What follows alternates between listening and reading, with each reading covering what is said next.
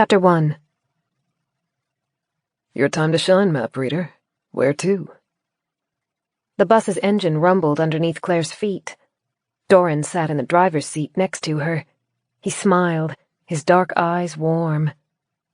Behind them, the Avondale Research Center's metal fence rattled in the chill morning air, and ahead, hundreds of kilometers of road separated them from Winterbourne Hall. Claire held the map tightly, tracing the edges of the worn pages. We're about 3 days from Winterbourne, barring any unforeseen delays. Will we be following the path we arrived on? Only for a few minutes. After then, we'll be on new terrain. Claire could visualize the path in her mind. It will mean going through the mountains, but it will save us at least 2 days of driving. Forests cloaked the narrow dirt road ahead of them. Mist coiled along the ground, weaving through the exposed roots and playing tricks on Claire's eyes. Hollow ones were likely waiting in the trees, watching. As Dorran put the bus into gear and eased them forward, doubts crowded Claire. Maybe we really should have stayed in Avondale. Maybe we could have made it work. She swallowed and refocused on the road ahead. They had a purpose: save Winterbourne, if that was possible. Behind them, the Avondale researchers were doing everything they could to reverse the effects of the Thanites and destroy the Hollow Ones. If that turned out to be impossible, humanity would need safe locations to consolidate and survive, and Claire didn't know of a location more defensible than Winterbourne. They just had to get there, and that meant going through the mountains, which Claire wasn't looking forward to. The last time I saw Beth, she was traveling towards the mountains. Claire blinked furiously to clear her mind. Her final moments with her sister had been traumatic. Beth, corrupted and ravenous, had nearly killed Dorran. She would have if Claire hadn't intervened. Claire still had scratches on her throat from that final encounter. She glanced at Dorran. Like her, he was developing a map of scars across his body. The latest set ran across his arms and shoulders. He'd earned them while saving Neil, Avondale's doctor, from a swarm of the monsters, and the following hours had been so tense that he'd never bothered to bandage them. They had already scabbed over. Soon, even those red marks would begin to fade, a gift from the Thanites, almost as though they were apologizing for the destruction they had wrought on the rest of humanity. Claire was surprised to realize Dorran seemed happy. The emotion stayed reserved, but something bright sparkled in his eyes, and the corners of his mouth had lifted a fraction. Finding the good mood infectious, Claire couldn't suppress a smile of her own. "What are you thinking about?" Oh? He chuckled, his dark eyes crinkling as he met her gaze. I can't hide anything from you, can I? No better than I can hide things from you. Dorran turned the wheel, carrying them out of the forest and through the small town of Avondale. It isn't much. Just that they didn't think I was strange. The Avondale research team? Yes. Twisted figures moved through open doorways and broken windows, but they didn't seem to bother Dorran as he drove deftly through the town. I never told them about my family or my upbringing, and they didn't guess. They didn't guess. He repeated that last phrase as though still coming to terms with it. Claire's heart ached. After all this time, he still thought he wouldn't belong in the regular world. She reached over to take his hand. He let it drop from the wheel so that he could hold hers, their arms resting in the space between their seats as they passed beyond Avondale's boundaries and returned to the empty rural roads. I thought that they would, Dorran said. They would hear it in my voice, or realize that I didn't know how to use their television, or talk about something I had never heard of before. And I certainly gave them enough opportunities to notice something was wrong. But they didn't. They couldn't notice something was wrong, Claire said, because there's nothing wrong with you. A hint of laughter slipped into his voice. Then you are overlooking many, many flaws. I'm serious. Everyone in that bunker was weird in their own way. Probably everyone left in the world has some oddness about them, including me. Your brand of weirdness is no worse than theirs. He made a noise in the back of his throat, and although he stayed quiet, his thumb traced over the back of her hand in small, sweet patterns. Claire didn't try to press the point. He was happy. He'd spent most of a week in the bunker without its occupants suspecting his upbringing hadn't matched theirs, and even though Claire didn't think that was surprising, or that it would have mattered if they had known, she kept that to herself. It was a victory to Dorran, and she wanted him to enjoy it. The drive through the rural roads was easy. Clare and Dorran talked occasionally, and the pale sunlight began to look beautiful as it shimmered off lifeless trees and sparse farmhouses. Clare mixed bowls of dried fruit and instant porridge for their lunch. As the sun passed its zenith and began to descend, the gentle hills and scrubby patches of trees around them transitioned into rocky forest. The road narrowed and became harder to navigate. Dorran leaned forward, fingers light on the wheel, but eyes keen as he watched the road. The abandoned cars became fewer, then vanished entirely when the road climbed into the mountains. Claire wouldn't need to use it for another hour, but she maintained her hold on the map, rubbing her thumb across its corner until her skin was raw. There are no cars because almost no one lived here. With no one living here, there weren't enough Thanites to transform anyone traveling through the area. They would have kept driving oblivious until they reached the nearest town. Similarly, Claire herself had been oblivious. If she hadn't crashed inside the forest surrounding Winterbourne, she very likely wouldn't have survived. She couldn't stop her mind from crafting a picture of her probable fate. She would have seen the Thanites' effects upon leaving the forest, but with nowhere to take shelter, she wouldn't have been able to stop. She likely would have continued on her path, trying to reach Beth's house, only to become trapped on the freeway, along with so many other unfortunate souls. She wondered how long she would have stayed inside her car while the transformed creatures scrambled over it, whether she would have succumbed to dehydration, or whether desperation would have forced her to open her door. She had turned clammy. The trees surrounding them grew tall and dense. The branches overlapped the road, plunging the bus into shade. With the sun smothered by the perpetual smog, it felt more like twilight than afternoon.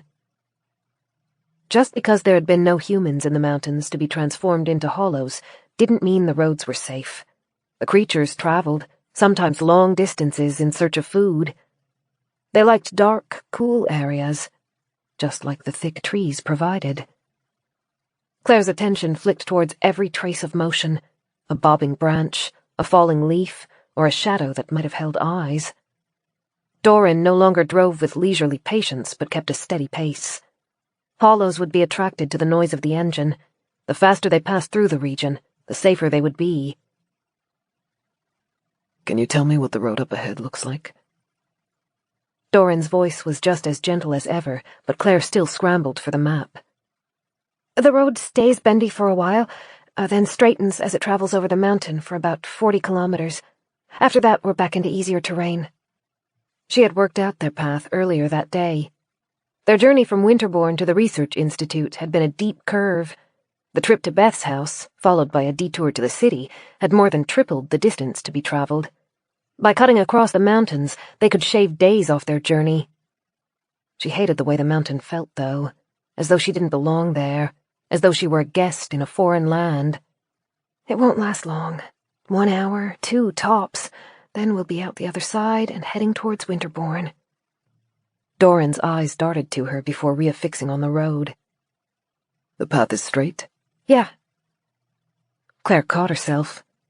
She hadn't considered it before, but now that she looked again, the straight path seemed odd among the squiggles climbing the slope. It makes no logistical sense to have a straight trail through unsteady terrain.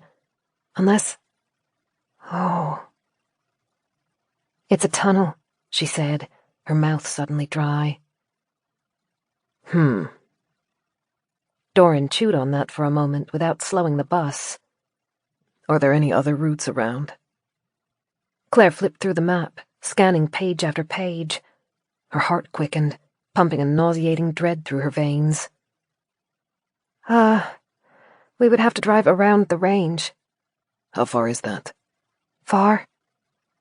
She tried to picture the distance. 10, 15 hours, maybe? Or more if we can't take the main roads. We'd better continue along this path, Dorran said. Are you sure? I don't mind the extra drive. Dorran's voice was soft, even comforting. No, I think this is the best route. Claire frowned. It wasn't like Dorran to be so comfortable about choosing a more dangerous path. The straight line represented miles upon miles of enclosed, pitch-dark road with no escape.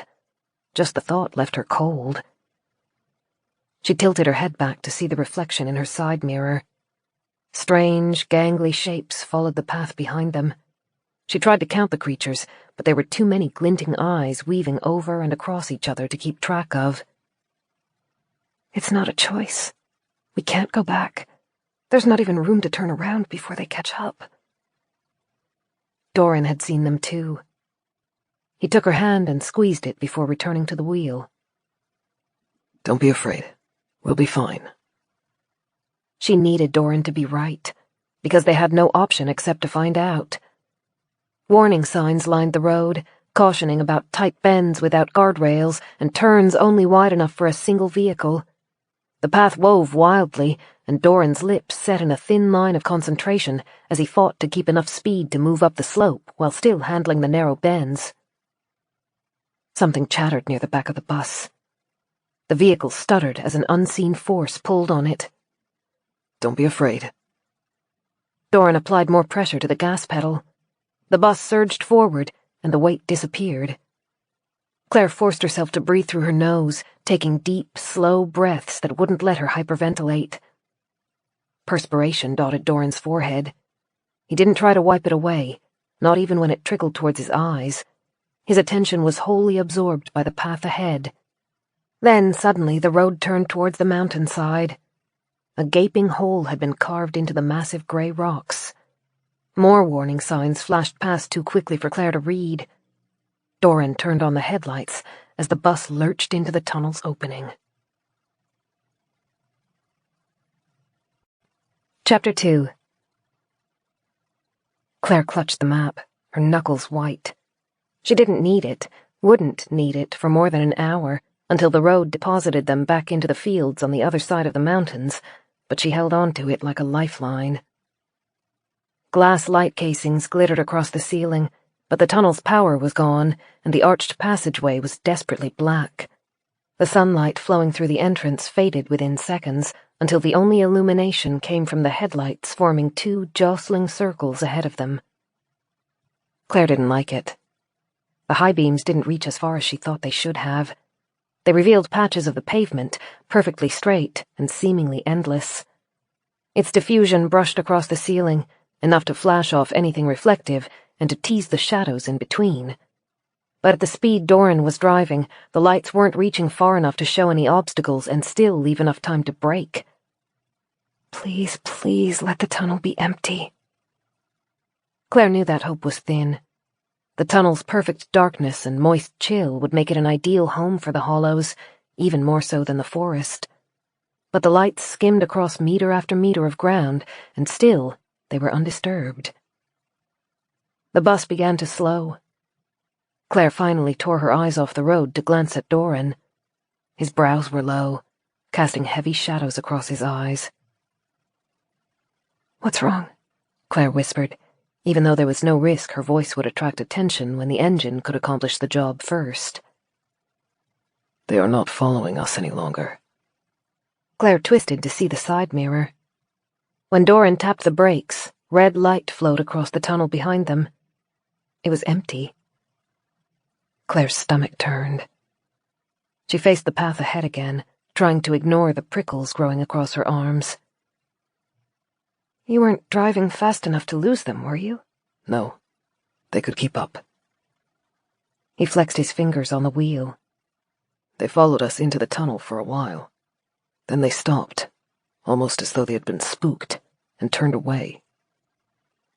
What could spook a hollow? She saw her anxiety reflected in Dorran's face. The bus continued to coast forward at less than half its previous speed, and he kept his attention fastened on the road. What do you think? Drive cautiously or as quickly as we can? Not knowing what might be in the tunnel made the question impossible. Driving slowly would allow them to be followed, to be anticipated, or to be ambushed. But driving quickly could come to a sudden and unpleasant end if they encountered a blockage. Faster than this, Claire finally decided. But not too fast. Dorran gave a short nod, and the bus sped up. Their headlights flashed over rock walls, the unmaintained white lines painted across the road, and the dead light set into the ceiling. Clare craned her neck as they passed an unusual shape. It looked as though one of the lights had been torn out of its socket and was allowed to dangle from two cables. They passed the shape so quickly that she couldn't get a good look at it. Something had left score marks on the walls. The rough stone disguised the marring, but the tunnel was old, at least 40 years based on the style of the lights, and very rarely maintained. The exhaust from thousands of vehicles had blackened the old rock on the walls. Long gashes cut through the decades of grime, leaving marks of lighter gray decorating the walls. Then something small appeared on the ground ahead. At first glance, Clare thought it was a stray rock. Only when it crunched under the bus's wheels did Clare realize she'd been looking at half of a skull. "Slow down," she whispered. The vehicle's speed reduced, and Clare saw they were surrounded by bone fragments. The off-white shapes littered the floor, sometimes gathering at the tunnel's edges like leaves. They had all been broken into fragments, the marrow inside painstakingly sucked out. She didn't think the bones belonged to humans, or at least they hadn't been human when they died. Inside the bus was so quiet that Clare could hear her own heartbeat. Dorran leaned across the wheel, his breathing shallow as he tried to protect them against a threat they didn't yet understand. Then a pole-like shape loomed in the shadows ahead. Impossibly tall and thin, it stretched from the ground and towards the ceiling. Clare looked for any semblance of life, eyes, a mouth, limbs, anything, but couldn't see it. The shape was grey and curved gradually, segmented in two places. It looked more like a street lamp than a hollow. Dorran hit the brakes, pulling the bus to a shuddering halt. The shape's base rose off the floor, seemed to hover as it drifted towards them, then stabbed back down to land on the road. Its base was pointed and looked sharp. "It's a leg." Clare's heart skipped. She followed the shape up to where its top nearly vanished among the shadows of the ceiling, to where it merged with a body. 5 more legs descended from the malformed creature. 2 of them glided forward, stabbing into the road, bringing the whole being into terrible relief. Legs bent as the body descended. 2 heads attached to the distorted torso gaped at them, one near where the shoulder should be, the other in the center of its chest. The eyes were witless, but the jaws stretched as it moved more of its impossibly long, stick-like legs to pace towards them. It was immense. The tunnel was wide enough for 2 lanes and high enough to carry trucks, and the hollow filled the entire space. Dorran barked an involuntary noise, something between revulsion and fear. Color had drained from his face as his wide eyes stared up at the creature. It raised one of its 6 legs. The tip looked horribly sharp. Clare had a sudden image of it piercing the roof of the bus, stabbing into them, impaling them. The metal structure was sturdy enough that the regular hollows couldn't break inside, but something told her the enormous creature could cut through the metal like a can opener. "Drive!" she screamed. Clare wanted only to be away from the many-legged behemoth, and as far as her brain was concerned, driving faster would get them away from it. She had no time to reconsider the instruction, or think about the fact that the creature blocked the road, because Dorran obeyed as soon as the word left her mouth. The engine roared, and the bus surged forward, plowing towards the legs with reckless abandon. "He really shouldn't trust me so much." The inane thought came out of nowhere, and through the haze of panic, Clare had the impulse to laugh. Instead, she reached forward and planted her arms into the dash in an effort to brace herself. The legs blocked the road, as thick as young trees.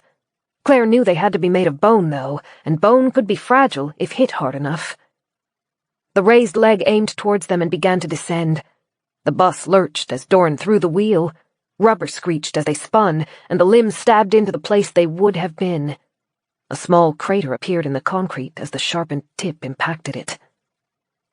Dorran swiveled the wheel back in the other direction, checking the bus before it could tip over. They were heading straight for one of the legs. There was no time to correct. Clare put her head down and squeezed her eyes closed. The seatbelt snapped hard into her chest as the impact threw her forward. A horrible cracking sound rattled around them. She saw the leg bend across the bus's front. The bones splintered like a snapped branch, their shards poking through a thin layer of grey skin. Then the leg rose, and the bus was charging forward, past the monster. Claire twisted to see behind them. In the faint red glow of their brake lights, the creature toppled. It seemed to move in slow motion, each of the 6 legs scraping off the floor as its center of gravity dragged it down. Screams, wrenched out of 2 inhuman mouths, echoed through the tunnel as the body hit the ground. Claire's last glimpse was of the sharpened leg tips twitching as they tried to right the body again. Dorran didn't make any sound. He sat back in his seat, eyes wide and unblinking, perspiration shining on his face as the odometer rose dangerously high. The bus rattled around them. Part of Claire wanted him to slow down. Another part wanted him to go even faster. Neither thought could be expressed. She had no breath left for anything except feeding oxygen into her racing heart. Then light appeared ahead of them. The arch-like glow was one of the sweetest things Claire had ever seen. "Slow," Claire choked out, grabbing Dorran's arm. He tapped the brake, and the dangerous trajectory eased off as they neared the tunnel's end. They were just in time. The road outside the tunnel curved sharply to the right, and Dorran had to slow to a crawl to handle the bend.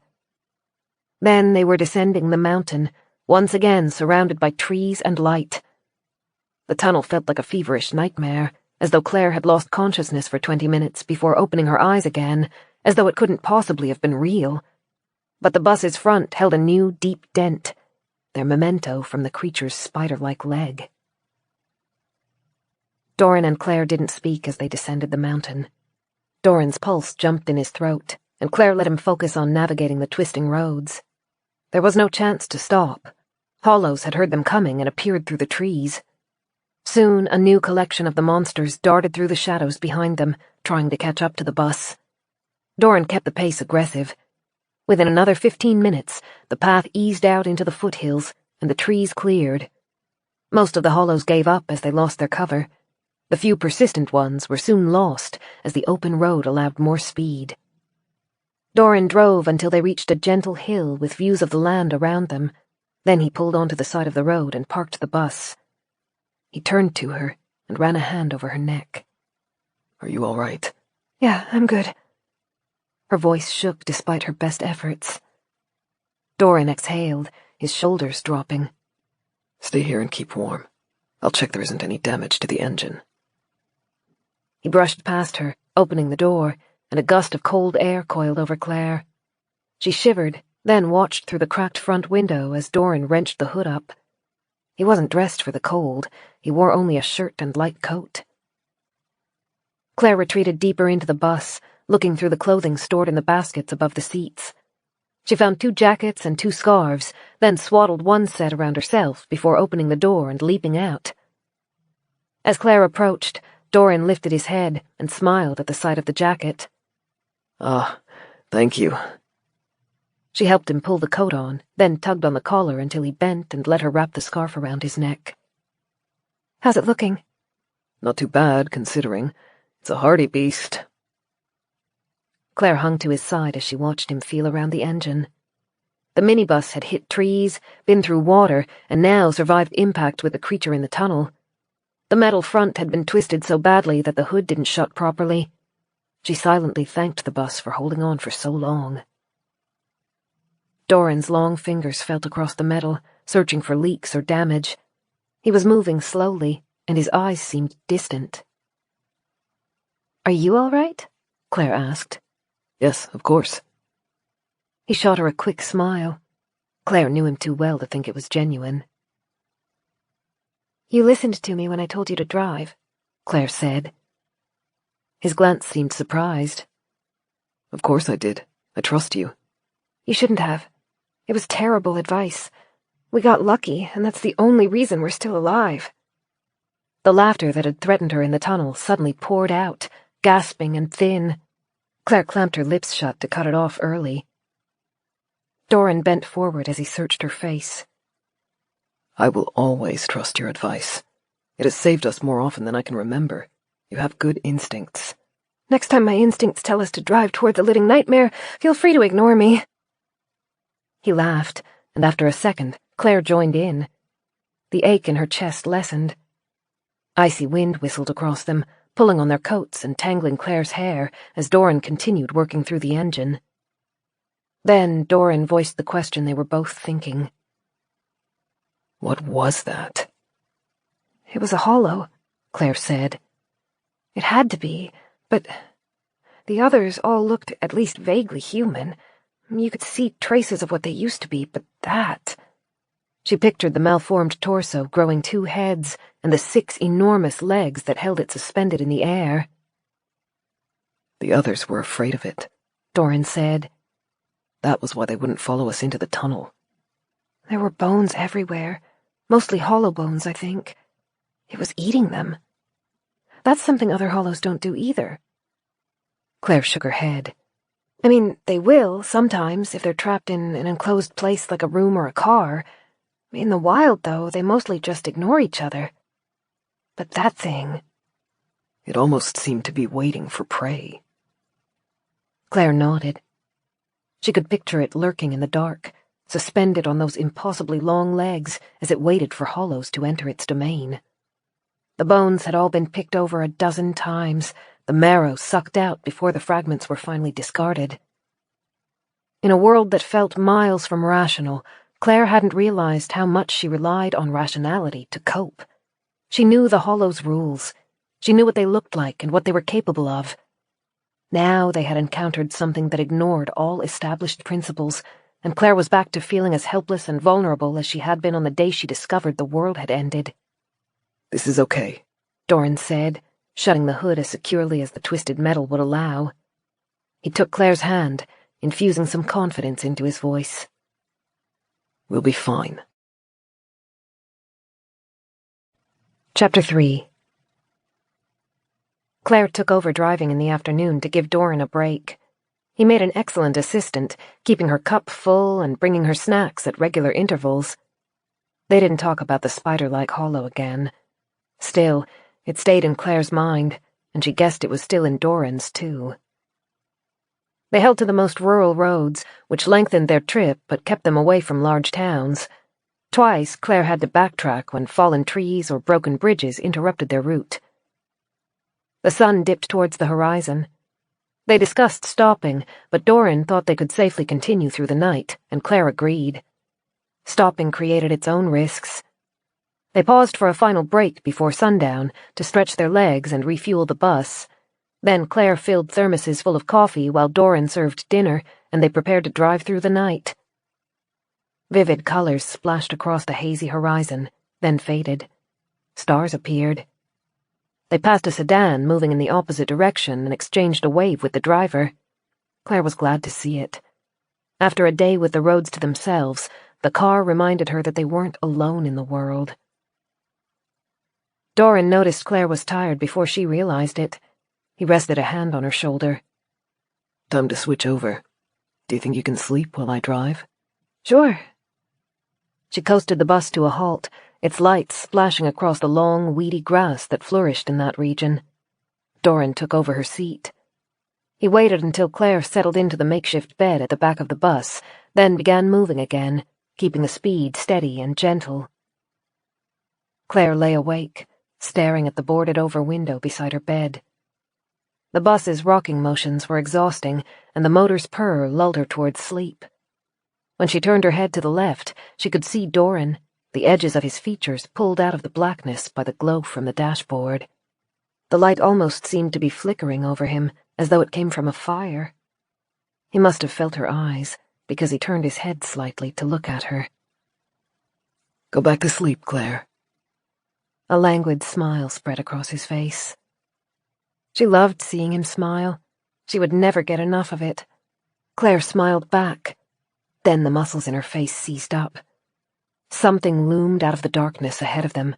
Enormous legs, long and narrow like needles, punctured the road. The headlights washed over the gray skin stretched over brittle bones. Dorran hadn't seen. He was still looking back at Claire, smiling at her. Claire tried to yell. The word became trapped in her throat. Dorran didn't stop smiling. There was no time to brake, no time to brace herself, no time to even breathe. The bus hit the creature's limbs. Claire's vision blurred as the impact wrenched her from the bed. Metal screamed as it twisted around her. She was tumbling, falling, unable to tell where she was or which direction was up. Then, suddenly, she came to a halt. She didn't feel any pain. It would come eventually, she knew, but her mind was mercifully clear at that moment. She opened her eyes. The bus was upside down, the rows of seats suspended from the ceiling. Flames crackled where fuel had spilt across the metal. The bus's structure, which had seemed so solid before, was nothing but a contorted wreck. She couldn't see the driver's seat, couldn't see Dorran. Claire pulled herself towards the bus's front. Her legs didn't want to move. She used her hands instead, resting her weight on her forearms to drag herself among the twisted metal and spot fires. Tears ran down her face. She had to be in pain, but she couldn't feel it. She could only focus on the dark console at the bus's front. It had collapsed in. The driver's seat had come free from two of the bolts holding it to the floor and swung loosely. Then she heard Dorran's voice. It was full of fear and pain. Claire. Claire. Where are you? She dragged herself closer, not noticing or caring as her chest scraped over loose bolts. Every limb shook. Smoke was filling the space, obscuring her vision and sticking in her throat. Claire. Then she saw him, lying behind the space where the driver's seat had been. He was on his side, blood running across his forehead and dripping past wide, terrified eyes. His mouth opened, but it was the only part of him that moved. Claire. Something dark rose behind him. Beth's lips pulled back from her teeth, a tangle of gore and blood. Claire. She jolted awake, a scream catching in her throat. She was back in the bed. Light washed over her, and it took her a second to realize it didn't come from a fire, but from the bus's internal lights. The vehicle was intact, parked in the middle of the road, and Dorran was there. He was crouched at her side, his brows heavy, his hands strong as he held her shoulders. You're all right, he said, his eyes tight with worry. You're safe. She keeled forward, gasping and shaking, sticky with sweat. Dorran caught her against his chest and held her tightly. She could hear his heart, racing almost as fast as hers was. Sorry, she mumbled into his shoulder. Bad dream. You're safe. You're okay. He tilted his head to nestle it on top of hers. It felt so real. Her eyes burned, her heart hurt. Her nerves felt as though they were on fire, sharp and raw with fear. I can't let him be hurt like that. I can't let him be hurt. I can't— You're all right. Dorran eased her back and found a handkerchief in his pocket. He used it to wipe the moisture off Claire's cheeks and chin, then kissed her in every place the fabric had touched. He ended with his forehead resting against hers, their noses brushing, their eyelashes close to tangling. You're safe, he murmured.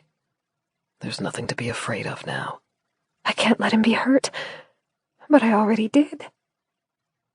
She realized she was still clinging to his shirt, her fists scrunching up the fabric. I'm so sorry. Shh, don't be. It was just a dream. He didn't understand. Claire shook her head, forcing the words through a too tight throat.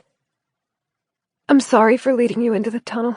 It was really stupid and dangerous. You didn't know it was a tunnel. I should have, though. I should have realized. And I'm sorry for bringing you out here, away from your home. And I'm sorry for letting Beth stay with us for so long after we knew she was a hollow. I'm sorry for letting you get hurt. I'm so sorry. A smile pulled at his lips, sweet, confused, and sad all at once. This is what is upsetting you? You deserve better than this. Every single one of my choices makes things worse for you. That's not true. He leaned back so that he could look at her properly. Why would you think that? She shook her head. Her throat hurt. Every word felt as though it were slicing through swollen flesh. Dorran cupped her head in his hands, the thumbs brushing over her burning skin. What would my life have been without you? That is a serious question. I would be back at Winterbourne, alone, and slowly going mad in those empty halls.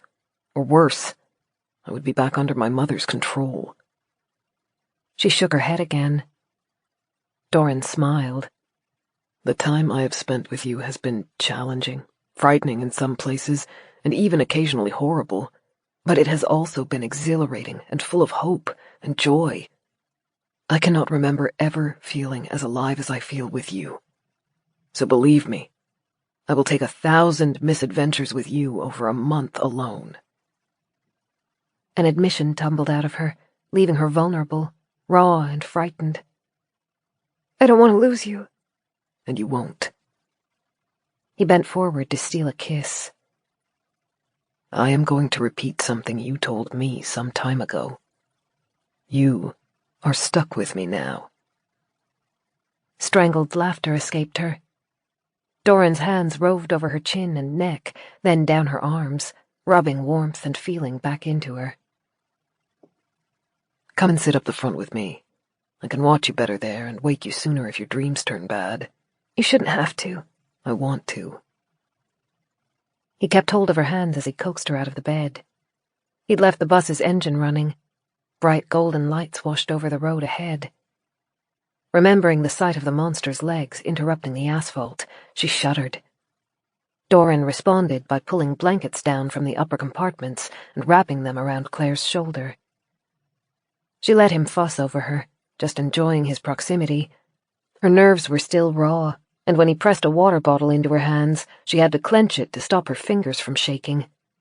Every time she blinked, she saw him limp on the ground, blood draining out of him. I want you to teach me things. The words came out too loud, and Dorran, hunting through the overhead baskets for snacks, blinked at her. Things? Claire swallowed and brought her voice back to a comfortable level. You know first aid, and how to repair the bus when it breaks. I want to know how too. I need to know what to do if you're hurt again, if we're stranded, if you need me like you did before. Dorran, looking thoughtful, placed a packet of toasted nuts in Claire's lap. That might be a good idea. I don't have comprehensive knowledge on any topic, but it will be enough. Teach me everything you know. He chuckled as he returned to the driver's seat and put the bus into gear. I'm not sure you'd want to learn everything. I have exhaustive knowledge of formal dining conventions, which thankfully I don't think I'll ever need to use again. Claire matched his grin. Okay, maybe we can skip that. Where would you like to start? First aid. Dorran's warm eyes caught in the headlight's backwash as he smiled. Good. Let's begin with puncture wounds. Chapter 4. Night gradually morphed into morning while Dorran talked. He told her about compressions, about sunstroke symptoms, and about emergency surgery. Claire did her best to absorb it all. She didn't realize how quickly time was passing until dawn lit up the edges of distant trees. Dorran had driven through the night, and he looked it. His eyes were heavy-lidded, and his slightly too long hair ruffled as he tilted his head to flex his neck. Ready for me to swap over so you can get some rest? I'll keep going for a while longer. No, you won't, Claire said, and Dorran laughed as he pulled over to the side of the road. All right. I don't have a good record of winning arguments against you. I'll cut my losses this time. Yawning, he rose, then stretched both arms above his head. They had parked in a marshy field that looked like it was only a few feet above the water table. The ground was clear and flat for miles around. Claire liked that. It saved her the worry that something might be able to creep up on them. Dorran refueled the bus while she prepared a light breakfast. Then she took over the driver's seat as Dorran adopted the passenger's. He folded a blanket, propped it between his head and the window, and relaxed. He was asleep within minutes. Claire held the bus at a steady speed to minimize the bumps and jolts for Dorran. She couldn't help smiling to herself as she watched him. His long legs were askew, and one arm crossed his chest, which rose with deep, steady breaths. The drive was hypnotic. Trees rushed past, thicker and lusher than those in other parts of the country. Mist, light and ethereal, wove between the trunks in mesmerizing coils. Occasionally, Clare saw eyes flashing from between the trunks, but nothing tried to interrupt the bus's passage through the forest. Above, the sky was dull, but not quite as smoggy as it had been around Evandale. A hazy, dark line ran across the horizon. Clare slowed the bus, squinting through the windshield. Dorran stirred beside her, blinking first at her expression, then at the sky. "What's that?" "Smoke." She flexed her hands around the wheel. It wasn't dense enough to be from a forest fire. It has to come from a campfire or a chimney, and that means humans. They hadn't spoken to anyone since leaving Evandale, and Clare had been prepared to continue in solitude until they reached Winterbourne. The possibility of a chat with other humans, even just for 5 or 10 minutes, was tempting. Dorran was looking to her. He'd only had a few hours of sleep and seemed to be struggling to rouse himself. "Should we stop?" Beth wouldn't have. She believed other humans were dangerous, and she had good cause to think that way. But they aren't all bad, and we might regret it if we don't at least try to make contact.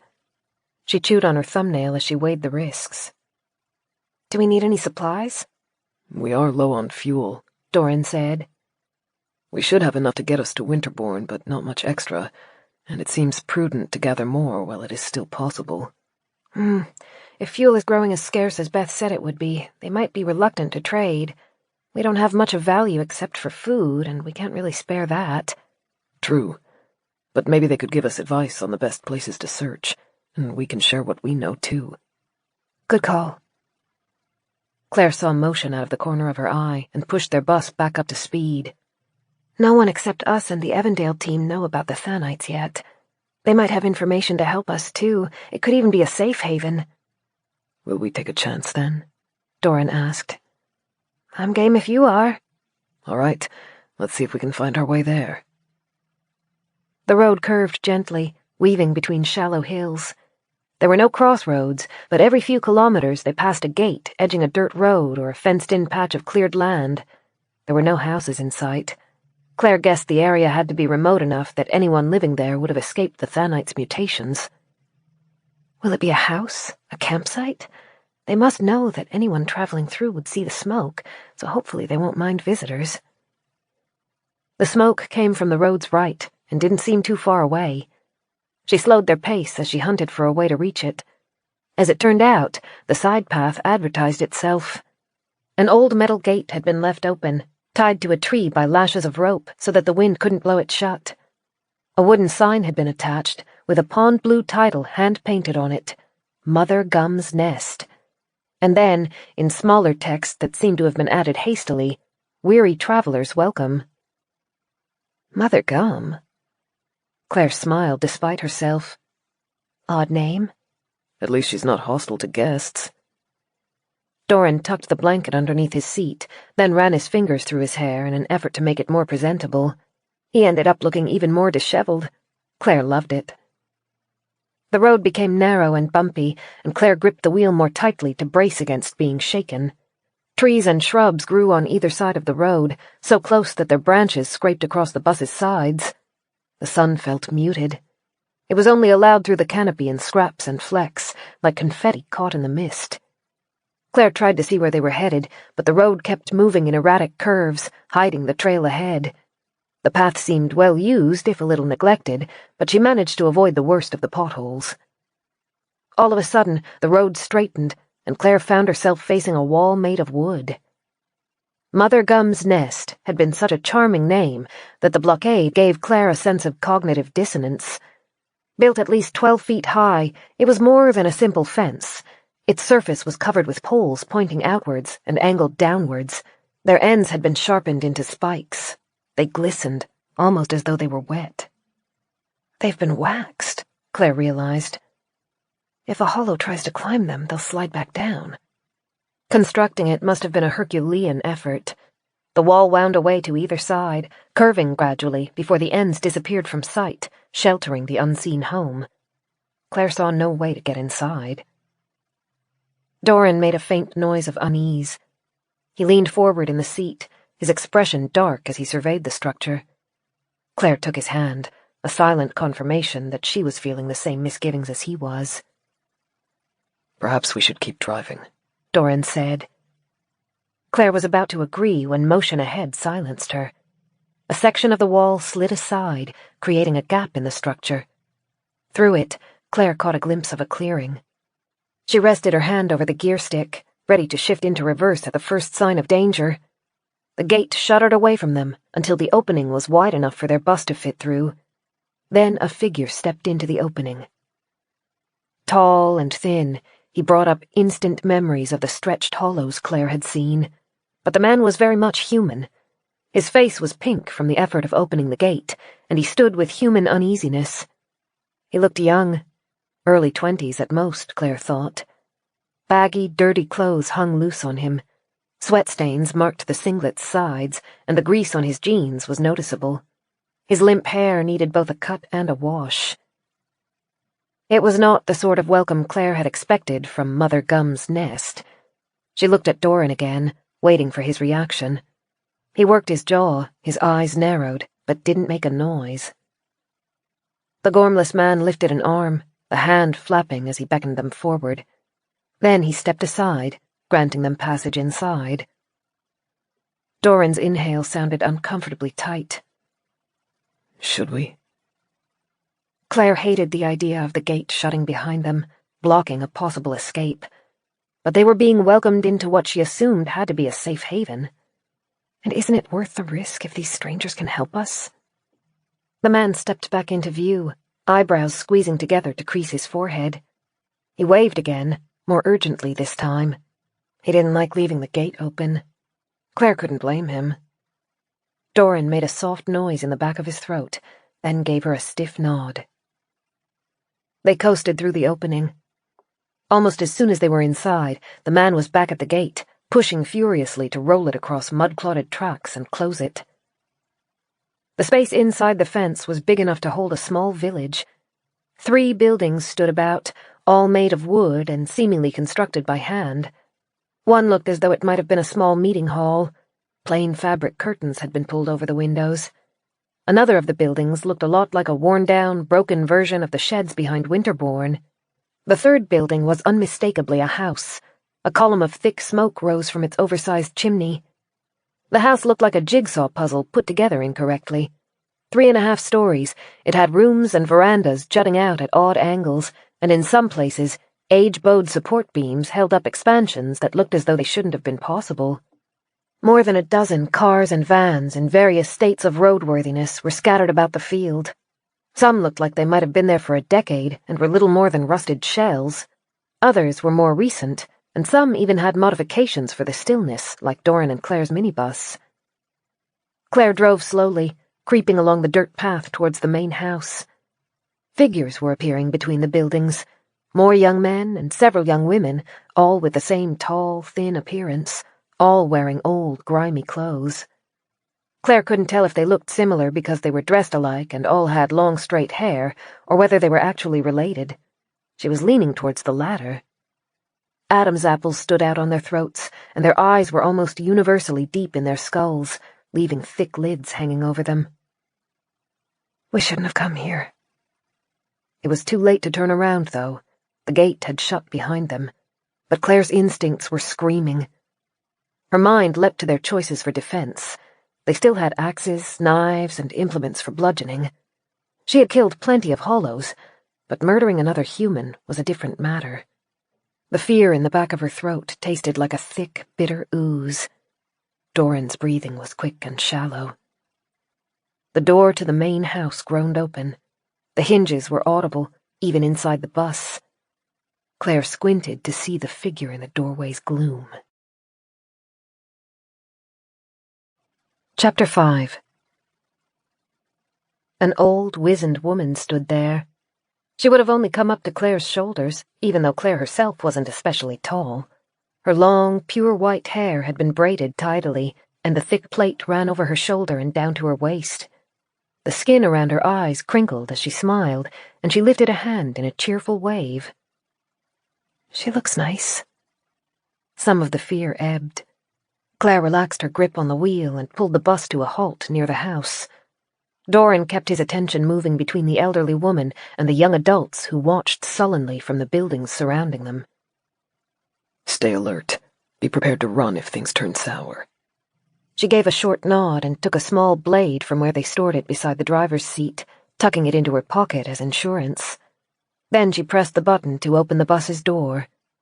The scents of mud, decaying hay, the crisp freshness of pine trees, and the sharp chill of mist all swirled together. A bird sent up a chattering call from somewhere outside the walls, and dripping sounds came from many directions. "Welcome, friends." The woman's voice sounded like a cooing bird. It warbled, shaky and dainty, filled with cracks from age. "I'm Mother Gum. Why don't you come in for a cup of tea?" When she spoke, Claire saw she was missing her front teeth. Her lips stuck to the gums, faintly concave, adding to the creases around her mouth. She had warm eyes, though, and the layers of shawls and cardigans she wore looked hand-knitted.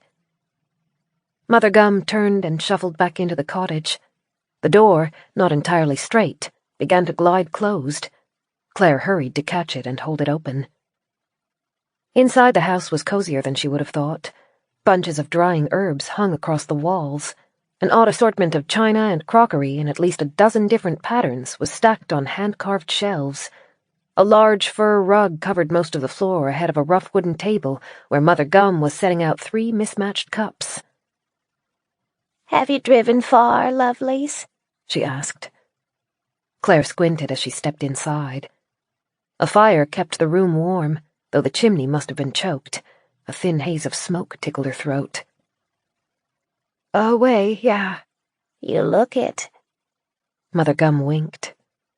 Her eyes were a watery green, the same shade as the herbs she tipped into the teapot. A cast-iron kettle was already boiling by the fire, and she crossed to it. "I can tell when people come from a long way. They have a look about them, a look that says they're missing home." Claire exchanged a glance with Dorran. His smile was thin. Even after Evandale, he was still uncomfortable talking to strangers. "Find yourselves a seat. I'll move the cat if he's in the way." Mother Gum shuffled back towards the table, the teapot sloshing with each step. She poured the liquid into the cups she'd laid out. "I make this from my own garden. It's good for the body and good for the soul." "Thank you." Claire gently sat in one of the wooden chairs. It had a thick, quilted cushion on the seat, and the legs were so short that she had to stretch her feet out to one side to get comfortable. Dorran sank down beside her. Lounging on the chair to his other side was a massive ginger cat. It was so still that Claire would have thought it was a toy, except for the way one eye lazily drifted open to fix on them. Dorran made a soft noise as he held one hand out for the cat to smell. The black of its eye narrowed into a slit, but it didn't try to greet the offered fingers. "Don't hope to be too friendly with him," Mother Gum chuckled. "He's a sourpuss. He'll shred your fingers before he lets you pet him." Dorran withdrew his hand. Claire took one of the cups Mother Gum pushed towards her.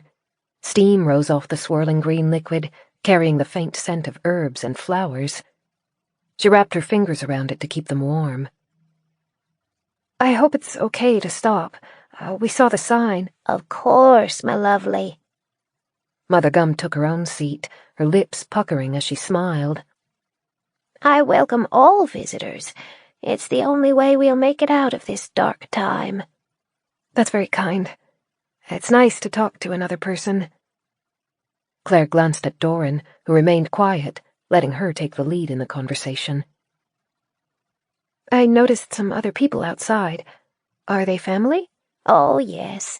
Not all are my flesh and blood, but they're all my children regardless." She bobbed her head in a happy nod.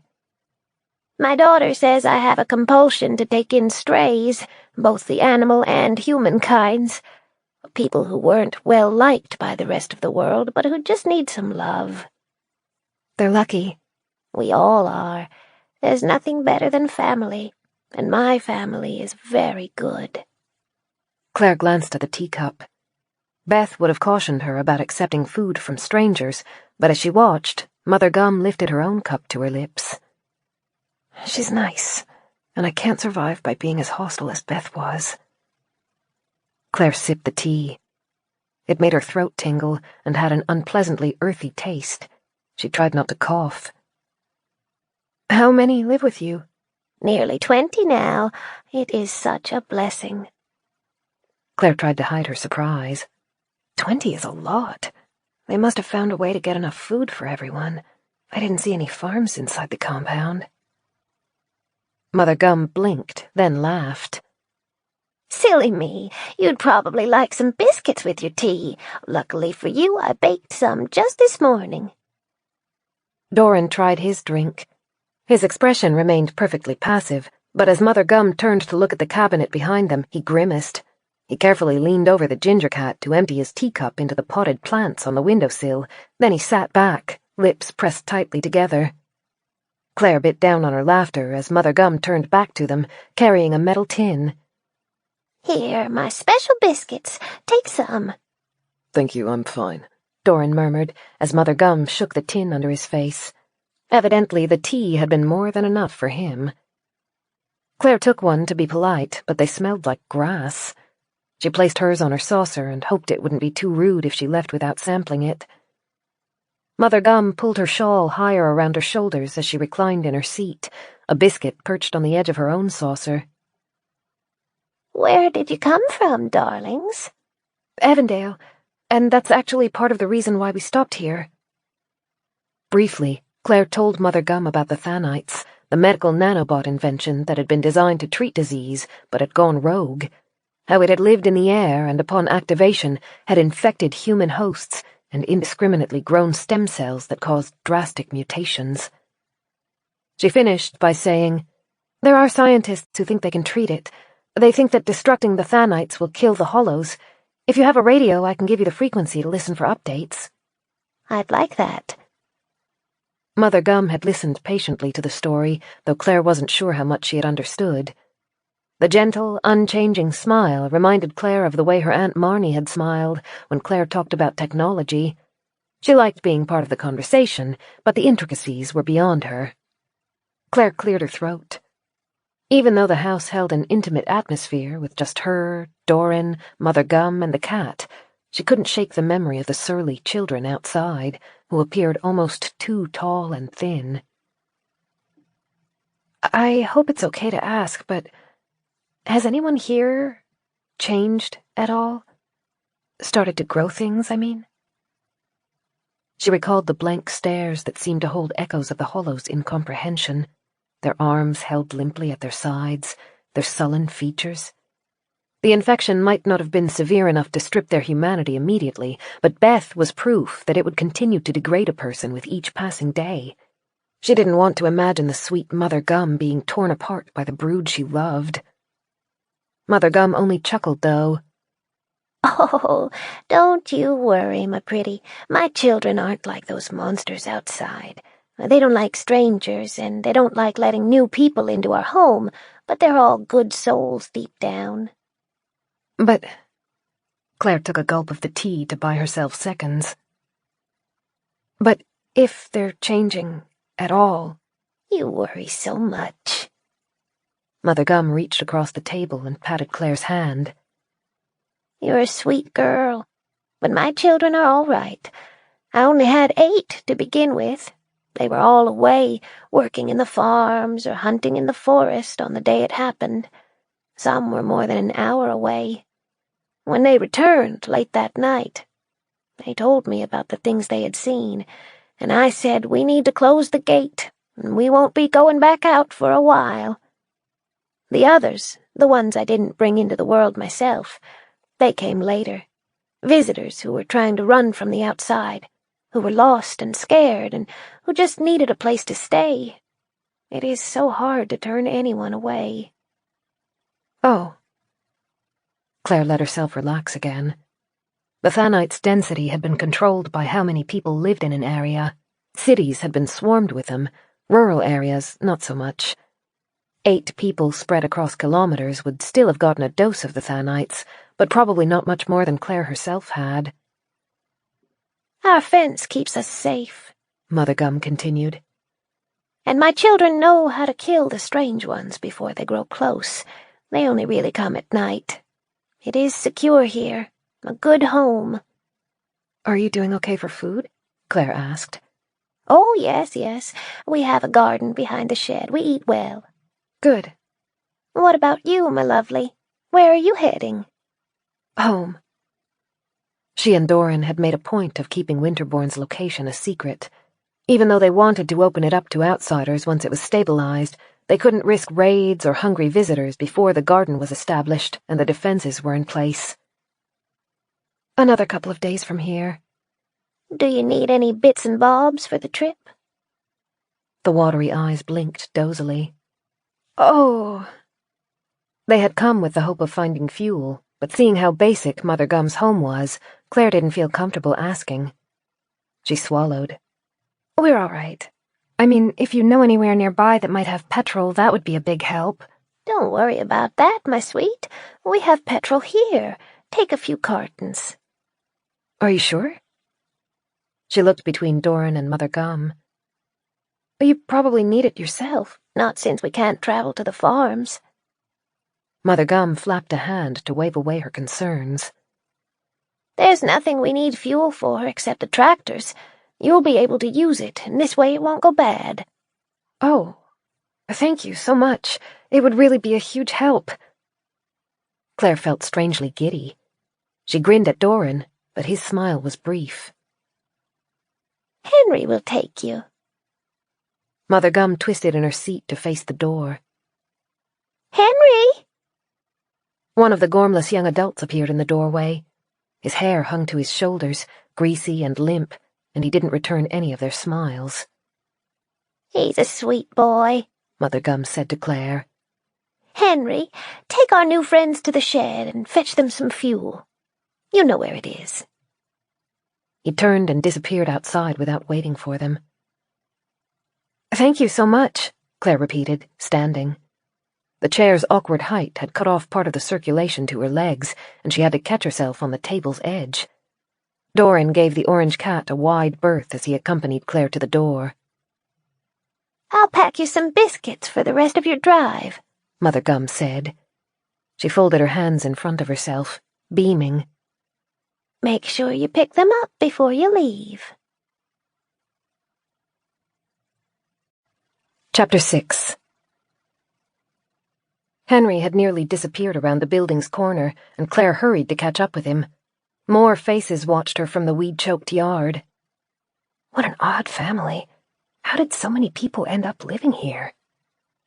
She supposed in the silent world any kind of safe home would be highly sought after, and Mother Gum was very sweet. The idea of joining the family could be tempting for someone who didn't have one of their own. Henry led Claire and Dorran towards the third building in the compound, the roughly built wooden barn. He shoved the door, forcing it open, and stepped back for Claire and Dorran to enter. Claire, Dorran said. Having already stepped over the threshold, she turned to face him. He looked conflicted. Henry waited, frowning slightly, and after a second, Dorran also stepped inside. Is something wrong?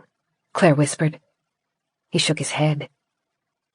Claire had enjoyed talking with Mother Gum, but now all of the earlier anxiety returned.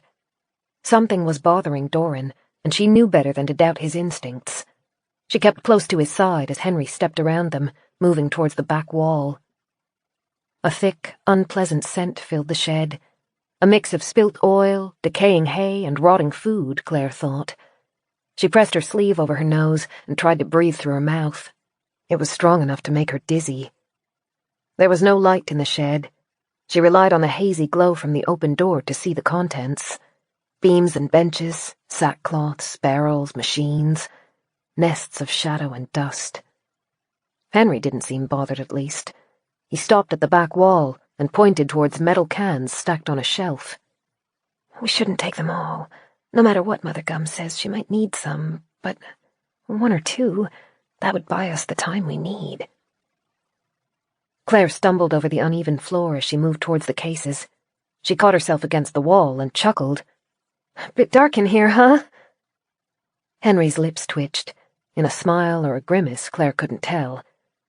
She took another step towards the shelf, then hesitated. From her angle by the wall, she could see around a stack of crates. The wooden boxes, filled with what looked like rusted machinery, created a simple wall around the shed's back corner. A gap had been left, wide enough for a person to walk through, and inside, an odd shape lay among more hay and sackclothes. It looked strangely like a human hand. She tilted her head to the side. It was a human hand. The fingernails were starting to peel off as decay split the skin. A hollow. Dead, at least. One must have made it over the wall. She took another step forward, then stopped again. The fingernails were short. They had clearly been cut. The hollows had all either grown long fingernails or lost them since their transformation. This is wrong. This is very, very wrong.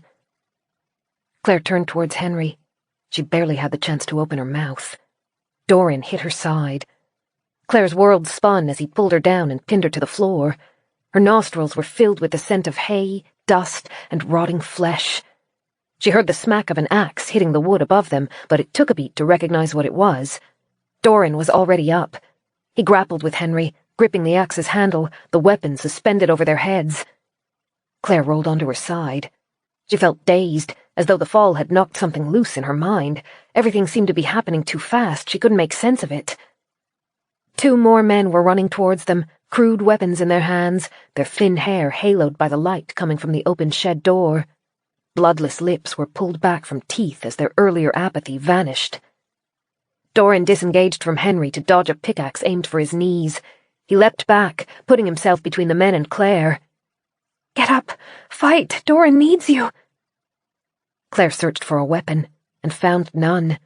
That part of the floor was bare except for hay, and the 3 men stood between her and the farming implements. Her brain was slow to give her an answer, but then she remembered the knife she had tucked into her jacket pocket. One of the men was almost on top of them, a length of chain clenched in his fists, aiming for Dorran's throat. Clare was close to his legs. She pulled out the knife, flicked the blade open, then stabbed it into the only place she could reach, his thigh. A spray of hot blood burst across her fingers.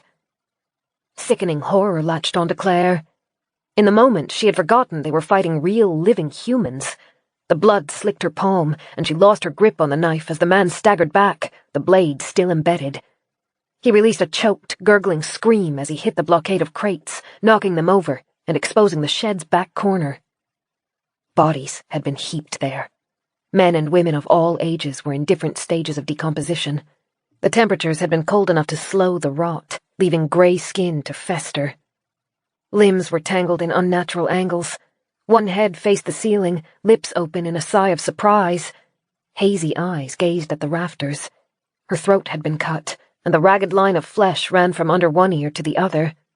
Beside her, half draped across her, was a man's body. His mouth was also open and held in place. A screwdriver protruded from between his teeth, stabbing up towards his brain. These were never hollows, they were people. People who saw the sign from Mother Gum's nest and took a chance on visiting. Clare's balance was gone. A rushing noise filled her ears. She turned to look for Dorran. He was forced back, pinned against a barrel. He lifted his leg and slammed his foot into his attacker's chest. A bone cracked. The man fell back, face contorted in pain. He coughed, and a dribble of blood ran over his lip. Clare! Dorran was back at her side in a heartbeat, grabbing her shoulders. He pulled her up. She struggled to get her legs under herself, clinging to his jacket for balance. Henry dislodged his axe from the wall. The man with the knife in his thigh staggered closer. Dorran pulled her towards the door.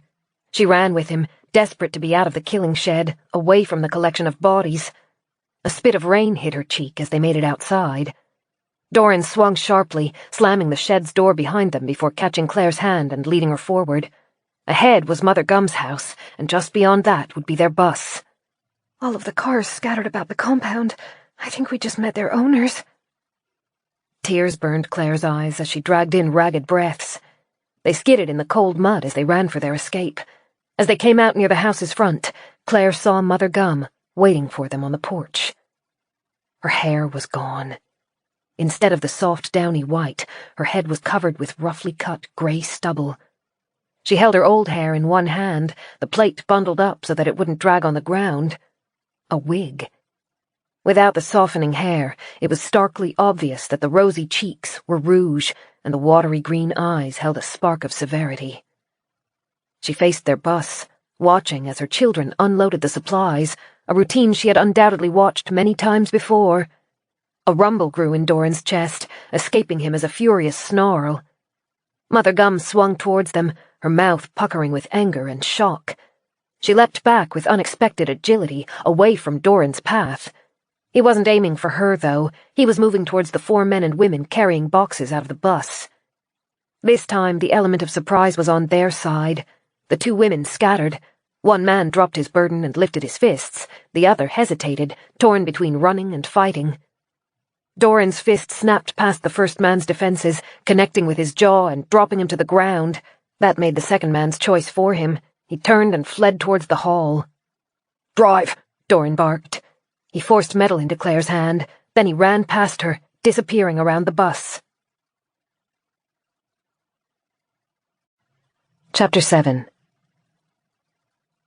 Claire stared down at her hand. Dorran had given her the bus's keys. She was still caught in a fugue of shock, and it took a second to pair the keys with the word drive. Then she aimed for the bus's open door and leapt aboard. Mother Gum was yelling. The grandmotherly, warbling tone disappeared in a slew of profanity. She was giving instructions to her children. "Don't let them leave! Slash the tires!"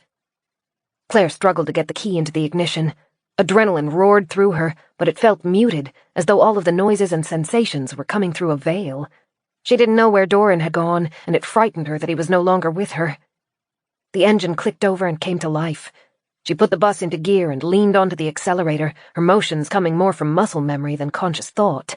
Tires dug through the mud as the bus rocked forward. Dorran was nowhere to be seen. Where is he? I can't go without him. I can't leave him behind, not here. She leaned over the wheel, searching through the field of broken-down cars for signs of movement. People were coming towards her. The lanky, too thin men and women of the compound carried machetes, their loose brown clothes billowing in the wind and spitting rain. Can't stay here. Can't leave without Dorran. Where is he? Why did he go? Then she saw him. He'd run ahead of her, along the dirt track leading to the impossible fence. He leaned against the gate, his muscles straining as it ground open. Others were running towards him, though. They had weapons and would be upon him in a moment, but Claire wasn't even sure he had seen them.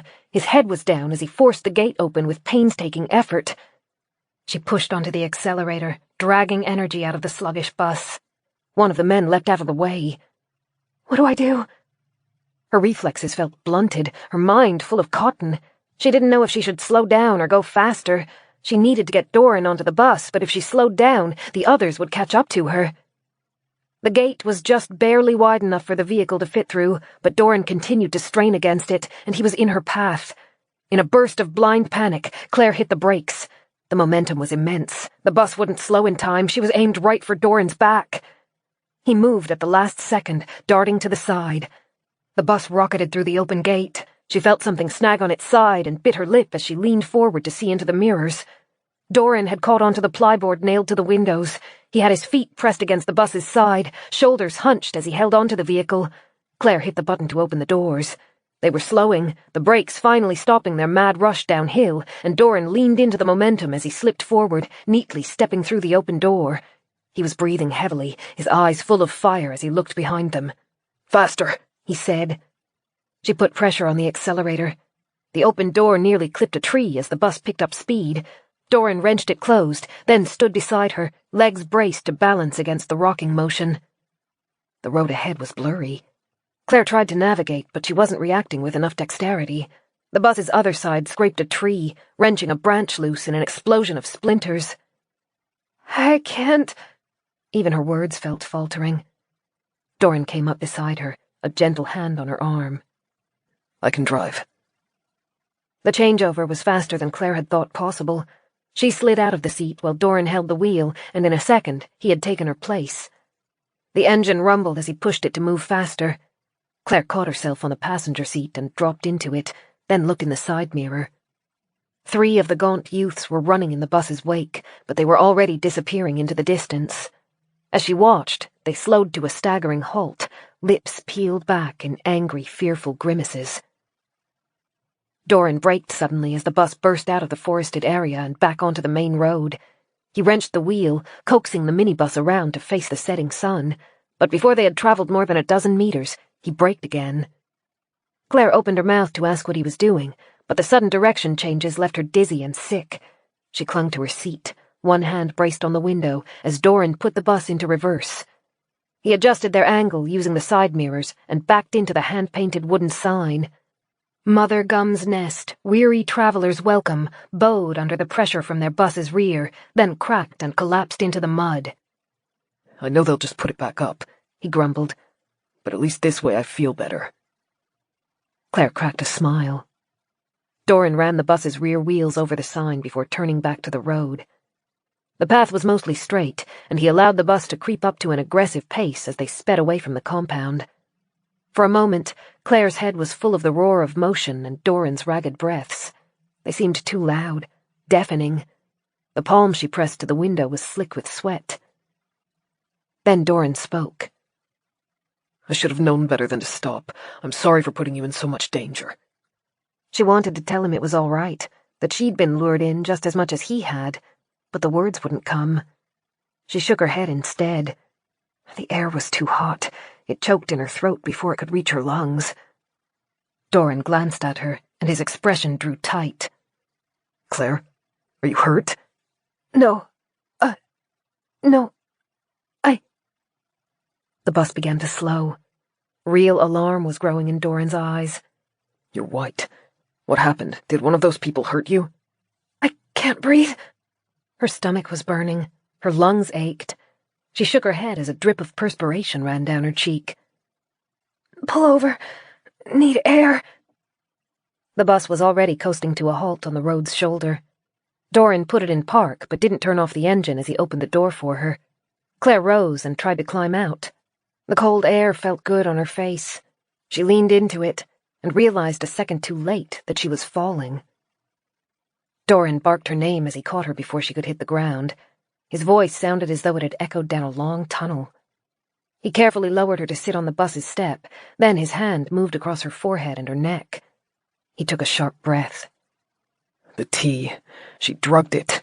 Oh, she is such a monster. Claire tilted her head back, begging the swimming nausea to subside. Thank goodness Dorran didn't drink it. He still had his wits and his reflexes when they attacked us. What was it? Dorran muttered the words, not directed at her, but a question to the universe. A sedative? Poison? I'm fine, Claire mumbled, vaguely aware that the words were slurred. Just gotta catch my breath. Dorran darted away from her, disappearing into the bus, and returned a second later with the water bottle he kept near the driver's seat. He unscrewed the lid and held it to her lips. Drink. She shook her head. I feel sick. Please. Desperation bled into his voice.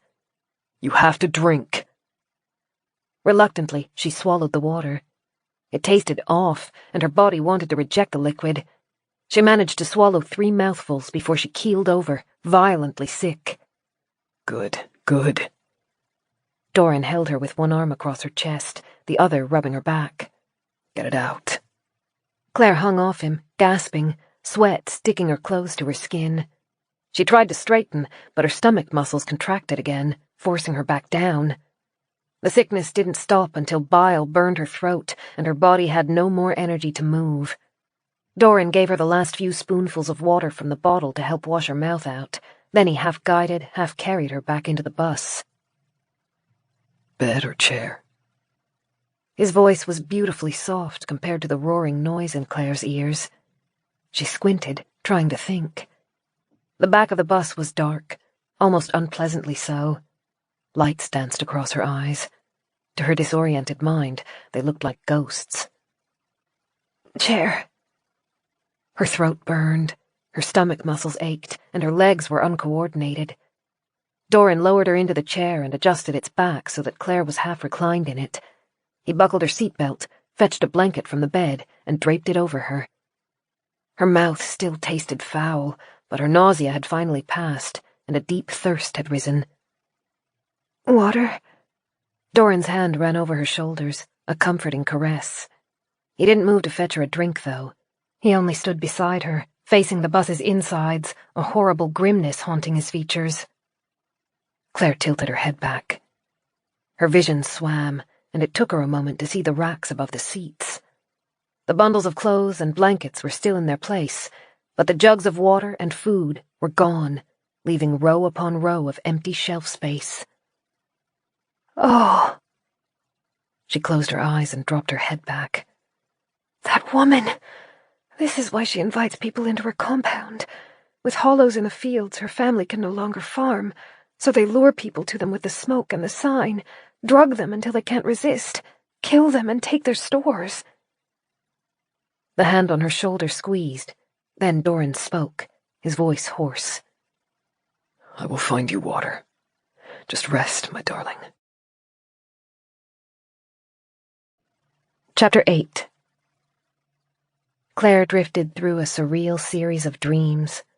She felt cold despite the blanket and the bus's heater, and a chilled sweat coated her. A thick, pounding headache began in the base of her skull and spread across her head. Every bump in the road or tap of the brakes intensified it until she couldn't even escape it in her dreams. When she woke, she looked to Dorran. His back was straight, and his expression was kept carefully blank, but his knuckles were white as they gripped the wheel. He had the map book open on the dashboard. Claire let her eyes drift closed again. She knew the maps well. There were no rivers in that part of the country, and there wouldn't be any for a long while. She was desperately thirsty. Her tongue stuck to the roof of her mouth, a sick, tacky flavor across it. The sweat had dried, and she could feel the fever continuing to burn at the end of her nerves. She needed something to drink, even just a teaspoon, an ice cube to suck, anything. The request hung on her tongue, wanting to be asked, but she wouldn't let it out. Dorran was doing as much as possible, and hounding him wouldn't change their situation. The dreams began to encroach on wakefulness. When she looked into the rearview mirror, she thought she could see Beth walking along the length of the bus, blood dripping over her jaw. Claire blinked, and the aisle was empty again. A knuckle rapped on the window, and Claire turned to see Mother Gum standing at the door, her white wig askew and her smile wide as she knocked to be let in. Go away, Claire mumbled. Dorran stroked her hair back from her forehead. Shh. She lost track of time. They could have been driving for 20 minutes or for days. The headache was so much worse. Every small jostle and movement sent it beating behind her eyes like a war drum. She thought she might be sick again, except there was nothing left to bring up. The bus slowed. Claire cracked her eyes open, but her vision was blurred. They were passing something incredibly bright. It made her head worse, and she wished it would go away. After a moment, it did. The bus sped up again. She could sense Dorran fidgeting, fingers picking at the wheel as his anxiety broke through the carefully cultivated poise. The next time she woke, they had parked. The bus was dark and quiet, the door closed, the engine was off, and Dorran was gone. Claire tried to sit up. Her arms slipped out from under the blankets, but she had no energy for anything else. The need for water was excruciating. She thought she could still hear Mother Gum tapping on the window, this time a long way away, whispering, "They're all my children. They're all my children." She tried to speak Dorran's name, but only a dry rush of air made it past her lips. Don't leave me. I don't want to be alone. It was night. Through the front window, she saw trees in the distance, cutting across the haze-blurred stars. They didn't seem to be forested trees, though. They were spaced too far apart. The word landscaping ran through her mind, without making much sense. He didn't leave me. He wouldn't. She was alone, though, and she didn't know how long she had been lying there in a dead bus, surrounded by the stillness of night. She was more afraid than she had felt in a very long time. The sensation felt different, though. The hollows inspired a sharp, angry fear that beat at her heart, But this was sluggish and cold, drawing over her like a damp blanket. The fear of being forgotten. The fear of dying alone. She counted her heartbeats. They were easy to keep track of, each one pounding at her skull, little stabs of pain that ran into her eyes and jaw. She got to 50 before she lost the number and had to begin again. Then she heard a noise. At first it might have been the rustle of wind through branches, but as it grew louder, she heard the steady rhythm, almost matching her pulse. Footsteps, crunching through something that might have been gravel or dead leaves, too regular and steady to be a hollow. Dorran! The door's lock clicked as he unsealed it. Then he stepped into the bus, quietly shutting the door behind himself. It was too dark to make out much of his expression, but the familiar silhouette seemed incredibly tense.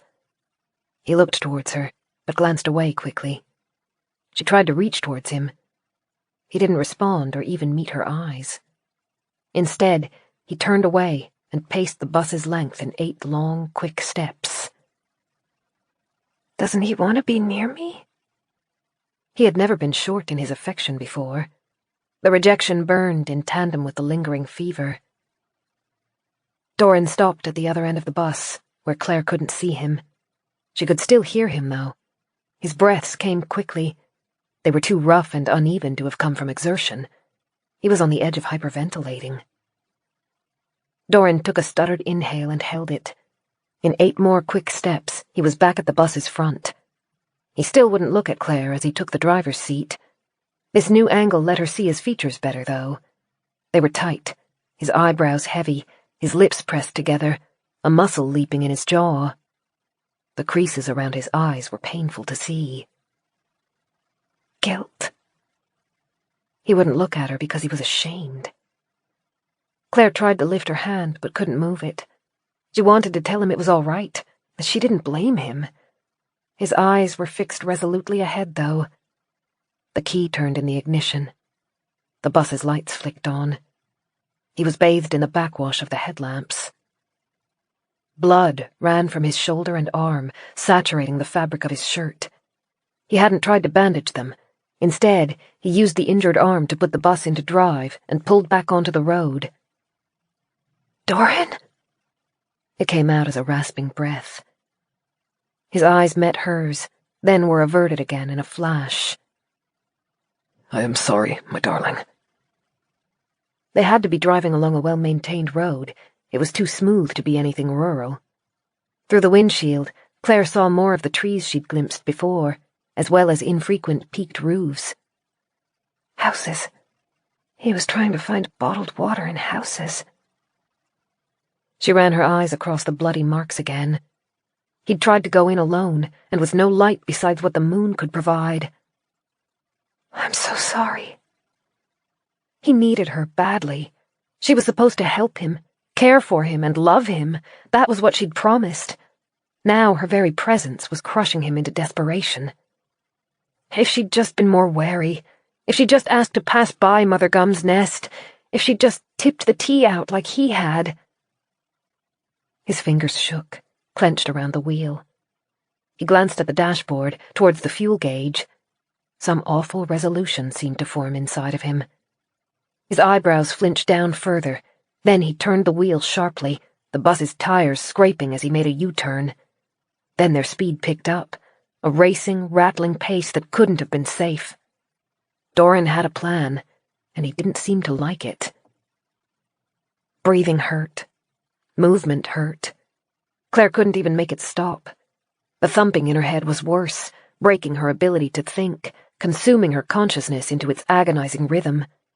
Then lights appeared ahead, with the same intense glow they had passed earlier. They were too bright. Even with her eyes closed, they hurt. The bus was slowing, though. They weren't going to pass it like they had last time. In the harsh white, Clare could see the blood more clearly on Dorran's skin and shirt. The vivid, angry red was made starker by the lack of color in his face. He looked towards the lights with the quiet dread of someone on the edge of a cliff. The bus went over a bump, bouncing Clare. She grit her teeth as the pain flared. Her vision flashed to black and came back slowly, a dizzying, sickening array of blurs and colors. She heard metal scraping. A gate, she thought. Then the bus slowed to a halt. Dorran stood. He moved towards the bus's door, grim lines ringing his mouth. Fingers brushed across Claire's cheek. A caress to comfort or to say goodbye, she wasn't sure.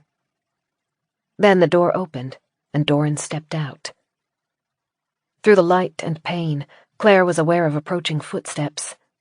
The click of something that sounded like a gun being cocked. Then a man's voice, thick with a country accent, gruff and cracked from age. "What's your purpose here?" "I need water."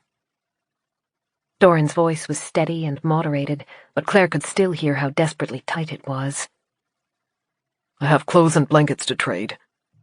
The other man broke into a crackling laugh. "We're a shopping mall. Clothes are the last thing we need." I don't have anything else.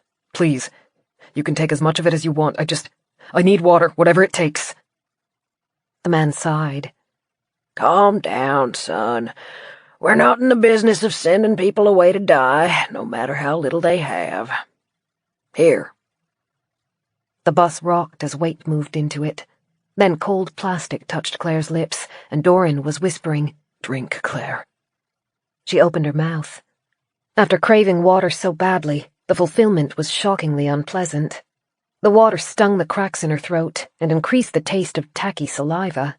Swallowing hurt. Water overflowed her lips, dripping down her cheek and into her hair. Dorran murmured apologies and used his sleeve to dab her dry. When he returned the water bottle, he kept the flow slower, so that she could manage it. Feet crunched outside the bus. Claire forced open sore eyes. She had the impression of grey hair framing a pink face, surrounded by the overwhelming glow of industrial lights. The stranger held a rifle over the crook of his arm. "She's in a bad way, eh?" He made a clicking noise with his tongue. "How long have you been driving?" "A while." Dorran's voice was subdued. He stayed focused on Claire, supplying water in small mouthfuls as quickly as she could handle. His back was to the strange man, and Claire could feel the uneasiness in his posture. "Well..." The man took a breath and exhaled it in a gust. "You'd better come in for the night. You'll probably be needing some food as well, I'm guessing, since you didn't offer that to trade." Dorran was silent for long enough that the man behind them started shifting his weight. "I would be grateful, but I don't know what I could give you in return if you don't need clothes." "We'll figure that out later. Like I said, we're not much into the business of turning people away to die. At least this way you can get some sleep where it's safe. I find people are better problem solvers when they're not dead on their feet." Chapter 9. The headache had faded from an all-consuming tsunami to lapping waves at the back of her head. Everything was sore, but her mouth had some moisture in it, and her eyes no longer burned when she opened them. She was in a small, dark room. An oil lamp sat nearby, turned to its lowest setting to conserve fuel, the glow so soft that Claire could only make out the edges of furniture. Some kind of bookcase, a table, what might have been an empty clothing rack.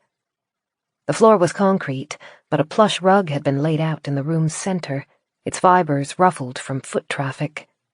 She was in the room's corner, propped up on something soft. Where am I? Where's Dorran? Panic pulsed through her veins. She couldn't see him. Memories from the last time she'd been conscious began to drip back to her in confusing, disconnected scraps. They had arrived somewhere with bright lights. She remembered trying to swallow water and how painful it had been. Dorran had been afraid. He was almost never that frightened. She could remember the conflict in his eyes, the desperation that came from being backed into a corner, the uncertainty. She needed to find him. She needed to make sure he was safe. Claire tried to sit up and gasped as her muscles burned. Then the shape underneath her, what she had thought was some kind of chair, shifted, and Claire swallowed a yelp. "Shh," Shh, it's all right, my darling. You're safe. Dorran? She tilted her head back. Dorran sat with his back propped into the room's corner, a blanket draped around his shoulders. He held her snugly, one arm cradling her head and back, the other around her legs, holding her in his lap. The blanket had been tucked around her, cocooning her until she barely felt the cold. He looked gaunt, the way he had been when he was sick, but he smiled at her. Claire's panic began to recede.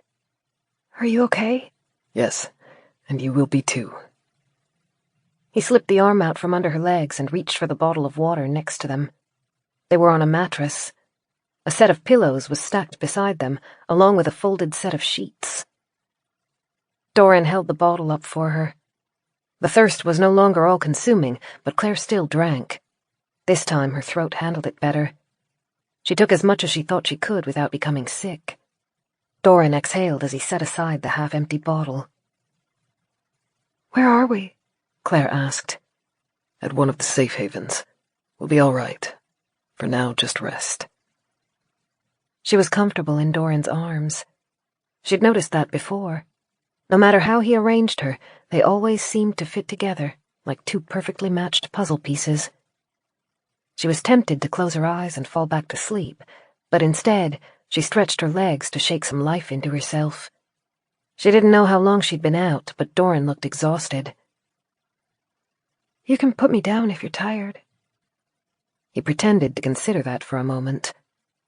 I can, but I will not. All right.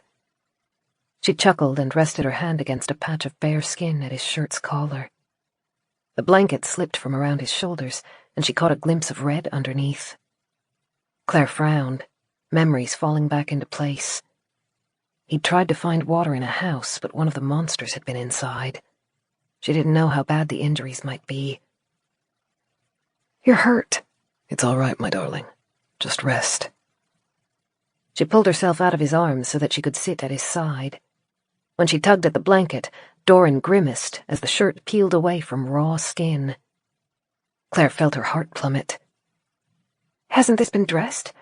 Do we still have the first aid kit, or any cloths, or—" Shh, you need not worry. They're not bleeding any longer. I will dress them in due course, but not now. He's using formal language. He's stressed. Claire's head was fuzzy. Focusing was nearly impossible, but she made herself pay attention. Dorran had said they were in a safe haven. She remembered a slow, drawling voice coming from outside the bus, blinding lights, and the glint of a rifle. "Dorran, have you talked to the people who run this place?" Not much. He tucked the blanket around her a little more tightly. Just to ask for water, and then they brought us to this room. They have left us alone since then. "How long ago was that?" A few hours. He spoke as though it was nothing, but the shadows around his eyes belied tiredness. He wouldn't have slept since the night before they stopped at Mother Gum's nest. "How long ago was that? A day? More?" "Can you ask them to look at your arm?" They offered, but I declined. Huh? Why? He gave his head a brief shake. I will look at it later. Right now I'm more concerned about you. Your fever broke after you had water, but I do not know what was in the tea and whether it might still be in your system. Do you feel nauseous at all? Don't try to change the subject. She gave his chest a light poke. "Why didn't you let them look at your arm?" He ran his tongue over his lips as he glanced at the door. Simple and narrow, it was made of metal. She thought they must be in some kind of storage room. The shelves and clothing rack were empty, but once it would have held new shipments before they were put out for sale. The mattress was probably a new addition, though. After a long pause, Dorran said, That woman and her children took everything of value. Food, water, fuel. I do not want to commit to a debt that I have no way of repaying. "Oh." She suddenly understood everything. His reluctance to fall asleep and the fear in his expression the previous night. He had only stopped at the safe haven when he was forced to. He had adopted Beth's mentality on humanity. They were a roll of the dice at best. And he had every reason to feel that way. Before Clare had arrived at his ancestral home, Winterbourne, he had been trapped with an abusive, hyper-controlling family. His worldview had been shaped by them, his defenses honed, and it had left him with a fear of vulnerability that Clare was still working to break through. He was trying, though. He trusted Clare. He was pushing himself to escape the shadows his childhood had left hanging over him. After leaving Winterbourne, they had encountered 4 groups of survivors. Out of them, only the Evandale Research Institute had kept their trust. Ezra had tried to kill them. Beth had attacked him. And then Mother Gum. After Evandale, Dorran must have been pushing himself to be more open. That was why he had agreed to stopping when they saw smoke. He had made an effort to trust, despite what his instincts wanted, and despite his natural caution. The betrayal had been cold-blooded. It was a special kind of cruelty to lure someone in with love and kindness before leading them into a killing barn. And now he had been forced to seek out humans again. Strangers, not too different to Mother Gum. A community that opened its gates to travelers, welcomed them in with the promise of food and shelter. And then what? She watched Dorran as he watched the door. He hadn't let himself sleep, because sleep could mean death for both of them. Dorran. His eyes flicked to her, filled with fear, filled with love, saturated with the quiet need to protect. She didn't know what to say. She wanted to tell him it was okay, that he could rest, that they wouldn't be in any danger. She couldn't promise any of that, though. For all she knew, he was right to fear the safe haven. The Evandale Institute had been an exception. Secluded underground, they hadn't lived among the hollows or been forced to fight for limited resources. They were essentially a bubble of old-world morals. Maybe the rest of the world had gone bad. The surviving humans could be a mixture of recluses and extremists, a map of spiderwebs built by predators waiting for naive or desperate insects to alight on them. I'm here, she said at last. It was the only thing she could promise him. Whatever happens, we'll be in this together. He kissed her forehead, one arm moving around her back to hold her tightly. The door creaked and clicked as its handle turned from the other side. Dorran stiffened. His hand moved to his thigh, where he still had his knife strapped, half concealed by the blanket. The old metal door shuddered as it was pushed inwards. Their lamp was too weak to reveal anything except the edges of movement, so Clare reached for it and fumbled for the dial on its side. The flame grew as she fed it more fuel, and finally, she had a proper look at their hosts.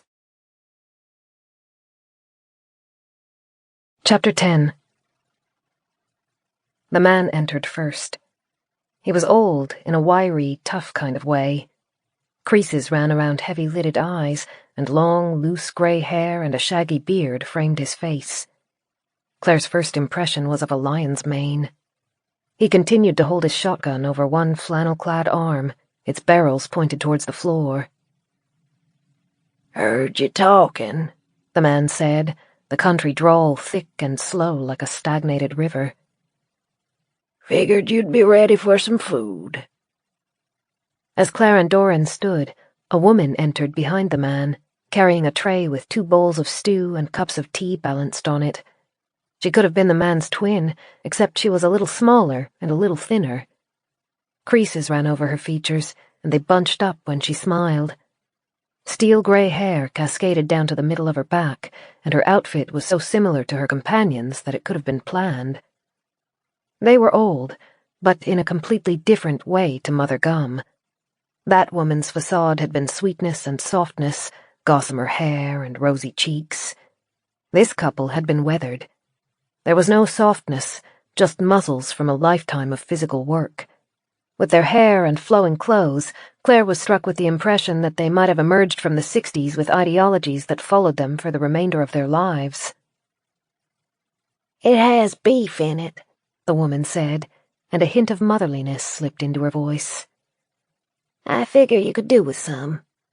"Thanks," Clare said, as the bowls were unloaded onto a table near them. As she moved, Clare caught sight of scars running across the woman's collarbone and up her throat, like lightning. They were only a few weeks old. The woman tucked the tray under her arm and left, running one hand over the man's forearm as she passed him. She left the door open. The man cocked his head. For a moment, he simply stared at them, letting the silence hang. Then he said, "You feeling any better?" "Yes." Clare glanced at Dorran. The wariness hadn't left his expression. Thank you." "Take your jacket off," he said. Dorran's expression flashed vicious, all hard lines and blazing eyes. He shifted his pose, lowering his center of gravity, energy coiling inside of him as he prepared to fight. The word came out as a snarl. "No." The shotgun rose, and his fingers moved to hover over the trigger. Dorran didn't back down. Clare touched his arm and felt the tautness running through him. In that moment, she realized with shocking clarity that he was prepared to fight to the death for her. "It's okay," she whispered, squeezing Dorran's arm. "He just wants to make sure I'm human." Dorran's expression didn't relax. He kept his eyes focused on the stranger, a hard challenge, a threat about what would happen if he moved any closer. Clare's jacket was thick and puffy enough to hide her figure. She pulled the zipper down and shucked it off. Underneath, she wore a tank top that clung to her. She turned in a slow circle, showing her sides and her back. "All right," the man said, and the gun dropped down to his side. "Just wanted to be sure. You two eat your food, then come out to the meeting area when you're ready. A bathroom's in the hallway if you need it." The man stepped out of the room, and Clare pulled the jacket back on. Dorran didn't relax until the door clicked closed. Then he slumped back against the wall, swallowing thickly. "It's okay," Clare said again. An awful idea had been forming, and it hurt her to voice it. "He was just being careful. I think this might be the safe haven Beth stopped at." When the woman had passed them their food, she'd exposed the scars on her throat and chest, reminding Clare of the story Beth had told them. She'd stopped at one of the few safe havens in the region, and they had welcomed her until they discovered she was part hollow. She'd been attacked by the kindly older woman who had brought her food. Beth had escaped the encounter with a patchwork of scars, but it seemed she had left some as well. "They're probably hypervigilant about who they let in now," Clare said. "You're not wearing a jacket, so they could see you're fine, but my clothes were thick enough that I could have been hiding something. Just like Beth hid her spines. Thick jackets, loose scarves. She tricked us for long enough." The memory was too painful. Clare blinked quickly and took up the bowls of soup to distract herself. She passed one to Dorran and stirred the spoon through hers, acutely aware of how ravenous she was. "I am sorry." Dorran sounded uncomfortable. "I overreacted." Clare grinned and tucked herself against his side. "I like knowing you have my back, just like I'll have yours." "I always will. That is a promise." His smile was brief but genuine. Then he glanced at the bowls of stew, and his expression darkened. Accepting food from strangers was how they had ended up in their situation. "These people have guns," Clare said. "If they wanted to kill us, they wouldn't need to drug us first." Very comforting. She chuckled at the dry tone, then sobered. "I guess it's still a risk. Everything is a risk. But I'm hungry enough to take a chance, especially since we don't have food of our own." Or enough fuel to find more supplies. She looked up at him, shocked. "We're out?" The bus still drives, but the fuel light is on. He sighed and ran a hand over her hair. "We will figure it out. For now, you need what energy you can get, so we will take a chance and trust you are right about the gun." She chuckled, then tasted a spoonful of the stew. It was good, and as far as she could detect, had no concerning flavors. She ate quickly, relishing the chunks of meat floating in the mixture. The boss worried her, though. Petrol would be hard to come by, especially with nothing to trade. Dorran relaxed, but he continued to watch the door. Claire wanted to let him sleep for a few hours, but she suspected he wouldn't agree to it, no matter how tired he looked. Did you want to go out to talk to them straight away, or stay here a while longer? He opened his mouth, then closed it again. Claire thought she could guess his mental process. He wanted to stay where they were, in the dim room with the locking door. They were safe there. But he also knew it was nothing more than putting off the inevitable. If they sat in the dark, they would only soak in their fears. Please let these people be nice. I need to know that some good souls survived the stillness. I need to have a future in this world. Let's go now, Claire said. Dorran took a slow breath, then nodded. He helped her stand, and even though Claire didn't need the assistance, she was grateful for his closeness. Claire nudged the door open, squinting to make out the area beyond. It was nothing but blackness, and her immediate thought was that the safe haven had been a lie, and that they had been abandoned in some desolate warehouse. Then Dorran lifted the lamp, and she began to make out the nearby clusters of clothing racks and a sales counter. Like she'd guessed, they had been left in a storage room at the back of a shop. Denim jeans and t-shirts covered with slogans hung from every surface. Someone had pushed racks aside, creating a clear path through the clutter to the door. A figure loomed out of the darkness. Claire flinched away from it, and Dorran swung the lantern forward. It was only a mannequin, poised on top of a pedestal, one arm reached out towards them. Claire pressed her lips together as they passed it. The shuttered main door was half closed, so that Dorran had to duck as he moved under it. Their footsteps echoed off broad white floor tiles. The shopping center had 2 stories. Beyond the second-floor balconies, a glass ceiling let in minimal light thanks to heavy rain. All around her were shop windows and brightly colored signs. Get cozy this winter, a homemaker store suggested. A gaming shop wanted her to pre-order a title with a now-past release date. A sultry woman posed in a bathing suit, sprawled on a pristine beach. It was a shock to remember she had once been a real woman. Wherever she was now, she would not be looking so glamorous. It's large. Larger than the mall we stopped at with Beth. Claire turned in a semicircle, examining the shining metal and glossy tiles. The walkway stretched in both directions, moving through a nest of stores and eateries. Their lights were all out, their windows dark, some with closed shutters. A shopping center this large had to be in a well-established neighborhood. The stillness had probably hit it early, before all of the shops had opened. Already the first hints of neglect were creeping in. A spiderweb hung from one of the imitation marble pillars. Dust collected on the thick cloth draped over a jewelry stand. Light and noise came out of an open entryway to their left. Claire looked up at Dorran to confirm he was ready. Then she led the way forward. The safe haven's owners had co-opted a large department store for their meeting base. Stock had been pushed out of the way, clustered into the corners and stacked towards the ceiling to leave a patch of carpeted ground free in the center. A range of display tables and what looked like food court chairs had been dragged in to create a makeshift meeting room. The tables were covered with papers, maps, and a thermos and cups, as well as multiple lanterns identical to the one Dorran held. The 2 closest chairs were occupied by the man and his wife. He kept his gun at his side, leaned against the table's edge within easy reach, but his pose was languid as he beckoned them forward. Here you are. Come and grab a seat. The other 2 members of my team will be here soon. Claire cautiously took the chair beside the woman, and Dorran settled next to her.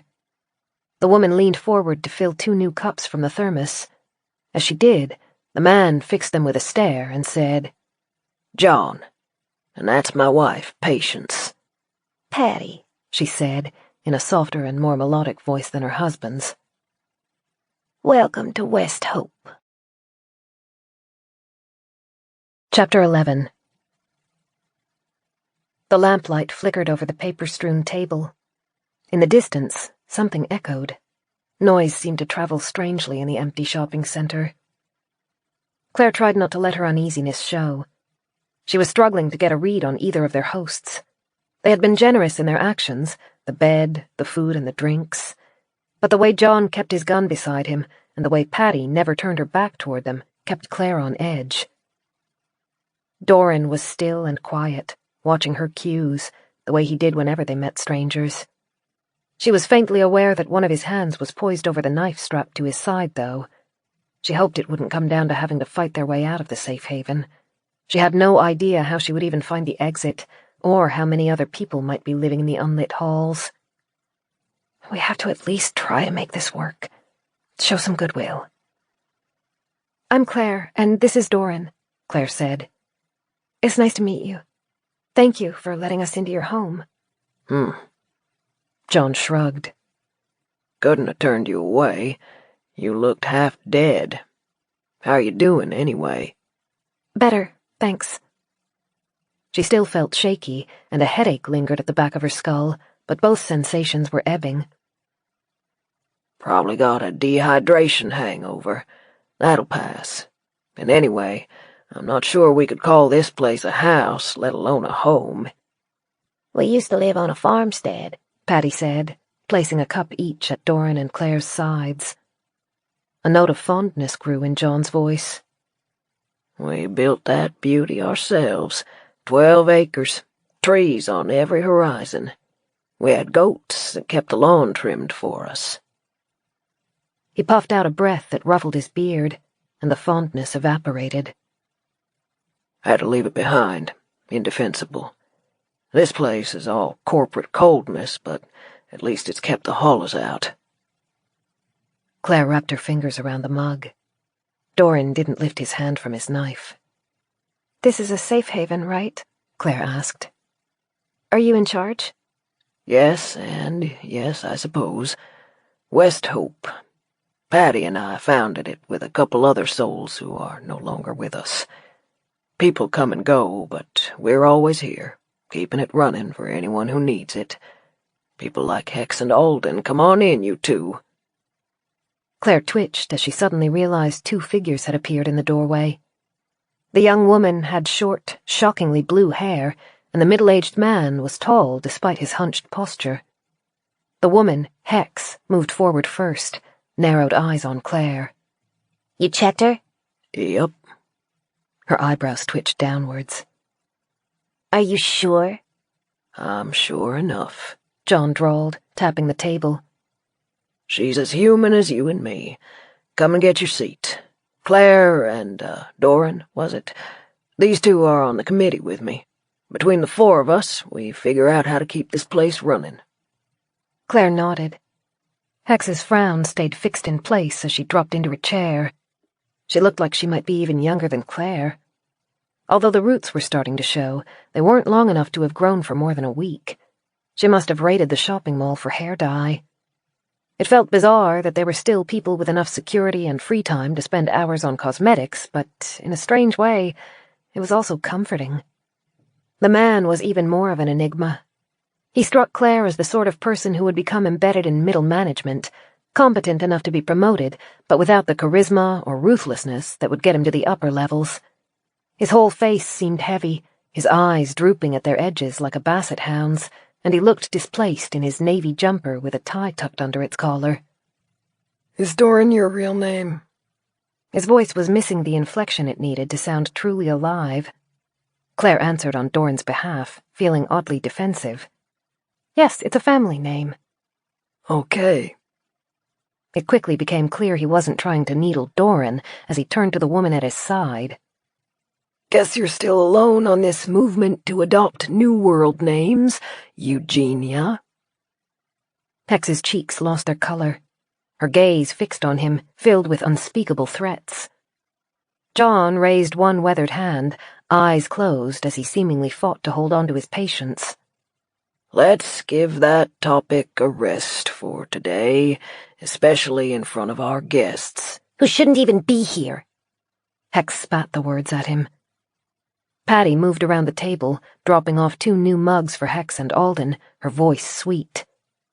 We don't turn people away. You voted for that too, remember? I voted on mandatory body checks, Hex snapped. before entry. John sighed. She was half dead. I wasn't about to make her jump through hoops. And anyway, we kept the door locked until she could wake up. Claire shuffled, feeling awkward. I can take my jacket off again. Patty rested a hand on her shoulder as she sank back into her seat at Claire's side. Don't you worry. You've already been checked. Keep the jacket on so that you don't freeze. As Patty turned towards her husband, Claire again glimpsed the scars around her neck. She felt a cold pit in her stomach. Grief, guilt, or something in between. She wanted to apologize, but swallowed the words before they could emerge. If she was right about her theory, bringing up her relation to Beth wouldn't just be a bad political move. It could be deadly. Hex looked like she wanted to push the topic, but John raised his eyebrows at her, a silent challenge. She backed down, folding her arms as she leaned back in her chair. 4 mismatched bracelets circled her wrist, jingling with each movement. I'd be interested to hear your story. John sipped his drink, and Claire, who had seen the cups all come from the same thermos, finally felt comfortable enough to try hers. Where you been, where you're going, how you ended up with no food, water, or fuel. The first 2 questions were difficult to answer. Clare and Dorran had promised Unati that they wouldn't disclose the Institute's location to protect it from being overrun by refugees.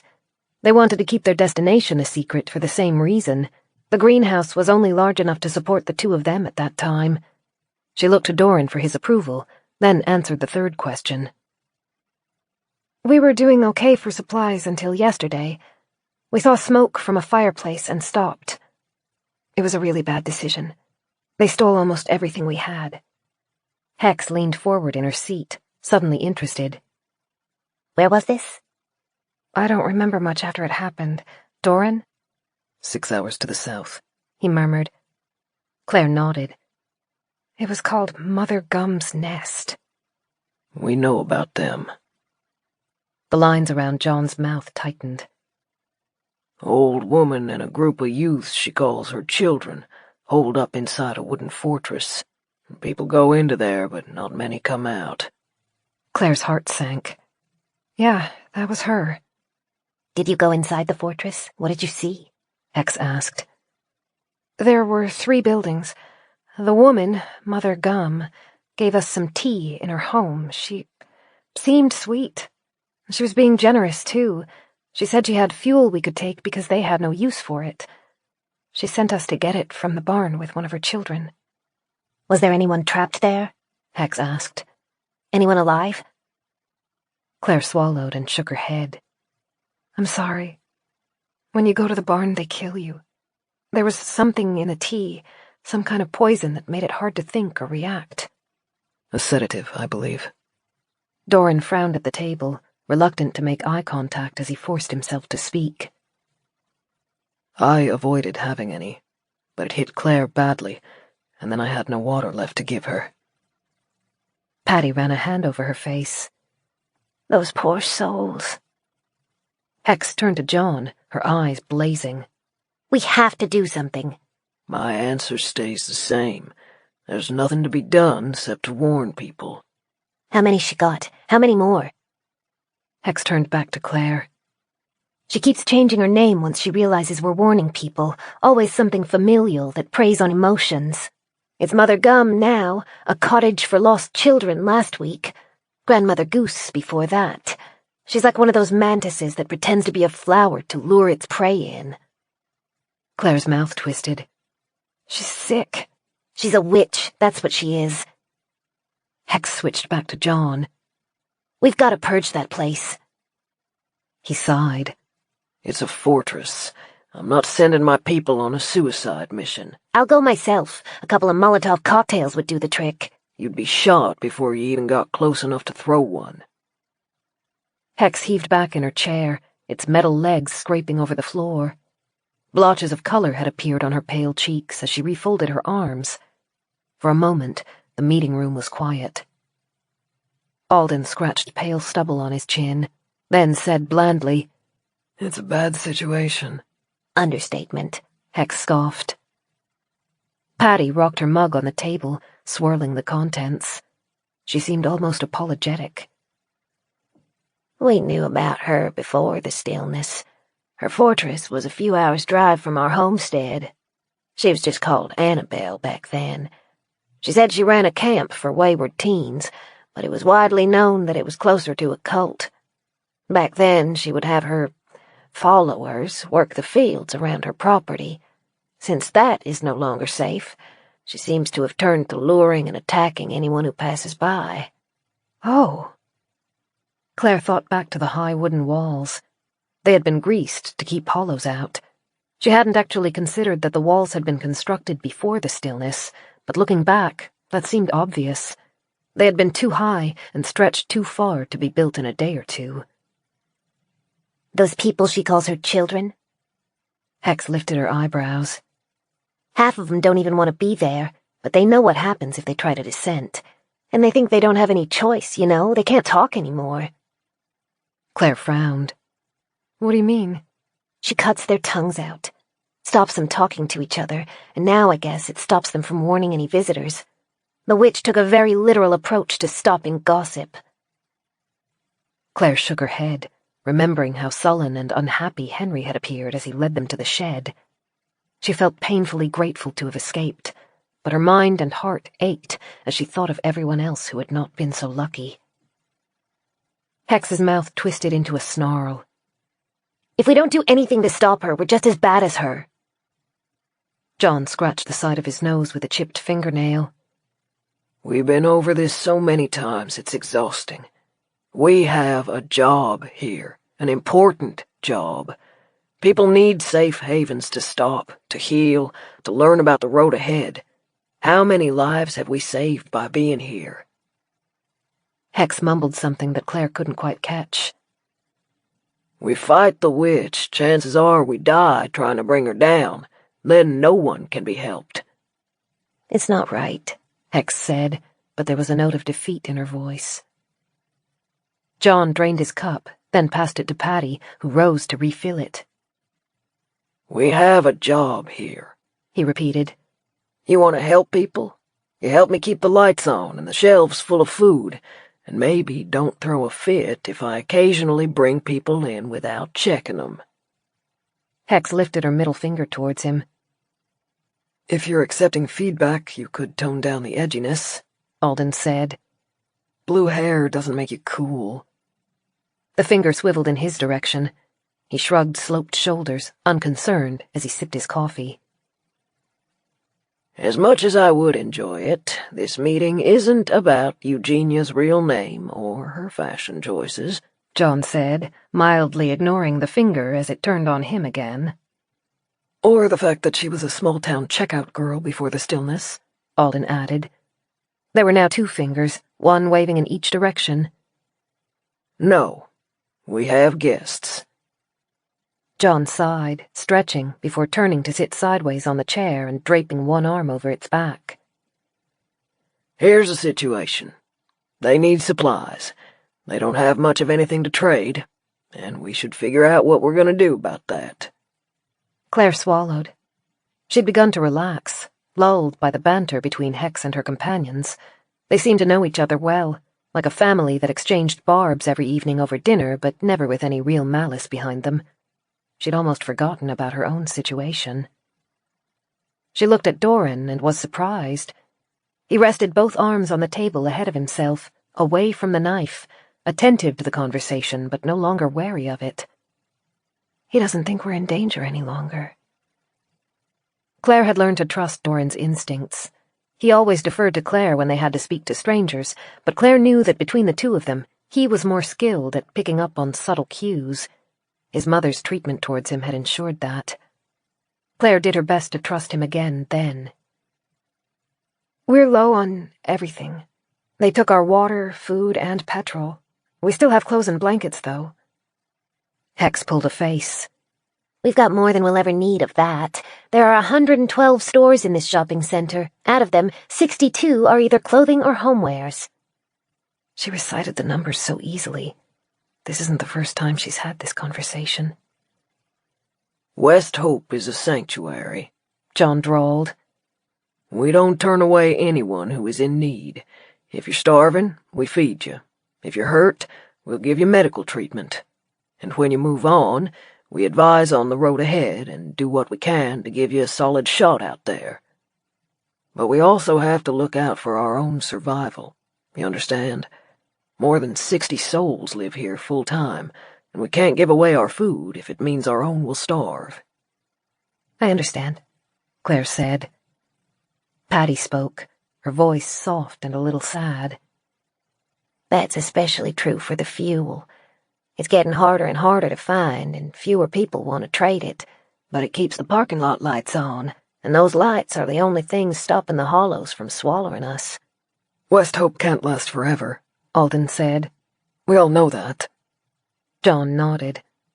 But it's about extending our time as long as possible, giving as many people a chance as we can before we run out. Claire bit her lip. Actually, with some luck, you might be able to outlast the stillness. John tilted his head. People who travel through like to tell us that the end is coming. They have all types of reasons. Raptures, the hollows dying under their own weight, some secret government military bases hidden under the Arctic. Which theory is yours? None of them. And it isn't a theory. She took Dorran's hand.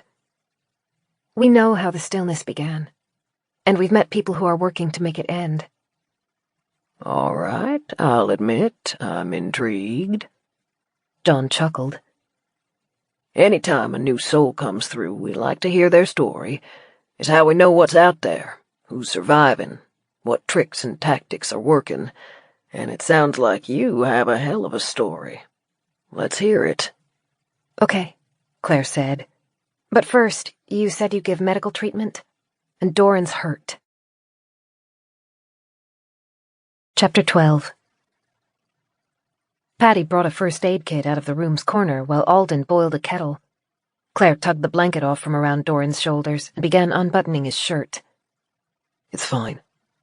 He spoke quietly, looking uncomfortable. Just leave it. I can take care of it later.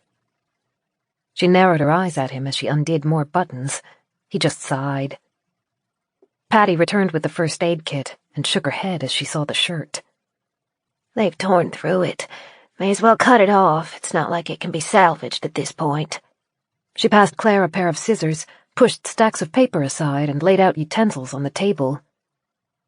I treated most of our animals on the homestead, she said, setting out 2 pain tablets beside Dorran's mug.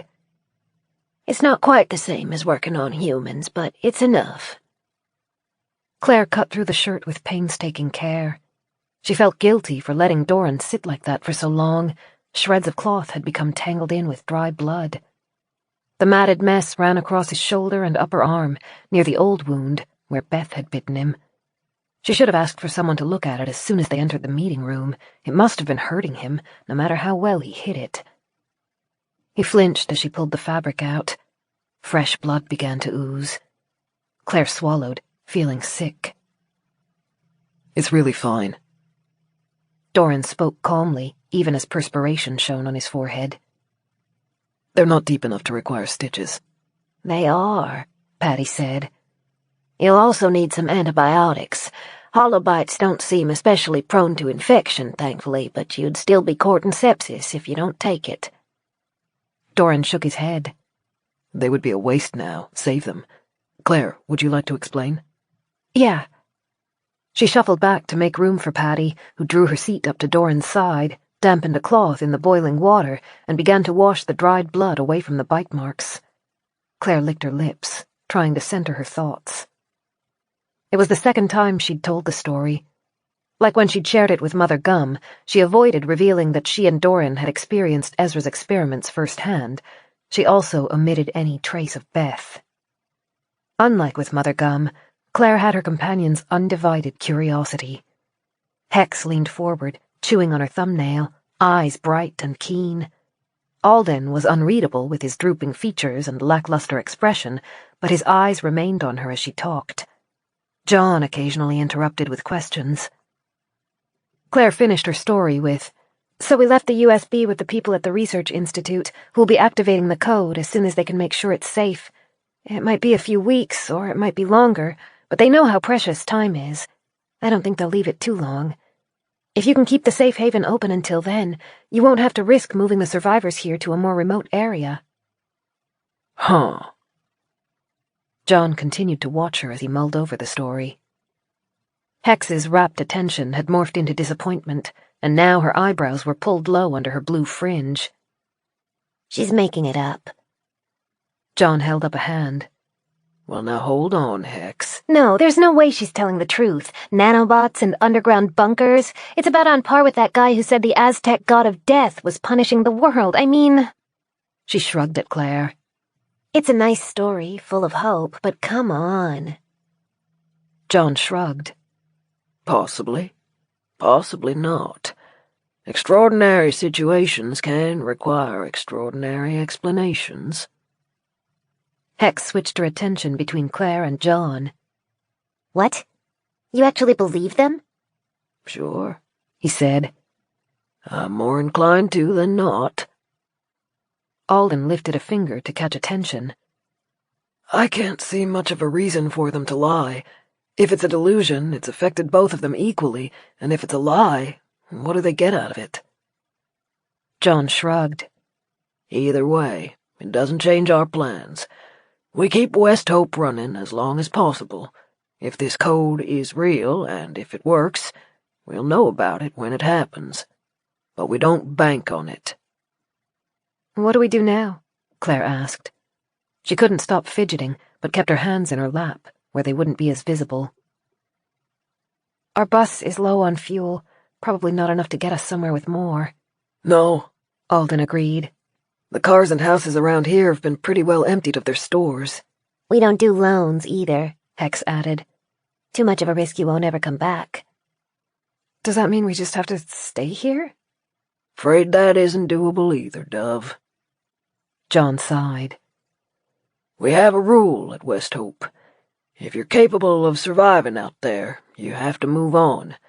Only the people who are physically unable to fight can stay, otherwise we'd be out of food in a week. Nope. Now that you're up and alive again, we'll be looking to move you on within the day. "We're not going to send you out to starve," Patty said, seeming to sense Claire's growing stress. "There are options. You can try to trade with other people who stop here, though if the witch took everything of value, that will be difficult. Or you can hitch a ride with another traveler who'll take you somewhere with more supplies." "Do you need any work done?" Claire asked. "I can do repairs or cook or—" John shook his head. We've got too many volunteers for that already. No, I think the best option would be to ask a traveler to take you with them. Someone with 2 extra seats in their car, who won't mind you tagging along for a while in exchange for whatever's left in your tank and any fittings from your bus that they fancy to take. Claire tried not to feel crushed. She'd grown fond of the bus. The idea of some stranger breaking it apart to scavenge for spare parts hurt her deep inside. "Don't be picky. You're alive, Dorran's alive, and you're together. That's all you need." Of course, John continued. You won't have any say in where they take you, but they'll usually try to drop you off somewhere relatively safe. There are some walled communes up north that are still looking for able-bodied souls to work in the fields. It's hard work, but honest, and you'll be fed and safe there. Claire watched Dorran out of the corner of her eyes. His lips twitched, but he stayed silent. Like her, he must have been thinking about Winterborn. Their refuge, their home, was feeling increasingly out of reach.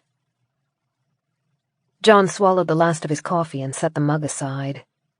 The only question left is finding someone who'll take you.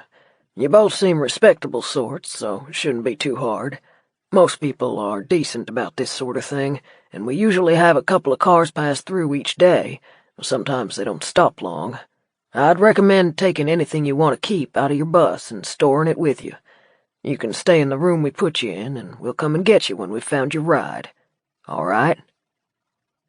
Claire licked her lips. She didn't want to say it out loud, but the idea of throwing herself at a stranger's mercy terrified her.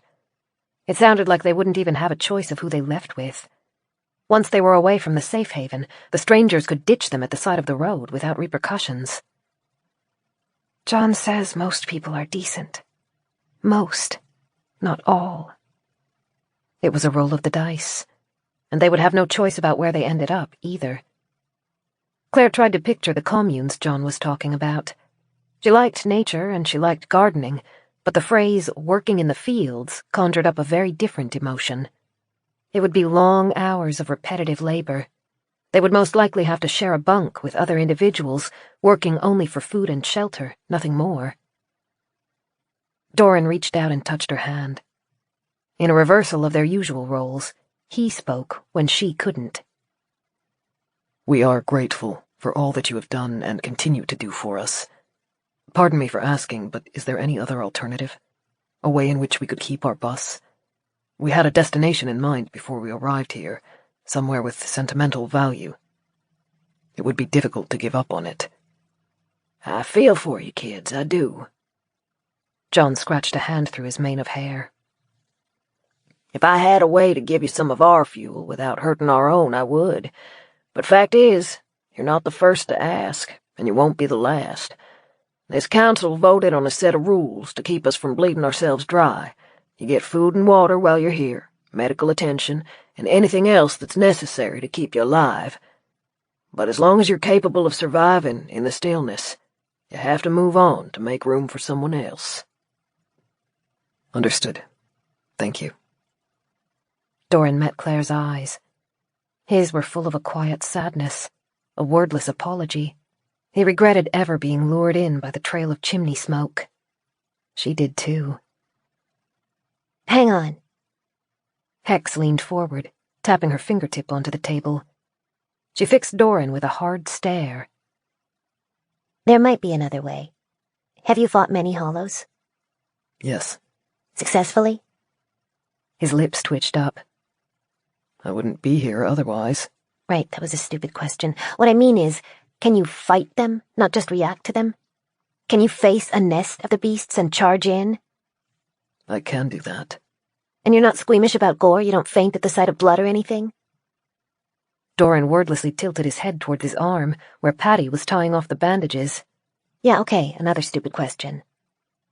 Hex kicked back in her chair. Right, here's the deal. A group of us are going out to a location where we've been told there might be more fuel. It's at a shipping yard. Someone who used to work for the company says there'll be containers full of 200-liter drums. As long as no one else has raided it, and as long as we can get the fuel out, it will be enough to set up West Hope for at least another few weeks. Dorran tilted his head to show he was listening. It's a dangerous job. Hex flipped her fringe away from her eyes. We'll have 2 teams going in. One to fight the hollows that will inevitably be swarming there, like the darkness-loving plague they are, and one to retrieve the fuel. We have enough hands to carry the fuel, but we could do with another body to fight off the creatures. Someone with muscles. I can do that, Dorran said. It's not a safe job, Hex continued. I won't sugarcoat it. Based on previous recon jobs, there's a 1 in 3 chance of significant injury, and a 1 in 8 chance of death. And that's with a week of training, too, which you don't have. Claire grit her teeth, trying not to interrupt. The idea of venturing into somewhere as cluttered as a shipping yard left her feeling queasy, and Dorran was handicapped, one arm swaddled in bandages, low on blood, tired from stress and lack of sleep. His expression didn't waver, though. If you pull your weight, you'll be paid a portion of whatever we bring out, Hex said. The goal is fuel, and if there's food, we'll grab some of that as well. But like I said, we don't know if it's still there. We might come out with nothing, in which case, you get nothing. Or you might die. That's a very real possibility, too. I understand. Chapter 13. Claire, unable to stay silent any longer, cleared her throat. Hey, Dorran. Mind if we have a word in private before you make any promises? He sent her an apologetic smile. Of course. John waved a hand, indicating it was fine, and Claire scraped her chair away from the table. Dorran followed as they moved deeper into the store until they were half hidden among the shadowed mannequins and dusty clothing racks. Claire folded her arms across her chest. "You're certain you want to do this?" He glanced back towards the meeting table, and the lamplight played across his sharp features. I feel as though I have to. As dangerous as it is, it seems to have better odds of success than striking out on our own and hoping to find a replacement vehicle and fuel. Yeah, and I don't want to be part of a compound. Claire took a slow breath. "We'll both go." He chuckled as he tilted his head in the way she loved. You knew I was going to suggest you stay here, didn't you? It's only an argument we've had, what, a dozen times before? His smile faltered. In this case, I hope you will let me win for once. I cannot risk losing you again. You don't understand how desperately I need to keep you safe right now. That's the thing. I do understand. Claire stepped closer until she was nearly standing on Dorran's toes. It's why we're having this argument. What gives you the right to assume I'm okay with being left behind? He closed his eyes and dropped his head until he was exhaling into her hair. Claire waited, knowing he needed a moment to process his thoughts. His fingers traced across her shoulders. Then he raised his head again. You're right. And I should apologize. I have this overwhelming belief that it is my responsibility to keep you safe. Claire pressed her lips together. Dorran's mother, Madeline, had controlled him with a mixture of violence and threats towards his younger cousins. He'd been cut off from the world, his entertainment restricted, and his only friends being staff who had an unwavering loyalty to the matriarch. Since leaving Winterbourne, he'd grown remarkably, but he still struggled with relics from his adolescence. But he was growing. Claire didn't know if she could have adapted to such a different world as readily as he had. Dorran drew a ragged breath. That impulse to protect you, that it is my job, my duty, it is not an easy mindset to change. Especially when changing it involves placing the one thing I value above all else in danger. But that's not always going to be a choice. No. And you are capable. Unexpectedly so. The hand moved from her fingers to her wrist, tenderly tracing up her arm, exploring, almost wonderingly. I don't think you see yourself the way I see you. My darling. So much of you is soft, and I don't mean that as a criticism. I'll try not to take it that way. Claire was chuckling, but something about Dorran was so sincere that the laughter faded. He was making himself vulnerable, exposing his innermost thoughts, and Claire knew how hard that was for him. Your skin is soft. When you look at me as you're falling asleep, your eyes are so soft that it hurts. And you have so much empathy. In this brutal, unforgiving world, you never lost your ability to care. The stillness has sharpened everything into edges, and you alone are soft. Dorran. He blinked, and a shaky smile grew. And I suspect that is why I am continually surprised by how fierce you are. You do not wither in the face of danger. Instead, you blaze like wildfire. You remain soft, but you are just as capable as I am, perhaps even more so. And you have proven that to me again and again, at Winterbourne, on the road, in Evandale. Claire reached her hand around the back on his neck and pulled him down gently until his forehead touched hers. His black lashes framed flickering eyes. She searched them and saw trust. She smiled. Will we go together? Yes. Let us go together. Claire tilted her chin up to taste his lips. He sighed, then shivered as he wrapped his arms around her. She rested against his chest and felt his heart under her ear. But please, I must beg a concession. Claire looked up, surprised by the raw note in his voice. I know you are capable, but I fear I am not. If you are in danger, at least half of my focus will be on watching you. Would you be a part of the team that does not fight? Ah. Claire chewed on that. Hex had said there was a second team that would be focused on retrieving the supplies, while the first team guarded them. It might not be a bad idea, she realized. Dorran said his attention would be divided if she was in the guard team, and she could say the same in return. Being a part of the retrieval team would make it easier to watch Dorran's back. Yeah, okay. I can do that. He released a breath. Thank you. Dorran held her hand as they returned to the gathering. Hex looked impatient, rocking her chair so far onto its back feet that it was a wonder she didn't fall. Patty was packing away the last of the medical equipment. Claire spoke first. We'd like to take you up on your offer, as long as I can come as part of the retrieval team. Hex glanced across her, then shrugged. Aight, but we don't need any more volunteers for retrieval.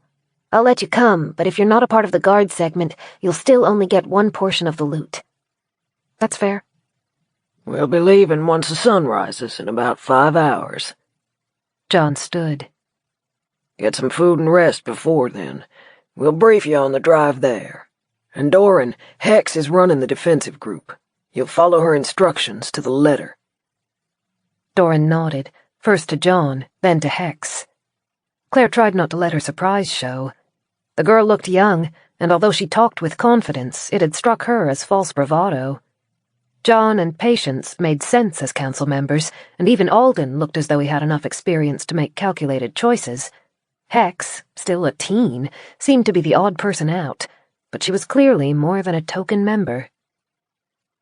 Come with me, John said, dusting his jeans. He took one of the lanterns from the table and held it high as he led them through the shop and into the mall's main hallway. I'll show you where the kitchens are. I hadn't realized it was night, Claire said, tilting her head back to see the glass ceiling 2 floors above them. I thought it was just storm clouds.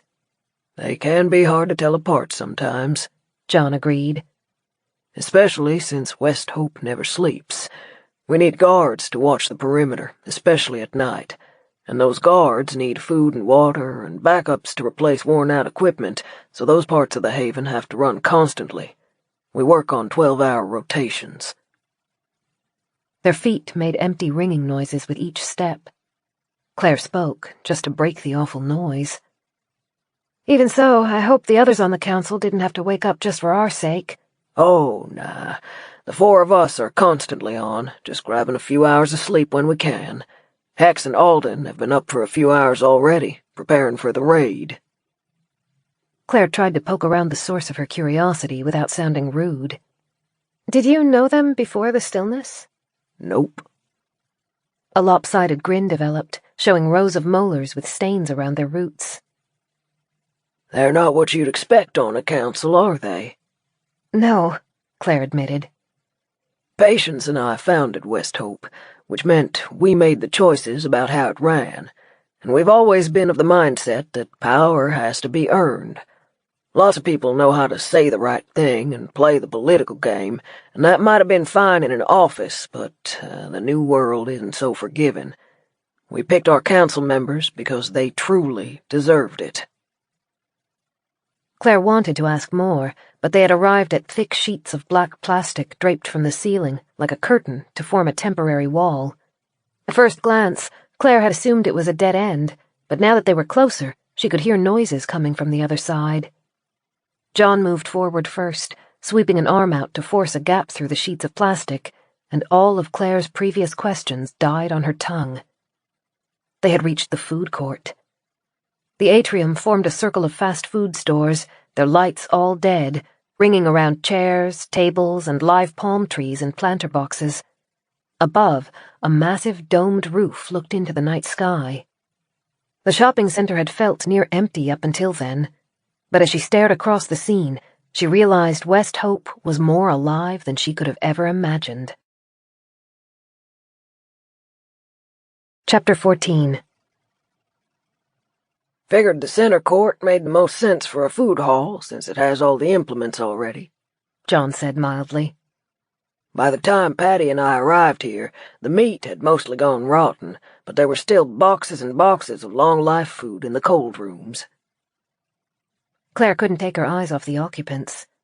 Despite it being the middle of the night, they were loud, almost raucous, and moving with seemingly endless energy. The food court was full of children. You see why we can't take in every traveler who stops here.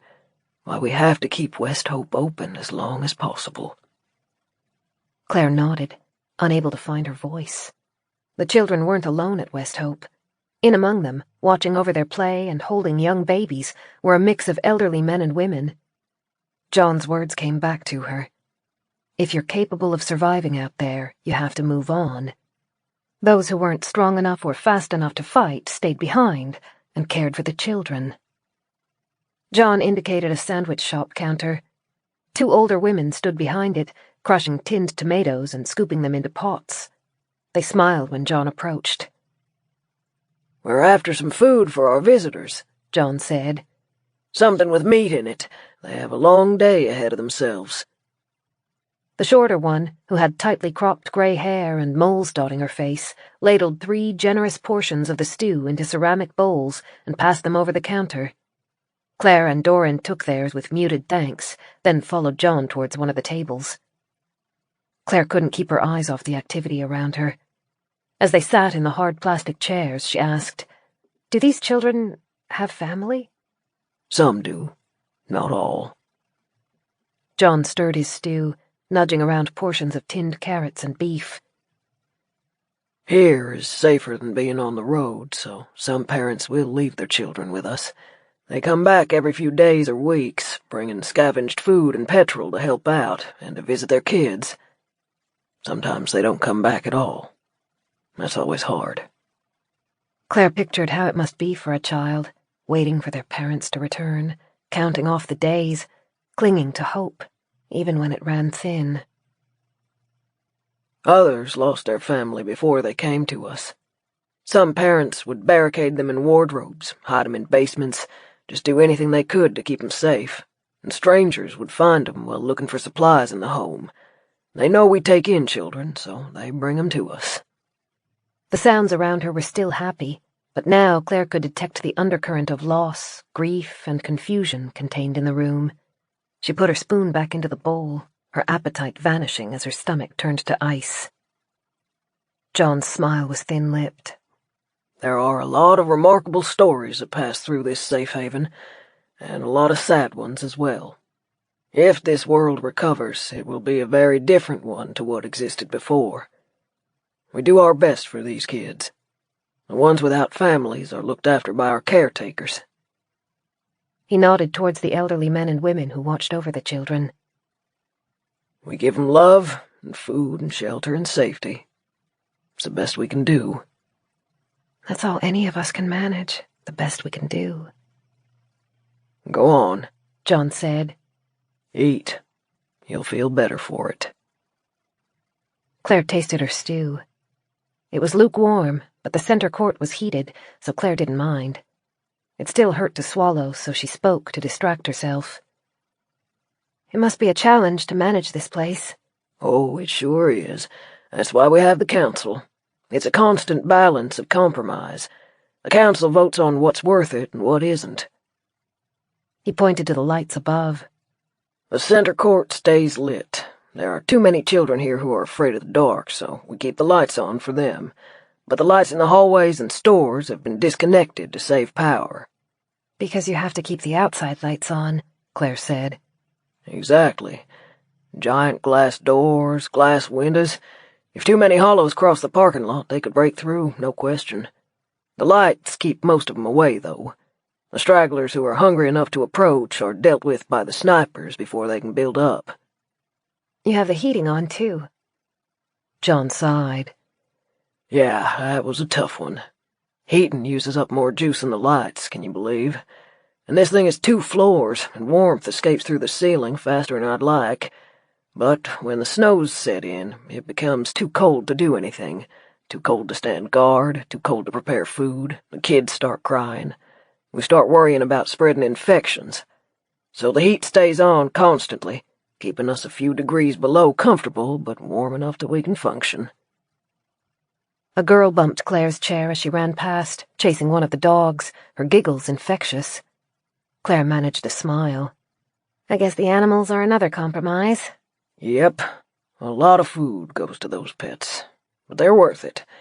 No matter what a child's been through, they can find comfort in an animal. And some of those dogs have proved their mettle on the field. Several kids came to us after their pets defended them from dozens of hollows. They'll be the last line of protection if our haven is ever breached. A sense of dread moved through Claire. Her mind flashed back to Evandale and the panic that had set in as the hollows poured through the open shutter door. She licked her lips. Is that likely? It's a risk we're prepared for. We have a plan, we've done drills. All the kids know what to do. If the haven is breached, if the sirens go off, everyone moves into the biggest store, the one down there. He pointed to the hallway Clare and Dorran had come from. It has solid shutter doors and food and water stores. If we can't fight off the breach, we'll be protected in there while we put out a call for help through the radio network. Clever. They would have made allies with the people who stopped here. A call for help would summon more than a few reinforcements. Dorran spoke. You said West Hope won't be able to stand forever. What are you planning to do when you run out of supplies? The fuel is likely to go first.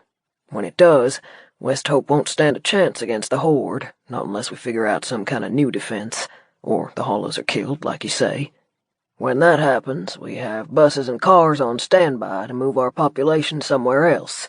Another safe haven, one of the communes, perhaps another location where the resources surrounding it have been less aggressively scavenged. We won't know until the days before our departure, when we'll finally have to make a choice. At least you have a plan, Claire said.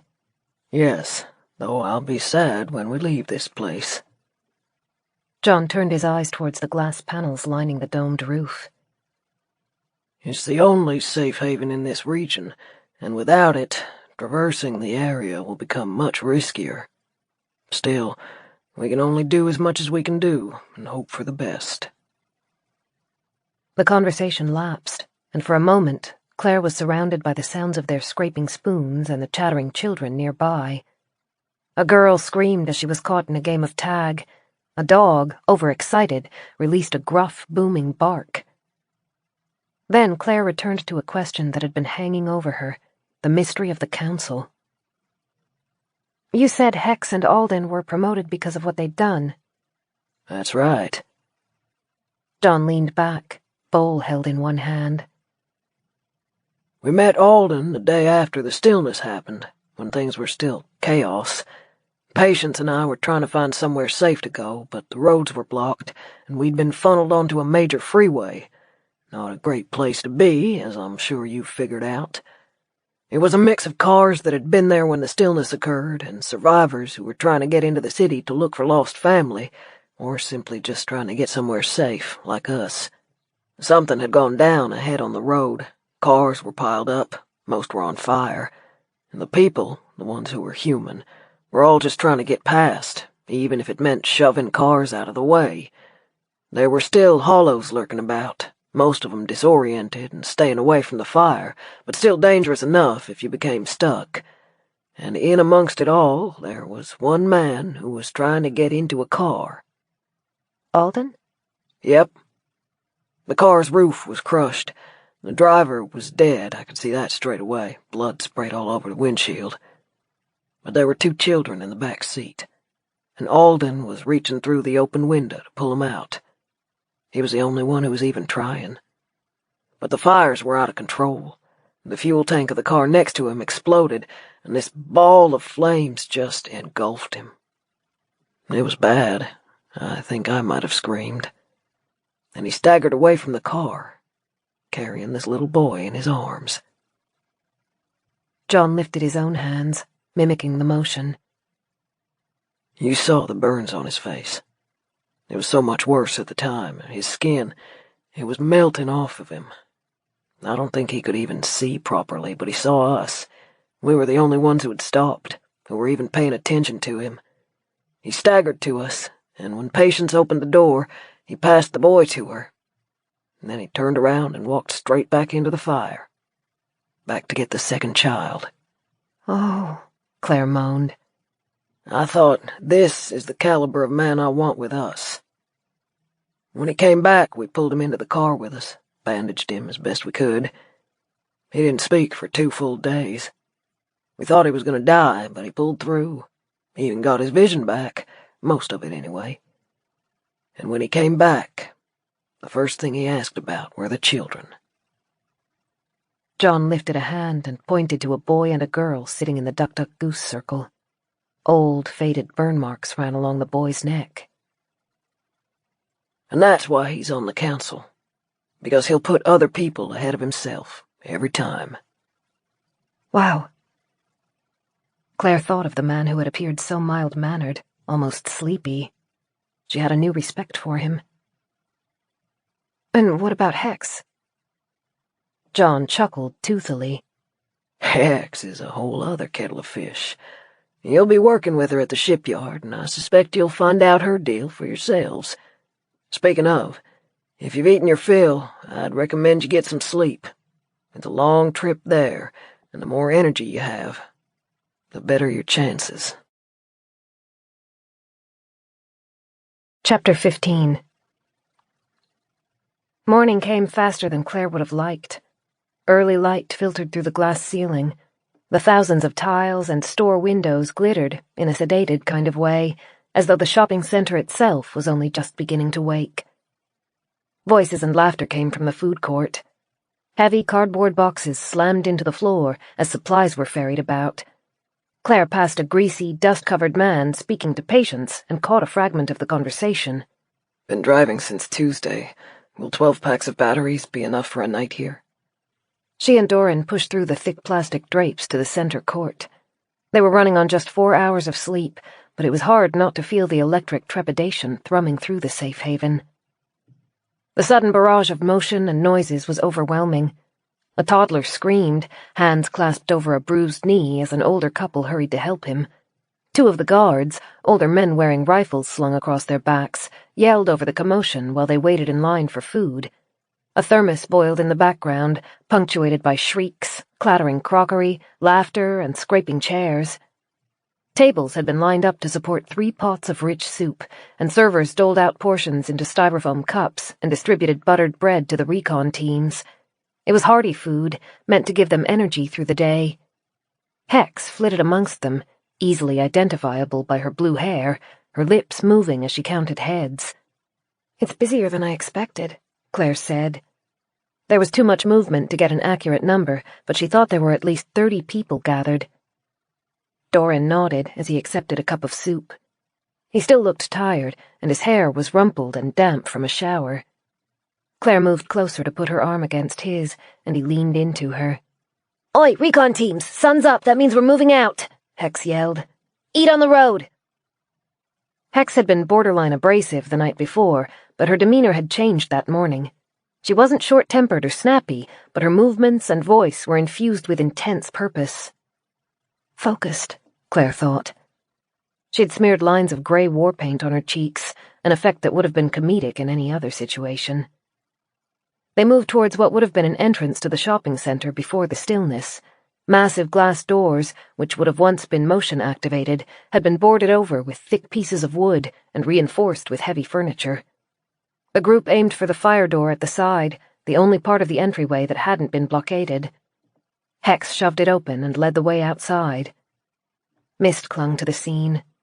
Rings of bright lights worked to cut through the haze, illuminating the car park surrounding the safe haven. As Claire followed the group along a pedestrian crossing, she tried to get a proper look at the area. More than 60 vehicles were parked in a cluster, grouped in a way to avoid providing shelter to any hollows that wanted to pass through the lights. Near the back of the cluster, she saw the bus she and Dorran had arrived in. It stood above the others like a hulking monster. Straight ahead, 2 vehicles waited, a school bus and a removalist's truck. A driver already waited at the wheel of the truck. Hex waited outside while the crew boarded the bus. Clare and Dorran were last to enter, and it was impossible not to feel self-conscious as they faced the rows of occupants. The bus was nearly full. Most of the passengers, a mix of men and women, most young and fit, were engaged in quiet discussions. Claire, clutching her cup of soup, moved along the aisle until she found 2 empty seats, thankfully together. She gave Dorran the window seat, then tucked herself in beside him. Hex stood at the front of the bus, counting the occupants. A frown descended, and she leaned back out of the bus's doors, hollering, "Mark!" A moment later, a thin man stepped onto the bus. His skin was tanned until it was almost bronze, but his hair and eyebrows were so strikingly blonde that in the glow from the overhead lights, they almost looked white. He slipped into the nearest empty seat, holding a cup in one hand, and the bus's doors clattered closed. "That's everyone. Let's go." Hex remained standing at the head of the bus, holding on to one of the ceiling straps as the vehicle lurched into motion.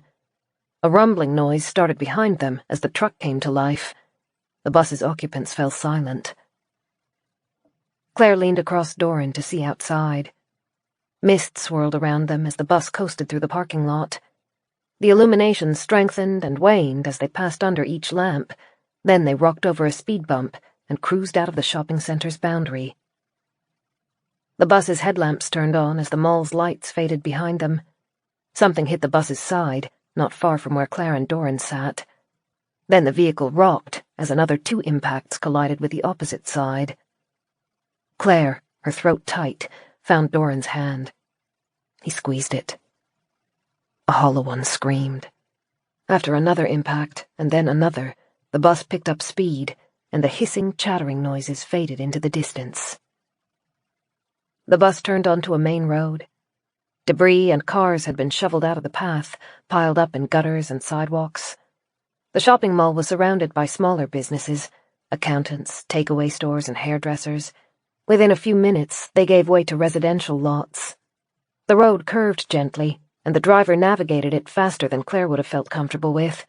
Evidently, he knew the route well. "All right," Hex said, swaying lightly with each bump the bus traversed. "We have a 5-hour drive ahead of us, so get comfortable. I'll go over the location and plan in a moment, but first we have some new faces with us. Dorran and Kent are new additions to our defensive team. Claire will be joining the movers. Keep an eye on them, make sure they're not getting overwhelmed. You all remember what your first times were like. And Mark," she indicated to the pale-haired man near the bus's front, "is our guide. He gave us the tip about the shipping yard and knows it pretty well since he used to work there.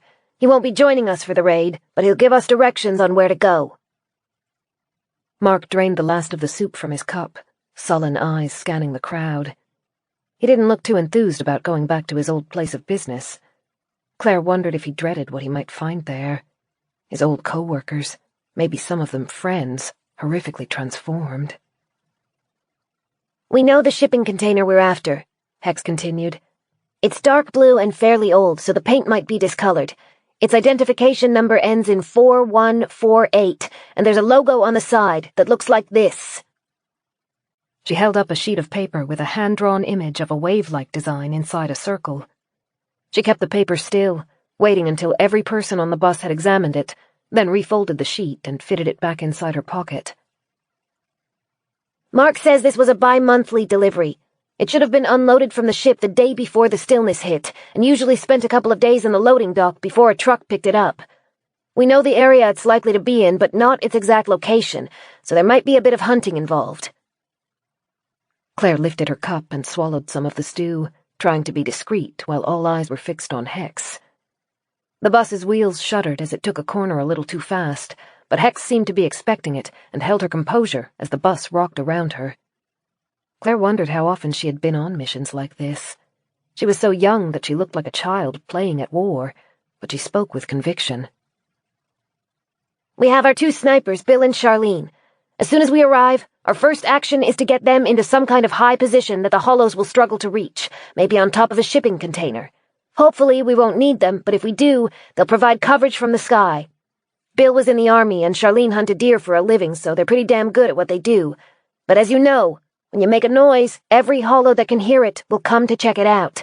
The louder the noise, the greater the area you draw them from.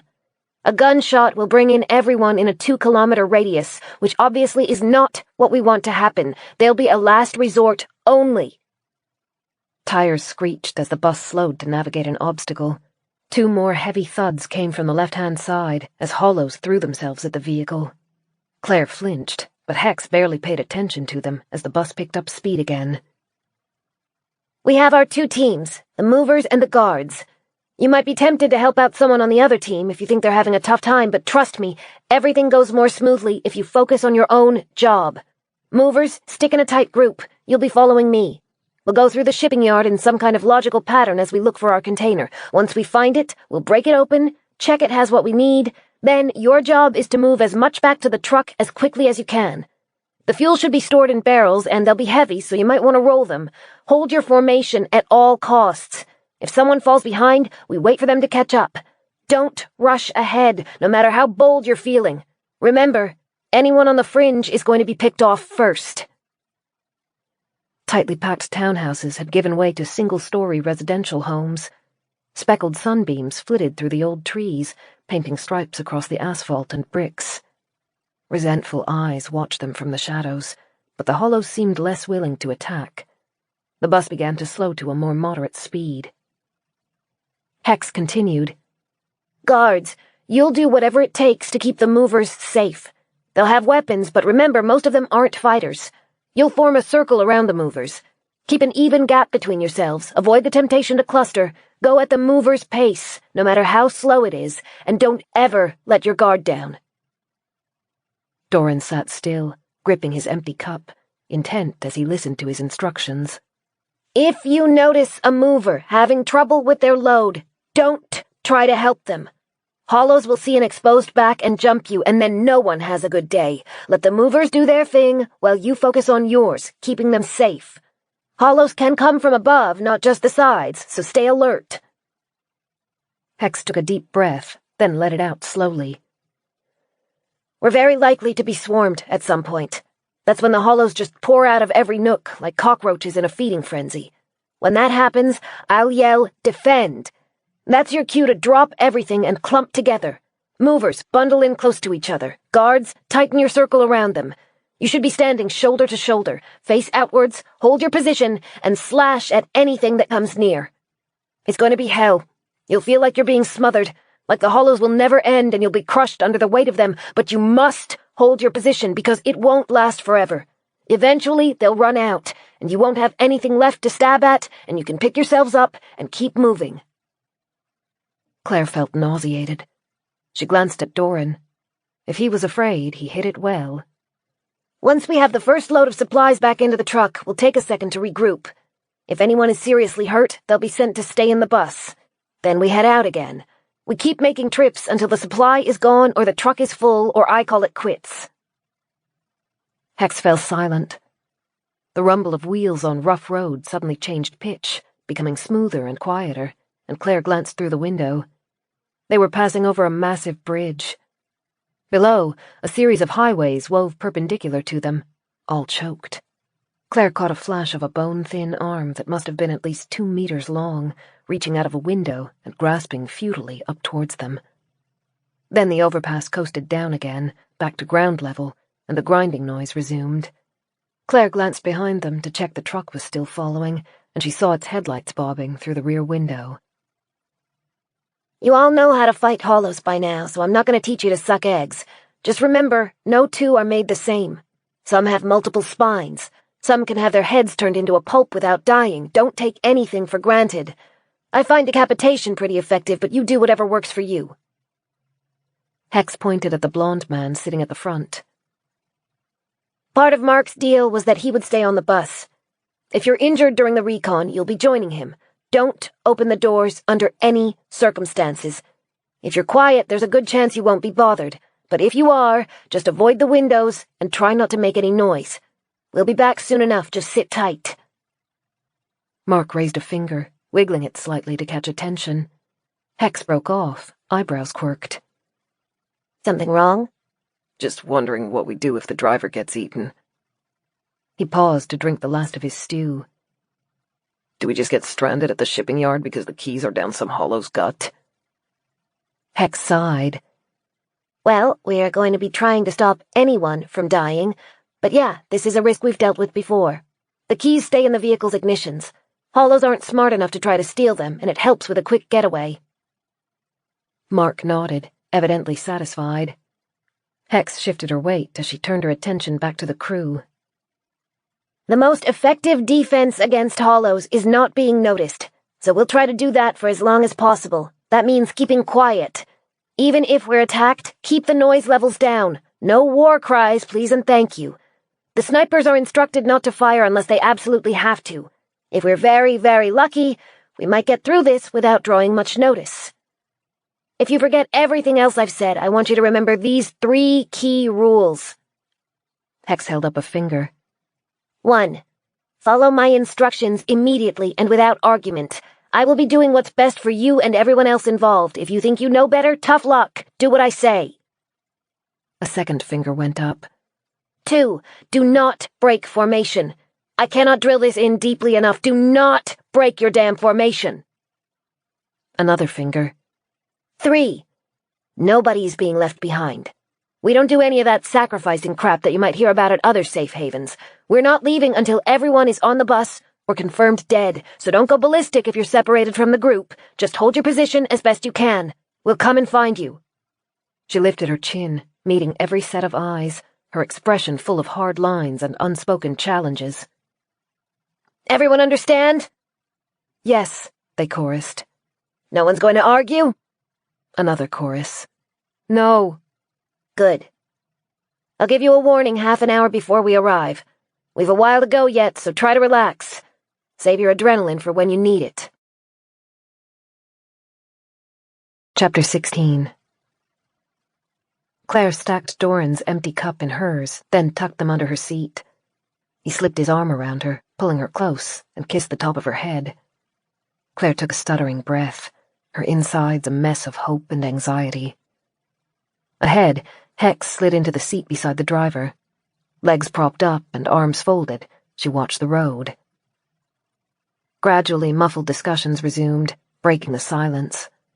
People were whiling away the time by talking about anything, work that needed to be done at West Hope, who needed a haircut the most, and theories about a popular book series that would now never be finished. The only thing no one discussed was their destination. A drawling voice came from behind Claire. How are you 2 feeling this morning? Claire jolted and turned. John sat in the row behind her, one leg crossed over the other knee, his long gray hair hanging like curtains around his face. Beside him was Alden, head down, engrossed in a thick paperback novel. Claire had been so preoccupied with her own awkwardness upon entering the bus that she hadn't noticed them. Hey! Claire looped her arm over the seat's back. I didn't know you were coming. I need the help. The guard team is the most important part of this, but almost always understaffed. John shrugged. Not everyone can deal with it, physically or emotionally. John wasn't young. Claire suspected he was on the verge of being too old for the guard team. But then again, many people on the bus were. Some were as old as John, and a couple looked to be teenagers. West Hope couldn't afford to be picky. And Patience is back at the Haven? She sure is. We agreed that at least one person from the council needs to stay behind. Claire caught the unspoken implication at the end of that statement. Just in case the retrieval goes wrong. She thought Patience was a braver woman than she was to sit back while her husband walked into a nest of hollows. John nodded towards Hex and lowered his voice. You just listen to her instructions and you can't go too wrong. Dorran nodded towards her. Earlier you said we'd understand why Hex was on the council during the raid. I think I'm starting to understand what you meant. Huh? He scratched his beard. You probably are. The silent world is a war, but not all of us are good at fighting. Now, Patty and I, we're pacifists by nature. We moved on to our homestead because of how petty and cruel the world could be. We didn't have to deal with much unpleasantness when it was just us and our farm, and I thought it was a smart way to live. But now I see that avoiding confrontation may have made those 40-odd years comfortably peaceful, but it's done very little to prepare me for an actual battlefield.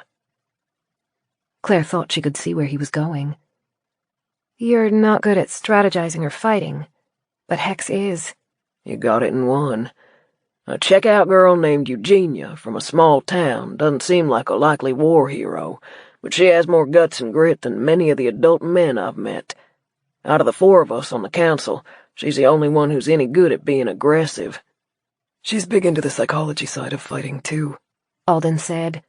His eyes hadn't moved from the novel, but he apparently wasn't as absorbed into it as Claire had thought. It seems stupid, all these theatrics she puts on, dyeing her hair, changing her name, that gorilla face paint. But it's what she needs to get into the right frame of mind, so I can't argue too much. His lips twitched up, and Claire had the sense that teasing Hex was one of his favorite sources of entertainment. As the hours passed, the shadows shortened.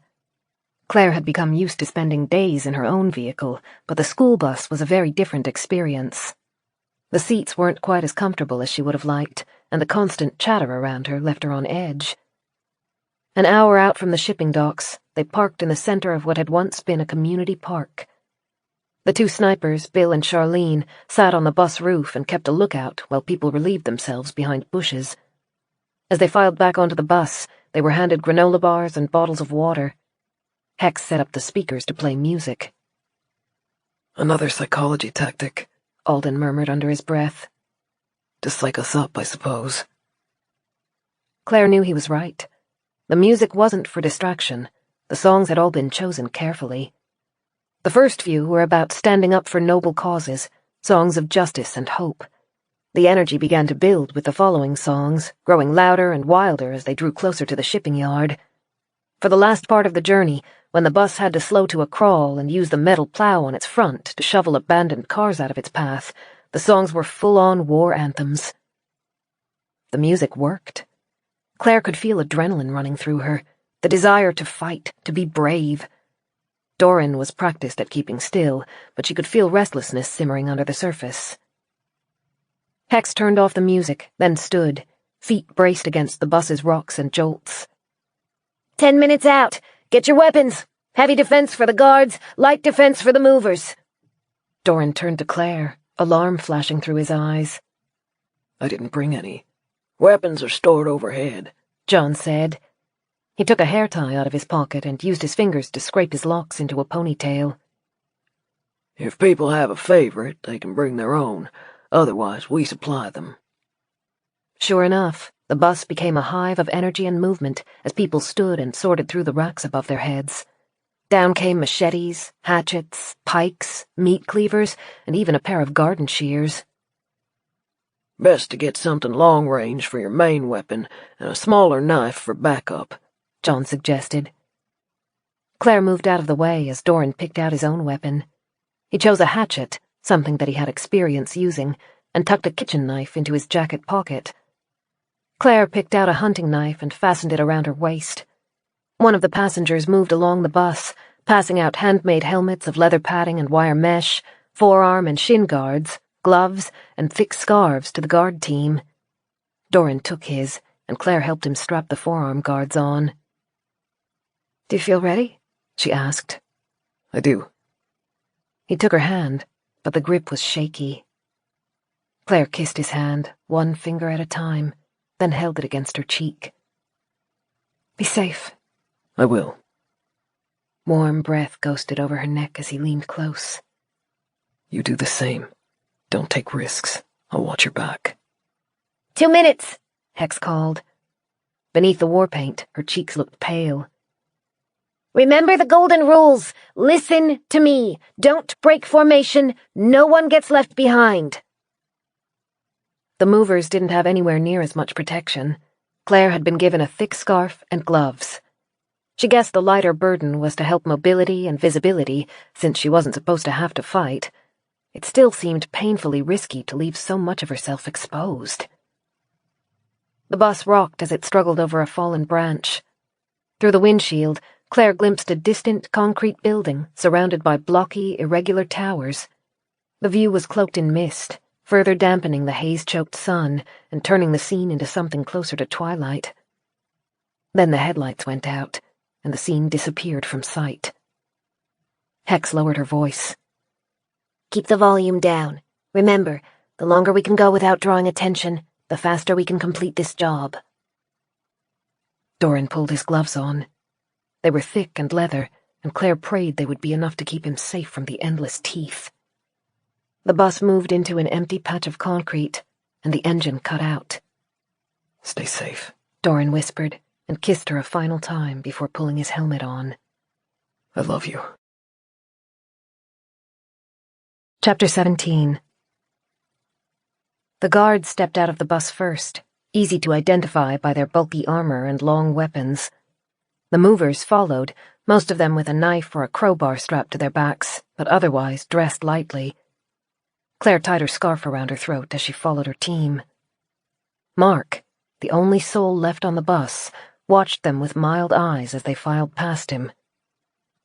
Good luck. A few murmured responses. Most were too tense to answer. Clare took a deep breath as she stepped outside. Chilled mist flooded her lungs. The group gathered close to the vehicles. The movers clustered together tightly, and the guards formed a circle around them, all alert, necks craned as they scanned their surroundings. Even under the mask, Dorran was easily recognizable by his height and broad shoulders. He'd chosen a position near the front of the group, close to her. Hex stood at the head of the guards, fist raised to keep them in place. Then her hand flattened out and beckoned forward, and as one, they began moving into the shipyard. The air was thick and moist, and tasted of salt and seaweed. Within a few steps, the moisture began to stick to Clare's exposed skin. She was grateful the movers didn't have to wear anything bulkier. The humidity would make heavy lifting a struggle as it was. They stopped near a stack of shipping containers. The first of the snipers, Charlene, threw her rifle over her shoulder and used the metal bars to climb the structure. It was a good vantage point. It had a view of the bus, the truck, and a large part of the shipping area. They waited until she had positioned herself at the top, lying on her stomach, rifle muzzle poking over the lip, before they moved on. They stopped at another stack of containers, and this time Bill scaled them. He was opposite Charlene, but facing a different angle. It was a clever tactic. If they stayed quiet, the hollows would likely never find them, but the high ground gave them the perfect angle to take action if anything went seriously wrong. They set out again. Clare had trouble making out her environment through the mist. The towers she'd seen from the bus were shipping containers, piled high and deep. The concrete building seemed to be some kind of office area. She couldn't see the harbor, but she knew it couldn't be far away. The briny air was too intense, and deep in the echoing silence, she could make out the faint melody of lapping waves. The movers kept in a tight group, their shoulders bumping. They didn't quite run, but their pace was as fast as they could go without losing formation. Shoes scraped across grimy concrete. Breaths, exhaled through open mouths, rasped around Clare. Her own heart was a thundering tempo that refused to abate. A hollow one screamed. The wail, distorted by the humid air, echoed between stacks of shipping containers so that Clare couldn't even guess which direction it had come from. She kept her head up and her eyes moving, scanning through the billowing mist, hunting among the black shapes rising out of it. Trucks waiting for their loads, carriages drooping as though forlorn, lingered around them. A forklift was butted against a concrete wall where it had crashed after its driver had fallen to the stillness. Immense cranes broke through the mist like long brushstrokes piercing the sky. The concrete was stained with a myriad of oil and long-hosed-away organic matter, as well as the occasional patches of something more recent. Blood, left from unwilling victims. Vast pools of it that had been lapped up by the voracious. Something skittered between shipping containers. Clare barely caught a glimpse of it before it was gone, leaving eddies of mist in its wake. Hex led, her blue hair fluttering like a flag with each step. Dorran, 2 paces to her right, glanced over his shoulder to check on Clare. He looked otherworldly in the distorted light and thick mist. Beautiful, even. Something moved in the distance. Clare squinted, her pulse skipping. One of the cranes had come to life. The long bars moved, cutting across the sky.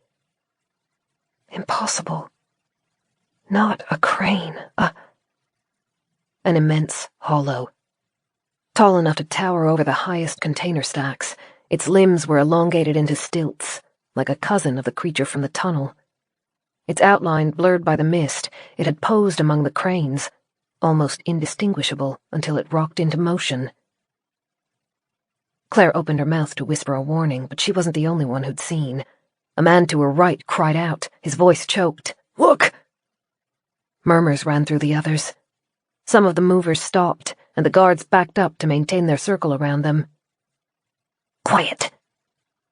Hex's voice was subdued, but cutting enough to break up the shocked voices. She raised her fist, holding them still, and stared at the shape. The monstrous, elongated creature drifted away from them. Each step seemed to be in slow motion, the limbs rising, then plunging back down. It was too far away for the sounds to reach them. The silence was disconcerting. Hex held them there for only a few seconds. Then her raised hand beckoned forward, and they began moving again. Claire could barely breathe. The tension was echoed around her. She guessed most of the people at her side wanted to retreat to the bus, but Hex continued driving them forward. The shipping yard became more cluttered the deeper they moved through it. They passed a stack of containers, and Claire tried not to shiver as the sound of dripping water reached her. Something crawled alongside their group, nearly invisible amidst the mist and shadows. Its long limbs let it glide effortlessly at their pace. It watched them, but it didn't try to approach. They were moving closer to the concrete building. Scraps of paper fluttered in the wind, their edges caught in cracks and under rubble. A truck rested nearby. It carried a container, but had never left the shipping yard. They skirted around its front, and Claire bit down on a cry as an open hand slapped the windshield. The driver was trapped inside, half of his head gone from repeatedly beating it against the glass. What was left seemed to be rotting slowly in the moist air, grey flesh turning into a slimy, swollen pulp. His throat was gone, but he continued to beat his hand against the window, asking to be let out, inviting them to come in. Hex barely spared him a glance. She moved them on, giving the truck a smaller berth than Claire wanted. Then they were back into a patch of open ground, facing a covered area filled with more containers. A figure darted out of the shelter and sprinted across the concrete, its teeth overgrown so that its canines pierced through its lips. It was on the group in less than a second.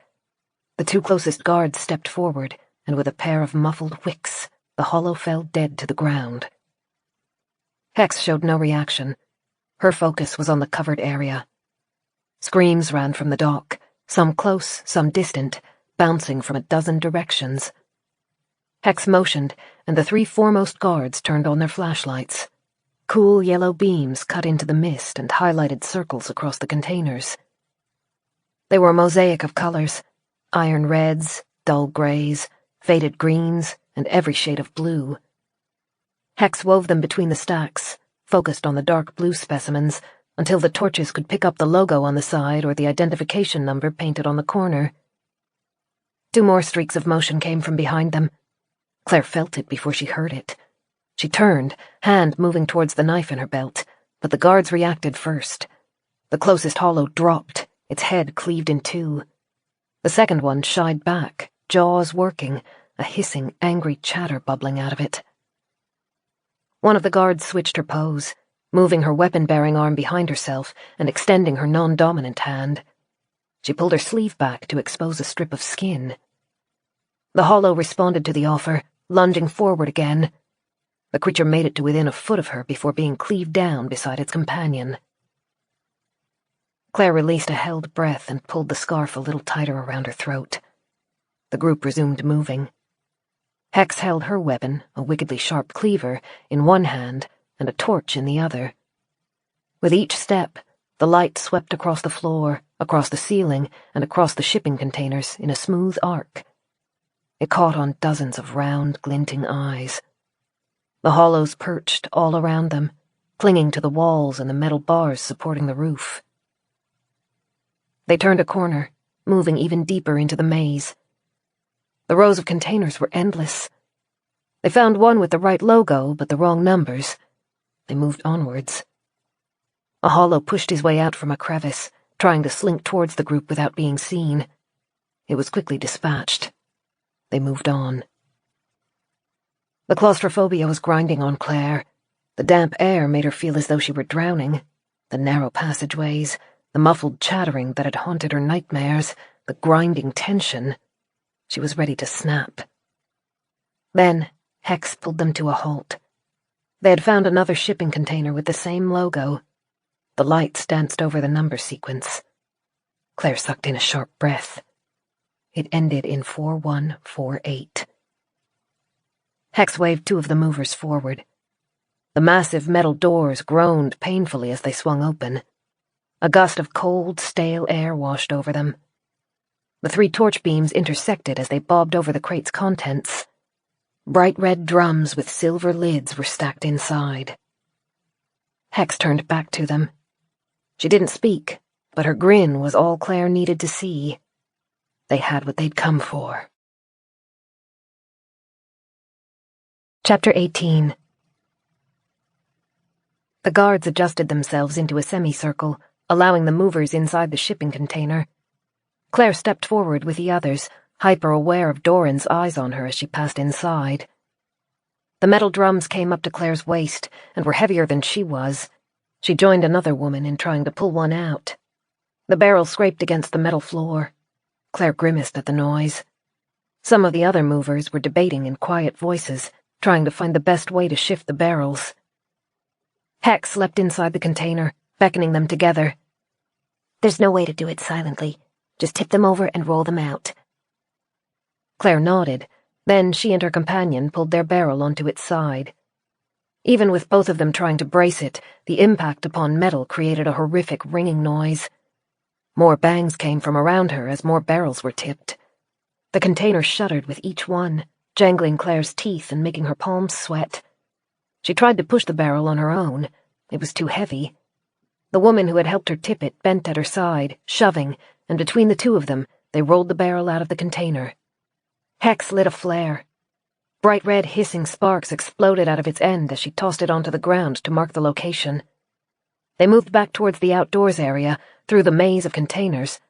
The passageway was so narrow that they had to travel in pairs, each set bearing a barrel and with a guard flanking them. Claire could no longer watch for threats. All of her attention had to be split between the barrel under her hands and the hunched shoulders of the movers ahead of her. The barrels were hard to get moving, but once they began to roll, the challenge became keeping them under control. If the pair ahead of Claire began to slow down, she had to slap her hands on top of the barrel, simply trying to stop its momentum before it bowled into them. Direction changes were even worse. They had to grind to a halt and painstakingly twist the container to face the direction they wanted before beginning to push again. Hex seemed to understand the challenges. There was no pressure to move faster. All she cared about was keeping them grouped together, which meant frequent stops to let the teams at the rear catch up. The guards lashed out on either side with growing frequency. The muffled whick noise of a cleaved head or the thwack of a pierced skull floated through the fog like the beats of a deranged song. The increased noise was calling creatures out of every corner of the shipping yard, but Claire barely saw what they were fighting. All she had the focus for was the barrels and sporadic glances towards Dorran to make sure he was safe. Occasionally, she saw him strike at the creatures, efficient and steady, and pride bloomed through her. Hex dropped flares at intervals to ward off the shyer monsters. When Claire had to slow to a halt to allow teams behind to catch up, she threw a glance over her shoulder. A line of red and green lights marked the way back to the shipping container like a trail of Christmas breadcrumbs. The effort not only of keeping the fuel containers rolling, but of slowing and adjusting their direction, left Claire panting. The briny air stuck to her face and painted strands of hair against her forehead. Then, up ahead, a blocky shape appeared through the fog. The truck. A flash of metal pulled Claire's eye up. She could just barely make out Charlene, in position on top of her stack of containers, rifle ready. In the mist, she looked more shadow than human. The truck's lights turned on as one of the guards opened the back shutter. A ramp hit the concrete, wide enough to accommodate the barrels. The first team tried to push theirs up the slope, but even with momentum, they couldn't get it more than halfway up. The barrel surged back down, and voices muttered warnings as multiple hands came in to grind it back to a halt. Hex beckoned them in. Her instructions were stage whispers. Movers, huddle close to the truck. Guards, perimeter. Jake, Dorran, Stefan, get these barrels up. She had called on the 3 largest men. They clustered around the container and together worked it up the ramp in agonizing inches. Hex didn't seem bothered that it was slow to load. Face paint running off her cheeks, she simply faced the outside world, cleaver swinging in arcs at her side, eyes narrowed as she scanned the mist. More hollows came for them. The guards moved quickly, cutting them down in 1 or 2 sharp blows before stepping back. The grind of barrels climbing the ramp rang on, and by the time the last one was thudded upright inside the truck, a pattern of dead hollows had been left in a semicircle around them. The men jumped down from the truck, and Dorran moved to Claire's side. Perspiration and condensation mingled on his face, dripping off his nose and chin and washing away flecks of dark, hollow blood. You okay? Claire kept her voice to a whisper. How's your arm? Fine. He flexed it. Took some painkillers earlier. They're helping. Hex, still breathing heavily, moved through the guards, asking each one individually, "Are you hurt?" Each answered with no or a shaken head. Then she did the same with the movers, asking each of them if they were still fit to go on a second retrieval. They all were. Hex moved back to the front of the group. All right, let's go. They formed the same pattern as the first trip. Claire clumped with the other movers, with Alden beside her. Dorran had arranged himself so that he was the nearest guard to her right. Hex led, using hand signals instead of words. They followed the trail of flares. Claire's clothes stuck to her back, heavy with sweat and condensation. Every exhale put out a cloud that blended into the mist. The flares highlighted her companions' faces in cycling colors. A glaze of red would pass across their features, then shadows returned, to be relieved by a wash of sickly green. The attacks were more frequent than on their first trip. The noise and lights had attracted hollows from throughout the shipping yard.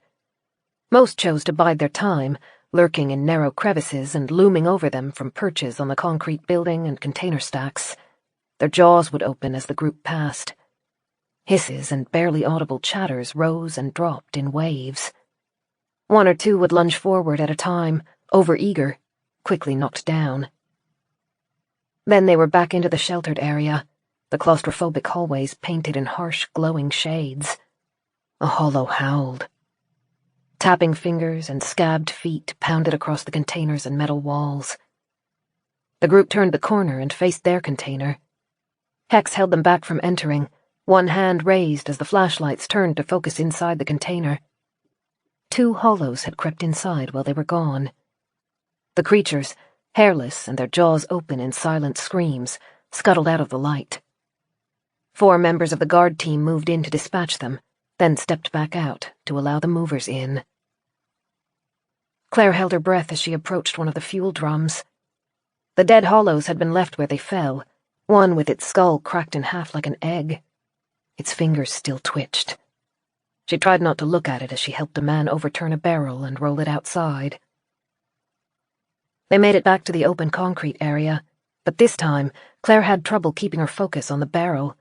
Faces peered out from every shadowed area. Their eyes glittered in the light of the flares, soulless and mindless. There were hundreds, crammed into every area, climbing each other in their eagerness to watch the humans. The guards were becoming twitchy. They had been in the shipyard for nearly an hour. The constant alertness and energy required had to be wearing on them, like it was with Claire. A sense of nausea grew as she worked with her teammate to maneuver their barrel. The chattering swelled, almost chant-like. Coming from every direction, it was practically deafening. Hex held her fist up. Claire struggled to drag her barrel to a halt. Then she lifted her head, breathing heavily. She thought they had to be midway between the shipping container and the truck. They were encircled. Bony, twisted bodies blocked their path ahead. The nearest one reared its head back, a glob of saliva dripping onto the concrete, its body lit by the flares. Defend! Hex barked. It was the loudest noise she'd made since arriving at the shipyard. Claire blinked, her mind still fogged by the exertion and the stress. Then her companion grabbed her arm and yanked her towards Hex. She reached out for their barrel. It felt wrong to leave it behind, but then she saw that everyone else was abandoning their posts as well. Defend.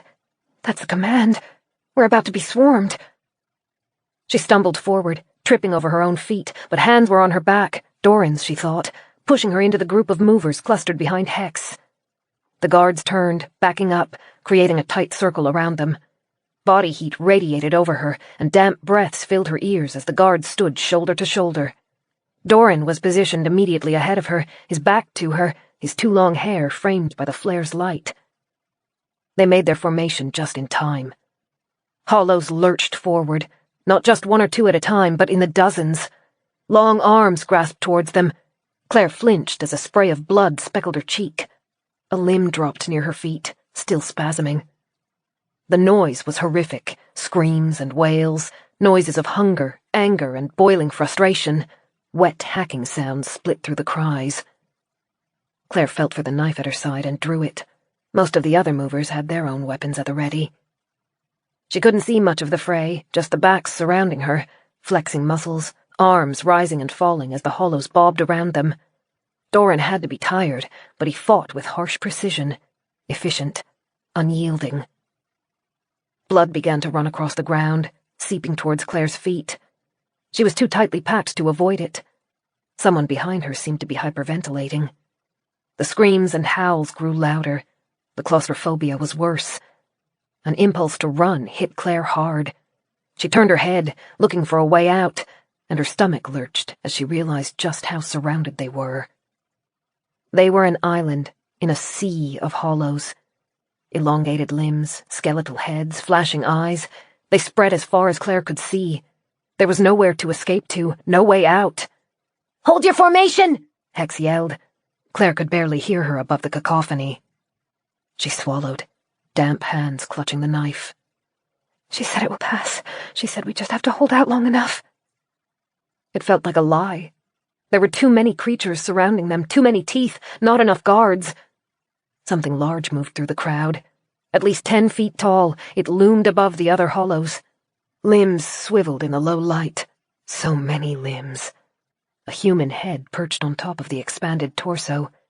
Every few inches, a new pair of arms sprouted. Like some kind of deformed insect, each limb bearing 3 or 4 joints. Snapping forward like a crab's claws, it drew closer. One of the guards near Claire fell. The many-armed thing had caught his ankle and dragged him down. He screamed as the hollows descended on him, teeth fastening over him. "Reform the line!" Hex shouted. She stepped backwards, out of her space among the guards, to join the movers. Claire felt a stab of something between anger and panic. Hex was retreating. She had lied. There was no way out. But Hex didn't stay among the movers. She pushed around them, moving along the narrow gap between the movers and the guards to reach the place the man had fallen from. Then she lunged out, back into the fray. Claire couldn't see what was happening. She could only hear it. Hex gasping, the cleaver stabbing out again and again and again. The guards on either side shuffled forward, joining her, and a moment later, Hex was retreating back into the protected circle. She bent double, dragging the fallen guard's body. Hex dropped him among the movers, where he lay curled on the ground. He held his arms in a cross in front of his face, shaking, blood and fluids dripping over him.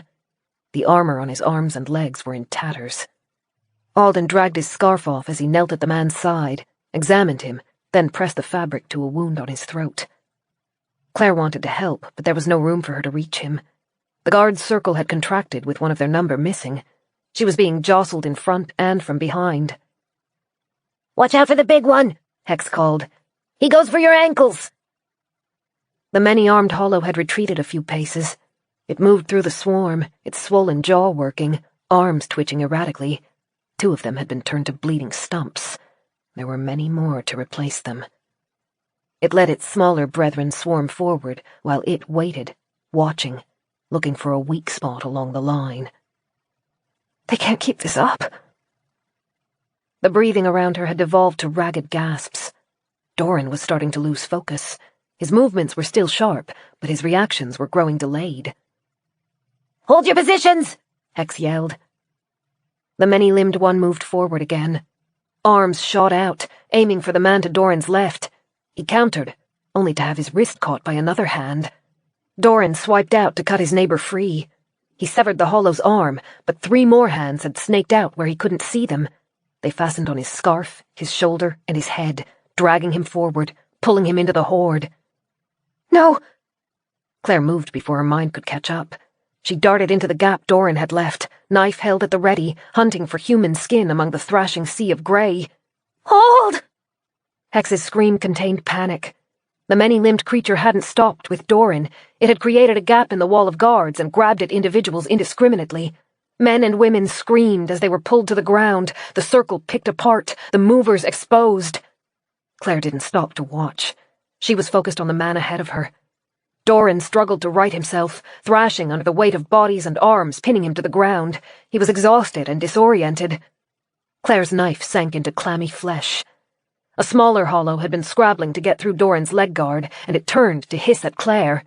She pulled the knife out of its back and sliced through its eye. It twitched, then fell, sliding off Claire's blade as she turned the weapon on the next Hollow. They were at her back, clawing at her. She pressed forward to free Dorran, stabbing and slashing at every angle. Cracking noises pierced the air. Hollows dropped as the snipers fired on them. Hex was yelling, trying to regain order, but the screams and frantic interjections drowned her out. Claire cut into a Hollow's head, stabbing through its temple, and struggled to get her knife free. Dorran grabbed her arm, his breath hot on her cheek. Back to the group. She found his hand and pulled, dragging him with her. She couldn't see through the ocean of limbs. The chattering was at a deafening pitch, pierced by the pop of gunfire and the human screams. A hand grabbed her leg. Claire kicked to free it, but it didn't let her go. Her whole world lurched as she was pulled off her feet. Her shoulder hit the ground, jarring her, clashing her teeth together. Sparks of black ran across her vision. The knife ricocheted out of her hand. She was being pulled up. Pain sparked along her leg as she was suspended from it, dangling upside down. The many-armed Hollow had her. She was held 15 feet in the air, suspended over its head. The jaw made crackling noises as it dislocated, opening wide. Then it began to lower Claire into its maw. A popping noise.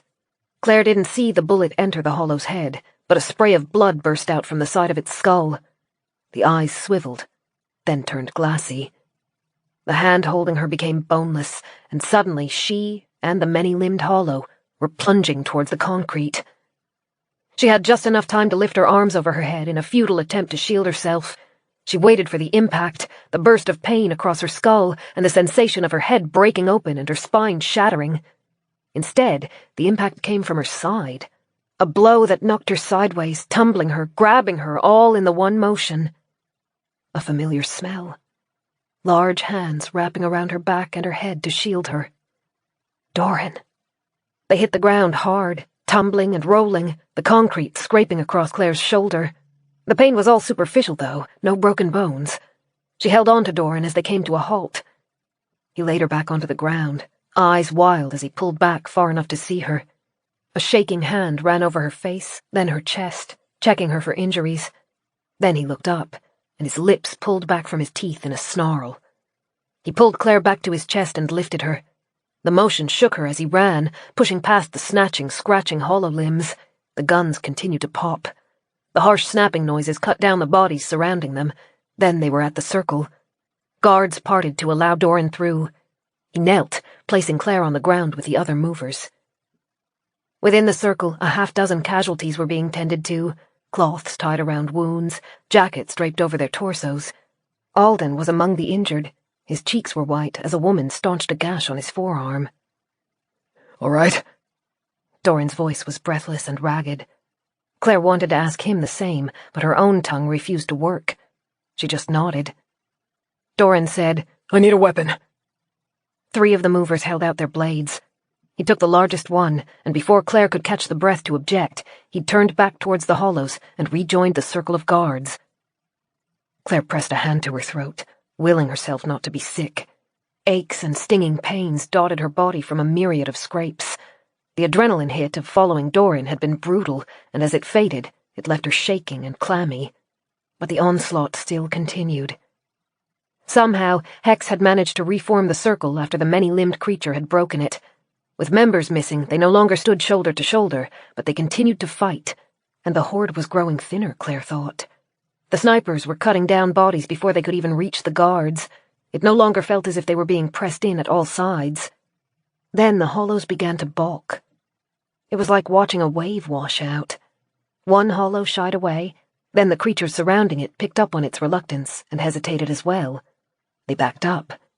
They screamed and threw their heads, angry and hungry, and then they began to scatter.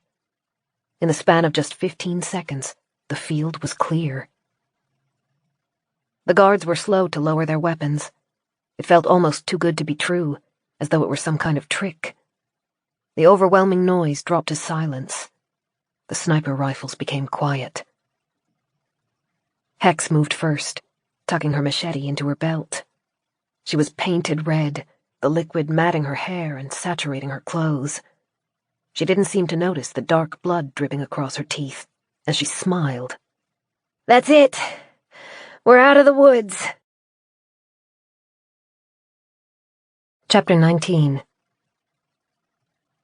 The guards relaxed. Some collapsed to the ground, shaking. Others went to their friends who had been injured. Dorran dropped to his knees beside Claire and asked again, "You're all right?" "I'm good." She stroked her fingers through his wet hair, pushing it back from his face. "Were you hurt?" "No." He sighed, shoulders slumping. His dark eyes continued to search hers, as though he were afraid she would disappear if he looked away. "Thank heaven. You should have stayed at the safe haven." She chuckled. Then she pictured what might have been if she hadn't joined the movers. Dorran dragged into the swarm, no one to follow him, no one to get him out. Nausea reared again, and she lurched to the side. "Oh, you're okay." Dorran caught her, bracing her against his side as he rubbed her back. His shirt was sticky with gore. The smell was thick and overpowering, but there was no getting away from it. The filth surrounded them, the pool of blood stretching out from the scene for meters. What looked like a barricade of bodies had built around the outside of the circle. It had formed as wave after wave of hollows piled on top of each other as they died. Time to go, Hex said. Her voice had returned to barely more than a whisper. She paced through the group, examining each party in turn. If you can't walk, someone will help you.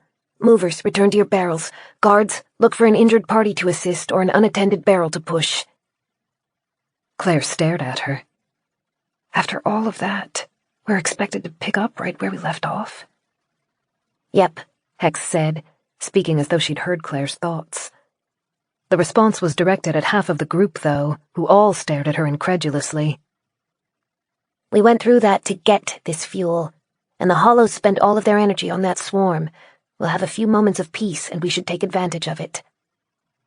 She paused, and when the people crouched on the ground looked reluctant to move, she glared at them. Don't forget who this is for. Most of you have kids back at West Hope, either your own or ones you take care of. They need this fuel.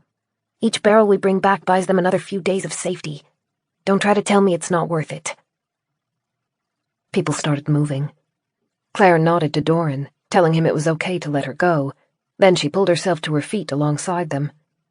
Aches ran across her body from a dozen origins, and her ankle, twisted, stung every time she put pressure on it. But she returned to her barrel, a forlorn shape that had been left outside the circle and was now splattered with hollow blood. She put her hands on it and began pushing. Her partner was among the injured. Claire could see him ahead, one arm looped around a guard's shoulders as he limped towards the bus. Dorran carried another injured guard. That left her alone to push, so she put her head down and dug for any energy reserves she had left. The barrel stuck to the gore as it rolled. Near black liquid dripped off it as it trundled between the bodies. Claire passed the many-limbed creature, collapsed into a pile, its jaw still stretched open, as though waiting for Claire to climb into it. There was one easier part about the second stretch of the trip, though. The formation had been loosened. Guards still flanked the movers, but they were spaced wide apart, and no attacks came. That meant Claire no longer had to stop her barrel's momentum to let others catch up. Once it started rolling, she just had to give it extra shoves to keep it moving. They reached the bus in straggled groups. Hex unbolted the back doors and lowered the ramp. This time, she didn't delegate the job of shifting barrels into the truck, but 4 individuals stepped forward regardless. Claire sat on the ground, forearms resting on knees pulled up ahead of herself as she watched. Everyone was filthy. Through the haze of stress and shock, she still had space to think about how badly the bus's upholstery would be ruined. The final barrel slammed into the truck. Then the loaders stepped out, breathing hard. Hex gave them a tight smile, then turned to survey the team. We have a choice. And for once, I'm letting you guys make the decision.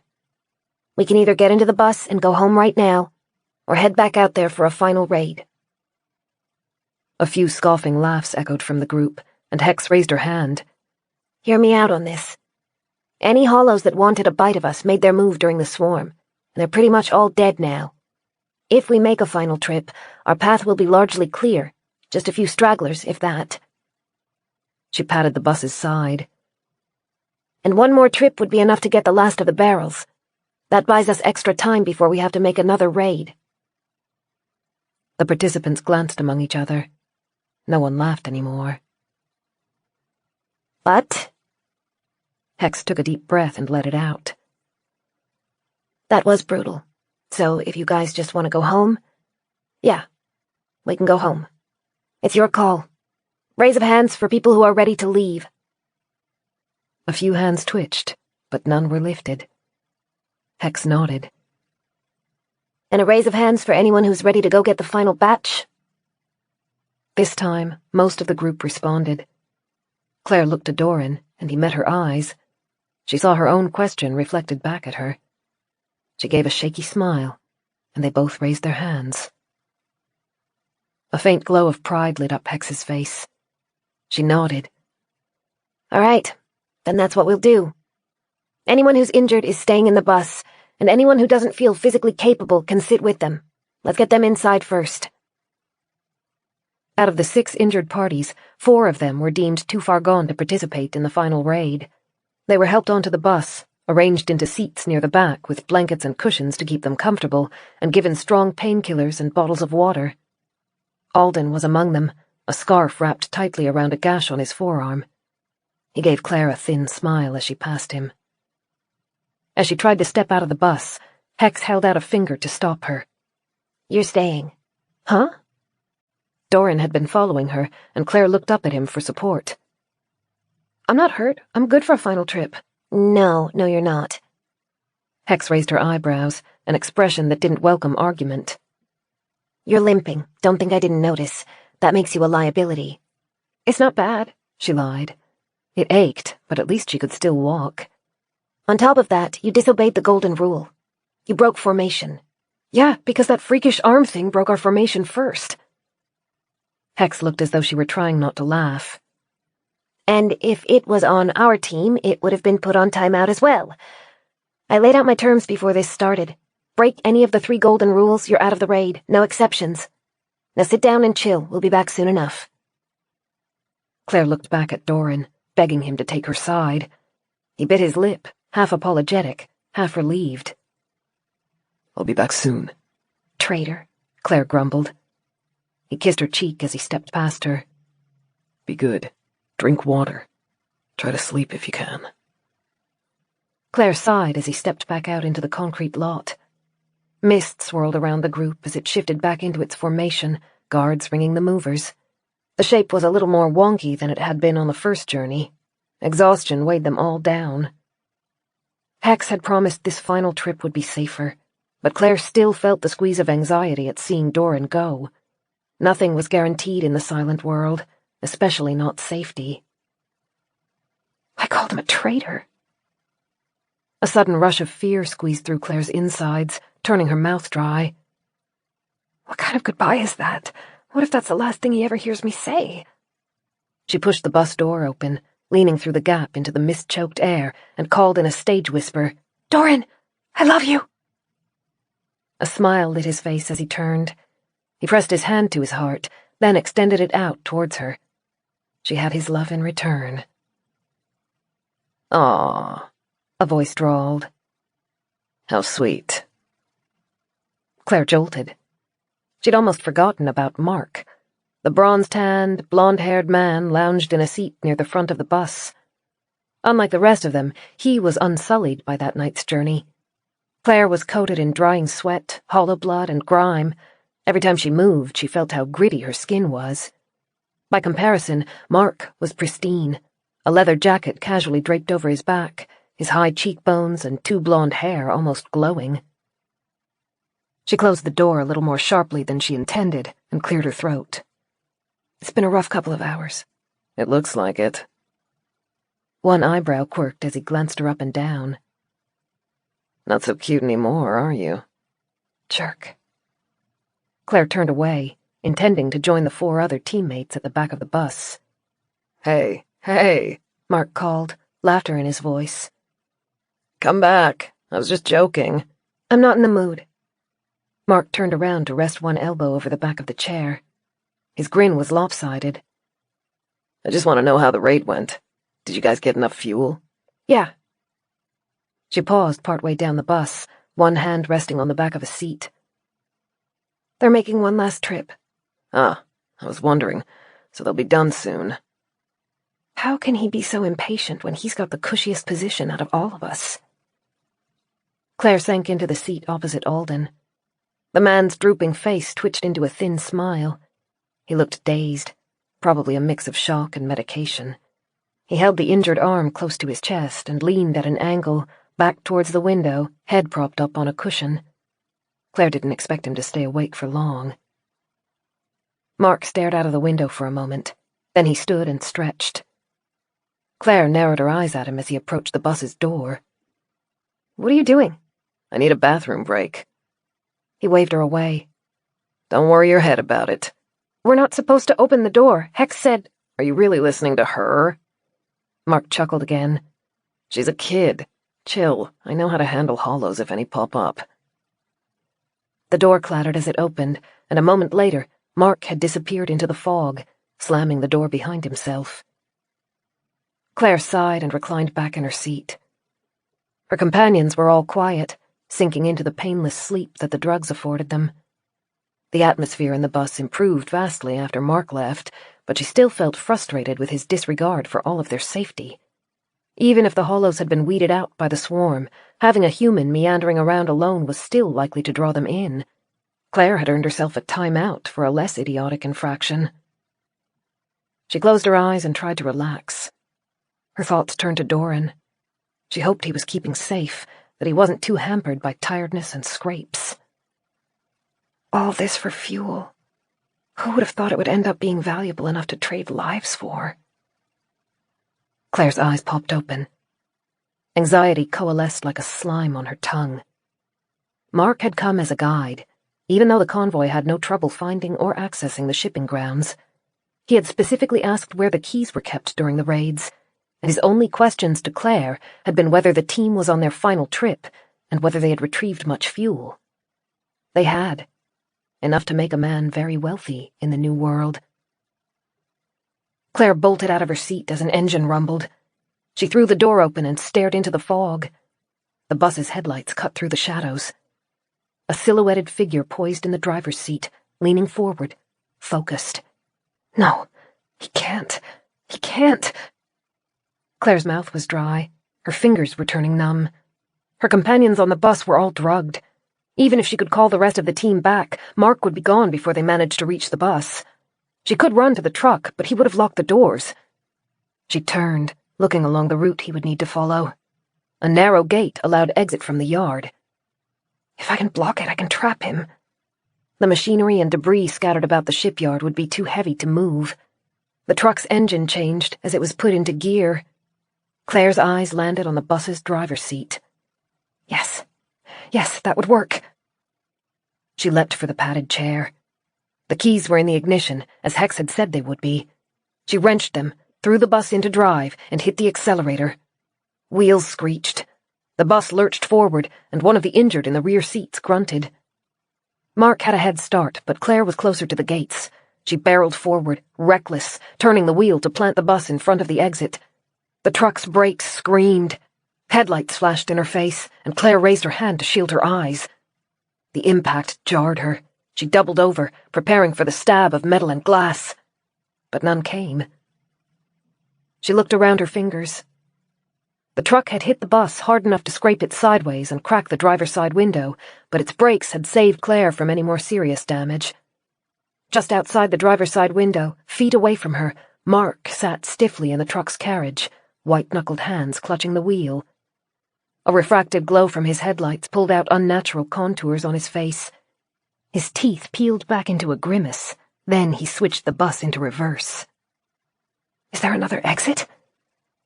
Claire couldn't see one, but the fog swallowed her view. The truck reversed far enough to detangle the two vehicles. Then Mark threw open his door and leapt out. Feet crunched on the grimy asphalt. He was coming towards her.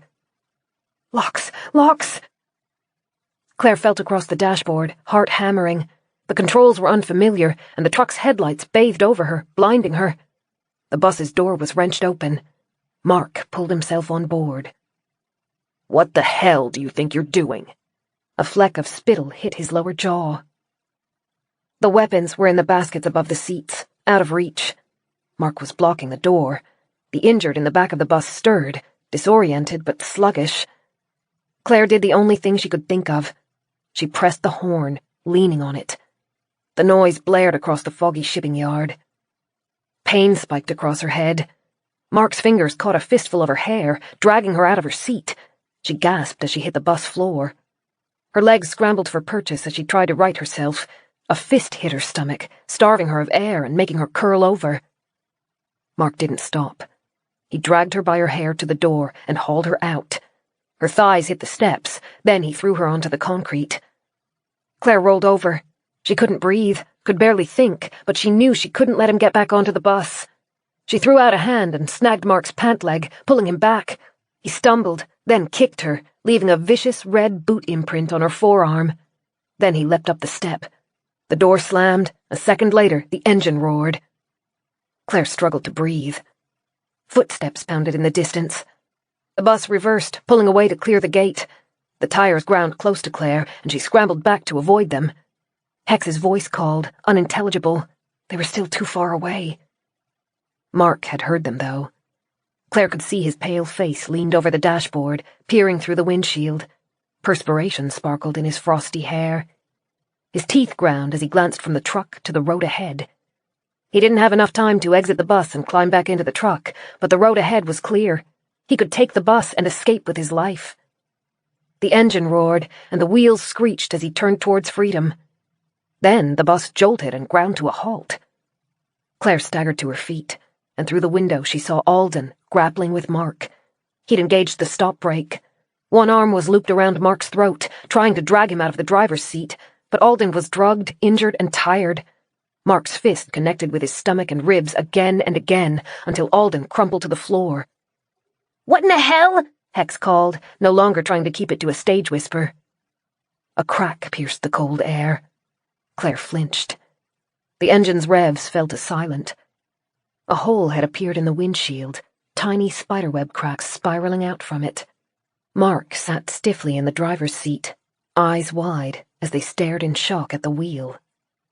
The driver's side window had been painted red, and a thin line of blood ran down from a tiny, discreet hole in his temple.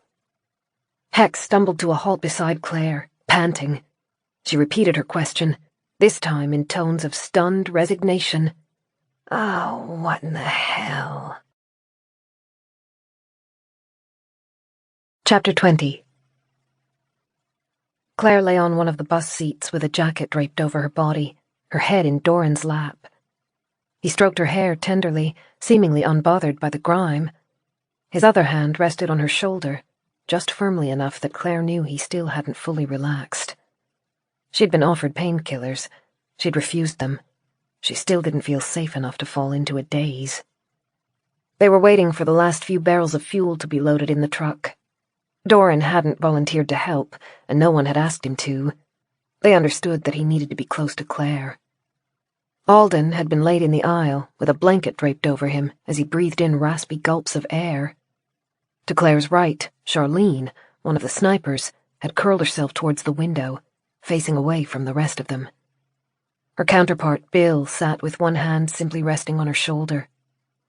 She'd seemed to be in shock at first, repeating the same phrase, "I shot him. I shot him." After a pause, she'd said again, unbelieving, "I didn't know what else to do. I shot him." Now she faced away from them as she cried. Claire wondered if Mark was the first human she had killed. She'd felt the same effect in Mother Gum's slaughter shed when she'd sunk her blade into one of the youth's thighs. Real blood running, real muscle tearing, a human's screams. It was so different to fighting hollows, a new level of barbaric. Hex had told Charlene that she did the right thing. She had saved Alden and the other injured in the back of the bus. Charlene had simply shaken her head, repeating with dull grief, "I shot him." The movers had been told to wait in the bus while the remaining guards loaded the barrels.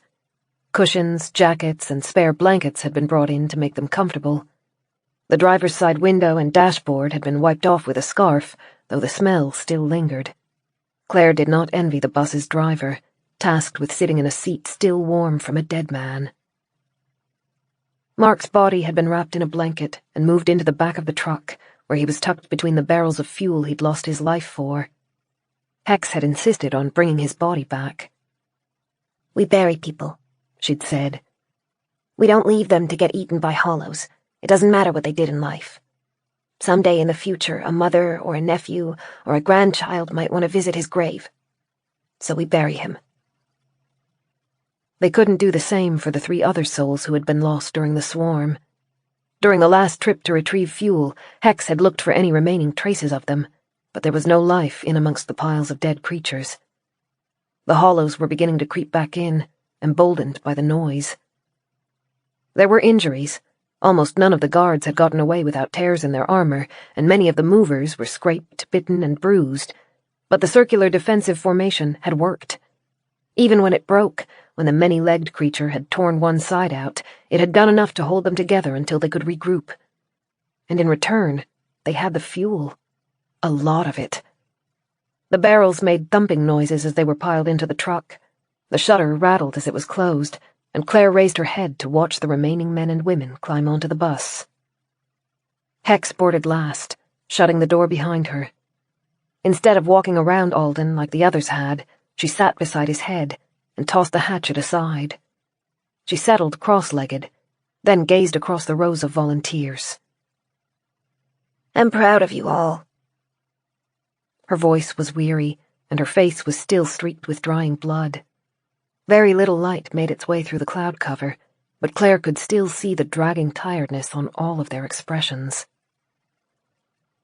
"That was a tough raid," Hex continued. "Maybe the worst I've seen so far, but we got through it. I know everyone back at West Hope will want to thank you, but I'm going to extend my own thanks now. You guys did great. All of you." Murmured words echoed back through the bus. Claire smiled. Dorran's fingers felt nice on her sore scalp.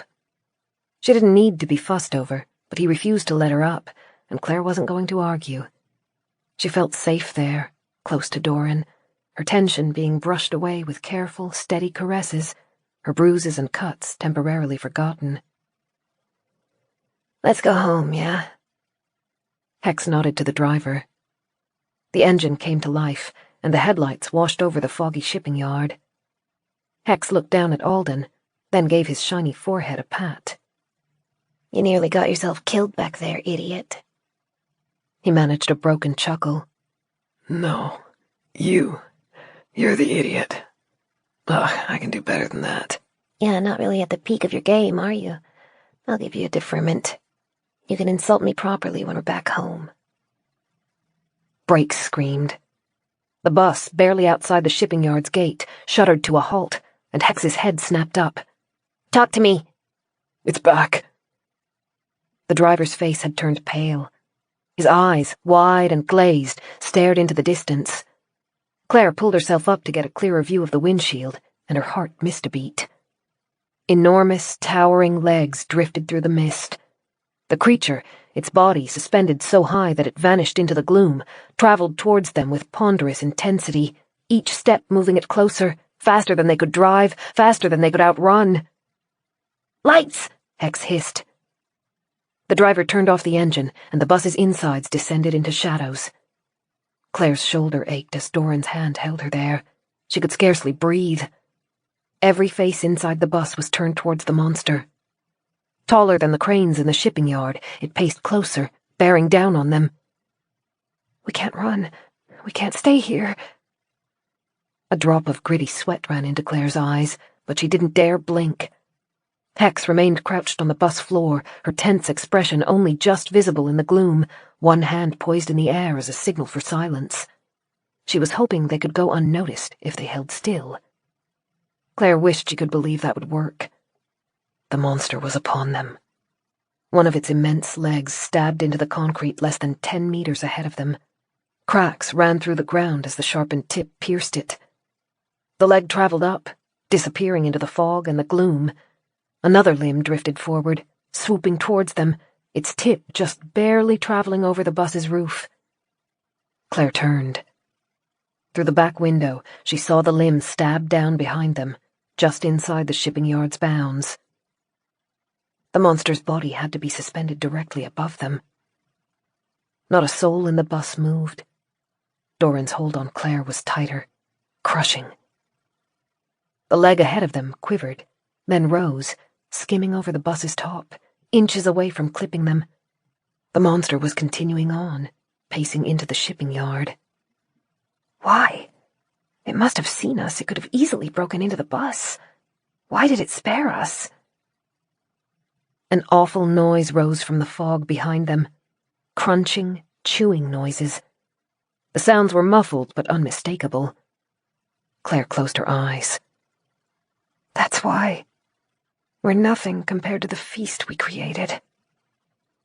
The piles of dead hollows, stacked high and drenched in blood, were almost like an offering to the towering monster.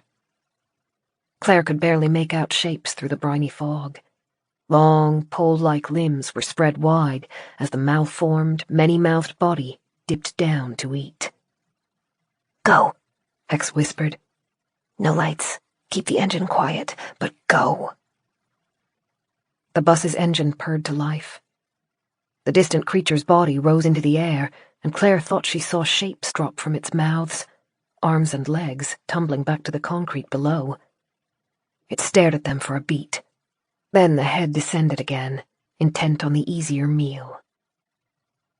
They crept forward, slowly at first, navigating with painstaking care through the gloom. As they gained distance from the shipping yard, the bus gradually picked up speed, until they were back on the winding rural roads, and Hex deemed it safe enough to turn the headlights back on. Chapter 21. Claire was half asleep by the time they arrived back at West Hope. Her first clue that they were back at base was that the horizon grew lighter, even though they were slipping into night. Bodies hit the bus's sides. Hungry, desperate creatures frustrated into a futile attempt to reach food. It was over within a moment. The lights surrounded them, and the bus began creeping over speed bumps as they approached the safe haven's entry. "There'll be hot showers tonight," Hex said. "You deserve them, but the regular cold ones are available for anyone who can't wait for the water to boil. If you're hurt, join us in the meeting room to get patched up, then get some rest. I'll recruit some fresh blood to unload the fuel." Claire was one of the bodies who couldn't wait for the warm water. She showered in the cold downpour, scrubbing and scrubbing to cleanse herself. Dorran had her sit in the center court, near one of the foot heaters that had been set up, while he brushed the tangles out of her hair. He took painstaking care not to pull, but her scalp still ached from where Mark had dragged her out of the bus. Night had fallen by the time they were both washed, dressed in clean clothes, and full of that night's stew. They returned to the meeting room. This time, only John and Patty were present. As John indicated for them to take a seat, he explained that Alden was in the medical bay, sleeping off the medication, and Hex was trying to tie off the last details of the raid before she let herself rest. "You did good out there," John said, leaning back in his chair with a weary sigh. Patty hovered around them, bringing Clare and Dorran mugs of coffee and patting John's shoulder each time she went by. Clare knew how she must feel. It couldn't have been easy to spend a day wondering if her husband was coming home. Yesterday you wondered why Hex was on the council. John paused to sip his coffee. I bet you have a pretty solid idea why now. We found Hex during an early raid for supplies. She was trapped inside the store she'd once worked at. She'd defended it. Spikes in the windows, barricades over the doors. She'd made Molotov cocktails and attached broken bottles to broom handles to make spears. And when the hollows began to come through the roof, she had fought them off nearly constantly for 2 days straight. Backed into a corner and with no way out, and the streets around her teeming with the creatures. She had stood her ground and just kept striking them down whenever they got close. I have never seen such grit before, and I figured if someone can survive that, they must be able to survive almost anything. She helped fortify West Hope, Patty added. She found all of the nooks and ventilation systems that the hollows might be able to get in through. Plus, the raids she runs have the highest survival rates out of any of the nearby safe havens. I talked to Hex, and she agreed, John continued. We're giving you both an equal payment to what the other volunteers receive. Higher rates for guards, since they shoulder most of the risks. You'll get it in credits, which is what we're using now that money is worthless. You can spend that however you want. We have official guidelines for what everything costs according to supply and demand. I know you're keen to get some fuel, but we can sell you other things, including weapons, batteries, spare parts for your vehicle, or an extra night of accommodation if you want to wait until morning to leave. Dorran glanced at Clare. How much is the extra night? It's 2 credits each and includes food and showers. Here. John pushed a sheet towards them. On it, a list of items had been painstakingly printed, with the according prices often scribbled out and rewritten multiple times. Between the 2 of you, you have 85 credits. Clare and Dorran sat with shoulders bumping as they pored over the list and attempted to divide their credits carefully. It wasn't a simple task. The family at Mother Gum's nest had taken most of their necessities. We're only a day from home, so we won't need a huge amount of fuel or clothing, Dorran said. We should stock up on food, though. We'll have at least 3 weeks before anything in the garden will be ready for harvesting. We could scavenge for food on the road, Clare noted. True, but it would be safer to buy it here. But at least we have practice getting food out of houses. Finding fuel will be much harder. Any obvious sources will have already been raided. Plus, we need fuel to keep the garden's lights running. We can't do without it. Dorran chewed that over. True. We'll focus on fuel then. The liquid was expensive. Purchasing enough to fuel the minibus and keep their garden's lights running used up nearly all of their credits. They spent the rest on long-life food, with a focus on items they couldn't grow themselves, like meats and grains. John was patient as they reworked their budget, and when they were done, he double-checked their numbers and shook their hands. I'll have someone help load your vehicle. Clare stretched, yawning as she tried to work some stiffness out of the muscles in her back. You look tired, Dorran murmured. Honestly, I think I'm just lazy. I've had more sleep than you, so I'll take the first shift driving tonight. Or... He looked back at their list of purchases, thoughtful. Let's stay here for the night. It's only 4 credits. The idea was dearly tempting. Clare bit her lip. I feel like those 4 credits are better spent on other things. If breakfast is included, we're scarcely worse off. Dorran smiled at her, warm and gentle. We have already taken too many risks in the last few days. It would be nice to begin the last stretch of our journey in the morning, when it's safest. I can't argue with that. Clare grinned. And it beats loading the bus in the middle of the night. Clare slept more heavily than she had in a long while. No dreams troubled her. She and Dorran were surprisingly comfortable in the storeroom bed, an excess of loaned blankets keeping them warm, and when Clare finally stirred, She knew she'd overslept. Dorran was already awake, lying at her side, watching her sleepily. Claire rolled over to face him. Hey. His fingertips traced across her arm. Have you been up for long? Not long. Claire narrowed her eyes at him.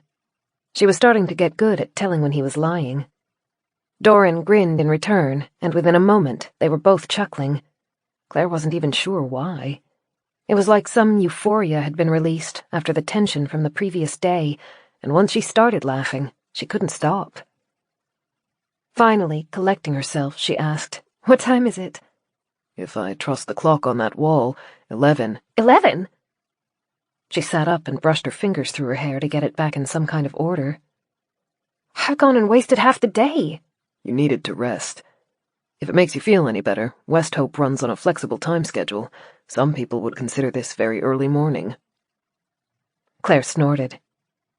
Dorran still lay in bed, one arm behind his head, his beautiful eyes full of contentment, and his smile freely shared.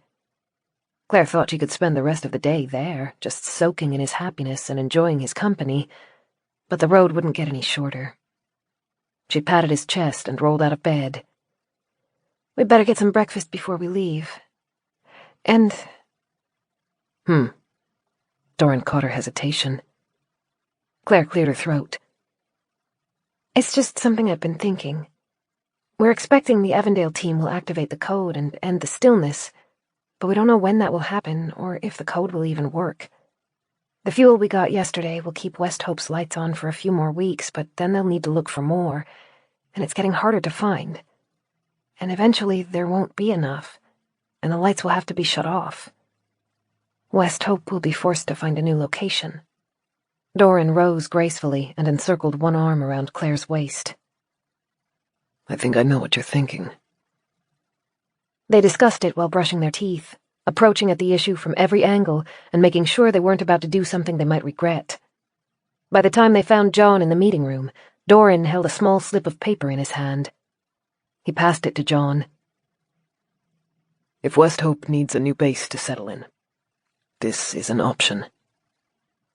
Dorran cleared his throat while John examined the directions to Winterbourne. The building is large enough for everyone currently staying here. It has a garden that will need to be expanded to handle a larger load, but if you bring food with you, that will buy us time to increase production. It is largely fortified against hollows and has an internal heating system. It is a day's travel away.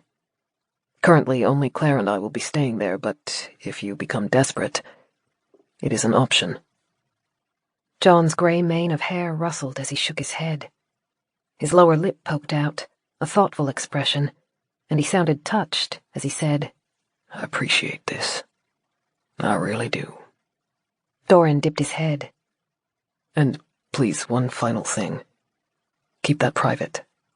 Don't give the directions to anyone else. It is only for you and the people at West Hope if your situation becomes dire. Understood. John tucked the paper into his breast pocket. You take care out there, both of you. Safe driving.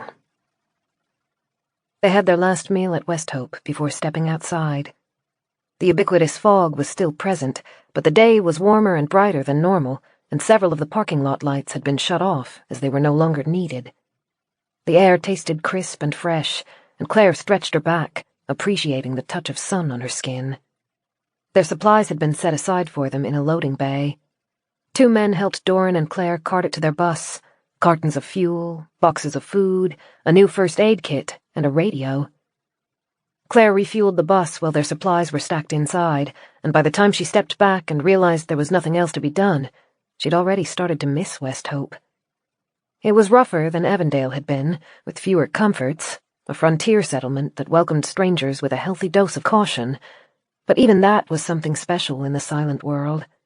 There weren't many survivors who would take strangers into their midst at all, let alone share their food and safety with anyone who passed by. In the silent world, that translated to an awful lot of kindness. Ready? Dorran stood in the bus's front step, one hand braced on the door, watching Claire as she watched West Hope. She nodded. As she moved to climb into the vehicle, a call halted her. Hey! Hex's voice was unmistakable. Her boots pounded over the asphalt, her blue hair flashing in the light. She looked oddly different without the face paint, but she'd ringed her eyes in black liner to compensate. She slowed to a trot as she neared them. Don't think you're leaving without saying goodbye. Claire laughed. Sorry, I asked John, but you were busy with the aftermath of the raid and probably exhausted as well. Damn straight, but I wanted to thank you. She lifted her chin to fix them both with a piercing stare. I chewed you out, Claire, for breaking formation, which I'm not forgiving, by the way. But then you did us a real solid by stopping Mark. Claire shrugged, feeling awkward. Anyone else would have done the same. Nah, not everyone. Hex tilted her head. There's one other reason I wanted to catch you before you left. You've been inside the witch's compound. Not many people can say the same. I put it to the council again, and, as expected, they rejected my proposal to take down the cult. But, well, I earned some fuel with last night's raid, and me and a few friends were talking about going for a drive. And I wanted to make sure we knew exactly what the compound looked like, so that we can avoid it if we run into it on accident. Oh, Claire said, as realization drew over her. She bit her lip. Do you have a pen and paper? The three of them huddled around the bus, a piece of paper held against the plyboard covers as Clare and Dorran drew Mother Gum's compound from memory. As far as I can tell, she lives in this house, Claire said, tapping on a box shape. But the rest of her followers seemed to gather in a larger hall here. They kept the stolen cars in a cluster here. Hex worked her jaw. Were there any other ways in or out of the compound? There might be, but we only saw the main gate. Huh. Hypothetically, if someone mistakenly threw some flaming bottles of fuel over the wall, what do you think their chances would be of catching those buildings on fire? Clare and Dorran raised their eyebrows at each other. Pretty high, Claire said. The buildings were made of wood, and there was a lot of flammable debris around. Well, let's hope that doesn't happen. Hex took the paper, folded it, and tucked it into her pocket. It would be a shame to make those nice folks run out of their establishment, especially if there was someone waiting outside to jam their gate open. There'd be no way to protect against the hollows then. Be careful, Dorran said. She has a lot of followers. Hex waved him away. I'm not actually planning to go there. This is all hypothetical, remember? Now you two better scram unless you want to pay for an extra night. All right, Claire chuckled. Good luck, Hex. Hex raised a hand in goodbye as she turned back to Westhope's reinforced glass doors. Have a safe trip, you two. And hit me up if you're in the mood for another raid. I can always do with more guards. Claire climbed into the bus. The door slid closed behind her, a gentle mechanical noise that blocked out the distant sounds emanating from the shopping center. Dorran fit the key into the ignition and waited for her nod before starting the engine. Loose gravel crunched under the wheels. Their wheels. They had fought hard for the right to keep their bus and their agency, and despite the bruises forming across Claire's body, she didn't regret it. They slipped through a gap in Westhope's temporary fence. The hollows outside the boundary attacked them just like they had attacked the convoy the day before, slamming fists onto the doors and scrabbling at the walls, but Dorran just increased their speed until they were weaving through the streets that led out of the town.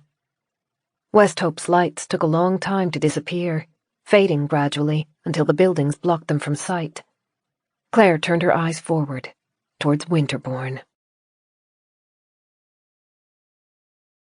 Chapter 22. Claire held the map in her lap as she pored over the pages. As long as there are no obstacles, we should reach home just before sundown. That's good news. Dorran adjusted the visor to keep the sun out of his eyes. Home isn't quite safe, but it still feels more secure than the road. Exactly, though it's been so long since we left Winterbourne that I've started to forget what it looks like. Imagine something between a vampire's palace and a dungeon, Dorran said, pulling laughter from Claire. It will be nice to build towards something, though. Securing the hallways, reviving the garden, and turning Winterbourne into their own personal fortress, it would take work, probably more than Claire felt prepared for, but she knew it would be rewarding. She'd spent the previous weeks relying on others' protection. Beth's bus, Evandale's bunker, Westhope's fortifications. It would feel good to have something of her own. We should try to find some food before we arrive at Winterbourne. Dorran's eyes flicked to the rearview mirror, which was angled to see the bus's insides. They had stacked their purchased food in the overhead baskets. It seemed horribly scant compared to the stores Beth had accumulated, but it would be enough for at least a few days. Clare knew what he meant, though. Once they were at Winterbourne, they would need long-life food to last them until they could get the garden producing again. "I know the area," Clare said. "The towns around here are all small. They shouldn't be overrun like the cities were, but they still won't be empty." Do you have any ideas? Clare chewed on the corner of her thumbnail. Her house was only a few hours away. There were several small shopping malls nearby, but those would have been cleared out by scavengers already. Their best chance probably lay in raiding houses, as she and Beth had. Maybe Holgate? It has wide streets." That sounds good, Dorran said. Tell me where to go. "Follow this road for a while." Clare pulled one leg up underneath herself as the bus rattled over a pothole. "Holgate is one of the poshest suburbs around here. It's funny, I used to be grateful I didn't live there. All those big houses with their manicured gardens, everyone trying their hardest to conform, to be as expensive as possible without being garishly expensive." Dorran chuckled. I can't imagine you living somewhere like that. "No, I lived in a cheap area where none of the buildings matched and people grew gardens in their front yards." She grinned. "And I loved it. There was such a sense of community. Twice a year, the family a few houses down from me would have a street party. They would bring their barbecue out and cook sausages for everyone who stopped by. The people across the road brought their home-brewed ginger ale. I loved it." Her smile fell. It made her uncomfortable to realize that she would never attend another one of those street parties, or to think about what had likely happened to her neighbors. Dorran reached across the aisle and squeezed her hand. Community will be important in the new world. They will need people like you, who value it. Her throat didn't want to work, so she squeezed back to show her gratitude. They were leaving the bare, rural roads and nearing the suburbs. Houses became more common. Abandoned cars littered the area, though most blockages had been shoved out of the way by previous travelers. Large oaks flanked the roads as the small farmhouses were replaced with millionaires' estates. Once, the fields around them would have held thoroughbred horses, though the stillness had emptied them and let them become choked with weeds. Clare didn't suggest stopping at any of the rural buildings. Being on the outskirts of suburbs meant they were more likely to have been looted, and every stop increased their risk. They would have more luck if they traveled to where the houses were built more closely together. She had one very specific street in mind. One of its sides held a row of houses. The other led onto a field belonging to a private school. She hoped the stretch of clear land would be safer than stopping somewhere wholly surrounded by houses. "Did you have a plan for how we should get our supplies?" Clare was growing fidgety as they approached Holgate. Unlike the time when Beth had stopped to search for a map, there was no quiet space for them to leave their bus while they walked to town. The Hollows would hear their engine. "Should we go slow and cautious, or fast?" Fast, I think. Dorran's eyes had darkened as he scanned the cross streets they passed. The Hollows tend to be wary around anything they don't understand. Plus, the sun is out, which will make them reclusive. I say we pick a house, take what we can in the span of a minute, and leave before the creatures grow bold enough to approach. "Okay." The anxiety was turning her insides. "We don't have the masks this time." No, that will be a risk. That's why I want you in the bus, watching the street. Hit the horn if you see anything approaching the house. She narrowed her eyes. "Why do all of your plans involve me staying behind?" Because they're good plans. His smile was wolfish. "All right, counter-argument. We stay together, like we promised, and we clear out the cupboards in half the time." Tempting, but I'll have to insist on the original plan. It won't take me more than 60 seconds to fill a backpack and get out. I need you in the bus, keeping watch, and ready to drive if anything sneaks up on us. "What if there are Hollows inside the house?" Then I'll behead them and keep moving. Clare bit her lip, trying to keep her frustration in check. What if that doesn't work? What if they disarm you and you're stuck in there? If I'm not back in 2 minutes, you can come after me. She didn't like it, but Dorran was right. They would both be safer with someone standing guard, and between the two of them, Dorran possessed the bulk of the muscles, which meant he could break in more easily and carry more out. 1 minute, Clare conceded. And you'll be careful. Excessively. Dorran turned the wheel, carrying them onto the sprawling street edged by the school grounds on one side. It was a good location to attempt a raid. Only a few vehicles lined the road, and the trees were sparse. The houses were clustered a little too close together for Clare's liking, but the wide road left plenty of room for a quick escape. Clare grabbed the backpack from under her seat and held it out for Dorran. Be safe. I love you. 1 minute, he promised. He swung the wheel sharply, pointing the bus's front towards the house he intended to break into, and turned on the high beams. Circles of harsh light splashed over the wooden door. When it was open, the light would flood the entryway, discouraging any denizens that lurked inside. He left the motor running, slung the backpack over one shoulder, and bounded out of the bus's door.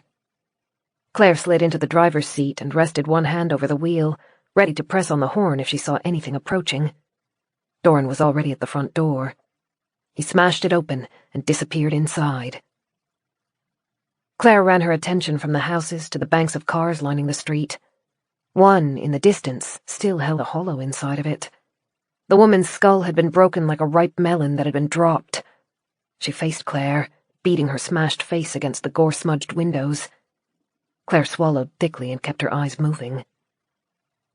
A sedan was parked not far down the road. It had stopped at an angle, the front facing the curb, the rear jutting into the street. I know that car. Her mouth dried. She'd seen it twice.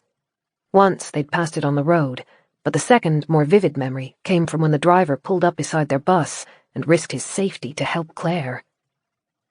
His name had been Owen. He'd had stubble coating his face, and 2 young daughters in the back of the sedan. The car was unforgettable.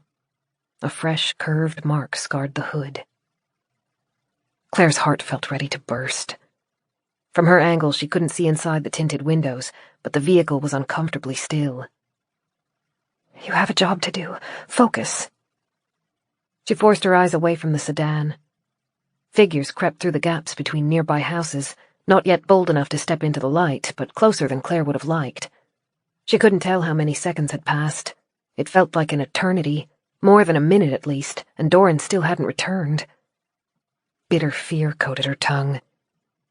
She felt for the tire iron stored above the driver's seat, still not moving her eyes from the open door illuminated by the bus's beams. He's been gone for too long. Something happened. He's hurt. He needs me. She was out of the bus, her breathing strained and her paces long as she raced for the house. There was no time to scope out the situation when seconds could make the difference between life and death. She ran through the open door. Dorran gasped as she slammed into him. He reflexively grabbed for her arm, but they were both off balance and staggered into the closest wall. Clare, breathless, stared at him. You're okay? Perfectly. This house is empty. He raised his hand, where an overladen backpack was suspended. And I found supplies. Don't scare me like that. You promised you'd only be a minute. An unsteady smile broke through his shock. I am only 5 seconds late. Is that all? Clare dropped her head, relief making her legs weak. Dorran put his spare arm around her shoulders as he led her back outside. Eyes flashed in the low light. They were growing closer, but the path to the bus was clear. Clare broke into a jog to match Dorran's pace, but stopped several steps from the open bus door. Clare? Her eyes were fixed on the sedan. It was hard to tell through the gloom, but she thought she saw a shiver of motion inside.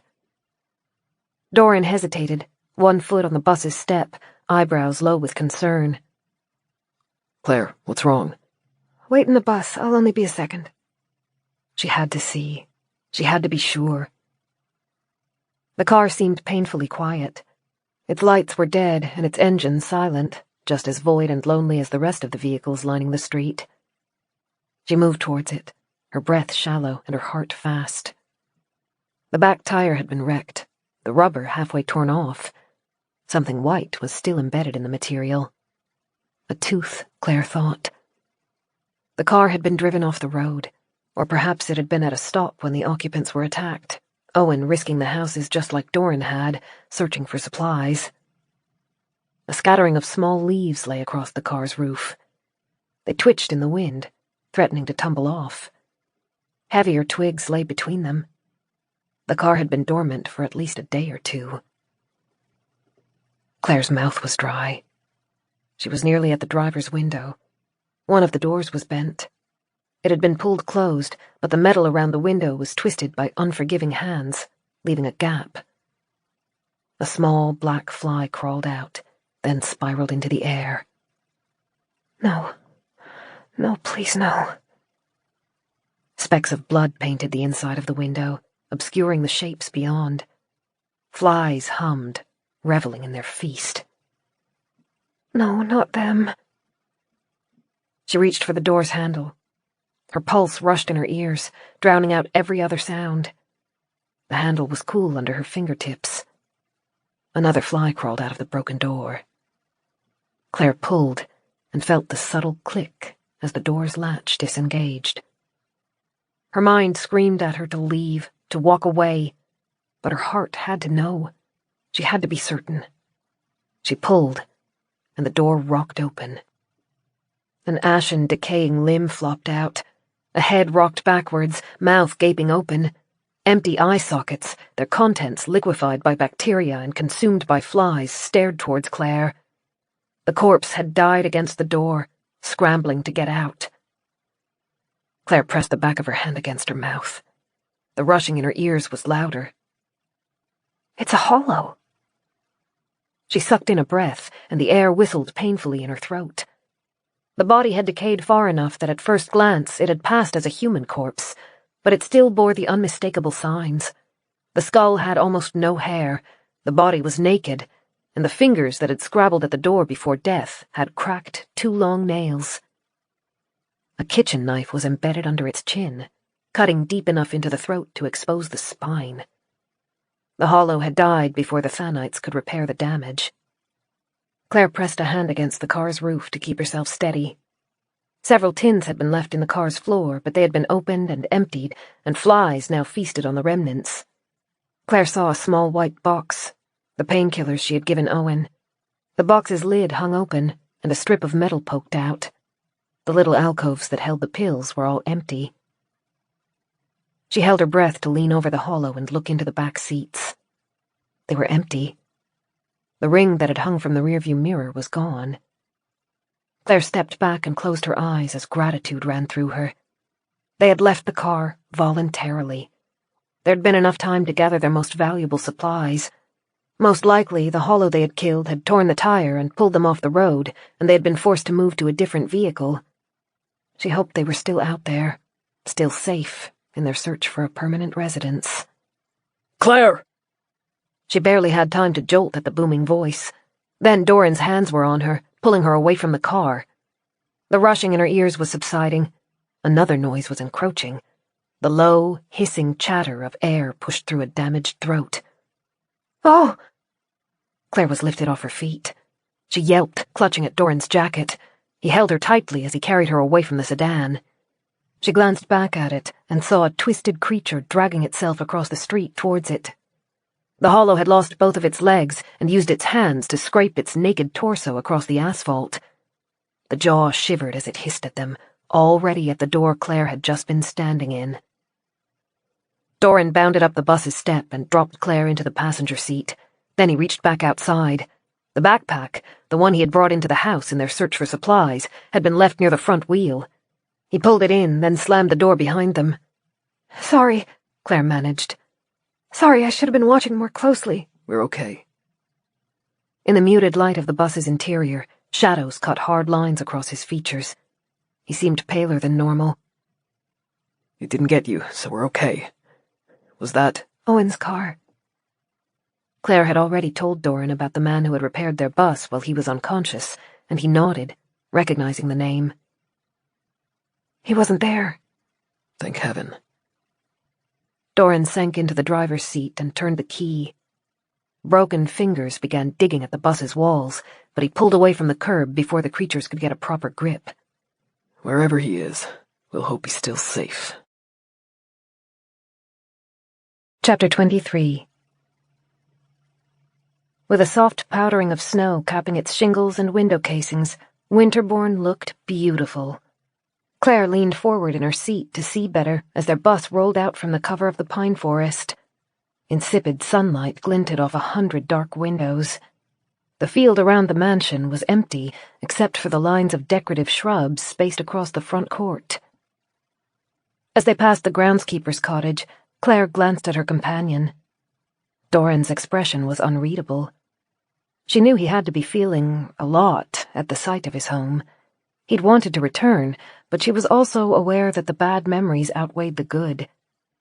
She opened her mouth, but Dorran spoke first. We didn't have enough time to block off all of the concealed passageways before we left, so we will need to be cautious. We don't know how many of the creatures are still inside the house. We'll start by protecting the most important rooms, Claire agreed. The garden and the bedroom. The bus neared the shallow steps leading up to the courtyard, and Dorran turned it around before parking. There were no hollows in sight, but that didn't mean they weren't watching. She squinted, trying to see through the dark windows. It was impossible to know what might be on the other side, looking back out. 4 weeks since we left Winterbourne. The realization came as a shock. The trip, which Claire had first hoped would only take a day, had spread out in increments. At the same time, she had seen and experienced so much in that intermediate month that it could have been a lifetime.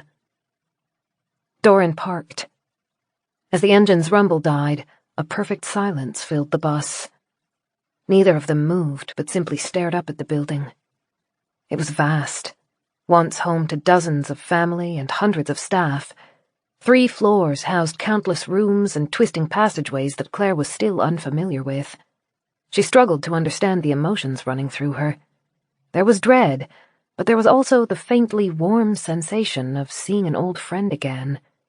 And on top of it was the sense that this had been inevitable. No matter what, they were destined to end up at the old house again, staring up at its stony, unforgiving features.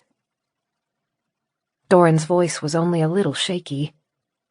Are you ready? Yes. I think. I hope. He found her hand and squeezed it. Then they both rose, picked up their weapons, and pressed the bus's door open. The air was brutally cold. Fresh snow glittered around them, shining like a million diamonds, its glimmer promising heat but without delivering any. Claire shivered.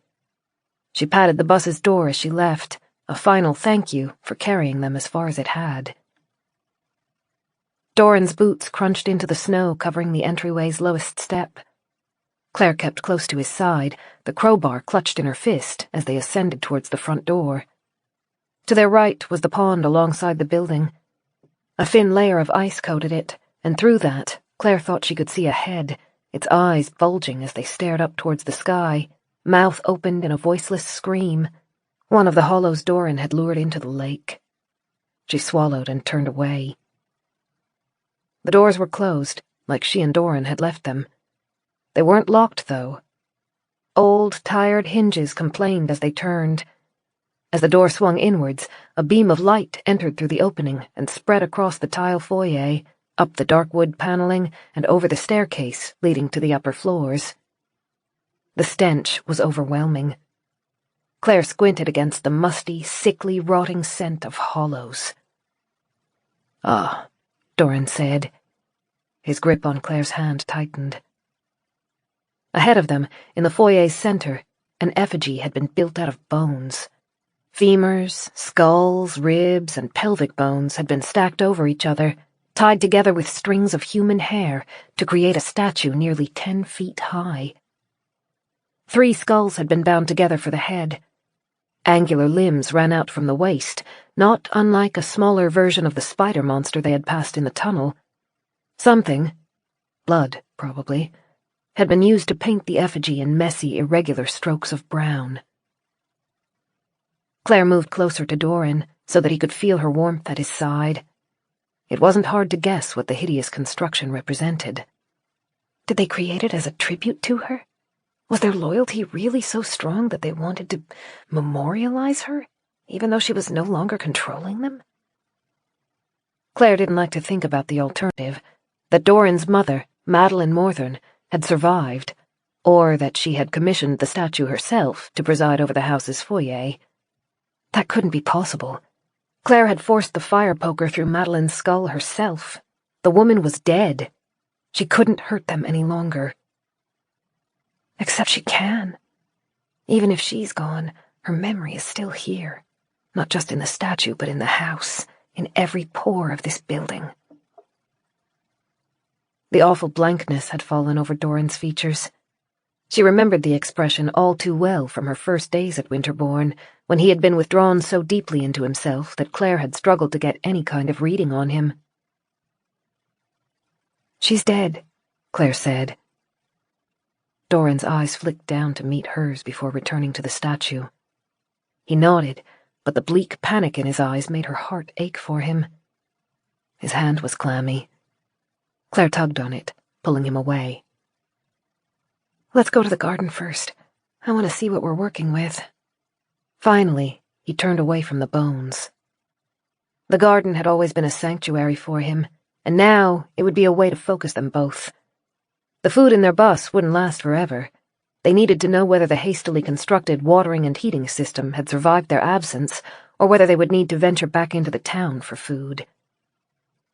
Claire kept watch over Dorran as they moved through the back rooms and into the gloomy, stone-walled servants' areas.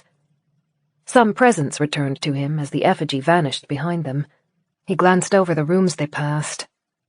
Claire startled when he spoke. "They have made use of our home in our absence." As she looked around herself, Claire saw he was right. Furniture was overturned. Broken crockery and fresh scratches marred the kitchen. In some areas, blood splattered over walls and floors. "They've been eating each other. That's where the bones came from." They stepped into the massive stone chamber behind the kitchens and paused at the table to light one of the candles stored there. To Claire's left was the archway leading down to the wine cellar. Unable to suppress the twist of anxiety, she quickly looked away. To their right was another set of stairs leading to the furnace room, and straight ahead, the garden waited. The lights were still on. Claire felt her eyebrows rise. Dorran had constructed a heating and watering system designed to maintain the garden for 2 or 3 days while they traveled to Beth. It had never been intended to last 4 weeks. It should have run out of fuel long ago. She tried to look through the blurred window as Dorran unlocked the door. The metal groaned as it opened outwards, and Dorran lowered his candle and weapon. "How?" Dorran stepped through the doorway with Claire close in his wake. They both stopped just inside the threshold, staring in wonder at the maze of green ahead of them. The garden had flourished. All of the plants that had been only seedlings on Clare and Dorran's departure had grown and overflowed their beds. Trails of ripening cherry tomatoes hung nearly to the floor. Salad leaves burst up like miniature, multicolored explosions. Green peas had not only followed their designated stakes, but branched outwards, attempting to strangle their neighbors in their enthusiasm. "Oh!" Claire, grinning, pressed a hand to her chest. "It's beautiful." It should have been impossible. In that moment, she didn't care. The overhead lights were on, bathing the scene in a warm glow. The plants were lush, welcoming, and vibrant. It felt like home.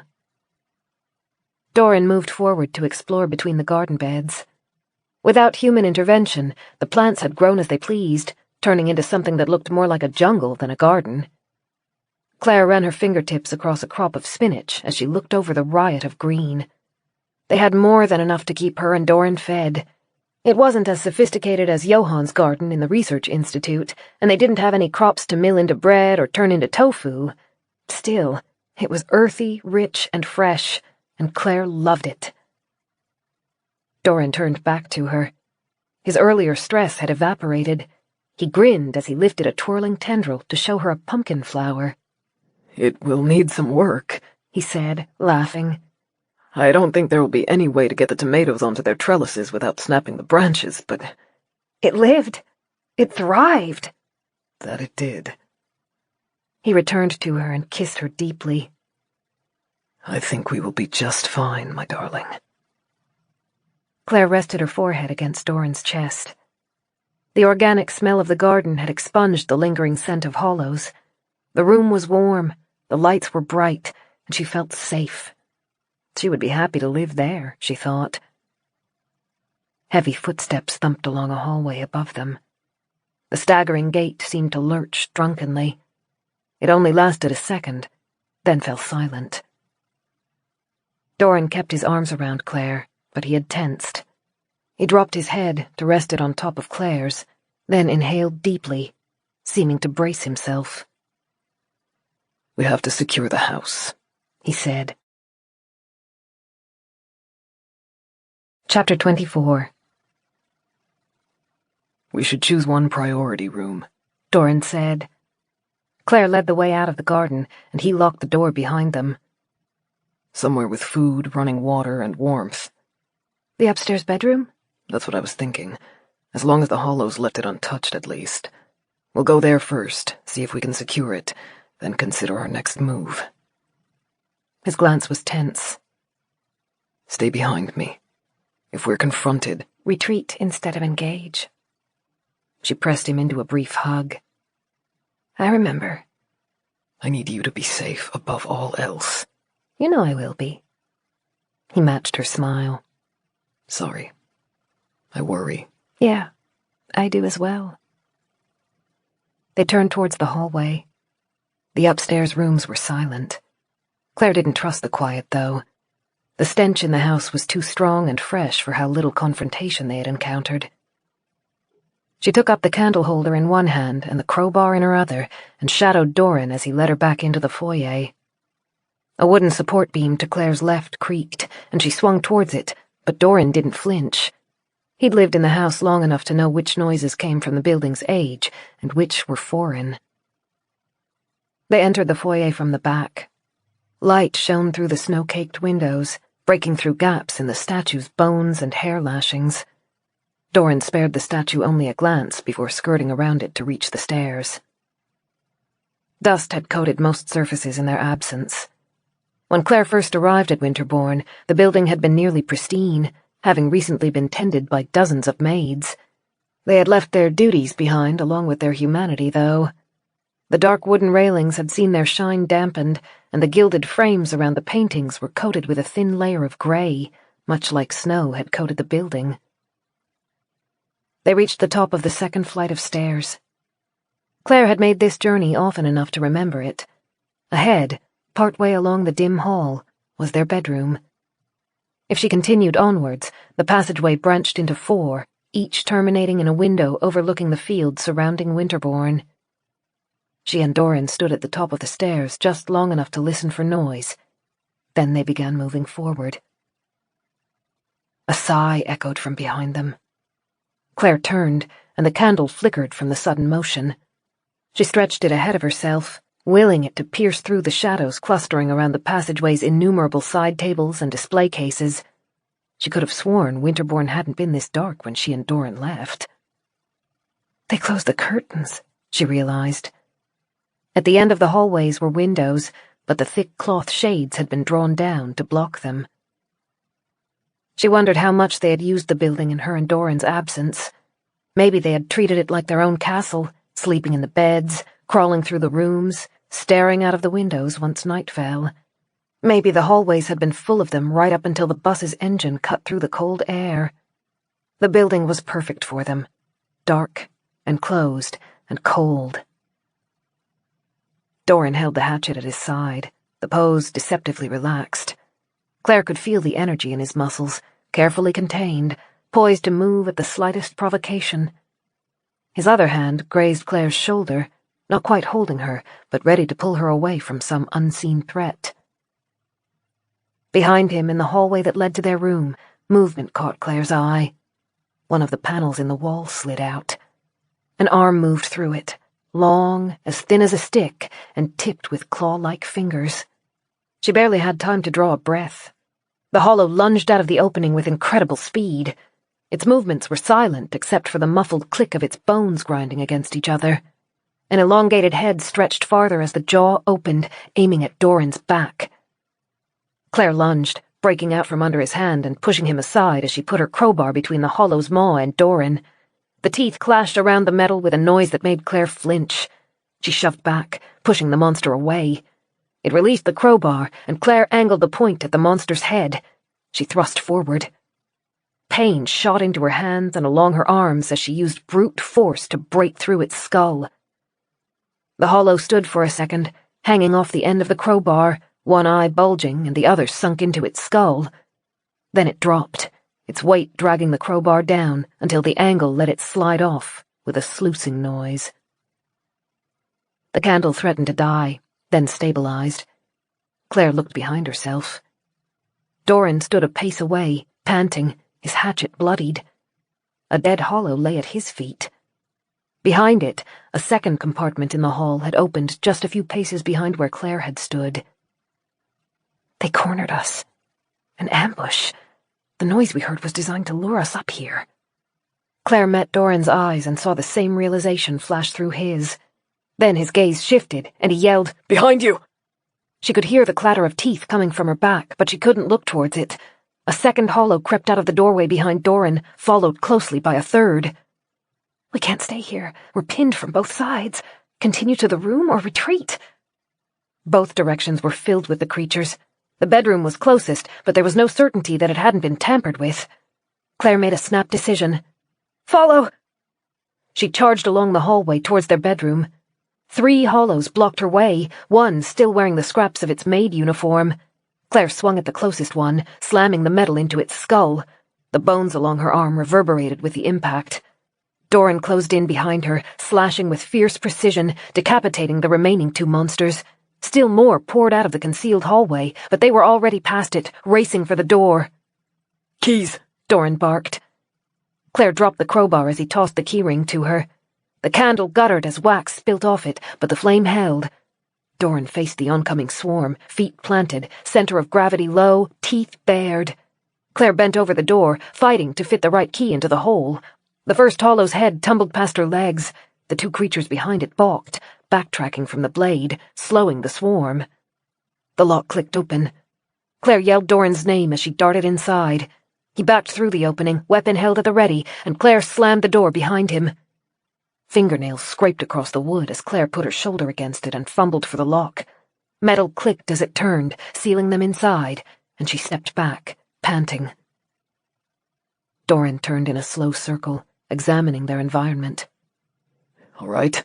"Fine. You?" He gave a short nod, then held out his hand for the candle. She passed it over. He moved through the room, searching every gap large enough to hide a human.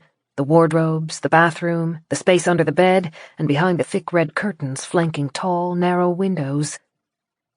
Clare pressed her palm into her forehead. The bedroom was exactly how she remembered it. A little dustier and a little darker, but the blankets were still strewn around the cold fireplace she and Dorran had spent their nights in front of. Her travel case, one of 2 cases she had brought from her home when the stillness first began, sat open in the corner, still holding an assortment of spare clothes and food. She chuckled. The memories were strangely powerful. She had felt a lot in that room. The fear and shock as she realized the outside world no longer existed. The hope of hearing voices on the radio. The sharp pang of new love as she realized what Dorran meant to her. He returned from the bathroom, posture relaxed despite the incessant scrabbling at the door. "We are safe." No matter what else the hollows were capable of, it seemed the locks had kept them out of the room during the past month. Clare and Dorran had already scoured every inch of the room in search of secret passageways and knew there were none. Clare rubbed at the back of her neck, an unsteady smile growing. "Any regrets about leaving the Evandale bunker now?" He chuckled and placed the candle on the fireplace's mantelpiece. Dreaming about Winterbourne and actually standing in it are 2 very different experiences, aren't they? "Sure are." She tilted her head back, examining the ornate edging bordering the maddening wallpaper, and the way every single fixture and piece of furniture made it clear that they had cost a small fortune. The room had always intimidated her, as though it had resented her presence there, as though she weren't worthy. Now it stank of hollows, and the dust had dulled some of its luster. It was starting to feel desolate, like a wealthy heiress who had chased off all of her friends and was spending her last years alone. Some of Claire's emotions must have appeared on her face. Dorran's hand grazed over her neck, his voice soft. Do you regret it? It is not too late to return to Evandale. No, she said, putting warmth into her words. Don't worry, no regrets here. This is our home, and it feels right to be back here, fighting our own fight. Though you might get a different answer tomorrow when I'm missing hot showers and central heating. He laughed and ran his hands through her hair. You are a good woman. Claire leaned into his touch. Then her eyes peeked open to look at the door. The scrabbling noise had fallen silent. They're gone. Normally they don't give up if they can still hear you. Not unless they're being controlled. The tenseness in his voice was unmistakable. Claire pressed closer. We still know so little about them. The maids might be operating under their last instructions, to stay hidden unless they have a chance to attack. It might just be blind, witless obedience at this point. Claire frowned. Another, less pleasant thought occurred. There were a lot of them, though. I noticed that as well. How many maids did your mother have? 20. Claire shook her head. We killed at least half of them more than a month ago. They've got to be recruiting new members from the forest. New members that follow the same instructions. Wouldn't have thought hollows would be much for peer pressure, huh? The shutters were pulling over Dorran's face, hiding any sign of emotion. Claire tugged on his hand before he had a chance to lock himself away completely. That's a problem for a later day. Come on, it's freezing in here. Let's get a fire started. They had left the fireplace well stocked with wood and kindling. Claire worked on starting the flames while Dorran fetched basins of water from the bathroom for them to wash up. They opened some of the old tins from the travel case in the corner, heated up soup, and ate straight out of the pot. An hour later, Claire sat on the fireside blankets while Dorran knelt behind her. He ran a comb through her damp hair, working out the tangles and cleaning it as well as he could without running water. He was silent, and Claire could feel his mind ticking over, feeling around an impossible puzzle with futile stubbornness. Is Madeline still alive? Claire pulled him back to an easier, more urgent question. What do we do now that we have our room secured? His hands fell still for a second, then resumed. The house is compromised. Before we left, we could move through it freely while the hollows hid in the secret passageways, but they seem to have grown bold, perhaps from hunger. So the first step is to reclaim our territory. That is what I think. We need to ensure we can move between our room and the garden at will. We'll seal the hidden doorways first, then scout the house until we are certain we are alone in it. Claire chewed on her lip. We have food here to last us for a day or two, and water, but we'll need to go back to the bus soon. The rest of our supplies are still there. Your family didn't have any other fencing masks, did they? No, but I'm sure we can improvise something. We will want the radio as well. Claire nodded.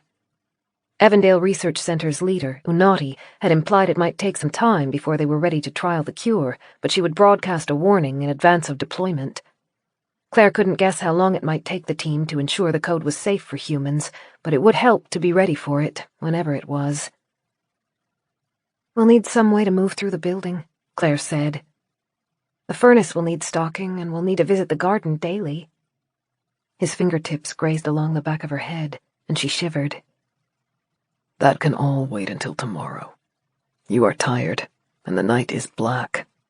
At least now, here, we are safe.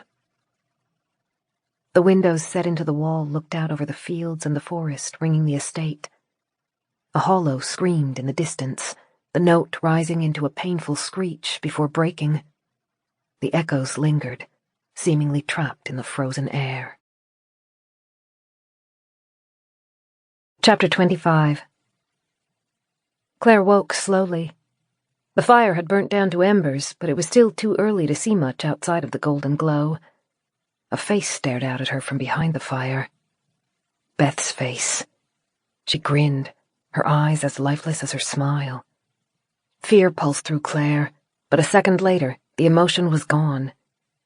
She blinked and saw she was only looking at the fireplace's back wall, where the bumps and shadows in the stone had formed a pattern that resembled a face. She felt behind herself for Dorran. He'd fallen asleep with her by the fire, his chest against her back, his arm over her waist in the familiar hug.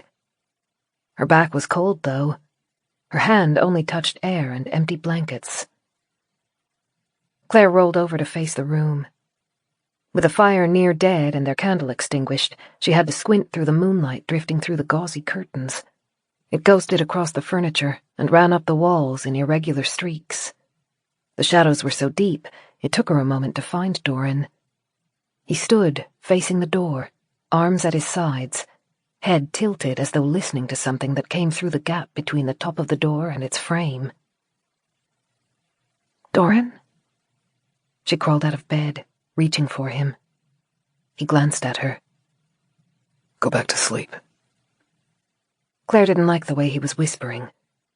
She got her feet under herself and crossed the room, moving as quietly as she could. Near the door, she stopped to listen. Wind whistled through gaps in the stone, making a mournful, tuneless song. A door somewhere in the distance creaked, then creaked again. It had been left open, Clare thought. Its hinges complained as the breeze tugged on it incessantly. She couldn't hear anything else. Dorran didn't move as she stepped up to his side. His skin looked colorless in the bluish light. His lips were set, his eyes unblinking. Uneasy prickles ran across Clare's arms. She kept her voice to a whisper, just like Dorran had. "What's wrong?" He gave his head a small shake, his eyes not moving. Clare rested her hand against his arm. She was shivering from the cold, and Dorran's skin didn't feel any warmer. "How long has he been standing here?" The wind howled. In the distance, the unsecured door groaned again and again, moving like a pair of lungs struggling to breathe. The house unnerved Clare at night. There was never enough light, and it always had too many empty rooms. Dorran should have been familiar with the building, though. The creaks and rattles shouldn't have bothered him. Even hearing a hollow shouldn't have been enough to make him leave their bed. She hated how dark it was. She hated how silent and tense Dorran felt. She slipped away from him, returned to the fire, and began stacking fresh kindling onto the embers. Dorran still didn't speak, but his head turned slightly as he watched her. "Come over here." Clare held her hand. "Sit with me." He didn't respond, half his attention on Clare, half on the door. "You'll freeze to death." She struggled to force a smile. "It's nice and cozy here." Finally he moved, approaching Clare, and sank down at her side. His motions were stiff and halting, as though he had to think every movement through before performing it. Clare waited until he was settled. Then she pulled the blankets around both of their shoulders to protect them from the chill while the fire regained its heat. "I thought I heard her," Dorran said at last. Clare found his hands and pressed them. They were like ice. "Was it real, do you think? Or just a dream?" "I don't know." His eyes closed. "I was asleep when I first heard it, but then it continued after I got up, coming from just outside the door." Clare pictured her last memory of Madeline, rebar impaled through her skull, her eyes blank, her face twitching before she pitched backwards. She shouldn't have survived that. But maybe she did. Maybe she lived just long enough for the Thanites to start repairing her. We never found the body. "What did she say?" Clare asked. Dorran shook his head. She scooted closer to him, her voice gentle but coaxing. We're in this together. It's important that I know. Please tell me. She said she was going to hurt me for leaving. That... His voice caught, and a shudder ran through him. That she would skin you. Lovely woman. Claire leaned her head against Dorran's chest. So eloquent, so classy. A thin, choked laugh escaped Dorran. He sounded like he was in pain. Claire wrapped her arms around him as she waited for him to stop shaking. What will we do? The question was rhetorical, but Claire answered it anyway. Guess I'd better impale her again. This time, the laughter sounded closer to something real. His hand found hers where she rested it on his chest and stroked it gently. You'll stay close to me, won't you, Claire? Of course I will. I can endure almost anything, but I cannot endure losing you. You won't have to. She tilted her head up to meet his gaze. His eyes were so dark and so full of fear, it hurt her to see them. Do you want to leave? He looked towards the fire, silent. Claire thought she understood. You don't want to leave, but you think we might have to. Yes. Claire chewed her lip. They were no longer inexperienced at dealing with hollows. They had even faced two of the intelligent ones, one on the riverboat and one at Evandale. But this was different. Madeline knew the house like the back of her hand. She had access to all of the secret passageways, which Claire and Dorran were still unfamiliar with. And she had her loyal followers, the maids, and now denizens from the forest as well. Even worse, she knew Dorran. She knew how to get under his skin, how to hurt him, and how to pick at all of the scabs she had spent her life creating. If Madeline truly was back, they either had to leave, and fast, or kill her. But Claire wasn't sure they were capable of the latter, not if her follower count had swelled. She closed her eyes. It hurt to think of leaving when they had put so much at risk to get back to Winterbourne, but their sanctuary was starting to seem like the greater of two evils. It doesn't have to be permanent, Claire said. We can travel to a town and try to contact other survivors. They might have more effective ways of killing hollows, something we could use when we come back. Dorran's fingers continued to trace over hers. She could feel the worry inside of him, eating him up. We would be leaving the garden. We can survive without it. We've done that before. She nodded, using the words to reinforce her determination. Worst case scenario, we wait until the Evandale team activate the code. That will kill everything inside Winterbourne without any doubt left. It might take months. Are you prepared to survive outside for that long? She licked her lips. We can do that. We'll find a farmhouse somewhere. Make it secure against hollows and looters. We'll be all right. Yes, he whispered and kissed the top of her head. At least we will be together. Do you want to wait until dawn or try to leave now? For a moment, the only noise came from the fire and the creaking door in the distance. Then Dorran took a breath. Wisdom says to wait until daylight and the protection it offers. But they'll be waiting for that, Claire said. It might be better to move quickly, before they expect us to. All right. She tried to stop the nausea that wanted to rise through her. Madeline loved to play mind games, and she would be anticipating their next move. Their best chance of escaping her plans was to take a course she wouldn't expect, and to take it quickly. Let's go. Right now, before she has a chance to react. We don't need to bring anything. Most of what we own is already on the bus. We just need to get outside. 2 minutes at the most. She won't be able to form a countermove in 2 minutes, will she? Once we're in the bus, we'll be secure. We'll be out of here, and there's nothing Madeline can do. He clutched her hand. For a moment, neither of them moved, frozen in that space in front of the fire, listening to the wind, the creaking door, and their own heartbeats. Then they were on their feet, grabbing dressing gowns and tugging them on over their nightclothes. "Here," Dorran whispered. He'd found her boots and knelt to help pull them over her feet. While he laced his own shoes, Clare retrieved their scarves and looped Dorran's around his neck. The outside air wasn't as brutal as it had been during the unnatural snows of Clare's first stay at Winterbourne, but it was cold enough to bite. Then Clare lit a lantern while Dorran found their weapons. They stopped by the door, both breathing heavily. Dorran waited for Clare's nod. Then he turned the handle, and they stepped into the hall. Chapter 26. The bedroom had felt cold, but it wasn't on par with the chill that permeated the hall. Clare's breath emerged as a pallid cloud as she tried to read the shadows gathered around them.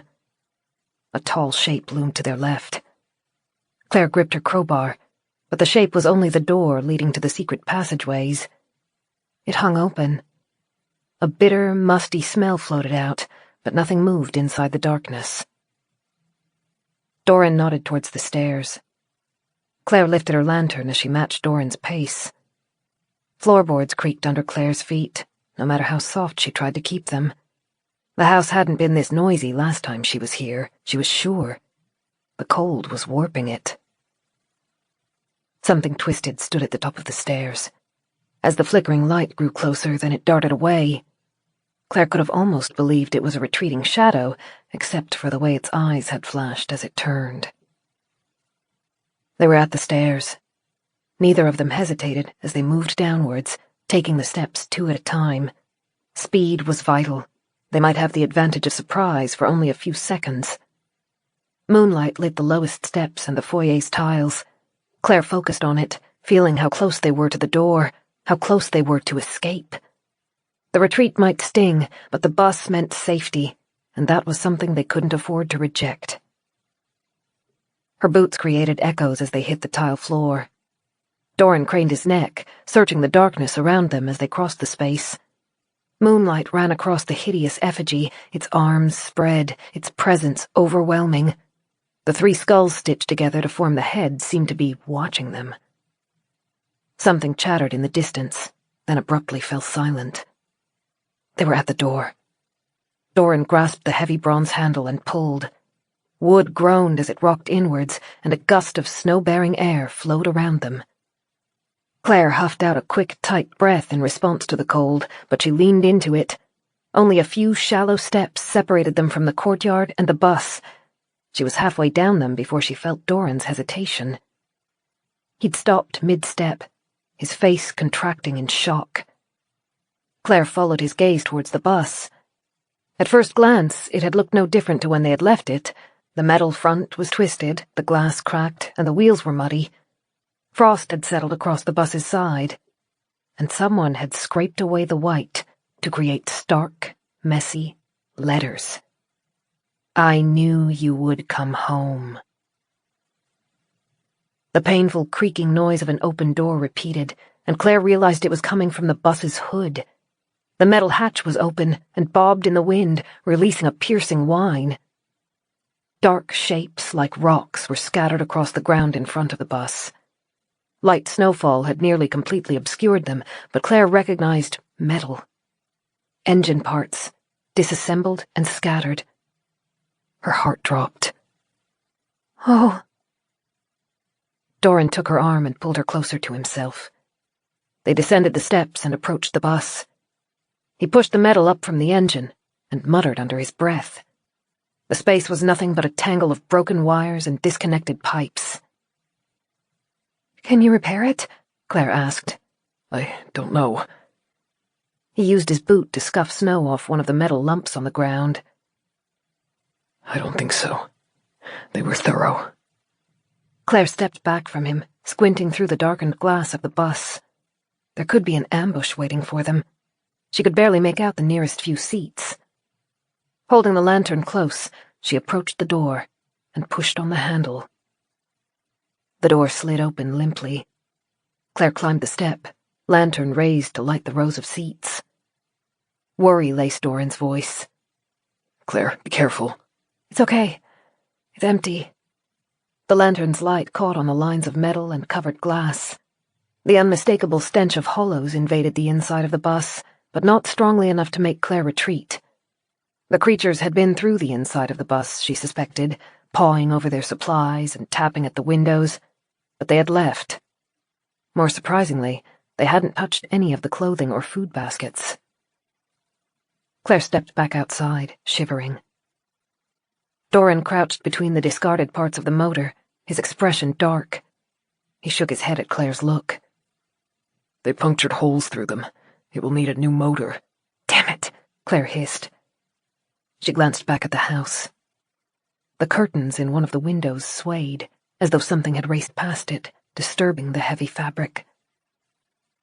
Dorran crossed to Claire's side. He held the hatchet loosely, but his eyes were constantly roving across the white fields surrounding them, the ribbon of dark forest in the distance, and the countless black windows looking over them. She left the food intact, Claire said. I don't understand why. They were inside the bus. It would have been so easy to ruin our food as well. No, Dorran said. She doesn't want to kill us. She wants to keep us. He faltered on the final word. Claire understood. Madeline didn't want to keep them both. She only wanted her son. What do we do? Dorran turned to face the forest. The wind whipped at his hair, pulling it away from his face and leaving flecks of snow stuck to the strands. I don't have any replacement parts in the shed to repair the bus, at least not the kind to fit this motor. If we need to leave, we will have to walk out of here. Claire closed her eyes. Winterbourne was almost exactly in the center of Banksy Forest. There was an hour walk to the road that snaked through the forest, and an even longer walk out of the trees. That would be hours. 6 hours to the edge of the forest, Dorran said. Further to find a car. And the trees are full of hollows, and we don't have our masks. We're out of options. We have to stay and face Madeline. Her own thoughts and fear were reflected in Dorran's eyes. He found her hand and pressed it tightly. Back to the room, quickly, before they have a chance to intercept us. They won't hurt me, but I'm fair game. They turned towards the front door. They'd barely taken a step when Dorran yanked her back so suddenly that she nearly slipped on the icy ground. She clutched at him to keep her balance, the lantern swaying dangerously, then looked around his shoulder. The curtains were no longer drawn over Winterbourne's windows. They were peeled back, and through the dark glass were countless faces. Wide, staring eyes and spindly hands pressed to the panes. Winterbourne's front door groaned inwards. Hollows bobbed through the shadows inside, jaws open in muffled hisses. Claire's heart missed a beat. There were so many of them, so many more than she had thought was possible. Back, Dorran hissed, tugging on Claire's arm. Get behind me. Hollows were creeping out of the front door. The nearest one shivered as it approached them, not from the cold, but from anticipation. Strings of saliva dripped from its jaws. Dorran, we can't fight them. She pushed the lantern forward with one hand, hoping the light might work as a disincentive, but the hollows barely flinched. Into the bus. Dorran continued to push her back. Quickly. Claire turned to the vehicle and wrenched its door open. Something fastened around her ankle. A skeletal hand protruded from underneath the bus. Claire cried out as it pulled her, stealing her balance. The lantern tumbled out of her grasp and extinguished in the snow. More hands reached out of the dark space beneath the vehicle, with snapping jaws, ragged breaths, and eager chattering. The hands gripped her leg, pulling her under to join them in the darkness. She kicked and felt her heel connect with something solid, but they wouldn't stop. Her hips disappeared, then her waist. She grabbed the bus's edge, hands planted against the metal in a desperate attempt to keep herself from sliding farther. No! Dorran dropped to his knees beside her and hooked his arms around her. He leaned back, trying to pull her out. Teeth pierced the skin just above her boot. Claire clenched her teeth to muffle the scream that ripped through her throat. She kicked again, thrashing and panicked. The hands slipped on her blood-slicked skin. Dorran threw his weight back, dragging her out from the undercarriage. As her feet reappeared, red-tinged fingers scrambled after her, blindly feeling through the bloodied snow. A hollow landed on Dorran's back, biting into his shoulder. He gasped and twisted away from it. A scrap of his coat tore loose in its teeth. More eyes appeared behind it as the countless denizens of Winterbourne descended from the open door to encircle them. Dorran leaned to the side, his arms still around Clare, and hauled her into the bus. She hit the driver's seat with a gasp. The impact forced the air out of her, sending sharp pains across her shoulder and back. She rolled to her knees. Dorran was still outside the bus, and he had almost disappeared underneath a swarm of hollows. No, they're not supposed to hurt him. They were in the thrall of a frenzy. The smell of Clare's blood had overridden their instructions and filled them with nothing but blind hunger. She'd lost her weapon and her light. She looked over her shoulder towards the steering wheel. The horn. It doesn't need the engine to work. She scrambled up the seat. When she tried to put weight on her injured foot, it collapsed under her. She clung to the seat to hold her balance, then slammed her palm into the center of the wheel. The horn was near deafening. The creatures ringing the bus pulled back like a wave. The effect lasted for no more than a second before their faces contorted into fury and they surged forward again. That second was all Dorran needed. He leapt into the bus and wrenched the door closed. Fists hit the other side of the glass. The monsters hissed and howled. Dorran engaged the lock. The door rattled with each pounding fist, but held closed. Clare sank back to the ground, panting. Dorran crawled to her.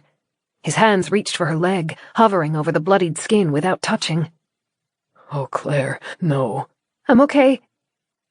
She was faintly aware that shock was setting in. Her whole leg throbbed like it had been dropped into a fire, but it wasn't as bad as it had been a moment before. Shh, hold on. This will be all right. He stayed just long enough to run his hand across her cheek, brushing wet hair away from her sweaty face. Then he turned to dig through their supplies. A scream rattled their enclosure. 4 of the hollows poised on the windshield above her. They slammed their fists into the glass, fingernails digging at the cracks, dark blood oozing from their battered fingers. Dorran returned to her side, the first aid kit open. His hands shook as he sorted through the supplies. Dorran! Clare pointed towards the glass. He barely spared them a glance. That's okay. Try not to move, my darling. He found a syringe of a clotting substance to stem the flow. Clare flinched as he pulled the saturated boot off her leg. The hollows continued to beat on the glass above her, smearing blood and grease across the pane, and she flinched at the unrelenting drumming noise. Fingernails dug around the door. Teeth chewed at the plywood fastened over the windows. They were clawing at every angle, ravenous to get in. "Shh," Dorran whispered as he pressed the syringe into her. The sting was barely worse than the burning throb. Clare leaned her head back against the seat. Her heart felt like it was running too fast, fast enough to kill her, and when she looked at the bus's floor, it was awash with her blood. Dorran, we can't stay here. They'll get in. Don't worry about that. I'll take care of everything. His voice shook, though, almost as badly as his hands. He used the full syringe to stop the bleeding. Clare tried not to look at the scores in her leg, but when she turned away, her eyes landed on the staring faces above her. Everything will be all right. He took a clean cotton pad, pressed it to the gash, then wound bandages around it to hold it in place. She caught sight of the rip in his jacket. Are you okay? I'm fine. They weren't trying to hurt me. They were trying to hold me down. He dug a packet of painkillers out of the kit and handed her 2. Then he stood and approached the window. Shutters had been installed above it, and Dorran wrenched them down, blocking out the light and the chattering mad creatures beyond. As darkness rushed around them, Clare finally felt as though she could breathe again. Clare. She could barely see him, but she could feel Dorran at her side again. She reached out and found his face, tracing her fingers across the beautiful planes of his features. Hey, I'm sorry. Don't be. He turned his head far enough to kiss her fingers. I'm going to move you. Is that all right? She nodded before she remembered he probably couldn't see her. Yeah. His arms scooped under her, then lifted her off the ground. The noises continued, scrabbling, clawing, and panting breaths interspersed with furious chatters, but it was easier to ignore them when Clare couldn't see them. Dorran carried her along the length of the bus. He moved carefully, holding Clare tightly against his chest and walking at an angle to make sure he didn't bump her against any seats. He moved her to the back row, where blankets and pillows had been used to construct a bed. Clare clutched at his shirt, afraid he was going to step out of reach, but he settled onto the edge of the bed. He pulled blankets over her, being careful around her leg, then found her hands and held them. Feet pattered over the metal above them and dug at the edges of the plywood. There was so little light that Clare couldn't see anything except the ghost of the driver's seat at the other end of the bus. "What are we going to do?" Clare asked. "Wait," he said. Chapter 27. Clare tried to sleep, but the noise surrounding them made it impossible. As time went by, the throbbing in her leg returned. She lay as still as she could, chewing her lip until it was raw to stop herself from fidgeting. Dorran was like a statue at her side. His only movement came from his hand, which ran over hers, reassuring her that he was still there. The Hollows would leave if they were quiet enough. It might take time, though. Beth had said it took 2 hours for the creatures to abandon her bunker. They just had to keep quiet for a little while longer. Occasionally, the scratching was interspersed with cracking as a layer of plywood fractured. The Hollows weren't able to break through, despite how persistently they tried.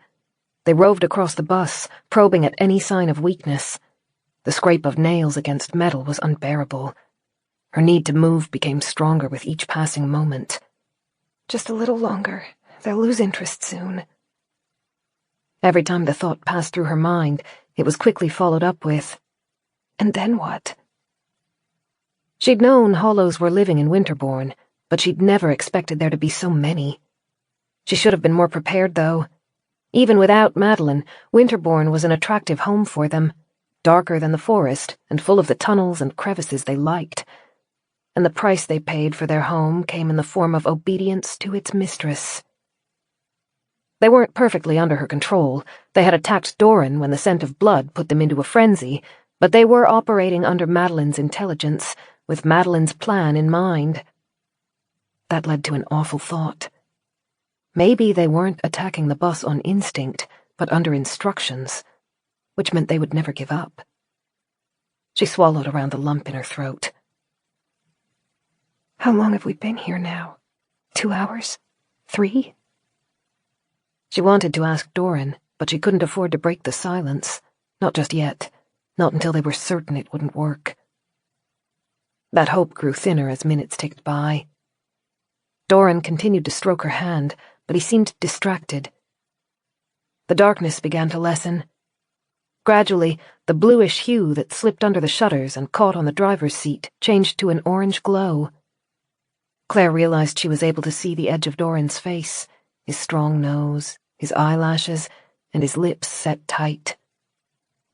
"Dawn."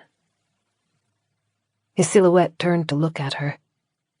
For several minutes, the silence was broken only by the incessant scrabbling nails. Then he said, "They're not going to leave." "No." A horrible resignation filled Clare. She blinked furiously, trying to keep the growing dread in check. "Help me up?" "Of course. Here." He wrapped his arms around her and helped lift her. Clare flinched as she lowered her leg to the floor. She shuffled around to rest her back against the wall and sighed, grateful to finally move tired muscles. The fingernails continued to pick at the window behind her, inches from her shoulder. "I suppose this removes all doubt," Dorran said, settling at her side. "My mother still rules over Winterbourne." Clare remembered the words written on the outside of the bus. "I knew you would come home." "We were surprised by how healthy the garden was. I bet Madeline kept it going, making her subjects water it and add fuel to the fire each day." He glanced at her. "Because she hoped I would return, and she knew I would need food, human food, if I were going to live here." "Yeah." "I am sorry, Claire. I never should have asked to come back." "We didn't think she was still alive. If she wasn't, this would have gone down very differently." Claire adjusted herself, grimacing as the foot moved. We'd be facing maybe a couple dozen hollows, mindless ones that could be frightened off and outsmarted. If Madeline hadn't been here, this would have been perfect for us. His smile was bitter. I should have turned us around as soon as I saw the bone statue of her. I was so complacent. We, Claire corrected. We made that decision together. I know you want it all for yourself, but you're gonna have to share the blame, okay? Huh. His shoulders shook, but he was smiling.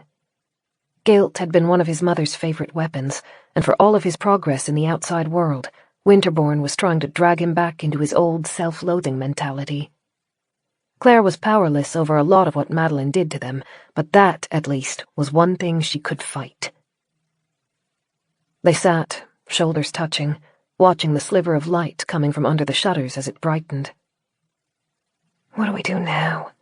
In a bus that doesn't run, surrounded by monsters, what are our options? We have food, at least, Dorran said, nodding to the baskets above them. We were lucky not to move all of it inside last night. I'll get you some breakfast. I'll help. No. He pushed her back down as she tried to stand. Rest your leg. It's not so bad. The dull throb refused to abate, and a bloom of red had developed on the bandages. Claire was frightened of what her leg would do if she tried to stand on it, but she needed to make it work.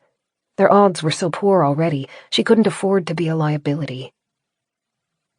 No, he insisted, his voice gentle. Not just yet. Please. Claire reluctantly sank back. Dorran made 2 bowls of food, and Claire forced it down. They needed all the energy they could get. The noise just wouldn't abate. It was wearing Claire down, shattering her resilience a fragment at a time. She wondered if that was their intention, not to get into the bus, but to stop the occupants from resting or thinking. Claire longed for just a moment of silence. She put her empty bowl aside and pressed her hands over her ears. It didn't stop it. Dorran watched her, sadness etched over his features. Claire tried to smile for him, but the expression came through crooked. He didn't return it. I'm so sorry, he said. This isn't your fault. She shook her head, hands still in place to muffle the creatures. We have the radio, Dorran said, his eyes brightening. It won't stop the noise completely, but it will be a distraction. Would that help? Yes, please. The radio would attract additional hollow ones, but it wasn't like that could make their situation any worse than it already was. Her only regret was that it didn't have the ability to transmit. Dorran found the light grey box near the front of the bus and carried it back to her. It turned on with a flick of the switch. Static played. Before leaving Evandale, Unati had given them the frequency to listen to for updates. Claire was desperate to hear from them. Even if they had no news, just hearing one of her friends' voices would have been a welcome relief. Dorran switched to it, and they waited expectantly. But the channel was silent. Don't read too far into it. They wouldn't broadcast continuously, not unless they had significant news. She couldn't stop her heart from sinking now. Dorran began turning the dial, hunting through stations. They pressed close to the radio, fighting to find any human sounds inside the white noise. There was nothing, not even Ezra's station, the radio channel that had played 1 second of noise at a time as a way to conceal directions to his location. His generator must have died. The hollows gathered around the building had probably already dispersed. Dorran searched the band twice with no results. Claire tried not to let her disappointment show as he turned the radio off. I am so sorry, he said. Not your fault, she repeated. There has to be some way to get out. We can't stay in the bus much longer, but if we step outside, we're as good as dead. Her mind flitted around the problem, teasing it at every angle. If the hollows had been sent to stop them from thinking, it was working. She was exhausted. The thin sliver of light escaping from under the shutters was moving with slow, ponderous precision as the sun rose. They have to stop eventually. Their hands will wear out. They'll need to sleep. Won't they? Beth had said she didn't need rest. That had to be true for the rest of the hollows as well. Claire closed her eyes. She became aware of the bus rocking in tiny increments under the ceaseless hands. Her leg throbbed in time with it. She wanted to scream. There has to be something we can do, an angle I've overlooked, some way to get past them, to stop them. Her consciousness waxed and waned, and she wouldn't have even known she'd slept except that the sun's direction changed in abrupt shifts. Its angles had become long when Dorran stood and paced along the bus towards the door. He stood facing it, staring towards Winterbourne, even though the covers blocked it from sight. In the dimness, it took her a moment to make out his expression. There was wildness in it, something desperate, something furious. Darkness around his eyes told Claire he hadn't rested. I want to try something reckless, he said. Do you trust me? Yes, she answered, without hesitation. Chapter 28. A cracked, desperate smile grew. You shouldn't. We might not survive this. She returned his smile. Honestly, I don't think survival is my top priority anymore. I'll do anything if it gets us out of this bus. Yes, it will certainly do that. He tilted his head. Can you walk? She stood. Her legs screamed. She closed her eyes, breathing deeply through her nose, and waited for the pain to subside. It held her weight. She took a limping step. Yeah, I'll be all right. Dorran was at her side. His hands ran across her face, a soft caress. Then he kissed her. Please, forgive me. She shivered. What for? You deserved better than this. I wouldn't be anywhere else. I love you. And I love you, my darling Claire. More than you could guess. He held her, and for that moment it was almost possible to forget the clawing sounds surrounding them. Dorran, her rock, the best thing in her life, rested his lips on the top of her head, breathing in her hair. His hands shook as they ran over her shoulders. Then he stepped back, and there was a steady resolution in his eyes. Let's get out of here. Dorran moved through the bus in long paces, pushing supplies into a backpack which he dropped by the door. We have the radio, the first aid kit, and the remaining food. Is there anything else in the bus that you want to keep? Because this is our last chance to get it. Claire turned her eyes over the space. The bus had carried them well, despite the abuse it had been put through. Nothing we can't live without. What can I do? Stay at my side. I never want you out of arm's reach, no matter what. You can lean on me as much as you need, but we will likely have to move fast. Are you ready? Yes. Dorran reached above her to pull down the last carton of fuel they had bought from West Hope. Claire drew a breath. Realizing his plan sent chills through her, but she didn't try to argue. Dorran was right. It might be their only chance to get out. He unscrewed the cap and tipped the carton. Fuel splashed across the bed and the rear seats. The fumes filled Claire's nose, drowning out the stench of the hollows, and stung her eyes. She backed up, moving towards the front of the bus, and Dorran followed, resealing the jug with half the fuel still inside. Claire opened the storage hatch near the driver's seat and found a matchbox. She passed it to Dorran. He nudged Claire so that she would be behind him, close to the door, then gave her a grim smile. I love you, my dearest Claire. Terrible anticipation quivered inside, but her voice stayed strong. Light it up. He flicked the match across the abrasive strip. It hissed, bright, fed by the gases. Dorran extended his arm and flicked his wrist, tossing the match towards the back seats. The area ignited before the match even landed. A rolling wave of fire burst towards them. Dorran wrapped his arms around Claire and leaned over her, shielding her as the sudden warmth stung her skin. The first rush of heat was gone within seconds. Claire squinted her eyes open. The rear half of the bus crackled with flames so large that she could feel their warmth radiating across her. Already, smoke began to fill the cramped space. Dorran crouched to unscrew the fuel carton again. He took a cotton shirt and wrapped it around the end of a piece of rebar, tying it into place to form a makeshift torch. He then doused the fabric in fuel before resealing the carton, still a third full. Stay close. His eyes looked feverishly bright with the flames reflecting on them. Claire nodded. Smoke stung her throat and her eyes, and the air tasted too thin. Dorran extended the torch towards the inferno and lit it. Flames arced up from the cotton, scorching the bus's roof. Dorran gave her a short nod. Claire unlocked the door and shoved it open in a single motion. Smoke poured past them as fresh air rushed in, and the flames redoubled their strength. Hollows had clustered around the door, prepared to scramble on board. Dorran snarled and thrust the torch towards them. The nearest hollow wailed as the flame hit its face, singeing the flesh. The multitude of creatures backed away, leaving a small patch of clear ground outside the bus. Glass cracked somewhere within the inferno. The roar was deafening. Dorran stepped out of the bus, torch extended towards the monsters, bag of supplies slung over one arm. Claire followed, leaning on his shoulder to take pressure off her injured foot.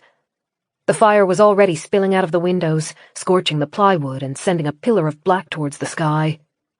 "Back!" Dorran snarled, swiping the torch at the closest creatures. They barely paid him any attention. They stared towards the flaming bus, mouths agape in voiceless screams, bones rippling under their skin as they backed away. "Up the stairs, quickly," Dorran whispered to Claire. He threw the backpack over his shoulder, lifted the carton of fuel in one hand and carried the torch in the other. Every step sent agony arcing up Claire's leg. She tried to lengthen her paces, but it was as though she'd lost control over her ankle. It didn't want to land properly, always threatening to twist, to drop her to the ground. Dorran felt her falter and stopped, tilting his body to offer her his shoulder. Grateful, Claire grabbed for it, and he pulled against her weight to help hold her up. The ring of hollows broke as they moved through it. They were at the steps. Claire looked down and saw she'd left a red imprint in the snow with every step.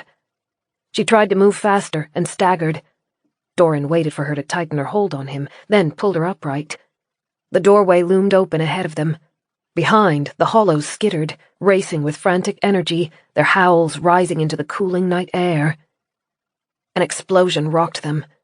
The heat rushed around Claire like a shockwave, rattling her bones. She gasped, breathless, tumbling forward onto the top step. Dorran dropped the fuel carton and hooked his arm under her. "Please, Claire, please, we have to keep moving." He spoke softly, but the urgency in his voice was unmistakable. Claire put her leg back under herself and almost screamed. She clenched her teeth until her jaw ached. Dorran lifted her again, then retrieved the fuel carton as they stepped inside Winterbourne. She sent one final glance behind them, through the doorway. The bus was engulfed in the flames that rose 20 feet into the sky. The metal was warping, the plywood peeling off the windows, and the wheels melting. The red flames blended into the sky, and for a moment it looked as though the whole world was burning. Then Claire faced the foyer again. It was a polar opposite of the fiery outside world. Cold. Barren. It was winter. Resentment. Bitterness. Faces appeared in doorways, and multi-jointed limbs slunk across the marble floor and crept down the stairs. Dorran lifted the carton of fuel in one hand and the torch in his other. When he spoke, his voice boomed, carrying into the deepest parts of the house. "Winterbourne will burn just as easily." Embers floated towards the floor as the cotton shirt charred. Dorran pointed it towards the hollows on the stairs. His voice didn't waver. "Touch her, and I will set flame to this cursed building. Hurt her, and everything you cherish will be burnt to the ground. We can be consumed by the fire together. There's enough wood in Winterbourne for a merry blaze." Claire's heart raced. She held on to Dorran's arm, trying to stay upright. The hollows didn't react to Dorran's words.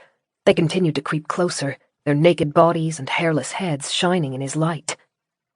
Then a loud, sharp chatter pierced the building, making Claire flinch.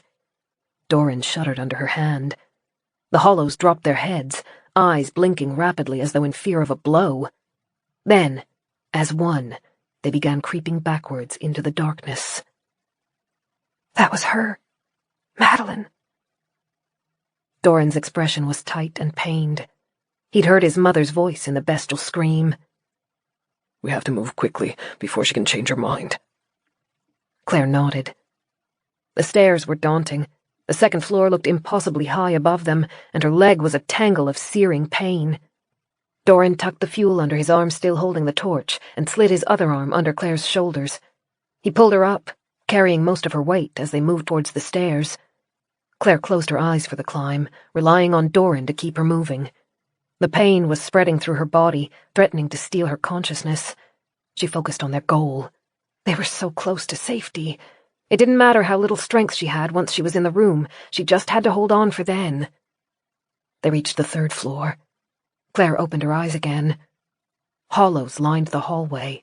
They crouched like living gargoyles in the gloom that clung across the walls, staring at the two humans. Claire took a sharp breath, afraid of moving closer when they were both so vulnerable, but Dorran pulled her forward. They passed between the first flanking of hollows, and the monsters hissed at them. Keep going, Dorran urged, breathless. The torch was fading, the scorched remains of the shirt withering as the fuel ran out. Claire focused on the door ahead of them. 3 of the monsters clustered around it, and they drew back as Claire and Dorran stepped closer. She moved as quickly as she could while dragging the injured foot. Her vision swam, and her lungs gasped futilely, as though the air had been stripped of oxygen. One of the hollows lunged forward, jaws snapping just shy of Claire's arm. Dorran barked at it, thrusting the torch towards its face, and it lurched away. The other hollows set up a screaming clamor, and Claire grit her teeth against the noise. They were at the door. The torch was dead. Dorran dropped it as he pulled out the keys. Hands touched Claire's back. She flinched. The hollows had pressed in, horribly tight, almost suffocating, their clammy, blistered fingers running over her body. The door's lock clicked. It swung open.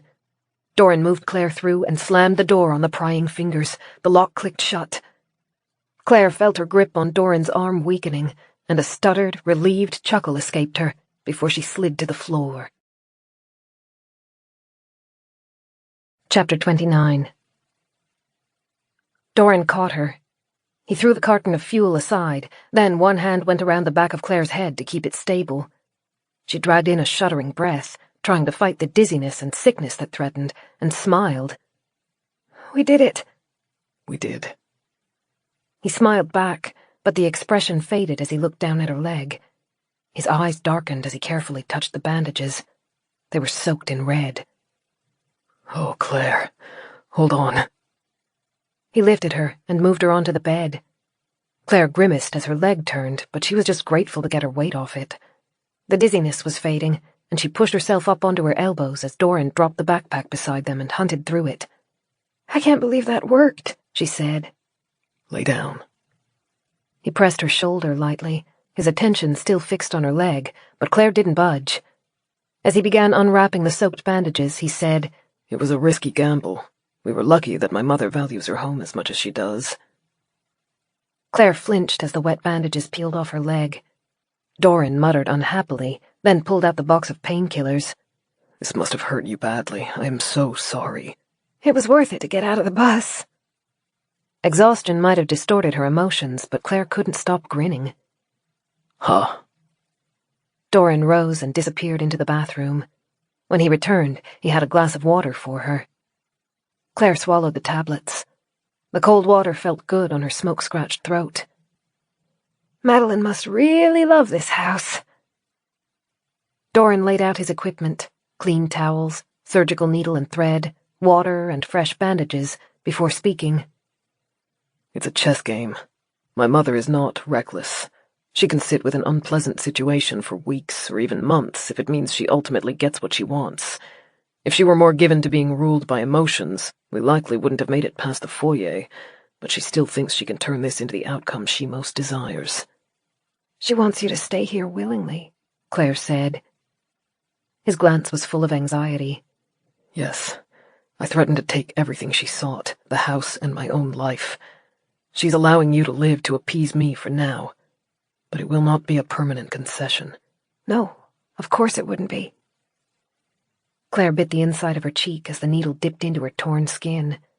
She looked towards the ceiling, seeking patterns in the paint to distract herself. "She has made a conservative move," Dorran said. "She's prepared to bide her time. It might take days, weeks, or even months for her countermove, but I am certain it will come, and it will be dealt when we are most vulnerable to it. He knows her so well.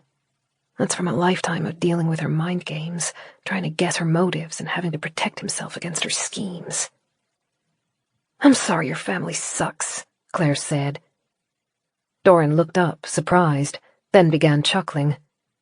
I'm sorry you had to become involved in it. I won't lie, it would be nice to get along with my mother-in-law, but at least you let me stab her, so that's a consolation.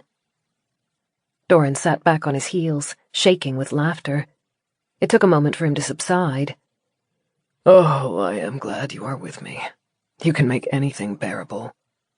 Do you have a plan for a countermove, or are we playing it by ear? I have an idea. He lowered his voice. It will require patience and prolonging this stalemate for as long as possible. Ah, Claire smiled. Until Becca activates the code. Exactly. It is the only possible way out that I can see. We cannot attack Madeline. Even if we knew where to find her, she would be too well guarded. We cannot leave Winterbourne now that the bus is gone, so we will stay sheltered and keep you protected. We will let her own patience be her downfall. Claire glanced towards the suitcase in the corner. What about food? We only have enough there for another couple of days. She will not harm me. She wants to keep me alive. I will visit the garden and the furnace room. You will need to stay here. Claire grimaced. I don't like that. What if you're wrong? What if she does try to hurt you? If we go together, I can watch your back. And you would be vulnerable. If you accompany me through the house, there are too many ways we could lose control of the situation. If I took my eyes off you for even a second... He shook his head. Stay here. We will keep the door locked. She will not make a move to get at you until she is certain she will succeed. We need to buy as much time as possible. Okay. Claire blew a breath through pursed lips. Already, the dark blue wallpaper and gold edging was beginning to feel claustrophobic. She hated the thought of Dorran moving through the house alone on the mere assumption that he had immunity, but they had precious few choices. Okay, but you still have to be as safe as possible. Carry weapons everywhere you go, and maybe some way to call for me if you need help, a whistle or... I will be safe. I promise. My mother is a patient woman, and she believes she has us trapped. Our advantage is that she does not understand the nature of the Thanites and has no control over the Evandale Research Center. Claire understood why he was speaking so quietly. And as long as she doesn't know, she won't realize her time is limited. Exactly. He finished tying the bandages around her leg and rinsed his hands in the basin of water. We simply need to wait, and hope Becca is fast at her job. Dorran stayed close to Claire that night. A storm moved across the region near midnight, and they huddled close to the fire as snow and gale-force winds lashed the windows. Their wood supplies were growing low. Dorran threw the final lump on the fire, then he dusted his hands on his knees and stood. I'll fetch more. Claire's heart flipped. She grabbed his hand, keeping him beside her. Not yet. At least wait until it's light out. His soft smile was almost enough to assuage her fears. I am not afraid. The creatures will be under instructions not to harm me, and they won't dare disobey. Waiting for sunlight won't make a difference. Trust him. Claire's instincts were screaming at her, but she clamped down on her objections. She stood, though, her aching leg held off the ground and one hand braced on the closest wing-back chair as she watched Dorran don a thicker coat, light a candle, and slide the hatchet into his belt. I will leave the keys with you to prevent any risk of them being stolen. Madeline may try to lure you out, but you must not open the door unless you hear my voice. Promise me that. I promise. Claire dragged him into a quick, tight hug. And you promise that you'll be careful. If you start to feel unsafe, come back immediately. Agreed. He kissed her, lingering, then drew back as he placed the keyring on the table near the fireplace. He took up the candlestick and the fire poker, then crossed to the door. Claire ignored the sparks of pain sizzling up her leg as she limped after him, unwilling to let him out of arm's reach. He turned the door's lock and eased it open. The space outside the door was empty, but as Claire leaned into the hallway, She saw flashes of eyes near the stairwell. Dorran saw them too. He smiled at Claire as he closed the door behind himself. Claire didn't immediately turn the lock. She couldn't shake the fear that they had misread the situation, that the hollows lurking through the building weren't as subdued as they had imagined, and the idea of locking Dorran out of their sanctuary when he was about to be attacked filled her with sick dread. But his footsteps faded down the hallway. When she heard the stairs creak in the distance, Claire finally turned the latch. Please come back quickly. She shuddered and drew her coat more tightly about herself. The fireplace was warmer, but it put her too far away from the door, especially with her foot hobbling her. Instead, she drew up one of the ornate wooden chairs to sit in front of the entrance, ready to open the lock in less than a second if Dorran needed it. Minutes ticked by, burning her insides like slowly seeping lava. The house complained under the freezing wind. In the distance, the bus's hood gave a pained squeak. As irrational as it was, she felt guilty for what had happened to the bus. It was her last gift from Beth. It had served them loyally for weeks, surviving incessant abuse and never giving up on them. Even its fiery death had protected them, buying them the seconds of distraction they needed to get into the foyer. She wished they could have saved it. A door slammed on the second floor. Claire wondered if that might be where Madeline was. Since the building had been abandoned for so long, the matriarch might have moved out of the tunnels and back into the main part of the house. Claire hated the idea of the deformed woman stalking through the rooms. Will she try to talk to Dorran? Claire clenched her hands, glowering at the door with all of the loathing she felt towards the older woman. Madeline had manipulated Dorran for years, emotionally and physically tormenting him, and Claire didn't put it past her to try to whittle down her child's will now. If Madeline did show herself, Claire hoped Dorran would be smart enough to come back to their room. He didn't have to face his mother alone any longer.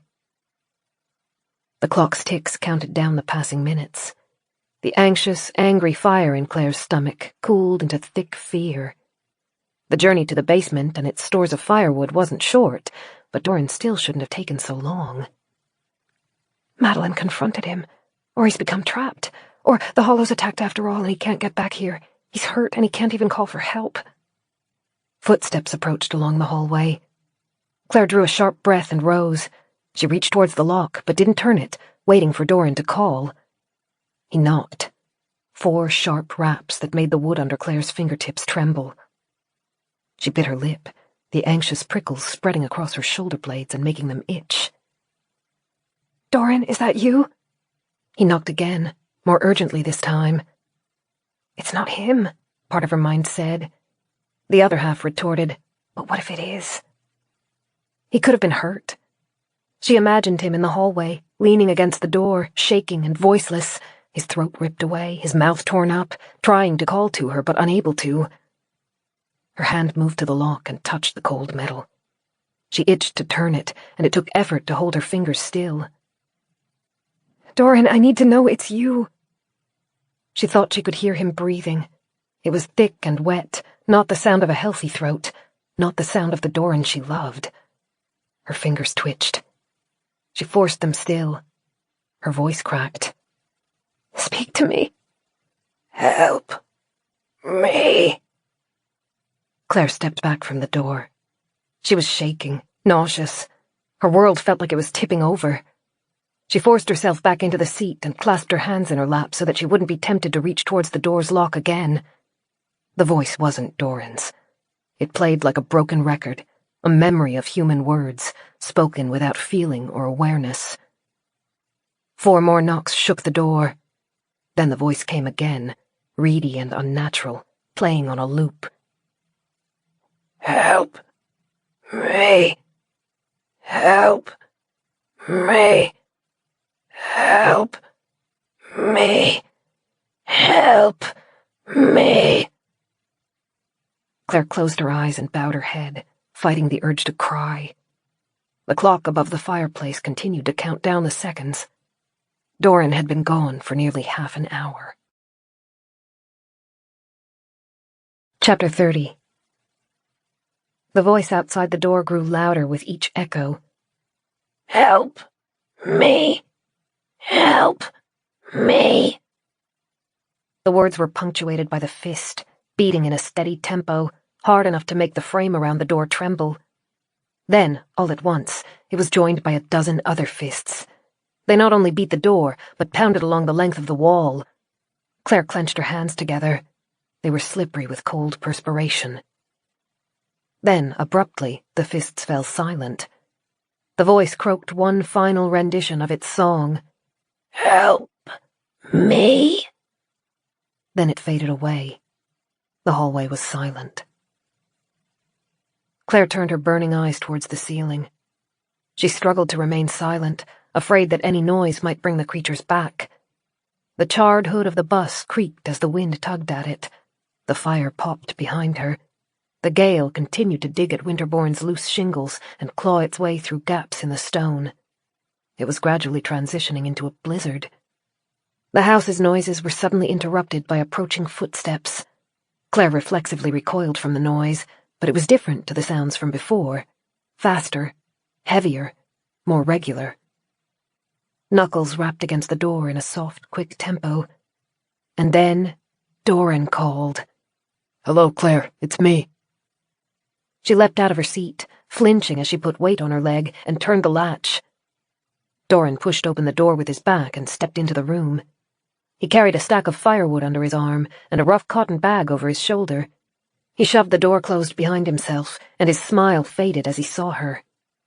"You're ghost white. Did something happen?" Words choked in her throat. The relief of seeing Dorran safe blended with the anxiety until it was overwhelming. She grit her teeth and shook her head. Dorran dropped his burdens on the floor. His hands roved across her face and neck, and he hissed between his teeth. "You're freezing. Oh, my darling, I'm so sorry. I know I was away for a long time. Too long. I should have returned sooner." "Yep," she managed. He scooped her up, lifting her feet from the ground easily, and carried her to the fire.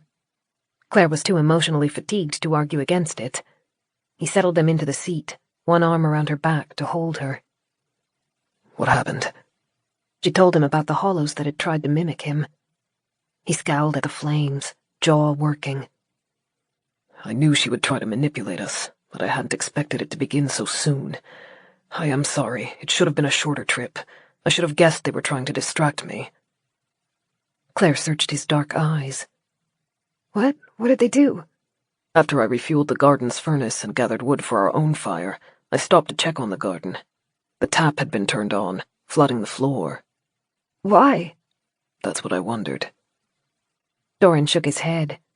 "The beds are raised, so it wasn't as though they could kill the garden. I turned the tap off and checked around the plants to ensure no other damage had been done. As far as I can tell, they are intact. But it raised another concern." Claire's mouth dried. "How did they get into the garden?" "Exactly. My first fear was that they might have some secondary key set. I was preparing to run back to you when I realized the true answer. The garden has a secret compartment leading to the concealed tunnels." "Seriously?" Claire blinked, shocked. Before leaving Winterbourne to search for Beth, they had attempted to map the passageways and their concealed doors, but somehow neither of them had considered searching the garden's walls. "We've been so careful to lock the door. And all this time they had a back entrance?" I was just as disturbed. They don't seem to intend to damage our food source, but I don't appreciate the idea of them in there regardless. I found the door in the back wall, behind a row of shelves. It had been left open a crack. I nailed it shut. "Good." That is the reason I took so long, finding the supplies to secure the door and searching for any others. I didn't even consider that they might have intended for me to be distracted. Regardless, I should have checked in with you. It was not fair to make you worry so much." He kissed her forehead. "I won't leave you again tonight, my dear." "You'd better not," she grumbled. "Ah, I forgot. I brought a peace offering." Dorran squeezed her shoulder as he left her side. He returned with the armful of wood and the cloth bag, which he placed at Claire's feet. "Lettuce, tomatoes, snow peas, even a cucumber, which is admittedly on the small side, but those are the sweetest." "Oh!" Claire felt a smile grow as she sorted through the bag. "We can have a salad." "Exactly. Our first rewards from the garden. There's not much to celebrate in our current situation, but this is something. The salad was as basic as Clare had ever eaten. They had no dressing, no tangy or crunchy elements, not even salt for the tomatoes. But it had been weeks since Clare last tasted fresh produce, and that made it one of the most delicious things she had ever eaten. She and Dorran shared the meal out of the same bowl, nestled together with their shoulders bumping. The leaves were warm from the garden's lights, and sap beaded at where the stem had been cut. Still, it was crisp and juicy, and Clare felt a small thrill to remember she had been the one to sow the lettuce seeds. The plants are thriving, Dorran said, spearing a cherry tomato. There are others ready to be picked, more than we could eat in one meal, and the slower plants are gradually maturing. We will have more variety soon. I want to see it again. Clare didn't realize how true that statement was until she spoke it. The garden had always been the best part of Winterbourne, her refuge, a place of life and safety. As happy as she was to eat the dividends, she wanted to walk among the plants again. Dorran brushed her hair behind her ears, his voice sad. I know. This won't be forever. We just need to wait. I'll try. While Dorran washed up the bowl and cutlery, Clare limped to the window. The blizzard forced endless flecks of white against the glass, its chill drifting into the room and stealing their warmth. She leaned close, breath misting, squinting to see through the frost plastered to the panes. In the distance, the forest was barely visible, a seemingly endless tangle of old trees. Something moved across the white yard near their burnt-out bus. She frowned, pressing so close to the window that her exhalation fogged it. Hollows paced through the snow like grim, mindless sentinels. Their fingers and toes must have been breaking with frostbite, the Thanites rebuilding the cells in chaotic patterns, but they didn't seem to feel it. Their bulging, watering eyes stared up at Clare's window. She pulled the curtains closed to block the hostile gazes. Clare was too wired to sleep for the rest of the night. While Dorran napped in front of the fire, she flitted about the room. She placed the radio on the windowsill and turned it on, its volume low enough that the static wouldn't be disturbing, but just loud enough that she would hear if Evandale activated their channel. Then she unloaded the backpack from the bus, laying their hoard on the dresser. Between the supplies from the bus and her own suitcase, they had 45 tins, an assortment of fish, beans, and vegetables. In addition, there were some packets of dry food, pasta, rice, and even a box of pancake mix. Enough for a week or two.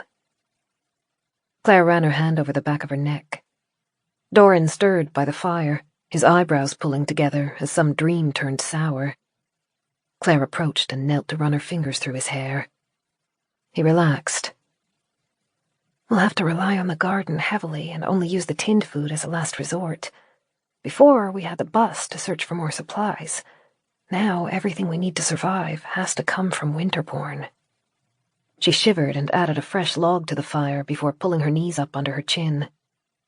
Winterbourne had always felt bereft to her, as though it were dying without any souls moving through it. Now, in the depth of night, she couldn't believe how alive it felt. Feet moved through the passageways. Most of the time she could barely hear them, but occasionally the creatures loped through the halls outside their room, running their fingers across the wallpaper, the maddening clicking and chattering reverberating. In the distance, doors whispered open and closed. Winterbourne had never felt so full of life, and Clare hated it. She slept in broken patches. The storm had quieted to gentle snowfall by the time dawn broke. Clare returned to the window to watch the golden light spear across the sky. Hollows continued to circle below, relentless, their eyes trained on the windows. The bus had almost vanished under a blanket of white, the earlier ferocity of its blaze erased as completely as nature could manage. Good morning, Dorran said. She turned a smile on him. Hey there. Didn't realize you were awake. He stretched in front of the fire, arms reaching overhead and back arching as he shook off the stupor of sleep. Have you been up long? A while. She glanced back out towards the pacing monsters. It's hard to sleep when the house is so noisy. He stood and crossed to her, his arms wrapped around her, hugging her against his chest. I'll need to leave again, to revisit the garden. She'd known it was coming, but she still dreaded it. She scowled at the blinding snow outside the window. I'll return quickly this time, he promised. If I suspect they're trying to delay me, I'll come back for you immediately. It wasn't much of a comfort, but they didn't have any choice. Claire pressed her eyes closed. Be safe out there. I will. He stepped back, and Claire shivered against the sudden rush of cold. Be patient. Wait for my voice before opening the door. Chapter 31. Like the day before, Claire remained a sentry at the door. She sat facing the immense wooden slab, the metal keyring clasped in her hands. The door dwarfed her, larger and thicker than any bedroom door had a right to be. Everything in Winterbourne seemed to have been designed to impress, to intimidate. She kept one eye on the clock. The ceaseless noises in the house continued to hum around her, the scraping, unstable footsteps, the scratching fingers running across kilometers of wallpaper, the whispering chatters so unrelenting that she thought she might never be free from them. How long will I be trapped here? Her eyes roved across the maddening patterned wall. The room was decadent enough to be called luxurious, but Claire had never sought luxury. She preferred cozy comfort, and her prison had very little of that. Thunder crackled in the distance. Claire hoped the storm wouldn't pass over Winterbourne. She was exhausted by the charged air, the noise, and the frenzy. It seemed like such an obvious choice to return to Winterbourne when we were at the Research Institute. I imagined it would be like before we left, working beside Dorran to seal the hidden passageways and running between the garden and the kitchens. I thought I could turn this place into our home. It was so stupid. Stupid, stupid. Footsteps approached. Claire recognized them as Dorran's before he even reached the door. She approached, one hand held over the lock, as she waited for his voice. It's me, he called, and Claire pulled open the door. Dorran stepped in, the cloth bag full of vegetables slung over his shoulder. His hair was wet and flecked white with melting snow. You went outside, Claire said, shocked. I did. He locked the door behind himself, placed the bag on the ground, and ruffled the moisture out of his hair. I had an idea while I was in the garden. Do you remember what I said about my mother, and how she would be treating this as though it were a chess match? She will be expecting us to have a plan. If we stay in our room and don't appear to be trying anything, she will grow anxious and may play her hand early. Oh. Claire nodded, her mind churning. That makes sense. What did you do? Not much. I didn't want to leave you for long. I went outside and pretended to assess the wall. Then I found the sled from the foyer and dragged it to the space below our window. He flashed her a smile. That will give her something to wonder about, and to sabotage. Was it nice outside? It was cold. He began lifting vegetables out of the bag. I am already looking forward to spring. You will like it. Everything becomes so vibrant, even the forest. Huh. Just as long as I'm allowed outside by then. Claire had meant it as a joke, but her laughter was slightly too strained. Dorran's hands stilled, and he dropped a tomato back into the bag. Claire didn't like the way he watched her, as though he was picking his words carefully, afraid of the response. I know this is not easy for you, but please... Be patient, I know. I won't leave the room. Stop worrying. Claire turned aside, hating the way her voice cracked. She felt like her insides were under pressure, boiling as angry words searched for an outlet. She folded her arms across her chest as she tried to get her emotions back under control. Claire. Forget it. I'm tired right now, that's all. Give me some space. Dorran stood by the fire, his back straight, his cheeks a shade paler than normal. The shutters had been drawn over his expression. He wouldn't meet her gaze, but bowed his head in a formal nod. Please excuse me. He crossed to the door in quick strides, and before Claire could say anything, slipped through it. His fading footsteps echoed in time with Claire's thumping heart. At least one of us can leave whenever they want. Claire pressed a hand to her mouth. She crossed to the table, carrying the radio, and slammed her fist against the surface. As her frustration and the anxiety converged, the radio's quiet static hissed. Its erratic tempo felt as frantic as she did. She bit onto a groan, cutting it off before it could escape. "Get yourself together. This is hardly suffering." She took a breath, leaned over the table, then straightened her back as she fought with her racing heart. "Dorran is the one shouldering all of the risk and all of the work. Be kind to him. Heaven knows there's precious little else you can do right now." She turned to look at the door.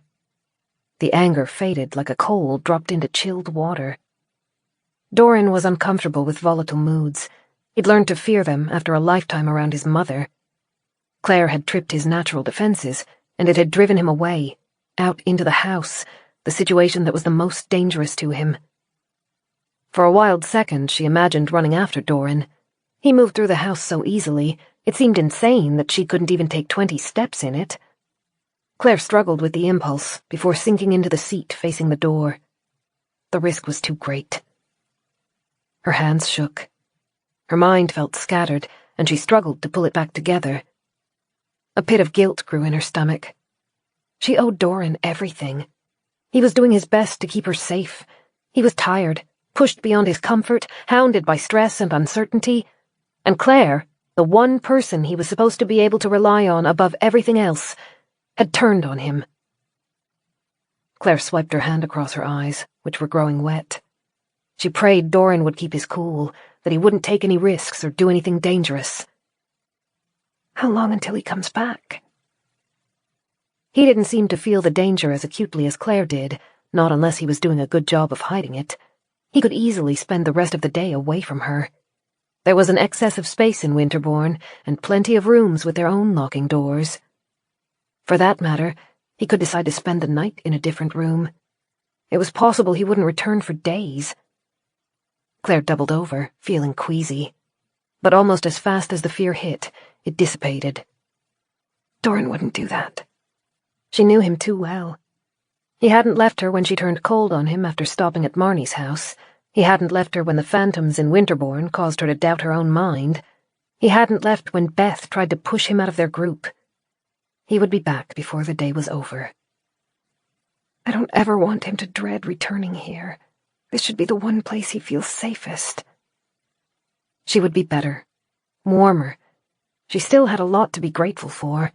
The captivity was grating on her, but she knew she still had a much, much better life compared to many others. 3 knocks rang from the door. "Clare, it's me." She blinked, shocked. She'd been certain Dorran would return, but she still hadn't expected it to be so soon. She crossed to the door as quickly as her leg would allow. Dorran waited outside, a crate balanced under one arm. He met her eyes, and for a moment they stood wordless, silently trying to read each other. Then Dorran jostled the box, half of a smile lifting his lips. "May I come in? I brought a peace offering." "Of course you can." Clare grabbed his jacket's lapel and pulled him inside, locking the door behind them. The words came so quickly that they nearly choked her. "I'm so sorry. There was no reason to snap at you like that. Please forget what I said. I didn't mean it." "No, you did. And you're entitled to. You're trapped in this room with nothing to do except think." He raised a hand to indicate to their surroundings. "There is no enjoyment here. Nothing distracting or entertaining. Nothing pleasant." Clare shrugged. "Well, it's warm and comfortable and safe. It beats the alternative." "That is not enough. And I was remiss not to realize it earlier." He placed the crate on one of the fireside chairs and began pulling the contents out. First was a stack of 5 cloth-bound books. "You already know how outdated our library is, but its contents are at your disposal. If you want a book on a particular topic, tell me, and I will do my best to find it for you." A lump had developed in Clare's throat, forcing her to nod wordlessly as she took the books. 2 names she recognized as Regency-era writers. She had never heard of the other 3. Dorran reached deeper into the box. To Clare's shock, he had managed to fit a ceramic pot into it, filled with dark soil and with a young tomato plant sprouting from the earth. "You missed the garden," he said, setting the pot onto the desk beside the radio. I know how you love it. This is a poor substitute, but it will give a little life and brightness to the room." Filled with wonder, Clare traced her fingertips across its young leaves. Dorran must have transplanted it from the garden. Despite its small size, it was vibrant and filled with life, something that she'd been missing more than she'd realized. "One more gift." He lifted the final item out of the box. A bottle of red wine, its label dusty, rolled in his hand, and his lips quirked into a smile. Normally I would not recommend alcohol to cope with an unpleasant situation, but, well, these are abnormal circumstances. The garden has been tended to for today, so I propose we both get drunk. Stop being so good. Clare pressed her palms into her eyes, shaking with laughter and tears. I feel guilty enough as it is. He placed the bottle aside. Then his hand found her face. Clare shivered at his touch. You have gone from being trapped in one situation to another for weeks now. Trapped in this house, in the research institute, in the bus, and finally in this room. And you have no control over it. Choice is something we often don't value until we lose it. And I'm sorry that your choice has been taken away from you. He would know that all too well. A life spent controlled by his mother, forced to abide her whims to protect his nieces and nephews, had left Dorran starved for freedom for years. It meant he could put Clare's emotions into words far more clearly than she could. I wish I could give you your choice back, he whispered. But until then, I can try to make your situation a little more bearable. Heaven knows I would not like to trade places with you. Clare hugged him as tightly as she could. Her emotions felt too thick, like they were drowning her. Let's put on the kettle. You could probably do with something warm to drink. Tea sounds wonderful. And I wouldn't say no to that wine, either. Dorran laughed, kissing the top of her head. Chapter 32. What about snow peas? Clare asked. Dorran lounged beside her, legs extended towards the fire, a nearly empty cup of wine clasped in his hands. He pressed the back of his hand to his mouth as he laughed. It will be horrible. Well, how do we know that, though? Clare leaned against his shoulder. A buzz from the wine ran through her, making her feel warm, cozy, and a little dizzy. I never believed chili would taste good in chocolate until I tried it. Maybe it just takes an entrepreneurial soul to discover a new, magical form of food. He spoke through stifled laughter. You can try. All right. Clare rifled through the bag of vegetables until she found a snow pea, then stabbed it onto the end of a fork. She and Dorran had begun eating dinner cold, a salad, like the day before, until Dorran suggested cooking some of the tomatoes over the fire. That had led them on a path of experimenting with different charred vegetables. Some were unsurprising. Neither of them could stomach the cooked lettuce, and they agreed the baby spinach needed some butter and salt. They were pleasantly surprised by how nice the radishes were. Clare held the snow pea over the fire, then yelped as the green skin scorched black faster than she'd anticipated. She pulled it out, blowing on it until she thought it would be cool enough, then tore half off for Dorran and placed the other half in her mouth. Oh, Clare said, frowning as she chewed. It's weird, but maybe it's not so bad. I think that's the wine talking. Dorran looked beautifully happy as he grinned at her. It is truly awful, my darling. That's because you didn't get enough of the char. Just wait, I'll cook another one for you. Dorran hooked his arms around her waist, dragging her away from the vegetable bag. No, you won't ruin any more. It is an affront to nature, and I wish for no part in it. Clare ended up in his lap, laughing uncontrollably. Dorran joined in, nuzzling her neck, his chuckles rumbling through them as he began to kiss her throat. She knew she had been unhappy earlier that day, but at that moment, Clare couldn't remember why. She leaned into Dorran's kisses, shivering, and ran her hands through his hair. As he murmured in response to her touch, she thought she would be perfectly happy if they never moved from that room. You smell like nature, he said between kisses. No wonder you love the garden so much. You smell like lavender and old forests and warm air that has traveled across fields. I should get you drunk more often. You turn poetic. Huh, and you turn pink. Oh, no. Claire pressed her hands to her cheeks to hide them, but that only made Dorran laugh again before descending for more kisses. Then he abruptly stopped, raising his head, his expression darkening. Claire felt her stomach drop. What is it? He lifted a finger to his lips. Claire held her breath as she listened. Someone was speaking. The voice came from a long way away, distorted by distance, barely audible above the fire and whistling screams of the wind. Dorran carefully reached for the nearby fire poker. Then something clicked in Claire's mind, and she grabbed Dorran's arm. It's the radio! He drew a sharp breath. Claire clambered to her feet and crossed to the table, hope rushing through her. A voice, faintly distorted, had replaced the ever-present static. Claire wound the volume up until the voice was clear. Unati, she breathed as she and Dorran bent over the radio. Be prepared. Ensure all wounds are treated appropriately and avoid unsafe situations. I repeat, the chemical keeping the Hollow Ones alive will be destroyed at noon in 3 days' time.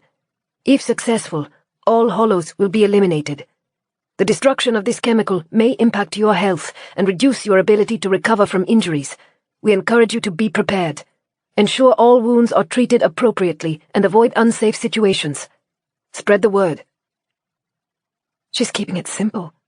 Instead of trying to explain what the Thanites are and how they work, she's calling it a chemical. That's smart. Less confusion. Less room for people to doubt her. The static held for a moment. Then Unati's voice returned, this time losing its formality. Claire, Dorran, I don't know if you're listening, but we're doing well. Neil is beginning to walk again. He'll probably have scars, but, well, this is almost over. We hope you're healthy. We hope you're in a safe place. After another pause, her voice resumed its earlier coolness. This is an important announcement from an anonymous group of scientists working to eliminate the Hollow Ones. Please share to any communities you can. Any situational updates will be broadcast each hour on the hour. Otherwise, this announcement will repeat on a loop. The chemical keeping the Hollow Ones alive will be destroyed at noon in 3 days' time. Claire met Dorran's gaze, hope and excitement exploding through her. His grin matched hers, and his eyes shone. They grabbed each other, laughing and crying in the same breath. 3 days, Dorran said. 3 days, and it will be over. 3 days, Claire echoed. She had been desperate to hear the announcement, but until that moment, the cynical part of her had begun to fear that it would never come. Dorran picked her up and twirled her, and Claire shrieked with laughter as she clung to him. 3 days, they said in unison, and Claire grabbed his collar and pulled him into a kiss. His lips were good. His hands were good, too, tangling in her hair. She felt him melt against her, all warmth and love, and as Unati's voice repeated the recorded message in the background, Claire arched her back to taste more of Dorran. A door slammed above them. They broke apart, breathless, and Claire's euphoria died. She shared an alarmed look with Dorran. Then she lunged for the radio and turned the dial to mute Unati's voice. They held still for a moment, listening to the house. Wood creaked. Hollows continued to move around the halls, feet scraping, nails digging. The windows rattled as the wind snagged at them. There were no other noises. Do you think she heard? Claire whispered. Dorran opened his mouth, then closed it again, still staring at the ceiling. I shouldn't have had the radio so loud. What if she did hear? What if she knows her time is limited? Dorran believed Madeline would bide her time, but only if she believed time was on her side. She was the kind of woman who would want to win even if death was imminent. Claire shuddered and clung close to Dorran. He hugged her back, and she could feel how shallow his breathing was. He was worried too. 3 days. That's all we need to get through. When she'd first heard Unati's announcement, it had felt like almost no time. Now it seemed like an eternity. We will take additional precautions, Dorran said. I will ensure I'm never away from the room for more than 5 minutes, even if I have to make multiple trips, and we can barricade the door more securely. Claire shook her head. You have to stay here. We can survive off the tinned food for 3 days. My darling, I can't. The temperature is dropping. The garden will die if I don't keep the furnace running. Claire shook her head again. Let Madeline worry about it. She kept it alive while we were away from Winterbourne. I do not think she will tolerate it now that we are back. It would put her in a subservient role, and there's nothing she'd hate more. Claire released a slow breath through clenched teeth.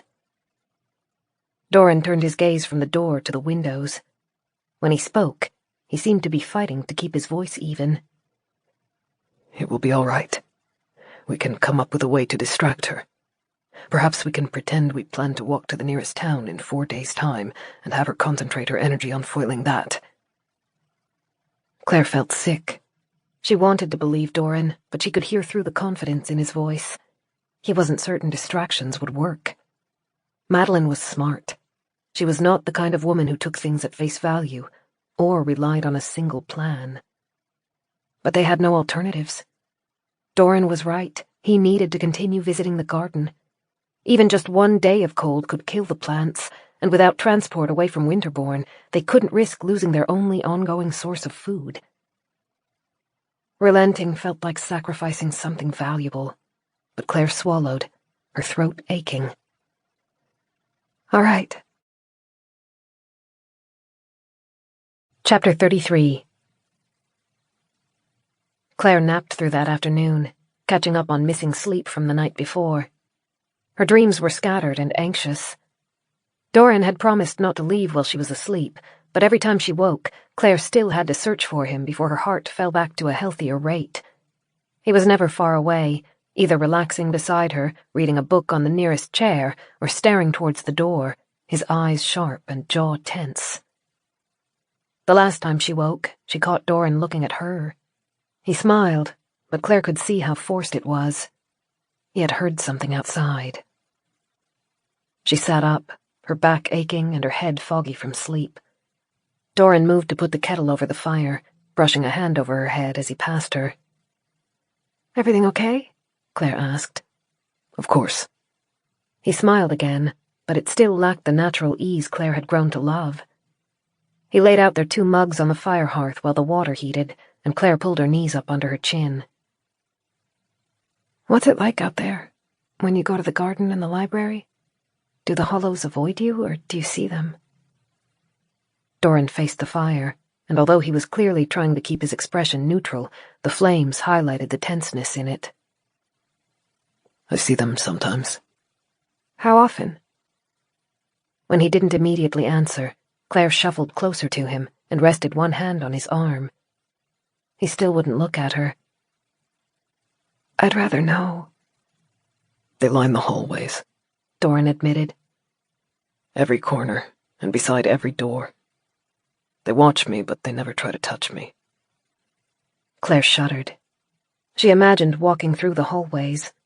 The wallpaper and furniture were nearly invisible in the gloom, with the hollows so still that they could be statues flanking him on either side, their bulging eyes catching in the scarce traces of light. Are you ever afraid Madeline will lose control of them, and they'll attack you from behind? A thin laugh escaped. Oh, yes. I do my best not to think about it. I don't like walking past them, though. After killing so many of the beasts, it seems unnatural to cohabitate with them. Claire licked her lips and broached her next question carefully. Have you seen Madeline? No. The kettle began to bubble, so Dorran pulled it off the flame and poured the steaming liquid into their mugs. Claire watched him as he used a tea bag to flavor both of their drinks. She waited, sensing that Dorran was keeping something from her. After a moment, he sighed. I hear her sometimes. Not just when I'm moving through the house, but in our room as well. What does she say? Horrible things. Violent things. He threw the tea bag into the fire, then passed Claire her mug with shaking hands. I do my best not to listen to her. It won't be long now. Claire leaned back, her toes digging between the rug's threads. The code must be ready. Unadi wouldn't announce it otherwise. I just wish she would unleash it. This could all be over by now. I wouldn't have to worry about you. Dorran stroked her hair back from her head. She must have wanted to give people warning. If losing your Thanites feels anything like what I experienced, it could be devastating if you were driving or in any other precarious sort of situation. Claire pressed her lips together. She probably thought 3 days would be reasonable, maybe even on the short side, since it's so hard for news to spread now. But it feels like an eternity when you're trying to survive. Things were simpler in the Institute. They hadn't truly experienced the new world and didn't know what it was like. Days blended together too easily. I wish we had some way to contact them, or a way to contact anyone. I do as well. Claire wondered if Dorran was thinking along the same lines as her, towards what they would do if the code worked. No one except John from Westhope knew they were at Winterbourne, and no one was likely to stumble on it. Even with the Hollow Ones gone, they were still essentially stranded. We'll figure it out. We've come this far. We can see it to the end. It was better than imagining the alternative, a world where the code failed and killed them all. 2 more nights. She shivered. It was so close. Dorran drained his cup of tea and exhaled. It's time to visit the garden. The familiar anxiety squirmed through Claire's stomach, turning her cold. Already? Can't you put it off for another hour? I would very much like to, but I shouldn't delay. This will be the last time. She drew a sharp breath. Really? Yes. I will overload the furnace with fuel, like we did on the day we left to search for Beth. The heat should hold until Wednesday evening. I will bring back as much food as I can, and we will stay here until the code has been activated. Does that sound like a good plan? Yes, please, yes. She grabbed his arm, squeezing it. And come back quickly. It doesn't even matter if we don't have enough vegetables. We can use some of the tins. I will, I promise. He kissed her and drew back, smiling. 20 minutes, and then I will be all yours, and the next time we leave this room, we leave together. They were some of the sweetest words Claire had ever heard. She let Dorran slip his hand out of hers and followed him to the door. He gave her one final fond look on the threshold. Can I bring you anything else from the house? More books? Wine? No. This is going to sound cheesy, but as long as you're here, I have everything I need. His smile broadened. I love you. I love you too. Then he stepped through the door, closing it with a click. Claire turned the lock and clutched the keys in both hands, nerves and hope thrumming through her. It didn't matter how often Dorran left. The fear was never any easier to handle. We're on the edge of a new world. 3 more days. Claire left the keys on the seat by the door and crossed to the fire. It was growing low, so she stacked more wood on it, filled the kettle, and hung it on its hook. Dorran would have a fresh drink as soon as he returned. It would help warm fingers that had been chilled by the frosty air that saturated the rest of the house. A door slammed above Claire. She stared at the ceiling as the floorboards creaked. Something heavy moved through the attic. Trying to picture the kind of hollow that would make that noise, she scrunched up her nose and turned away. The room no longer felt like a prison now that they were so close to the end. Claire pulled on her boots, then went to the ceramic pot on the bureau. The tomato plant had grown even in the time she'd had it. She would keep it with her once the house was theirs again. It could stay in their room, something green and beautiful to look at each morning. The radio rested beside the pots. A pang of loneliness ran through Claire, and she turned the radio on, adjusting the volume just until she could make out Unodi's voice, but no one outside the door would hear. She'd already memorized the looped message. Her smile faded as unfamiliar words were broadcast to her. Update. The deadline has changed. Unodi took a sharp breath. The code will be activated at sundown today. Please prepare yourself. Find a secure location. Ensure all wounds are treated. The code will be activated today. There was a click as the recording ended. Then the original message resumed. Claire's mouth was dry. She hung close to the radio, clutching it with both hands, waiting while the original memorized announcement played itself out. Once it finished, there was another click. Then Unodi's voice became harried again as the 2 recordings played in a loop. Update. The deadline has changed. Why would they have moved the deadline closer? Unati sounds stressed, but why? I'd think they were being harassed by survivors looking for supplies, but she never broadcast the shelter's location. Wait. Claire closed her eyes. The radio transmissions would have attracted the hollows, just like Ezra's transmissions resulted in a pile of the monsters around his tower. Some of them, the smart ones, might have even understood the announcement. The research center was probably under assault as hollows tried to break in and destroy the one thing that was guaranteed to kill them. She chewed on her thumb as she paced the length of the room. The station couldn't have been breached. Unati would have executed the code out of desperation. Their situation wasn't dire. Yet. Please don't leave it too late. Don't wait until they've broken your systems or clawed through the doors. An idea hit her, and she paced faster. The two messages looped automatically. Claire didn't know how long they'd been running. Maybe the station had been breached. Maybe everyone was dead. Maybe the code would never come, and all that was left of her friends was a recording that would play endlessly, always promising today, today, today. No! Claire kicked at a chair as she passed it. She didn't want to think about that. She would know one way or another by the end of the day. Dorran, where are you? It would be easier if she had Dorran with her. He had a calming effect, his steady presence and logic settling the storms in her mind. She looked at the clock. He had been gone for 20 minutes. The kettle above the fire had nearly bubbled dry. Claire wrapped a cloth around her hand and removed the pot from the flames. She poured fresh water into it. Then, moving as patiently as she could, she returned it to the fire. 20 minutes, Dorran. Time to be back. She approached the door in slow, measured steps. Her breathing was even, her movements cautious, both belying the painful thumping of her heart. I don't need books, I don't need wine, I don't even need food right now, I just need you. Footsteps still moved around her, roving through the passageways, but they had lost their scraping, slouching cadence.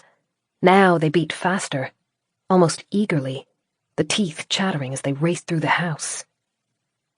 No, it's your imagination. You're growing paranoid.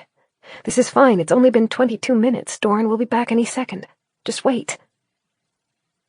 She wrapped her arms around herself and strode to the window. Snow drifted past the glass. She tweaked the curtains back just far enough to see the field outside. The hollows that had been pacing around the building had come to a halt. A dozen of them stood, staggered in the snow, as motionless as statues as they stared up at her. Something's happening. The taste in her mouth turned sour as fear ran through her. She dropped the curtain, her chest so tight she thought she might hyperventilate. They're doing something. The hollows have stopped being passive. They're doing something, and Dorran is out there. She was back at the door in 5 long paces. Her fingertips pressed against the wood as she tried to still her mind long enough to think. Dorran had been gone for 25 minutes. He had promised 20. He knew how important the deadline was to her. He wouldn't leave her waiting.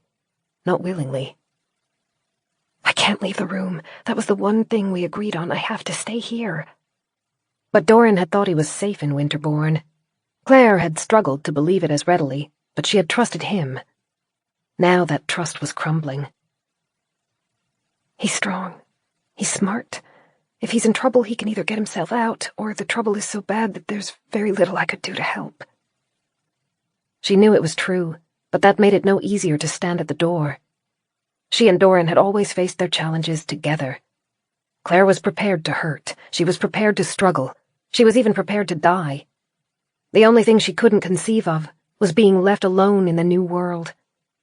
If Dorran died, she wanted to die at his side, doing everything she could to protect him. He wants you to stay in the room. Her fingers dropped to the lock. Her eyelashes were wet, her lip aching from where she bit it. Dorran had been gone for nearly half an hour. A lot could happen in half an hour. Then she heard it, rising out of the house's deepest levels, echoing as it bounced between countless layers of wallpaper. Dorran screamed. Chapter 34. Claire moved on instinct, one hand turning the lock as the other shoved on the door. Dorran's scream, raw and pained, cut out abruptly. He had tried to muffle it. He hadn't wanted Claire to hear. Liquid fire pumped through her veins. It scorched every atom of her body, filling her with frantic energy. Her feet flew, carrying her towards the stairs. Faintly, she was aware that she didn't have a weapon. Going back for the fire poker would waste seconds she didn't have. She would figure it out when she reached Dorran.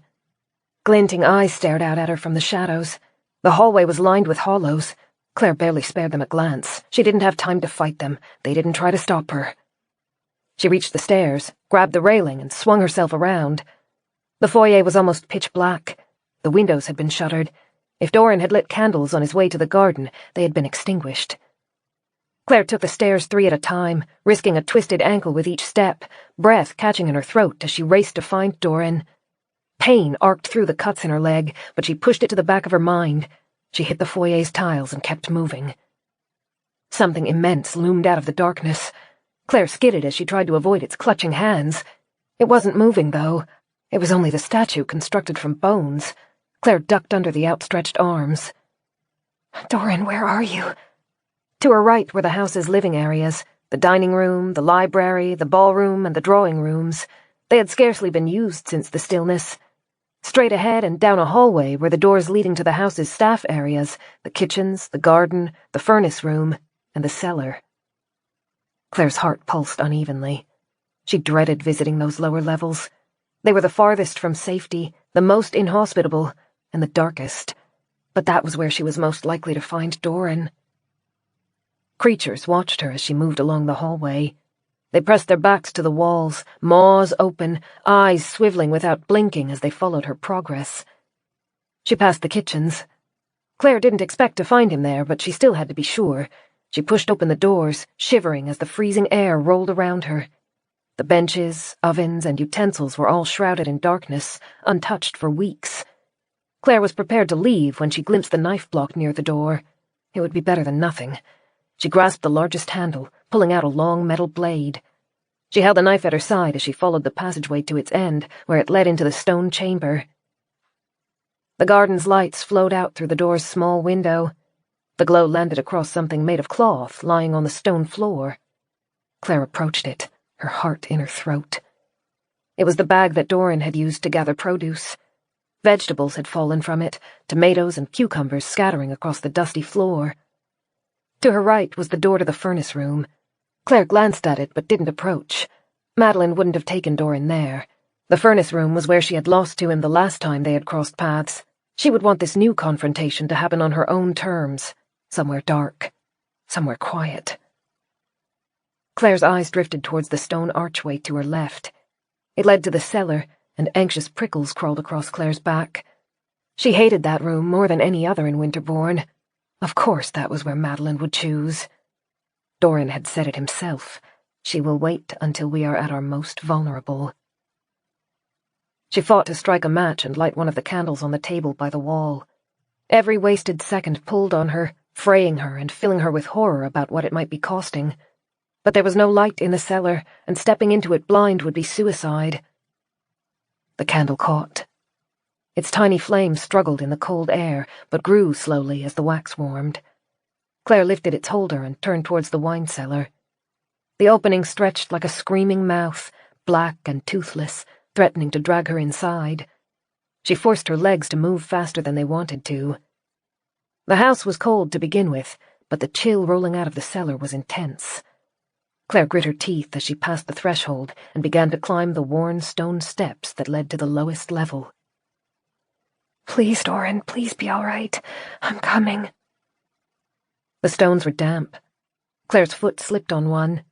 The flame guttered, and the knife clanged as she threw out her hand to stabilize herself against the stones. Claire took a gulping breath, then righted herself, her limbs shaking. It seemed impossible to keep moving. She forced herself to, regardless. Her steps echoed horribly. Claire tried to listen through them, to hear the telltale gasps of breath or the crunch of feet on grime that would tell her the wine cellar was occupied. She couldn't hear anything. She extended her arm as far as she dared, trying to force the candlelight to penetrate the gloom beneath. A dozen tiny reflections twinkled out at her, and at first Clare thought she was seeing eyes. Then she took another step and saw they were only the wine bottles stacked upon the racks filling the space. It felt reckless to speak, but Clare didn't think she had much to lose. The Hollows knew she was there. She was making too much noise for her arrival to be a surprise. So she licked dry lips and hazarded, "Dorran?" The cold air moved around her in eddies. The echoes lasted longer than she thought they should. A soft dripping noise came from the room's back corner. Was I wrong? Maybe he's not here, but where else could he be? Then her light caught on the edge of a stone slab protruding from the wall. She recognized it, the concealed doorway that opened into the maze of secret passageways running through the building. She and Dorran had nailed it shut before leaving Winterbourne, but evidently the house's mistress had wanted access to it. And it wasn't an accident that it had been left open. It was an invitation. Clare adjusted her grip on the knife and stepped through. A ragged path ran away from her, leading deeper into the building, the walls high and oppressive, the darkness so complete that it seemed to be trying to smother her candlelight. She knew she had chosen correctly, though. Beneath the sound of panic running through her veins, she could hear other noises. Rasping, chattering breaths, the shuffle of countless bodies rubbing together. Clare lifted her head.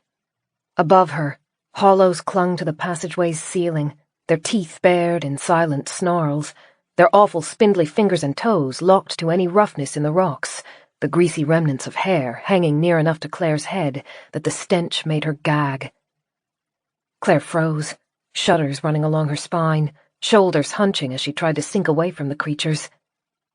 She kept moving. The passageway led her downwards in 2 or 3 steps at a time. Her nose and ears stung from the cold. The path turned so often that she lost her sense of direction. The whole way, the creatures lurked above her, watching, ravenous.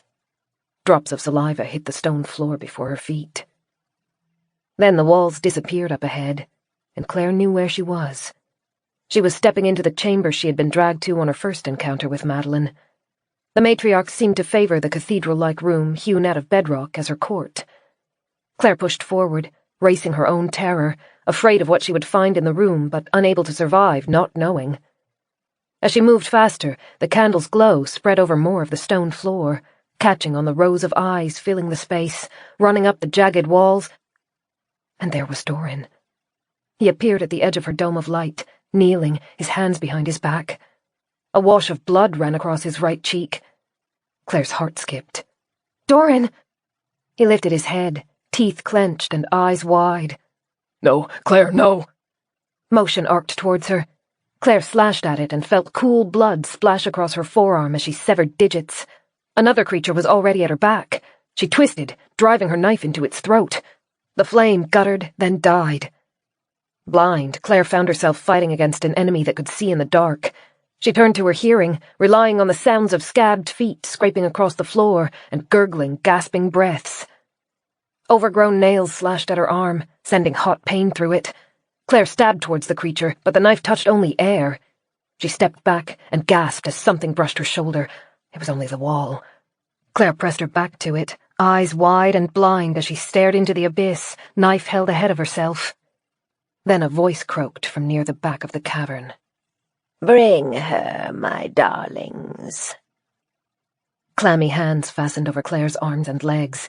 She lashed out and felt her blade connect with flesh. She pulled the knife free and prepared to strike again, but something grasped the blade and tugged. Clare's grip was slick with blood, and the handle slid between her fingers. The knife clattered over stone as it was cast aside. Clare swung her fists instead.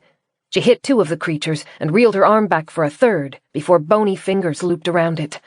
They were pulling her in all directions, grabbing at her clothes and squeezing at her skin. Their rancid smell surrounded her, and the rush of hissing breaths was deafening. Her feet were pulled out from under her. Clare thrashed but couldn't break free. She was being dragged, scraped over rough stone, countless monsters pressing in at all sides. Then they slammed her down onto something hard and cold. Clare gasped as stones bit into her back. Metal touched her hands. Then, with a harsh click, she was chained. Claire pulled on the manacles. They were bolted in place. The presences around her vanished. Claire sucked in a breath. She was clammy all over and shaking. Her stomach was on the edge of revolt. She wanted to call to Dorran. She dreaded what retaliation it might bring, though. For a moment, the cavern was near perfectly silent. Then the rasping voice spoke again. "Let us give our guests some light, my darlings." Flames hissed. Torches dotted around the cavern burst to life. Hollows screeched at the sudden intrusion of flame and withdrew deeper into the shadows until only their eyes and dripping teeth were visible. Claire was on the dais in the room's center. Heavy steel manacles pinned her hands at one end. She twisted them, trying to find any leeway to work her hands free, but the metal was tight enough to pinch. Now that the cavern was lit, she could see Dorran no more than 20 feet away. He must have put up a good fight. His shirt was torn, and the blood on his face wasn't the only red on him. His hands had been fastened behind his back with a set of shackles similar to what Claire wore. Their chain looped around the pillar his back was pressed against. His face was sheet white and dusty. His lips were pressed together tightly, but his eyes followed Claire's movements with a fierce urgency. Madeline stood over him. One of her hands rested on top of his head, tangling in his hair, a mockery of a mother's loving caress. Chapter 35. Bile rose in the back of Claire's throat. Madeline had changed since their last confrontation. She stood at least 8 feet tall, held up by nearly a dozen claw-like legs. Their sharp tips clicked on the stone when she moved. They poked out of the shreds of her old dress, a decadent design of black and red silk, one of her last reminders of her former life. She still bore the fire poker Claire had stabbed into her. It entered through her open mouth, angled up to pierce into the skull and extend from the back of her head through her hair. The metal bar had run straight through her brain, but even that hadn't been enough to kill her.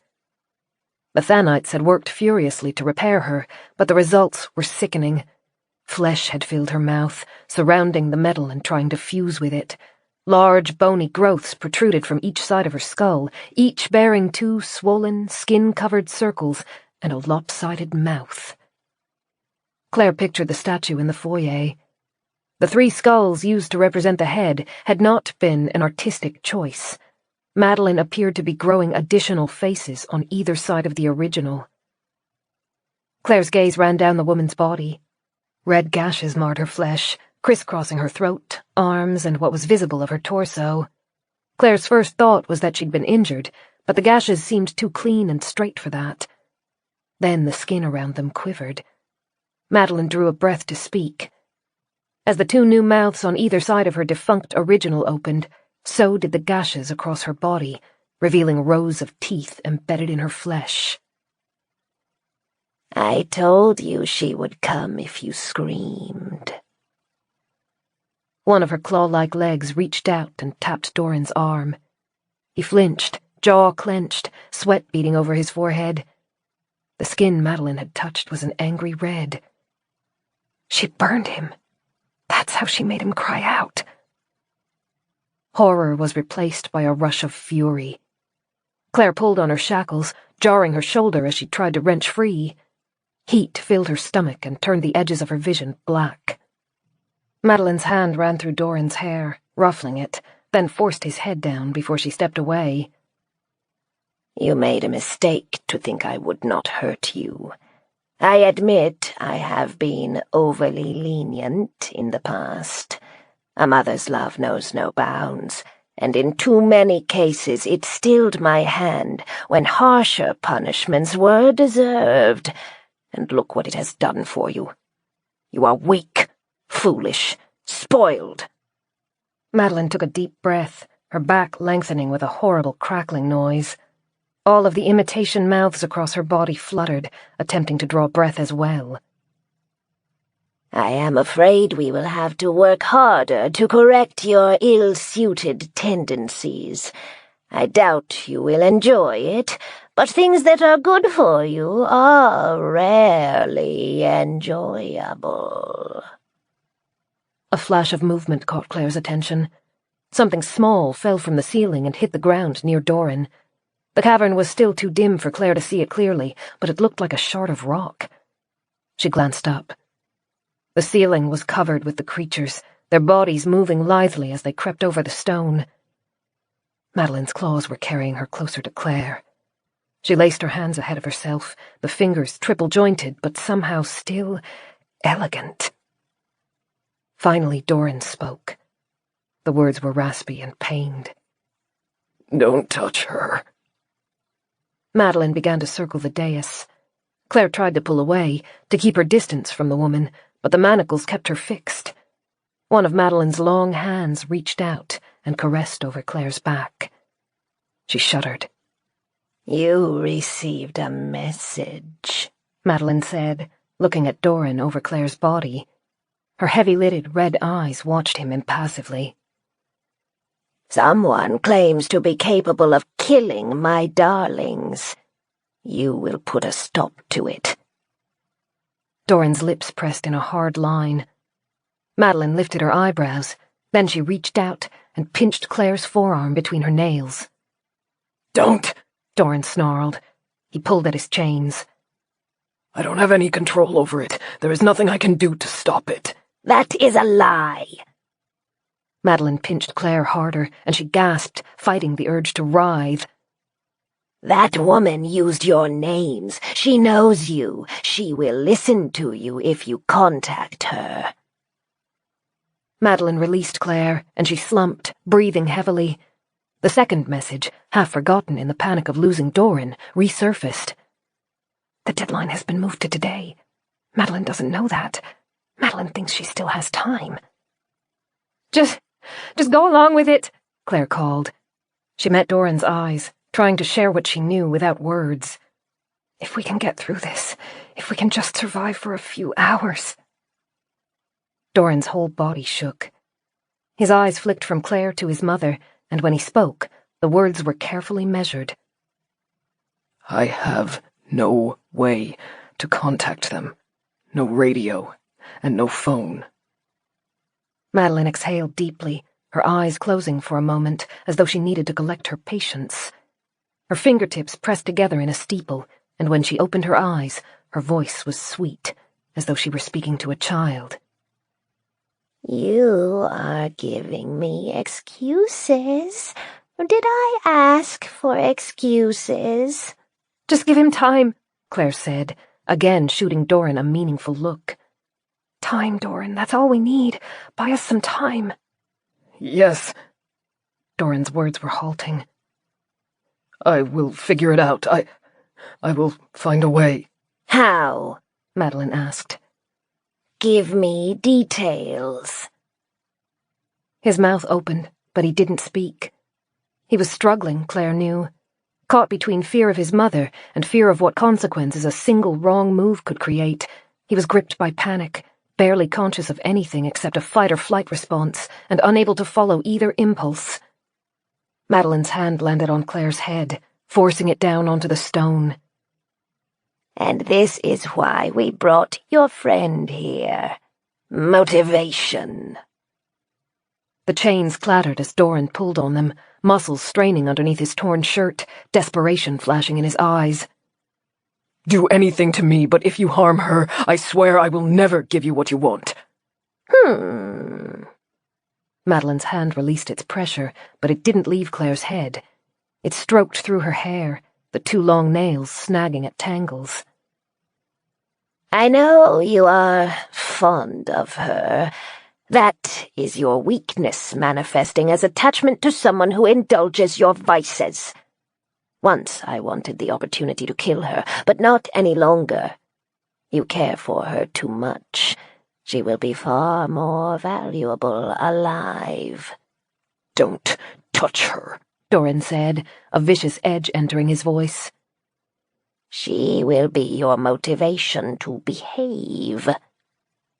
Madeline's fingers continued to run through Claire's hair. "She will stay here with me. If you do as you are told, you will be rewarded. You will be allowed an hour to sit with her each day. You may even bring her additional food if you exceed expectations. But when you disappoint me, she will bear the punishment. No. Sweat ran down Dorran's face, creating tracks through the dust. He was shivering, and not from the cold. We will skin her, Madeline said, and every mouth on her body smiled. A strip for each failure. It will not kill her. No, I will be careful to keep her alive. But her skin will come off a piece at a time if you do not behave. Dorran shook his head. His eyes had lost their humanity. All that lived inside them was the terror of a cornered animal. Clare clenched her teeth, trying to suppress her own shivers. Madeline knew Dorran too well. She knew how to find his weaknesses, how to hurt him, how to break him. Now tell me. Madeline's voice was soft and sweet, a mother's coo. What will you do to contact your friend from the radio? I need time. I'll do it, just give me time. You disappoint me. Madeline's fingernails dug into Claire's skin. No! Dorran screamed, lunging forward, the chains sounding out as they were pulled taut. No! Claire bit her tongue, turning her head to face the stone. She was powerless to escape Madeline as the nails cut into her skin, but she could stay silent, endure it without noise. She could at least spare Dorran having to hear her scream. No! He yelled again, the word cracking. Underneath the cry was another sound. Metal breaking, then the scrape of chains dragging over stone. The pressure from Madeline's hand disappeared. Claire sucked a thin breath into air-starved lungs and lifted her head. Dorran was no longer chained to the pillar. He moved towards them with furious speed. Madeline had just enough time to raise her hands before he hit her torso, forcing her away from Claire. Madeline's insectile legs jerked as she fell backwards. The hollows around them screamed, darting over each other, heads thrown back, ravenous but fearful of angering their mistress. Dorran tumbled off Madeline. Her 3 faces twisted as she stabbed her legs towards him, but Dorran rolled out of reach. The legs stabbed into the floor instead, cutting chips out of the stone. She's actually trying to kill him. Claire fought her bindings, twisting her wrist inside the metal until a sheen of blood covered it. They wouldn't loosen. Dorran crouched, ready to charge his mother again. She rose up onto her multitude of feet, towering over him, arms open as she welcomed the attack. The many mouths across her body fluttered with wild laughter. He can't kill her. She's too strong. She'll shred him. A shimmer of movement caught Claire's eye. A plastic container, knocked over by one of the scrambling monsters, fell into the torch's light. The fuel container. How? She'd last seen it in their room. Dorran must have taken it at some point to refuel the generator.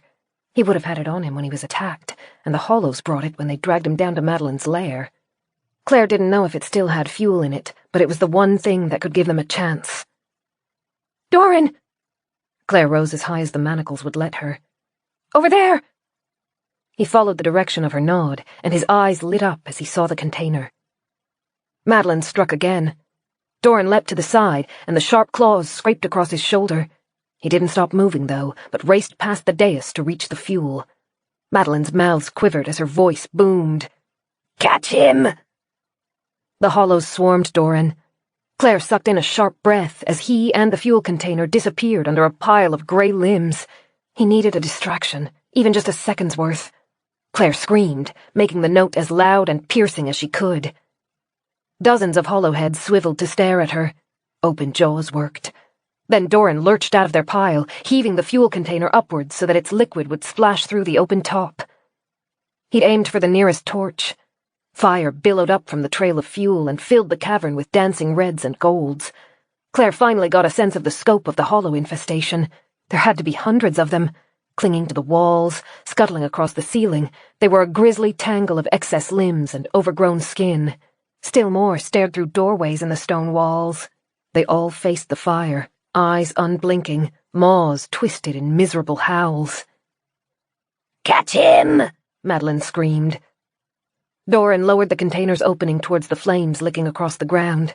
An explosion of heat burst up as the fuel inside caught alight. Dorran turned back to the horde, teeth bared in a snarl as he wielded his new weapon. Every swing of the container sent liquid fire flowing from the spout. He hurled streams of it at the nearest creatures. They backed away, howling, fingers clawing at their melting skin. As they staggered into their companions, they spread the fire like a disease. The hollows were shrieking, scrambling over each other, desperately seeking the exits as they made their escapes. And Dorran kept advancing. The trail of fire spread black smoke behind him, the shadows blending into his hair until he looked like something mythical emerging from the underground. His eyes were on Clare. Then they turned upwards and hardened, and Clare knew even before she looked that he was staring at Madeline. The matriarch was approaching Clare. Her multiple faces twitched with mingled disgust and rage. "Get away from her!" Dorran's voice rose above the hissing, crackling fire and the many-voiced screams of the hollow. One of Madeline's feet stabbed into the stone platform near Clare's head. The matriarch rose onto it, hands flexing into fists at her side. She was ignoring Clare, wholly focused on her son. Clare couldn't contain a grim smile. She held her chained hands above her head as she rolled onto her back. The underside of Madeline's abdomen was immediately above her. It was a roiling mess of the sharp, insect-like claws cross-cutting as they burst out from the remains of her dress. Clare pulled her knees up to her chest and kicked upwards, driving her boots into that nest of appendages, pain sparking through her injured leg. Madeline's gasp, raw and ragged through her newly formed throats, was one of the most satisfying things Clare had ever heard. She'd stolen the matriarch's balance and tilted the angle of her legs to the side, rolling Madeline forward to meet her son. Dorran was ready. He raised the fuel container, spraying the last of the flaming liquid onto Madeline. Clare flinched as fiery drops rained around her. Madeline howled. She buckled, the legs twitching in discordant directions as she clawed at the flames spread across her torso and face. Stumbling backwards, she fell to the floor. The cavern was a maze of flames. The last of the hollows chattered as they clawed their way into the tunnels to escape the heat and smoke. The toxic smell of burnt fuel was rapidly thickening. Clare pressed her face into her arm as she coughed. All of the anger fled from Dorran's expression. It was replaced with stark grey horror as he staggered to her. His hands ran across her hair, then to her hands, stained with her own drying blood. "I am so sorry. My darling, oh, I am sorry." "Hey," she said, smiling despite how badly she shook. "You okay?" His hands hovered over Clare's arm where Madeline had torn the skin. It wasn't bad. The cut was no larger than an inch and not deep. They had both had worse. But Dorran stared at it with so much pain in his expression that it seemed as though the guilt were crushing him. "He's in shock. This must be like a living nightmare for him." She wanted to ask him to check his mother, to make sure she was truly dead this time, but she wasn't certain he could handle it. Clare swallowed and pushed some levity into her voice, hoping it would knock him out of the panic that was consuming him. "No more family reunions, okay? They don't work out for either of us." His eyes were uncomprehending. Clare felt a cold trickle of fear move into her chest. Dorran stood at her side, but he felt like a stranger. There was almost nothing of the man she loved left in his expression. What if Madeline got her wish? What if she finally broke him? "Hey," she tried again, softening her voice even further. "Everything's okay. I love you." "I love you," he echoed, the words emotionless. Then he blinked, and his eyes began to shine with unshed tears, and his hands clutched for hers as feeling returned to his voice. "I love you, Clare. I'm so sorry. Clare." He was back. Clare grinned, trying not to cry herself. Her manacled hands were numb from lack of blood flow, but she still held him in return. "We're okay, Dorran. I'm not hurt. You did great." "Oh," he said, and his head dropped against hers as his arms wrapped around her. He was close enough that Clare could kiss his neck, so she did. He tasted like dust and smoke. "Hey," she whispered, not wanting to rush him, but aware that they were horribly vulnerable. The fire was gradually dying as it exhausted its fuel. Smoke was filling the chamber, sapping the oxygen and making it harder to see. Breathing was becoming painful. It was keeping the other hollows away, but not for much longer. And she needed to be certain that Madeline was dead. Because if she was, the other hollows would no longer be heeding the matriarch's instructions. And they were hungry. Do you think we can find a way to get me out of these? Yes. Hold on. Dorran bent over the manacles, exploring their welds and the chains, searching for weakness. Clare turned her head aside as she coughed. Something twitched through the smoke in her peripheral vision. She barely had enough air in her lungs to call, "Dorran, behind!" Madeline lurched towards them. Blackened skin cracked as her arms reached out, her legs jerking erratically as the nerves misfired. Her face was barely recognizable. The skin was charred and lined with rivers of red. The original mouth, the one that had grown flesh around the rebar, pulsed in time with her heartbeat. Her eyes had turned grey as they cooked. She was blind, but she had still heard their voices, and she was coming for them. Dorran twisted to face his mother as her blackened fingers gripped either side of his head. The pulsing mouth, still bearing the rebar, loomed above him. He was pinned between Madeline and the dais, and Madeline raised 4 of her insect legs, their tips aimed towards him. He seemed frozen. Madeline's fingertips crumbled as she dug them into the sides of his head. The pulsing mouth was growing closer and closer, as though she hoped to eat him or impale him on the same rebar that had forever deformed her face. Clare yelled, "Dorran!" He flinched, then responded, reaching up to grasp the rebar. The legs stabbed down, aiming to impale Dorran, but hit the stone platform instead as he twisted the metal bar. The blind eyes rolled up. Her hands spasmed, and her legs thrashed. The pulsing mouth gushed a clot of black, rotting blood. Dorran kept pushing. The skin around her neck cracked. Madeline could no longer support her own body weight. Her legs fell out from under her, and the force wrenched her head back. Burnt flesh separated. Dorran gasped and dropped the rebar, which still speared his mother's decapitated head. The insect legs continued to twitch for a full minute after Madeline fell. Slowly, they coiled inward, curling up like a dead spider. Dorran stared down at her until the last shivers subsided. Then he shakily bent to pick something off her body. He staggered back to Clare, his eyes wide and wild. A necklace was clasped in his soot-coated hand, and suspended from it was a silver key. Dorran fit the key into Clare's manacles. It was old and tarnished, and it scraped in the lock. The metal clicked as it unlocked. Clare pulled her hands free and massaged where the metal had bitten into her skin. Dorran still looked ashen. He stayed close to her, one hand on her arm, as he stared at his mother's body. He needed time to process what had happened, to come to terms with it, maybe even to grieve. But time was something they didn't have. Clare took his hand, rubbing it, trying to draw his attention. "We need to get back to the room. This is almost over. Unati made another announcement while you were gone. They're activating the code today, at sundown." He blinked and shook his head, as though trying to clear it. Sundown. Back to the room. You'll be safe there. Something screamed in the passageways behind them.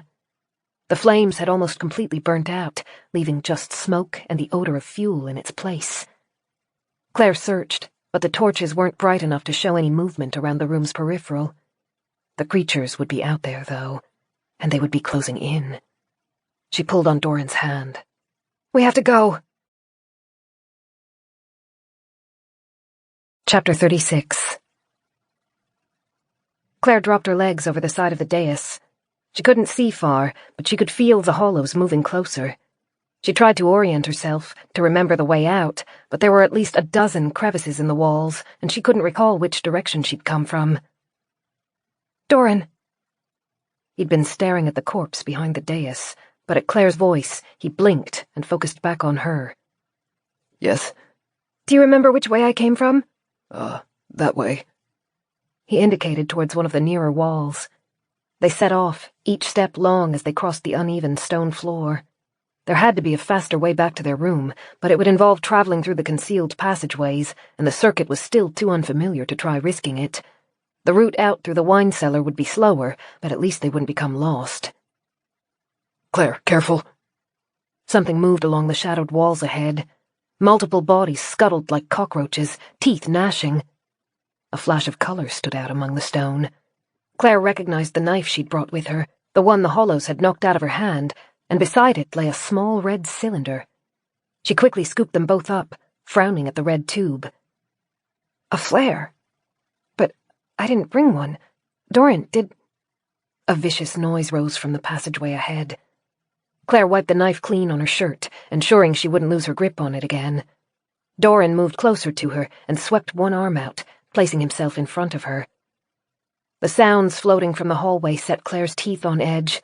Full of violence and fury, they rose until they seemed to be shaking the walls around them. The hollows slinking around the edge of the cavern disappeared into the tunnel, moving towards the sounds. It's like wildcats fighting, or a madman's screams. Clare's mouth was dry. She held the knife tightly, prepared to fight whatever might appear in the opening. Nothing did. Instead, the noise broke off, its echoes taking longer to fade. "What was that?" Clare asked. Dorran's breathing was shallow. He could only shake his head. The sounds had come from the path they needed to take. Clare didn't want to move towards it, but they had no alternatives. She clenched her teeth, then lit the flare. For a moment, the hissing flame masked every other noise. Clare extended the light, painting red across the rough walls as she stepped forward. Dorran moved like a ghost at her side, his hand just barely resting on her arm to tell her he was still with her. She was grateful. She didn't think she could endure being separated from him again that day. The glow of the flare revealed the passageway in increments. It was disconcertingly still. Clare kept looking for the source of the screams, waiting for movement ahead, but it looked no different to the passageway she had followed an hour before. Water pooled on the floor, shimmering red in her light. Scratches ran along the walls where claws had cut into them, but Clare suspected the marks had been made weeks before. Then her shoe landed in something she had assumed was water, and Clare's heart lurched. The liquid didn't move quite like water was supposed to. It was thicker, rippling lazily out from the impact. Clare stepped back and scraped her shoe over the ground. It left a smear. The water had looked red. She had assumed it was tinted by the glow of the flare, but it didn't need any light to color it. She had stepped in blood. Clare. Dorran nodded to the side. At first glance, the shape seemed to be a broken rock kicked into the corner. Clare extended the flare towards it. 2 empty eye sockets stared back at her. The grey skin was pinched too tight over the bones, the jaws hanging open in an imitation of a scream. The hollow was already dead. The hellish noise came again. It was distant, farther along the passageway they needed to take. Dorran's hand tightened over her arm, and she thought she could feel his pulse beating as quickly as hers did. "The hollows are fighting," she whispered. They must have been denied meals for a long time. Perhaps now that Madeline is dead, they are seeking food wherever they can find it. Clare gave a stiff nod. Everything she knew about hollows told her they didn't see their companions as prey and only resorted to consuming one another when they were trapped or when the others were already dead. Before Clare and Dorran had left Winterbourne, Madeline had been sacrificing members of her party to satisfy the surviving hollows' appetites. Clare assumed the habit had continued, perhaps in greater numbers once the creatures from the forest had been brought inside. It made no sense for hollows to fight among themselves, especially when there was human prey within the mansion. But very little of Winterbourne's situation was natural. Now that Madeline no longer controlled the creatures, Clare couldn't guess what they might resort to. "Get somewhere safe, quickly." She pushed forward, hastening her steps, trying not to look at the pools of blood she walked through. Vicious screams rang through the building. They were louder than Clare had ever heard, ferocious, wild, and terrifying. Every fiber of her being focused on the only thing that mattered, getting behind a door that locked, where they could wait out the remaining hours until sundown. The flare was dying. Clare thought they were close to the door to the cellar. She shook the flare, trying to get some more life into it, but it hissed a final time and fizzled out. "No!" She hit it against her palm, but the glow was gone. There was no natural light in the subterranean levels. It made no difference whether she kept her eyes open or closed them.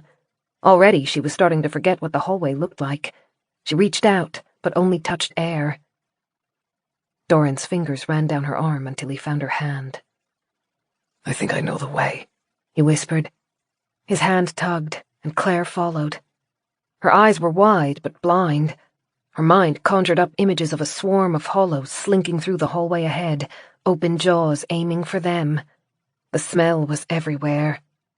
Clare told herself she would be able to hear if hollows were approaching, but her breathing and faltering footsteps seemed deafening. She tried not to think about what would happen if the monsters came across them in the darkness. There would be no way to defend themselves, no way to run. The atmosphere seemed to change. The air was a fraction cleaner, and the scent of smoke was replaced by dust. Dorran led them to the right, and Clare thought that meant they had entered the wine cellar. Her suspicions were confirmed as a bottle clinked, and Dorran adjusted their direction. Clare's hand was clammy. She wanted to pull it out of Dorran's and wipe it clean, but his grip was like steel. For good reason. If we were to be separated now... Her shoulder grazed one of the walls. She flinched, squeezing her eyes closed reflexively. Then the hand in hers abruptly pushed back, halting her steps. Clare had a split-second image of an unseen hollow biting into Dorran's face. She prepared to drag him backwards. Then Dorran's voice floated out of the darkness near her ear. The stairs are ahead. Move carefully. He led her upwards. Clare reached one arm out as she shuffled forward. Her boots hit the lowest stair and she stepped up, misjudged its width and nearly lost her balance. Dorran dragged her back, bracing her until she had a flat surface under her feet again. Her breathing shallow, she tested the stair's width, bumping her feet into its back before trusting her weight to it. The climb was agonizingly slow, but they had to be cautious. The stairs had no railing, and a fall from that height would crack their heads open like eggs. Something hissed behind them. Dread ran through Clare. She tried to guess how far behind it was, but the question was nearly immaterial. The hollows weren't hindered by the darkness. It would only take seconds for it to catch up to them. Dorran tugged on her, and they began to move faster, racing up the stairs. The coldness stung Clare's cheeks, and the exertion ached deep in her leg. Even though she could feel the ground beneath her feet, she had lost her sense of which direction was up.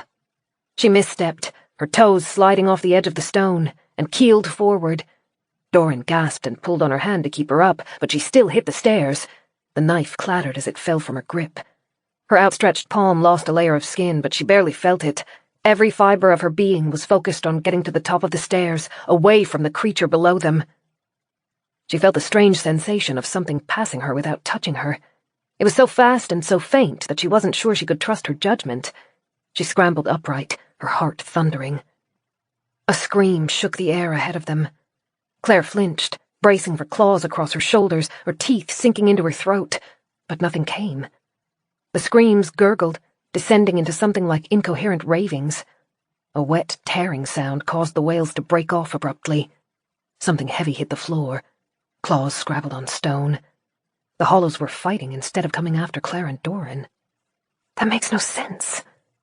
She didn't have enough of her mind left to wonder about it. In the distance, she saw a whisper of light. The stairs end, Dorran said. Even with the warning, Clare still tried to step up, and her world rocked as her foot plunged through emptiness. She put out her hand, found the wall, and righted herself. "The garden," she whispered. "We don't need to get to the room. We only need to get somewhere secure, somewhere with a lock." She hated moving through the darkness, not knowing what horrors might surround them. The sooner they found a safe place, the better, and their room was 2 floors above them. Her shoulder brushed the immense archway leading into the cellar. To her right was the passageway taking them back to the main sections of the house. The fleeting traces of light came from there, refractions from the foyer's windows. The garden would be to her left, but as Clare turned towards it, uneasiness ran through her like shivers. Normally, light came through the window in the door. It was a small and muted glow, but it had always acted as a beacon towards the room. Now, though, there was only darkness ahead. Dorran didn't try to move. Clare held her breath, knowing he must be listening. She strained to hear, but didn't detect any signs of life ahead. She said, "The lights should be on at this time of day, shouldn't they?" It is possible the generator ran dry. Clare felt the wariness in him. She knew him too well to believe he would forget to refuel the generator. She didn't want to hound him, but chewing noises rose from the cellar's stairwell, and she didn't want to think about what would happen once the surviving hollow finished its feast. "Dorran?" He made a quiet noise of dissatisfaction, then stepped forward. He had a better sense of the space than Clare did, and moved with confidence. The dark felt like it was burning Clare's eyes, so she closed them and followed in Dorran's wake, trusting him not to lead her into any obstacles. Then he came to an abrupt halt, pushing her back. She waited as stress burned her insides. When Dorran spoke, he sounded like he was having trouble breathing. "The door is open." "The garden door?" Clare frowned. "How?" "Don't move." He let go of her. Clare pressed her lips together, hands still outstretched, waiting. His coat rustled, and she knew he must be feeling through his pockets. He hissed his frustration. "The garden's key is gone. They must have taken it when they caught me." Clare twisted to face the wine cellar's entryway. She couldn't see it, but she could picture the cavernous archway leading directly into the worst parts of the house and inviting its denizens out. "We can still shelter in the garden. We'll lock it from the inside, and even if they have the key, they won't know how to use it." "Unless there's another intelligent one," he murmured. Clare hadn't considered it before. Cold sweat stuck her shirt to her back. It seemed too cruel to think that Madeline wasn't the only mindful monster that called Winterbourne home. She licked dry lips. "We need the key ring." "Did you bring it with you?" "No." She cursed herself. "I left it in our room." "Then we will go there." She wanted to tell him that it was too dangerous to think about moving through the house, but screams interrupted her thoughts. The noises came from the opposite direction that they had before, rising from the stairwell that led into the furnace room. Dorran pressed her shoulder, then took her hand again. He pressed her towards the chamber's entrance leading back into the main part of the house. Something had opened the garden's door, and presumably destroyed its lights. Clare silently prayed it hadn't killed the plants as well. That would be Madeline's style, though. Clare could imagine her leaving instructions with her minions to destroy her child's chance of survival in the event that Madeline died. There was no time to dwell on the possibilities. Dorran, familiar with the passageways, increased his speed, and Clare had to jog to keep up to his long paces. She marveled at his ability to run into what might be certain death. The edge of an archway grazed her shoulder, and Clare knew they were moving out of the servants' areas. Dorran's outstretched arm hit a door, and it burst open with a bang. Finally, Clare could see. She sucked in a breath in appreciation of the sunset leaking through Winterbourne's half-boarded windows, but the air caught in her throat. Something moved ahead. Chapter 37. "What?" Dorran pressed his mouth shut. A hollow lay on the floor. It lifted its head, jaw quivering with a muted hiss. Gangly arms reached forward and began to drag its body towards them. The monster's body ended at its waist. A clump of intestines spread behind it, painting a trail of red across the tiles like a repulsive paintbrush. Behind it, Madeline's effigy had been destroyed. The bones and ropes of hair were strewn across the marble floor, torn apart as though in a fury. Clare's mind went blank. The sight was too horrible and too perplexing to take in properly. She couldn't imagine what was capable of severing a hollow in half. Normally, hollows focused on biting into the nearest flesh, rather than inflicting widespread damage.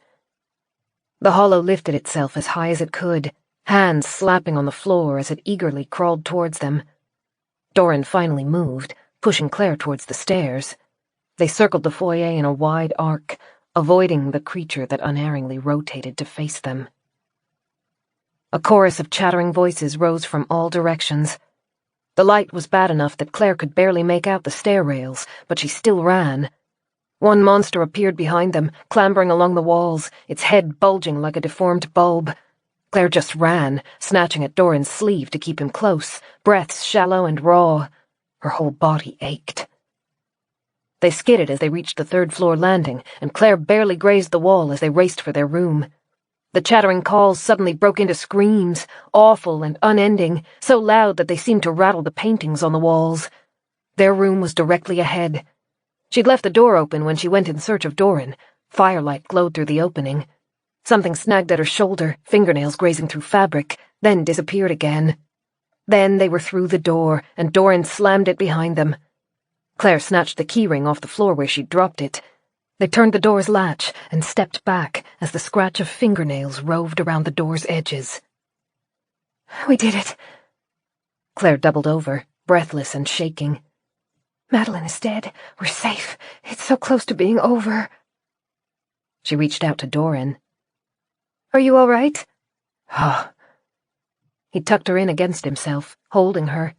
He smelled like smoke, dust, and hollows, but Clare didn't care. His hands trembled as he let her go. We should search the room. Yeah. Clare blinked to clear her eyes. They still couldn't let their guard down. The door had been left open. The meddling was in small doses, and in some cases almost undetectable, but Clare's anxiety was high, and as she looked about the space, the sense of wrongness only intensified. The curtains were all closed.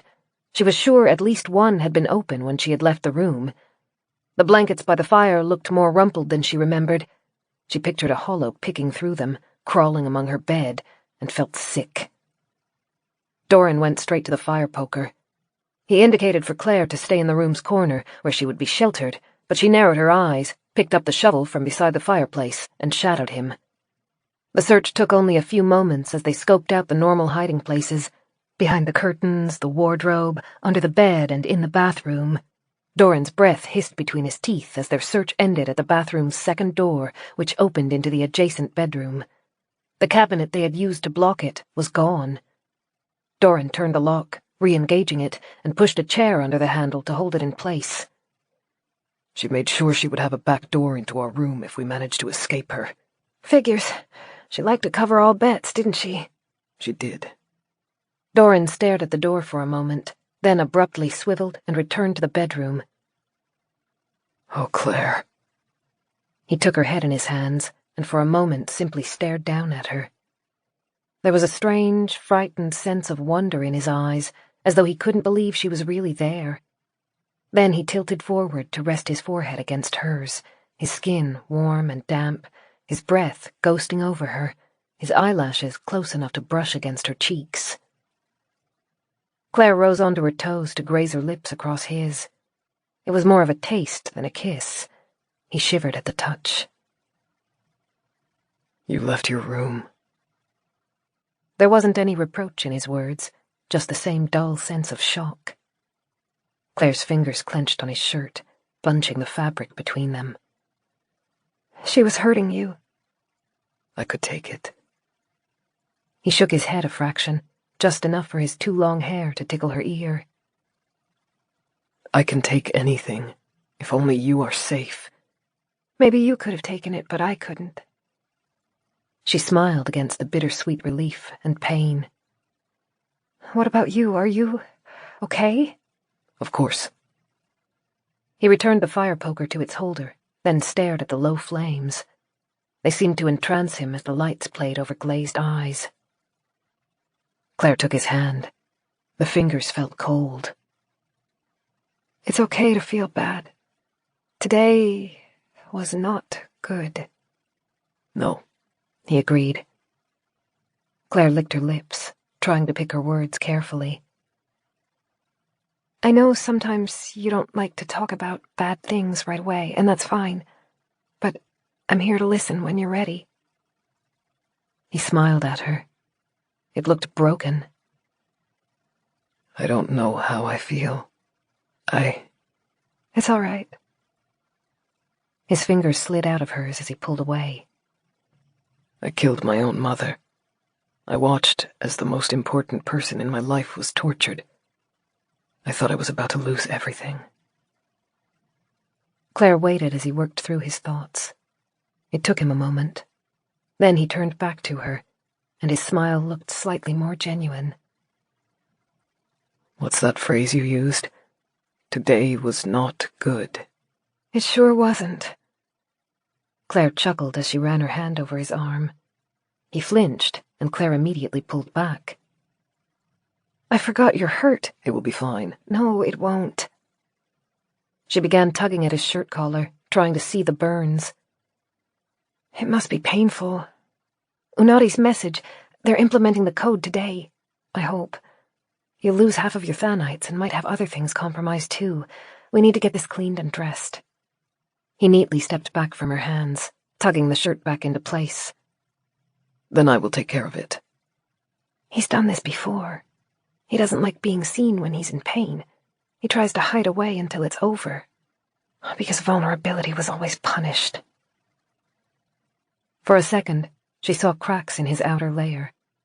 There was the man she loved, competent, intelligent, powerful, tender towards her and yet tough enough to endure any attack. Through the gaps, she caught the echoes of a child, frightened and alone, starving for love but terrified to ask for it. It made her heart ache. She gripped his hand and refused to let go when he tried to withdraw again. I'm taking care of you. She kept her voice gentle, coaxing. I won't hurt you, I promise. He tried to laugh, not quite fighting her, but still resisting. You don't need to do that. Why don't you wait by the fire? I will clean up in the bathroom and join you in a few minutes. You should know by now that I love you too much to let that happen. She pulled him towards the chairs, and finally he relented. She went through the familiar routine of boiling water and finding the first aid kit. Dorran sat with his back against one of the couches, with his shirt hung off one shoulder so that Clare could work on the burns. They looked deep, and had started to blister. She felt sick at the thought of how much they must have been hurting him. You don't have to be so careful, Dorran said. A faint smile hung around his lips, even though his eyes were tight. Rubbing antiseptic cream across the burns, Clare moved slowly and carefully, doing her best not to damage the skin any further. As she worked, her mind returned to the escape from the underground cavern. It didn't make any sense for the Hollows to ignore the two vulnerable humans and fight each other. Maybe they didn't. Maybe there was only one rogue Hollow. The screams had only ever come from one location at a time. It had been ahead of them in the cavern, moving through the hallway that led to the wine cellar. Then it had attacked the monster on the stairs behind them. Then it had attacked something coming from the furnace room, which meant it had passed right by Clare and Dorran while they stood in front of the garden. A Hollow that prefers hollow flesh. She had never heard of anything like it before, but then there were a lot of things in the new world that were unexpected. She was sure there would be many aberrations, like the immense monstrosity that had blocked the tunnel, that she simply hadn't heard of yet. Whatever had killed the other Hollows, it was probably the only reason she and Dorran had made it out of the tunnels. She didn't know whether to be grateful or repulsed. Clare briefly wondered if it would look like other Hollows, bones and skin overgrown, or whether it was something entirely different. Whatever it is, whatever happened back there, we'll deal with it tomorrow, after this is all over, after the Hollows are gone. Clare screwed the cap on the antiseptic cream. Then she found rolls of white bandages and began unspooling them. Unadi said the code would be activated at sundown, but it sounded like Evandale was under siege. Their bunker is fortified, Dorran said. I am certain they will be safe. We will stay here, where we're safe, until the code goes live, though I lost our food outside the garden. Clare grinned. Good thing we have the tins. We'll treat ourselves tonight. It's not every day the world is saved, after all. True. Clare adjusted Dorran's arm so that she could weave the bandages over his shoulder. Do you think we'll know when the code goes live? Or will we just have to open the door and see if anything comes at us? I suppose it depends on how much Becca altered it, and if she was able to remove the negative side effects. I imagine we will feel it, though. When Dorran was exposed to the code designed to detonate the thanites, it had crippled him. Without the blood transfusion to return some of the nanobots to his system, he would have died. The Evandale scientists' plan to protect against those negative side effects involved destroying only half the thanites. The idea was that the damage would be great enough to kill the Hollows, who had significantly more of the machines inside them, while leaving enough healing nanobots in the human systems to repair the damage. Clare prayed the plan would work. The alternative was too awful to consider. The incessant scrabbling had fallen silent, Clare realized. She pressed her lips together. Somehow the silence was worse than the sound, like having a cockroach in the room but not being able to find it. Clare pushed a pin into the bandages, fastening them closed. "All right, that's—" Dorran's fingers rose, touching her lips, asking for silence. His eyes had darkened. She followed his gaze, towards the fire. Something was moving on the other side of the wall. The noises were subtle enough that Clare wouldn't have caught them on her own. The sounds were close, as if they were coming from inside the walls. She frowned. Does one of the secret passageways run through there? We never heard anything in it before. Clare silently placed the unused supplies back into the medical kit and shut its lid. Based on how the noises ran together, Clare guessed more than one creature was traversing the passageway. She hated knowing they were so close, but she tried not to let the sounds play on her nerves. She and Dorran had been through the room repeatedly, testing every wall and every fixture as they searched for hidden compartments. There were none. As long as they stayed where they were, the hollows couldn't reach them. Dorran kept still, eyes fixed on the wall at the point where it met the ceiling. The sounds were slowly working their way down. Almost as though... Clare's eyes dropped to the fire. It had been allowed to dwindle into coals. Specks of soot fell onto them. Her heart skipped a beat. "They're coming down the chimney." Dorran moved before she could finish speaking. He crossed the room in 2 quick paces, snatching up the carton of kindling. "How?" A clump of soot fell, billowing black smoke over the grate. Clare scrambled back from it as it rolled across their bed. "The hollows hate heat. They hate light. They fear fire above everything else." Dorran forced handfuls of sticks into the fireplace. "The novels I brought you. Tear the pages out, quickly." "Ah!" She snatched up the novels and tore out wads of paper, scrunching them up into loose balls. She dropped them directly onto the smoldering coals, trying not to flinch as heat scorched her forearms. Then she rocked back as Dorran took her place, dumping more kindling onto the flame. The coals were hot, and the response was faster than she'd even hoped. Flames spit upwards, growing quickly as they consumed the dry paper and caught onto the kindling, filling the stone enclosure with heat and light, funneling up to the outside world. Dorran emptied the kindling basket into it, then stepped back. Hollows screeched. The noise was distorted by the chimney, bounced around and echoed until it was deafening. Clare pressed her hands over her ears. Dorran flinched back as something scraped against the stone, growing closer. A scream rose in volume, then a body landed in the flames, blackened but still alive. Its scarred limbs writhed, and its jaw flexed even as its eyes bubbled and liquefied in its skull. Dorran pushed Clare back, then picked up the fire poker. A single blow pierced the skull, and the screams choked off. Black smoke rose from the body as flesh charred, and both Clare and Dorran gagged. She had never smelt anything so repulsive before. The musk the hollows all bore intensified and mixed with the sickening tang of burning flesh. Smoke began to fill the room, irritating Clare's throat even when she covered her nose and mouth with her sleeve. The frenzied scratching noises in the chimney continued, but they were growing fainter as the creatures fled back to the roof. Clare had seen hollows trapped by a simple car door. They weren't smart, yet these had figured out which chimney led to the bedroom, and they had persisted despite a fear of fire. Are they still being controlled, or was this just dumb luck? Dorran convulsed against the overwhelming smell. He leaned close to the fire, using the poker to pull the blackened corpse free from the flames to stop the cooking process. It tumbled onto the hearth, sending clumps of ash rolling onto what had once been their bed. No, it can't be luck, and I don't believe it's a second intelligent hollow either. This is Madeline's legacy. She left instructions for what was to happen if she died. The body continued to smoke, its toxic smell making Clare wish they could escape the room and slam the door behind them. They couldn't, though. Not enough hollows would have been able to fit down the chimney to be a serious threat. They would have been sent in an effort to flush Clare and Dorran out of the room. Or maybe something more. Madeline was clever. She liked to use distractions. Clare turned, her throat aching. A cold wind grazed across her back. When she and Dorran had returned to the room, the contents had been tampered with. including the curtains being pulled over the windows. The same windows that relied on a single internal latch to stay closed, and they had to stay closed because hollows could climb stone walls.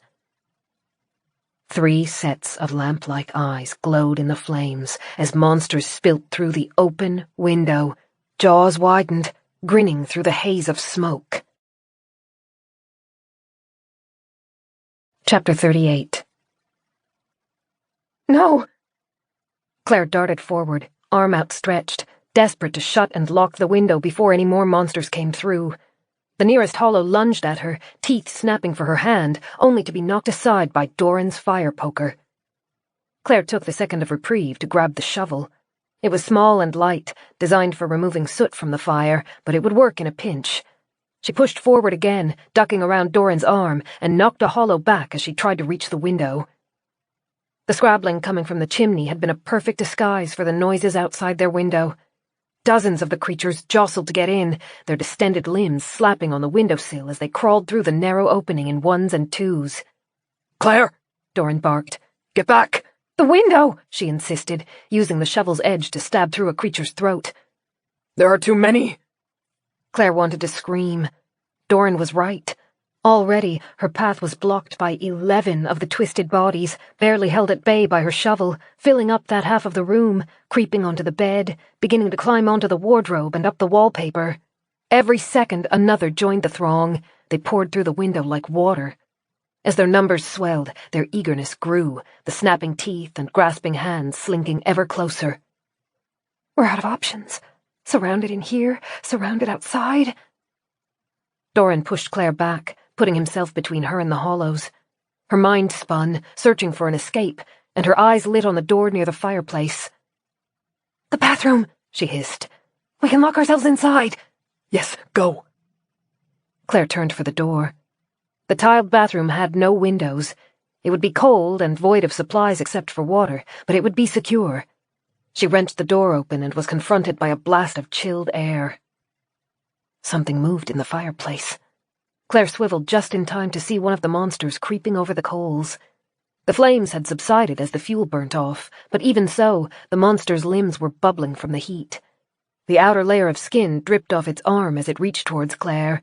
She took a shaky breath and sidestepped through the bathroom doorway. "Dorran!" He was still facing the hollows, trying to keep the mass at bay. One of the approaching creatures snagged his sleeve. Claire moved forward, shovel raised to stab through the grey arm, but her path was blocked. The burning, smoking hollow from the chimney staggered between her and Dorran. Its neck was too long, its eyes sunken deep into its skull, its mouth incapable of closing. Claire swung at the head, and the shovel made an unnervingly wet noise. It stuck to the bubbling skin, and when she tried to pull it away, strips of flesh and hair came with it. Claire's stomach felt cold, like it did when she needed to be sick. Her ears rang. She took a step back, and that was all the opening the hollows needed. They swarmed towards her, some coming from the fireplace, their skin smoking. Others spilled in around Dorran. They pressed towards Claire, a mass so thick and hungry she knew her shovel would not survive the fight. She thrust it out ahead of herself like a shield, and a set of crooked teeth fastened around the metal. She could barely see Dorran.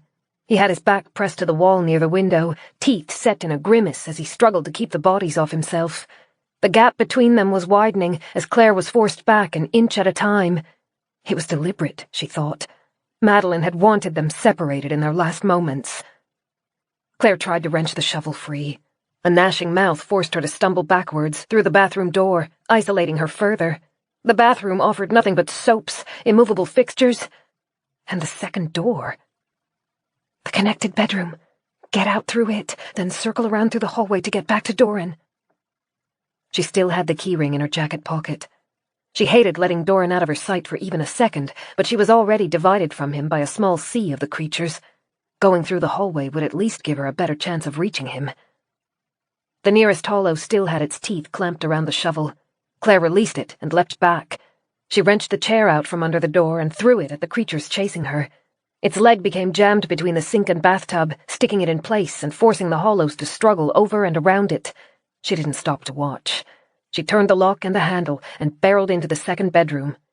Claire didn't try to shut the bathroom door behind herself. She wanted to lure as many of the creatures into the second bedroom as possible and get them away from Dorran. She put her head down and ran for the door that led back into the hallway. The door opened with a bang, and Clare slammed it closed behind her. Bodies hit the other side, guttural chattering fueled by growing frustration. The door to the main bedroom was no more than 15 paces away. Clare ran for it, her breathing strained. A shape loomed out of the gloom, its narrow shoulders hunched, its head scraping the ceiling. Gangly arms reached almost to the floor as it staggered, bow-legged, towards Clare.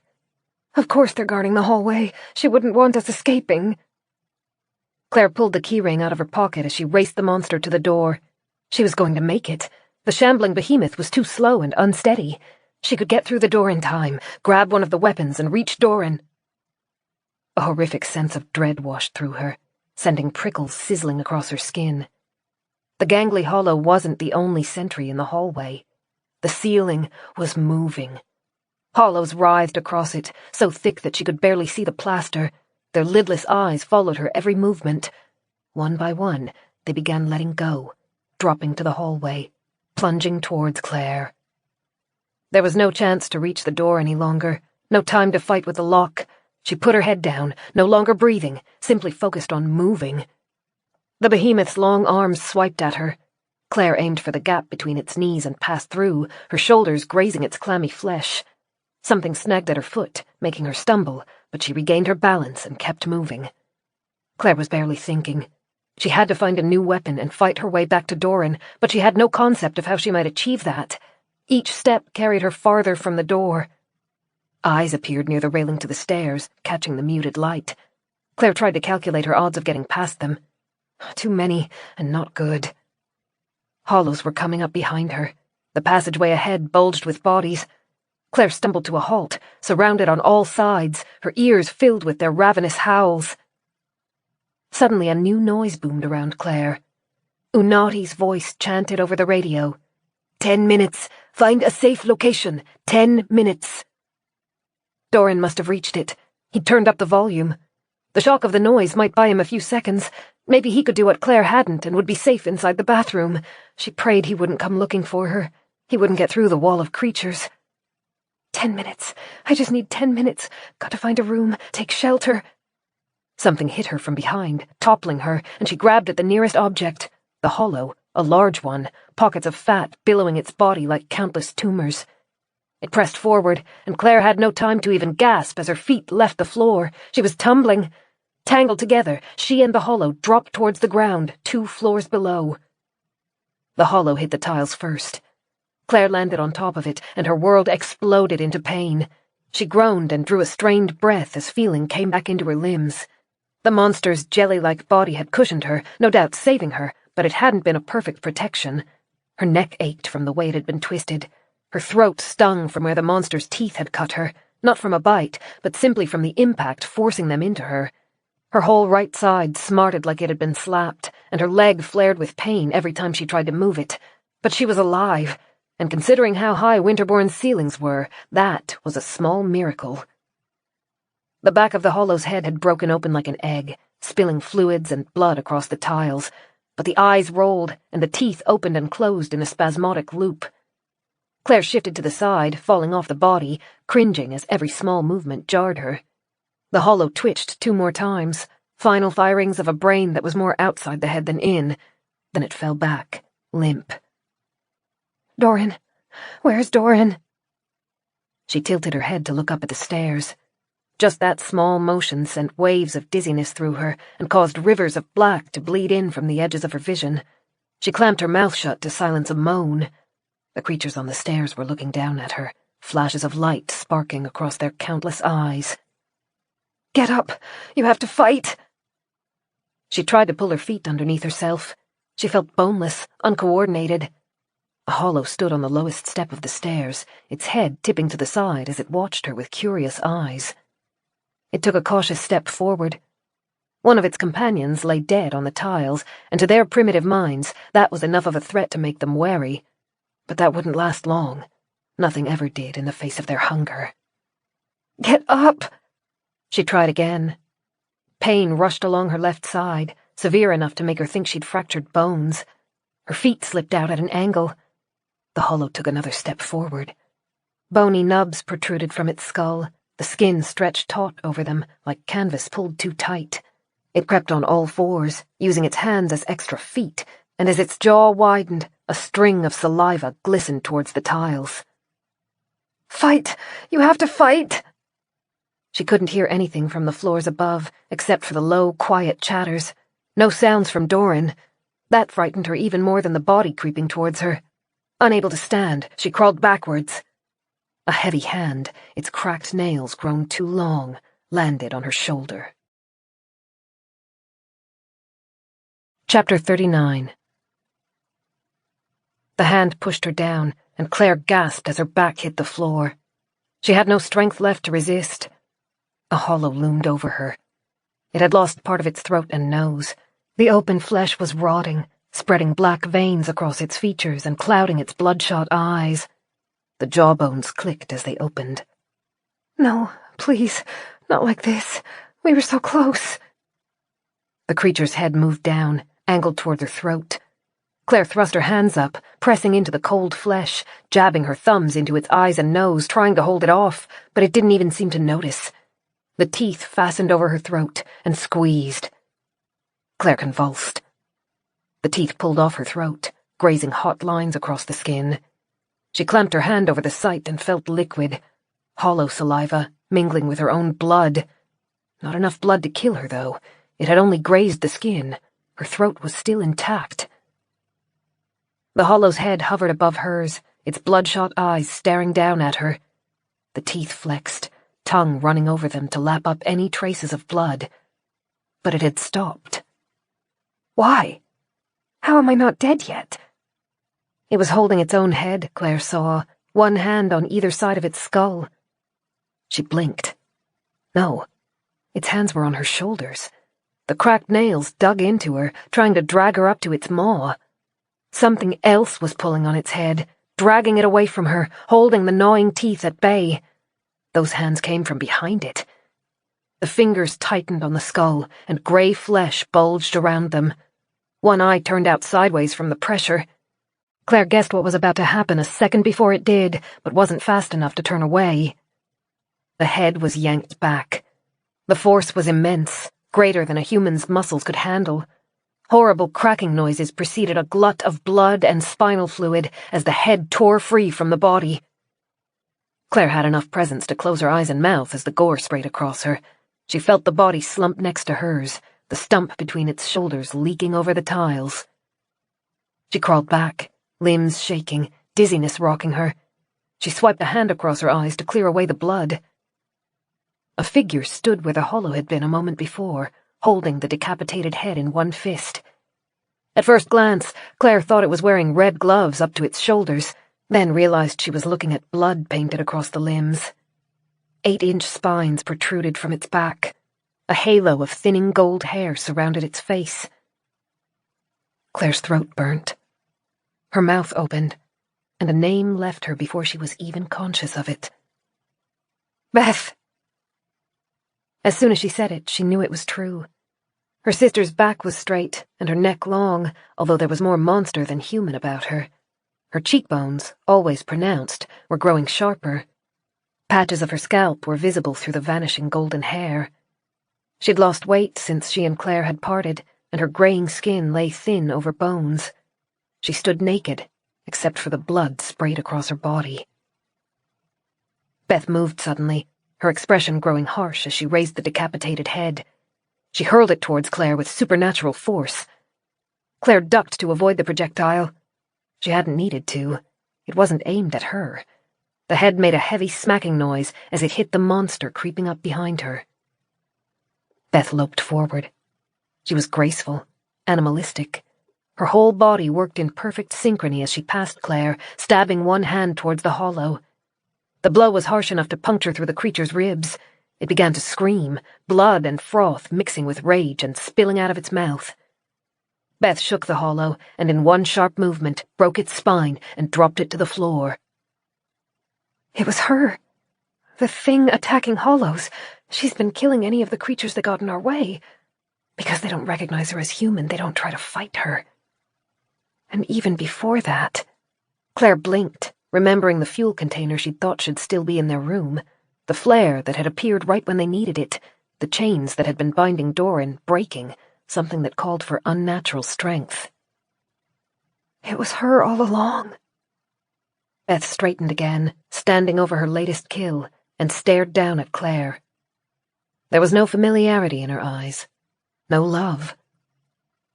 How long has she been here? We told her where to find Winterborn before we split from her. She could have been here for weeks, waiting for us, slowly losing her mind, slowly forgetting why she even came. Tears dropped over Claire's lower lids. She reached a hand out towards her sister. Beth quirked her head to one side. She hesitated, then extended her own hand. Her fingertips grazed over Claire's, smearing traces of red onto her. The touch was small and brief, but for that second, Claire thought she saw the remnants of her sister in the sunken eyes. Be safe, Beth's voice rasped. She withdrew her hand, stepping back from Claire. In one fluid motion, she turned towards the hollows that had been creeping closer. They were surrounded. From every direction, eyes fixed on Claire, oblivious to the woman who stood between them. Beth dropped into a crouch and sprang. A body smashed into the floor, a shocked scream rising before Beth's heel stomped on the back of its skull, crushing and silencing it. The voice floated from the radio, loud enough to crackle through all of the rooms. Even distorted by the static, even muffled by layers of stone walls, Claire could hear the fear wavering in Unati's careful pronunciation. 2 minutes. Take shelter. 2 minutes. The hollows were coming for her. Claire crawled back, trying to avoid the bodies that littered the floor. The creatures slipped over the blood, ungainly arms and legs scrambling for purchase. Beth moved with furious precision, striking them back, knocking them down. Her fists broke through bones and her teeth tore flesh. A wildness filled her face, and Claire could no longer recognize her sister. Claire's back hit the staircase's panelled wall. A small side table was near her. Claire's legs ached, not wanting to lift her, but she hauled herself onto her knees. The side table held few objects, but her eyes landed on a wooden clock the size of her head. Beth's attention was broken.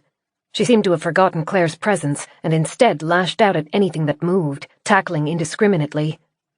A bony hand fastened around Claire's ankle and tugged. She swung the clock, feeling it fracture as it impacted the creature's head. The hand refused to release her. Claire scrambled, fingers clutching at the broken wood and gears. Teeth fixed around her injured leg, squeezing, cutting through her pants as it sought out the blood-soaked bandages. Beth was at the other side of the room, writhing in a delighted frenzy as she tore into her peers. The tinny voice from the radio came again, aiming for authority but quivering, breathless. 1 minute. May God have mercy on us all. Claire tightened her hand around one of the wood fragments.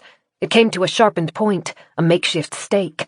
She drove it into the hollow's face, aiming for the eyes but missing. She pierced near its ear instead. It was close enough. The hollow's jaws released her as it bucked. Another was already at her shoulder, and Claire didn't even have time to breathe as she brought the fractured wood around and gouged it into the monster's neck. The radio clicked off abruptly. Its static was replaced by a new noise. Bellows. Screams.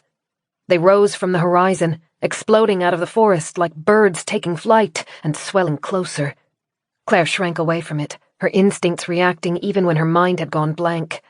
It was coming, unstoppable, like a tsunami. The end. It passed from the forest into Winterborn. A chain reaction rippled through the hollows as the Thanites passed on their message of destruction. It started with the creatures closest to the door and moved inwards. The hollows stiffened, backs arching and bulging eyes turned towards the ceiling. Their jaws opened as involuntary screams exploded out of them. Beth wasn't spared. Shock and pain registered on her features. Claire saw everything in those precious seconds. Her back quivered as though an electric current ran through her. Her eyes rolled. Her head jerked towards Claire. They made eye contact. Beth's lips opened. In a plea for relief, an apology, or words of blame, Claire couldn't tell. The spines on her back burst like balloons filled with jelly that had been squeezed too hard. Blood ran from the sides, mingling with what had already covered her. Her skin turned blotchy gray and white. She crumpled like a puppet with its cords cut. Clare had just enough time to see her sister hit the floor. Then she clenched her eyes closed as the code caught up to her. The sensation was unlike anything she had felt before. It was as though a million threads ran through her body, and all at once someone took hold of them and tugged. She was being pulled, but in what direction she didn't know. It was agony. Her skin, muscles, and bones all burned. In the span of a second, the heat was overtaken by cold. She couldn't breathe. She tumbled, sliding down the wall, barely conscious of the screams and thumps of falling bodies around her. The noise ended in a matter of minutes. The howls grew fainter in waves as the code flowed past Winterbourne, until Clare could no longer hear it. Her vision was blurred. She blinked, trying to clear her eyes, trying to shake the ringing out of her ears. She felt as though she had been hit by a train. Around her, bodies lay in heaps. Some faced the ceiling, eyes dead and mouths slack. Others had fallen with their arms outstretched, as though they hoped to crawl away from their destruction. A grey, pus-like ooze ran from their orifices and any open wounds on their bodies. It mixed with the blood in awful patterns. Clare couldn't prevent her eyes from moving to the one body that was familiar. Beth, no longer bearing spines, lay facing away. One arm had been thrown backwards, and Clare had the awful idea that Beth had been reaching towards her in those last seconds. She tried to lift her own hand, to reach towards her sister in return, but the muscles wouldn't obey. Everything was painful, even breathing. Footsteps approached, from behind. They moved slowly, heavily, each one accompanied by the creak of the stairs' floorboards. Clare forced herself to move and tilted her head back to rest it against the wall. She could see Dorran at the edge of her vision, pausing at the base of the stairs, one hand braced on the railing. He shook as he scanned the scene. It took Clare a second to realize he must be looking for her. She was so covered in blood that she was almost unrecognizable amongst the massacre. "Hey," she croaked. It hurt to talk. The fear in his eyes gave way to relief. He moved towards her, his steps not as stable as normal but filled with purpose. Clare blinked furiously, trying to see him more clearly. He was splattered with blood as well, but he was standing. "Are you okay?" He dropped to his knees beside her. Hands ran across her cheeks, then roved lower, searching over her body, seeming to find every place that ached. Clare flinched as he tried to pull the fabric away from the bite on her leg. "I'll be fine. You?" "Nothing I can't handle." His smile was shaky. "Oh, my darling." Something shone in his eyes, an emotion Clare couldn't properly read. "Yeah?" "It's over." She smiled, then coughed, tasting blood on her lips. She felt herself slipping towards blackness, but still didn't let her smile fade as she echoed him. "It's over." Chapter 40. Clare woke lying on something soft and warm. Her mind was fogged, memories and dreams blending into something unrecognizable. She forced her eyes open. The world was desaturated and dark, and she couldn't see much except an indistinct figure moving towards her. The voice was familiar, though, and spoke in soft, warm tones. "Hey there." The mattress bowed as weight settled onto it. Clare rubbed her palm across her eyelids, flinching at the raw skin and bruises on one of the knuckles. When she opened her eyes again, she could see Dorran more clearly. He was clean again, wearing a fresh burgundy knit top and with his hair combed back from his face. Fresh bandages wrapped around his hand, and one on his neck peeked out from his collar. A plaster covered a mark near his temple. He looked better than he had in a long time. His posture was relaxed, but there was something else different about him. He'd lost the quiet desperation that had taken up residence in his eyes. They were filled with warmth now, calm and confident as they smiled down at her. She grinned back. "Sorry. Fell asleep." "You needed it." His fingers traced over her forehead, brushing strands of hair out of the way. He almost sounded like he was purring.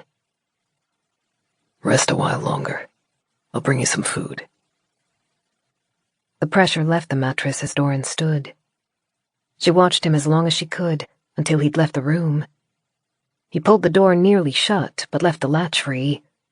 Claire felt a split second of panic at the sight. She had to consciously unclench her hands. We can leave doors open now. Nothing will be coming in. The offer to rest was tempting. She felt like she'd been tied down with bags of sand, and each movement was a Herculean task. It would be all too easy to close her eyes and fall back under. Nope. Time to get up, lazy. You've slept enough. She grumbled to herself, then put in the effort to sit up. Muscles screamed. 100 cuts scattered across her body burst into fire. Claire clenched her teeth. She thought she'd grown tougher in the silent world, more able to push through pain. In retrospect, she realized adrenaline was probably owed a lot of thanks, along with the Thanites. They had stopped the hollows from feeling most pain, so it made sense that they would dull the aches in a regular person, too. That's a shame. I liked thinking about myself as a tough, no-compromise woman. Turns out I'm still a wuss. She chuckled to herself, but the laughter faded quickly. Everything was still too recent, too raw. Making jokes felt somehow sacrilegious. How long was I out? Claire squinted towards the windows and frowned. They were in the wrong side of the room. It took her a second to realize why. Dorran had put her in the mirror bedroom, the one that joined the shared bathroom. That made sense. The original bedroom would need a deep clean after what had happened to it. It was night. The room was lit by the fire and a candle left on the bedside table. She couldn't have been out for more than a few hours, but Dorran had been efficient. He'd cleaned the worst of the grime off her and bandaged her cuts. Her clothes were gone, except for her underwear. She touched her hair and guessed he must have tried to clean it for her, too. It wasn't revolting, but she was still looking forward to a proper bath. The door creaked as Dorran nudged it open with his shoulder.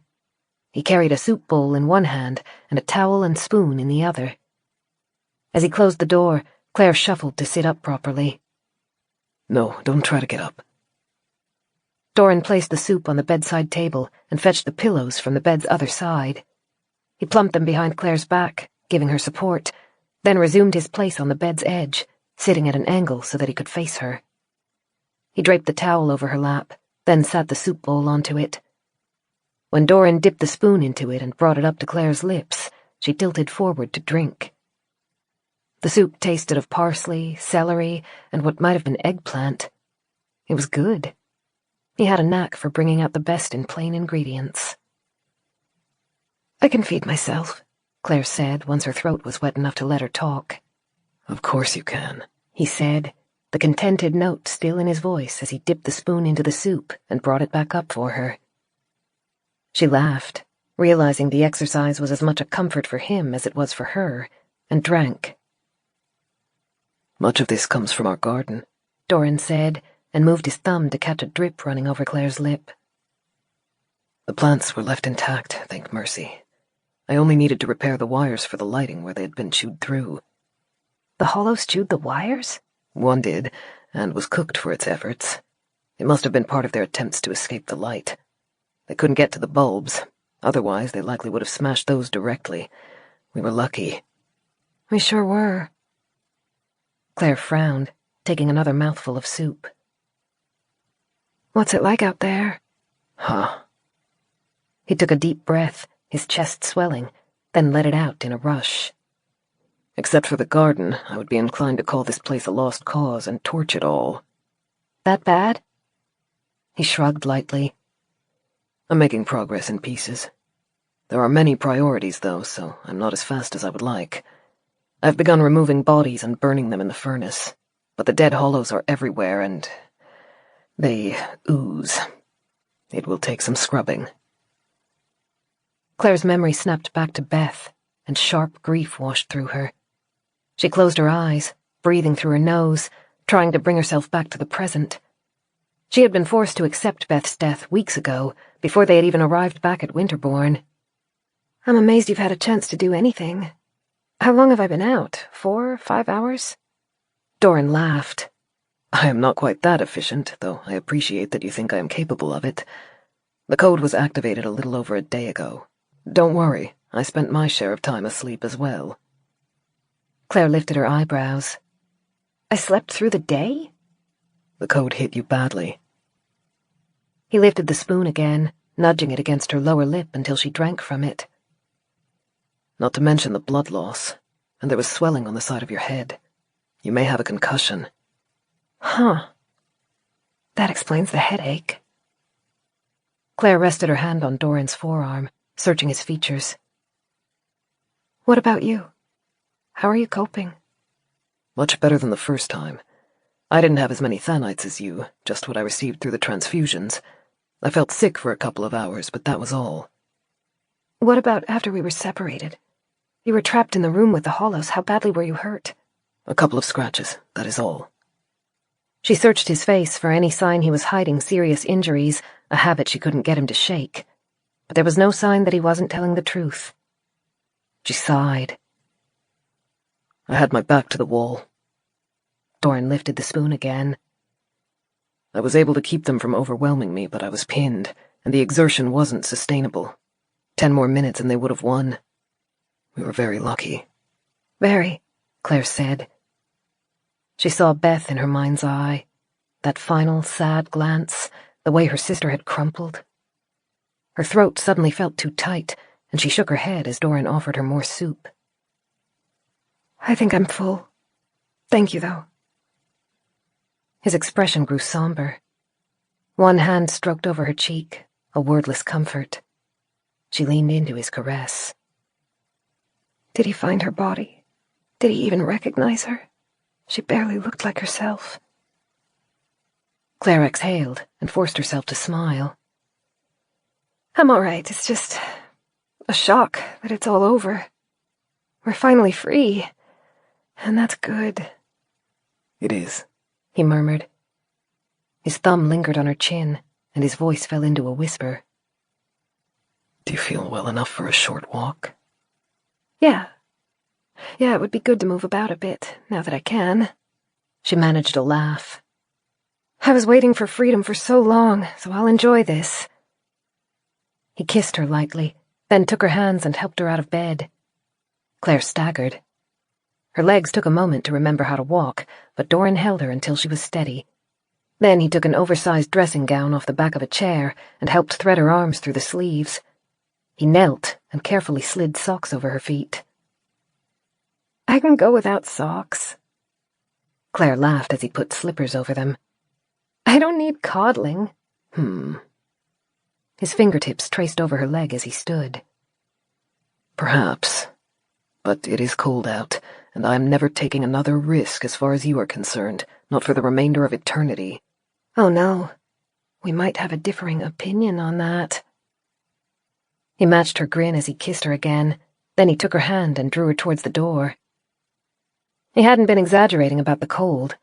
Even with the dressing gown, Claire shivered as she stepped through the door.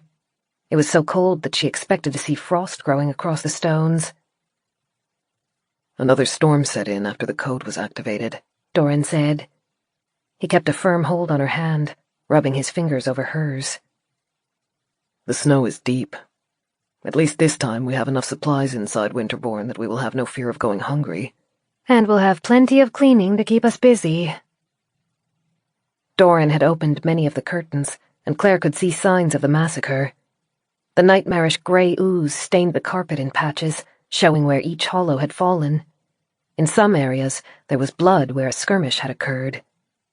The bodies were gone from the upstairs hallway, but the overwhelming smell lingered. Claire breathed through her mouth to fight the rising nausea.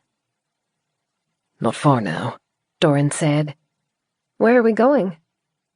He smiled, but there was a trace of sadness in it. I had not planned to show you until later, but I think you need it now. Dorran? They stopped in front of a door. It was several rooms down from Claire's own, and when Dorran turned the handle, She saw it led into a bedroom almost identical to hers, only with green and gold wallpaper and green curtains. The fire was lit.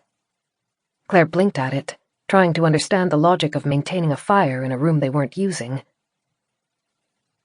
Nothing is certain yet, but... All of a sudden, Dorran seemed anxious. One hand hovered over her shoulder, as though he were preparing to pull her back. A body lay in the bed, resting chest down. Her back had been crisscrossed in thick layers of bandages. Blooms of red had soaked through the fabric wherever the spines had once cut through. Her head was facing towards the windows, away from Claire, but a halo of thin, shoulder-length gold hair spread behind her, limp on the pillow. Claire felt as though her world were slipping away. She rocked back, and Dorran caught her and steadied her. She looked up at him, not ready to believe, half afraid that she had misunderstood, that it was somehow a cruel joke, that she was looking at her sister's corpse on the bed. But Dorran was smiling, even if hesitantly. Claire looked back towards the body. Beth's back rose a fraction as she breathed. Dorran licked his lips. I cannot make any promises. The damage is extreme. By all rights, she should not be alive. Claire stepped closer, and Dorran followed, the steadying hand still in place. She didn't think she was going to cry, but then a tear slipped over her lower lid and disappeared into the plush green carpet. She grazed the fingers over Beth's hair. Dorran had tried to wash it, but the gold strands were still stained red. The color would take a long while to come out. "You saved her," she whispered. I did my best. But even if she lives, there was a lot of damage to her spine. And even then, there may not be much of Beth left. His hand squeezed her shoulders gently. Do you understand? She nodded, past the point of speaking. She rested her hand on Beth's shoulder, one of the little parts of her back left unbandaged. The skin was warm. Human. "He saved her." Claire tried to stop herself from crying, but more tears came. Out of everyone, he had the most reason to resent her, to fear her. She had almost killed him. He could have ignored her in the foyer. Simple neglect would have ended her. "I never would have known. But he saved her." The bandages had been tied with care. Even the way he'd washed her hair showed a level of compassion that Claire doubted many people could have brought themselves to.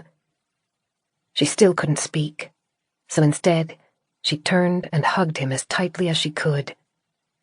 Warmth enveloped her as his arms cocooned her, and they held each other for a long while. Chapter 41. Dorran prepared a warm bath for Claire, then helped wash her hair and rebandage the cuts.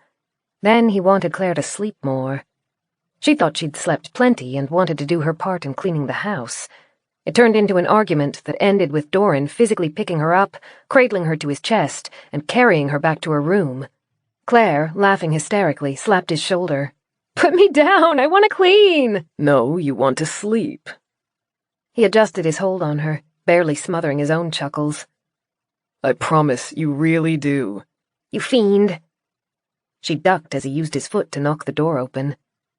"What sort of brute forces a woman away from her mop?"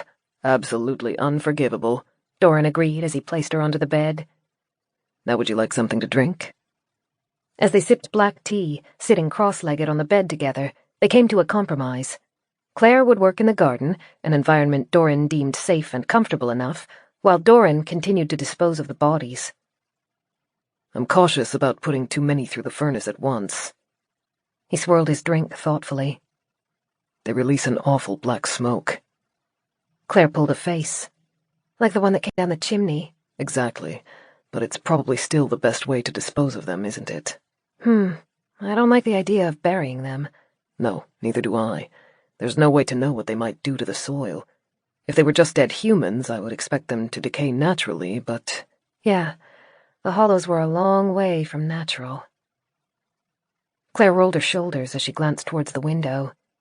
The storm continued beating flecks of white against the glass, its chill threatening to invade their haven. And I would not enjoy finding any of their bones washed up after a storm, Dorran added. So, the furnace it is. Other people must be facing the same dilemma. There must be 1,000 hollows for every surviving human, or more. Clare bit her lip. Now that they're dead, people will be reclaiming their homes, returning to towns that were overrun just yesterday. How are they going to adjust? In gradual stages, I imagine. A home at a time. We will not be trapped here forever. Do not fear that fate. Clare gave him a thin-lipped smile. Dorran had a knack for guessing her thoughts. She'd been thinking about how cut off they were, with no transport out of Winterbourne and no way to contact anyone outside. It might mean waiting until spring and then walking until we find habitation, Dorran said. A walk like that would likely take a few days, but if the weather is stable enough, it would be possible. Thank you. She reached across the narrow gap between them and squeezed his hand. Until then, we have plenty to keep us busy here, don't we? Returning the house to a livable state. Perhaps it will eventually feel like a home. I'd like that. Once their tea was finished, Dorran bundled Clare in too many layers and escorted her downstairs. It was her first time seeing the foyer since the code's activation, and she tried not to grimace. Dorran had removed enough corpses to create a path to the kitchens and garden, but the floor was still covered with dried blood and the grey substance, which had started to flake as it dehydrated. He'd removed the scraps of his mother's effigy, at least. All right? Dorran asked, watching Clare closely. Yeah, fine. She did her best to ignore the way the floor crunched under her shoes. But let me help you with this. It'll do us both good if we clean it up faster. The gentle pressure on her back didn't relent as it moved her towards the rear of the house. I think the garden will do you a greater good. He was right. Stepping into the hothouse felt like having a weight lifted from her shoulders. Under Dorran's care, the plants had thrived. They continued to spill out of their beds and tangle over each other in unruly, beautiful snarls. Dorran stayed just long enough to settle her, then he kissed the top of her head. Call if you need me. Bent over the plants, coaxing strangling tendrils loose from their victims and refastening them to their designated poles, Clare felt transported back to her earliest days at Winterbourne. She remembered working in the dark earth beside Dorran, barely daring to let herself trust him as they built towards their survival. It only made his absence more acute. He was never far away, though. Footsteps moved from the foyer, through the chamber outside the garden, and down the stairs to the furnace room in unerring loops. Sometimes, as he passed, Clare would approach the frosted window and peek through. She could see Dorran's blurred outline as he passed, dragging a heavy sack. He nodded when he saw her. Once Clare was happy that the garden was on a good track, she left it and retraced the familiar path to the foyer. She stopped in the archway, admiring the transformation. With the bodies gone, the patterns of grey and muted discolored red looked almost like a deliberate, if chaotic, design. The front doors were open, letting gusts of icy air roll through. Clare tightened her jacket around herself as she approached them. Dorran? Clare, are you all right? He appeared outside the doors, and Clare couldn't hide a smile at the sight. White flecks scattered through his dark hair and stuck to his eyelashes. He was flushed and breathless, a cloud of mist rising from his lips with every breath. I'm good. I finished with the garden and wanted to see what I could do here. Ah. He stepped inside the foyer and indicated through the door. Snow had banked up against Winterbourne's entrance. He'd been using a shovel to dig a channel that sloped downwards towards the front yard. I've been thinking about the best way to clean the floors. It will take days if we try to use buckets and mops. I thought instead to hose it down and sweep it outside. Oh, I like that. It's a bit less gross. It's not so much removing the problem as simply relocating it. He shrugged. The slurry will remain outside the door, frozen until the snow melts, though if we are lucky it will be washed away then. Well, that's a problem for tomorrow. Clare laughed. Where should I start? He grazed his thumb across her chin. Maybe you should rest instead. Nope, I feel fantastic. That was mostly the truth. The aches and soreness were still present, but Clare was feeling more like herself than she had in a very long time. "Come on. I let you win that last argument. This one's mine." Very well. He was laughing. Let's make a start.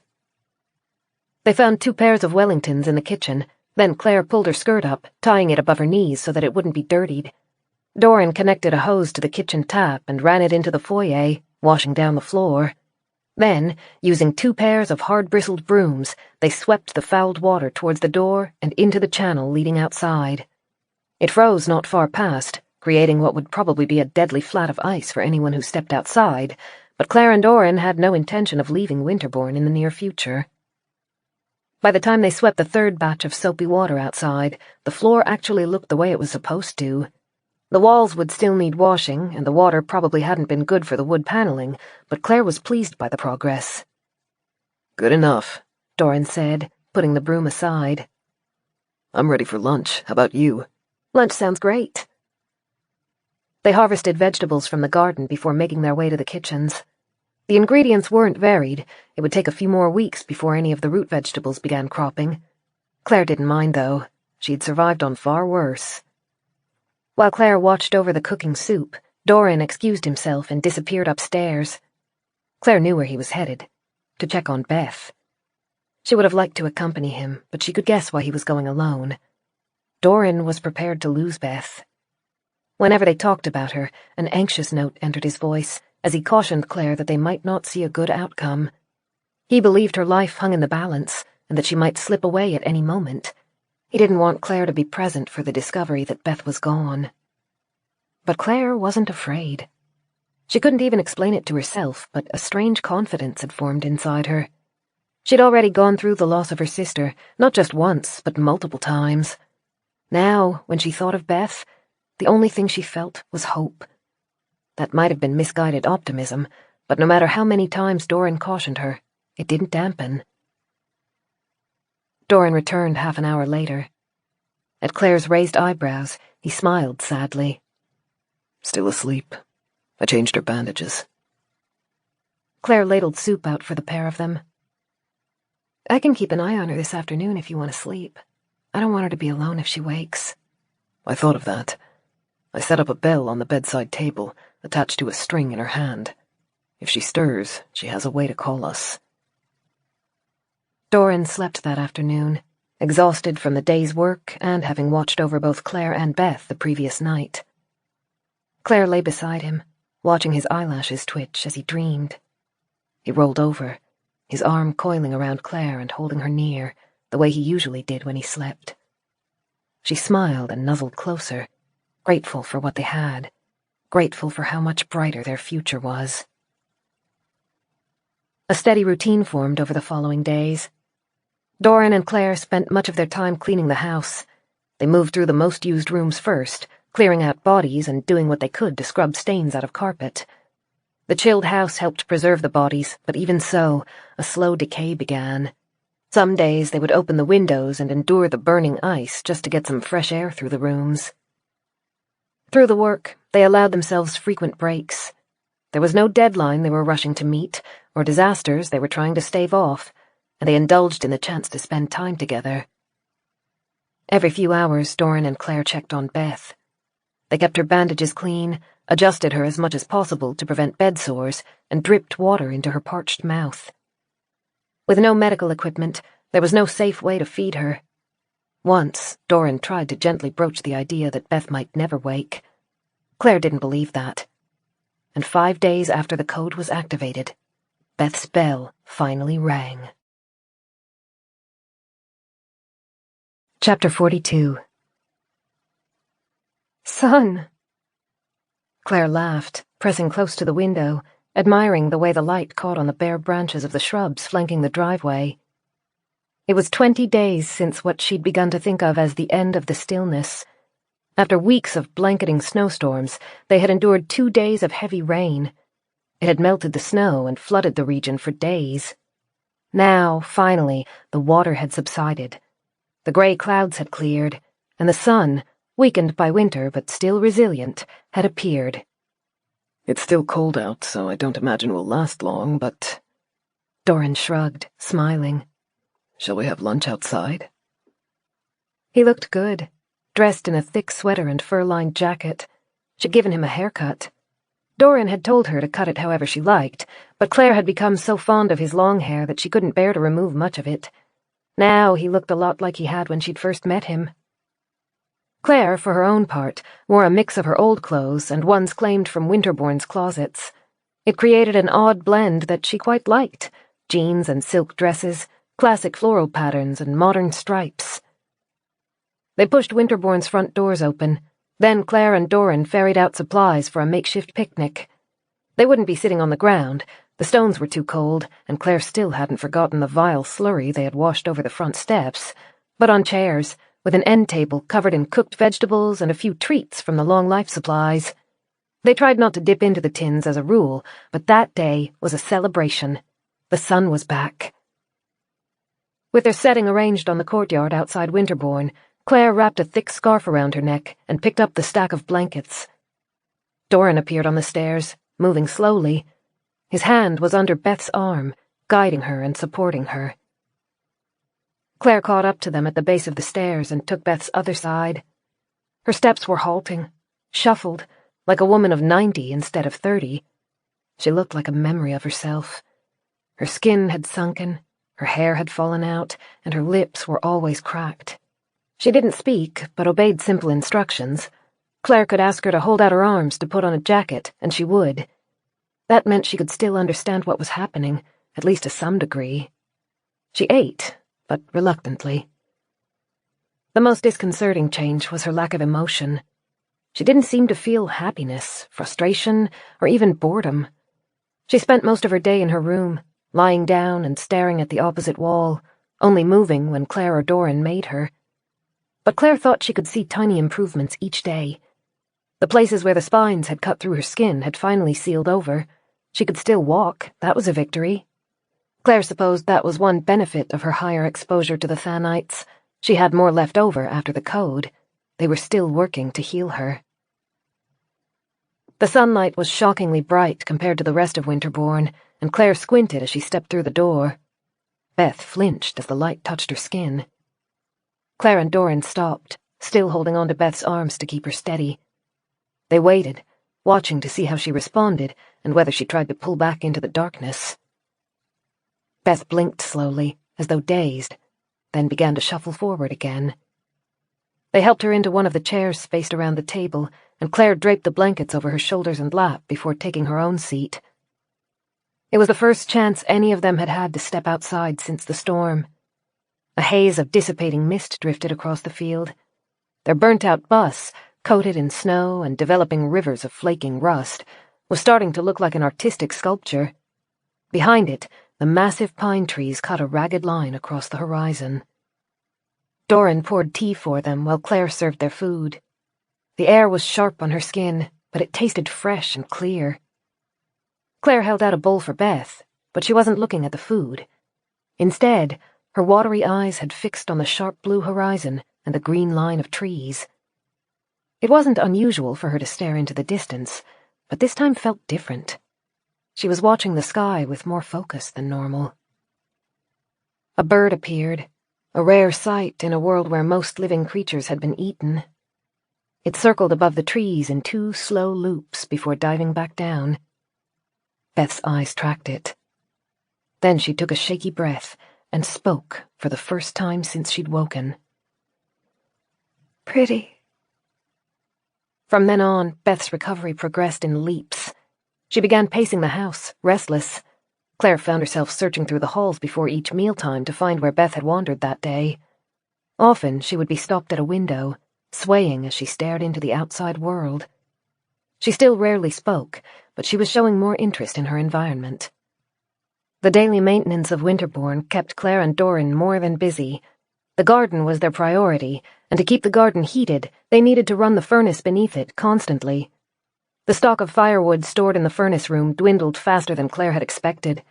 In response, Dorran left every morning, an axe braced over his shoulder and the sled trailed behind him, to carve up fallen trees from the forest. He would return several hours later with chilled fingers and pink-tinted skin. Clare made sure she was waiting for him each time, with a mug of coffee and a warm embrace on standby. One night, 5 weeks after the stillness ended, Clare woke to the sound of creaking wood. It was dark out, and she and Dorran were nestled together on the bed. Sheets tangled around her legs, and Dorran's arm was heavy across her waist as Clare rolled over. The weather remained patchy, and the clouds were too thick to allow much moonlight through, but Clare thought the bedroom door was open. She squinted, trying to read the shadows through the maddening wallpaper. Then her heart missed a beat as something moved inside the darkness. Monstrous round eyes flashed. Clare clutched at Dorran's hand. He stirred, half asleep, murmuring an indistinct question, and she gripped his hand tighter. The situation was familiar. When she first arrived at Winterbourne, before she'd heard of the stillness or the Thanites, she'd seen disfigured creatures standing over her, watching her while she slept. She thought she was going mad. It's happening again. We're not alone. I was so foolish. I should never have lowered my guard. They're still here, still alive. The head tilted, eyes flickering, and lips pulled away from ragged teeth. Clare's heart missed another beat, then came back online, pounding with shock and relief. Oh, you scared me. Beth stared down at Clare. Her mouth formed into a grimacing smile. She was always slightly stranger at night, one of the echoes from the hollow nature. She didn't sleep much, but kept active during the night hours, moving through the mansion with long, loping strides. Clare pressed her palm into her eyes, rubbing sleep out of them as she waited for her heart to slow. How are you doing, Beth? Are you thirsty? She liked to talk with her sister the same way they always had, even though Beth never replied. There was something comforting about it, and she hoped it would help remind Beth of her old life, too. Beth's head tilted to the side. Her smile didn't falter, but her throat bobbed as she spoke. Good. Bye. Good. Bye. Goodbye. Clare propped herself up on her elbows. Dorran stretched at her side, only half awake. You mean good night? Good. Bye. Good. Bye. Love you. Goodbye. Beth abruptly turned, her unblinking eyes and wide grin disappearing as she paced along the hallway. Claire? Dorran's warm hand rubbed across her side.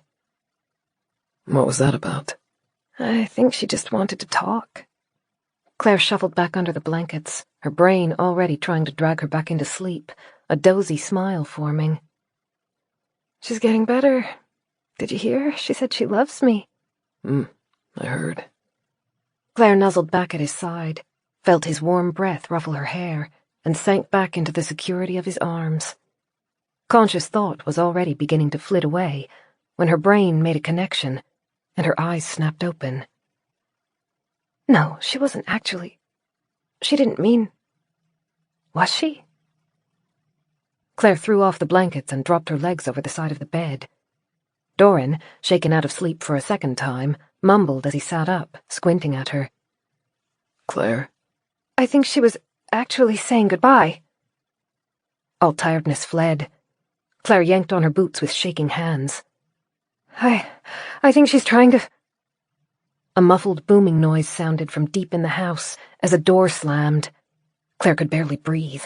She snatched her gown off the back of the nearby chair and raced for the door. Beth had been growing increasingly restless over the previous days.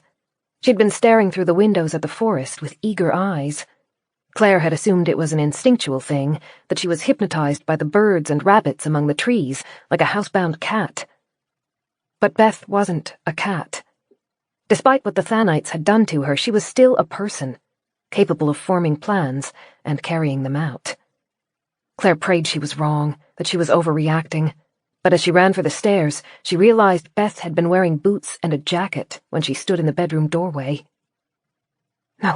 No, she can't leave. It's not safe out there. It's too cold. There's no food. I can't lose her again. Clare hit the foyer at an angle that jarred her leg.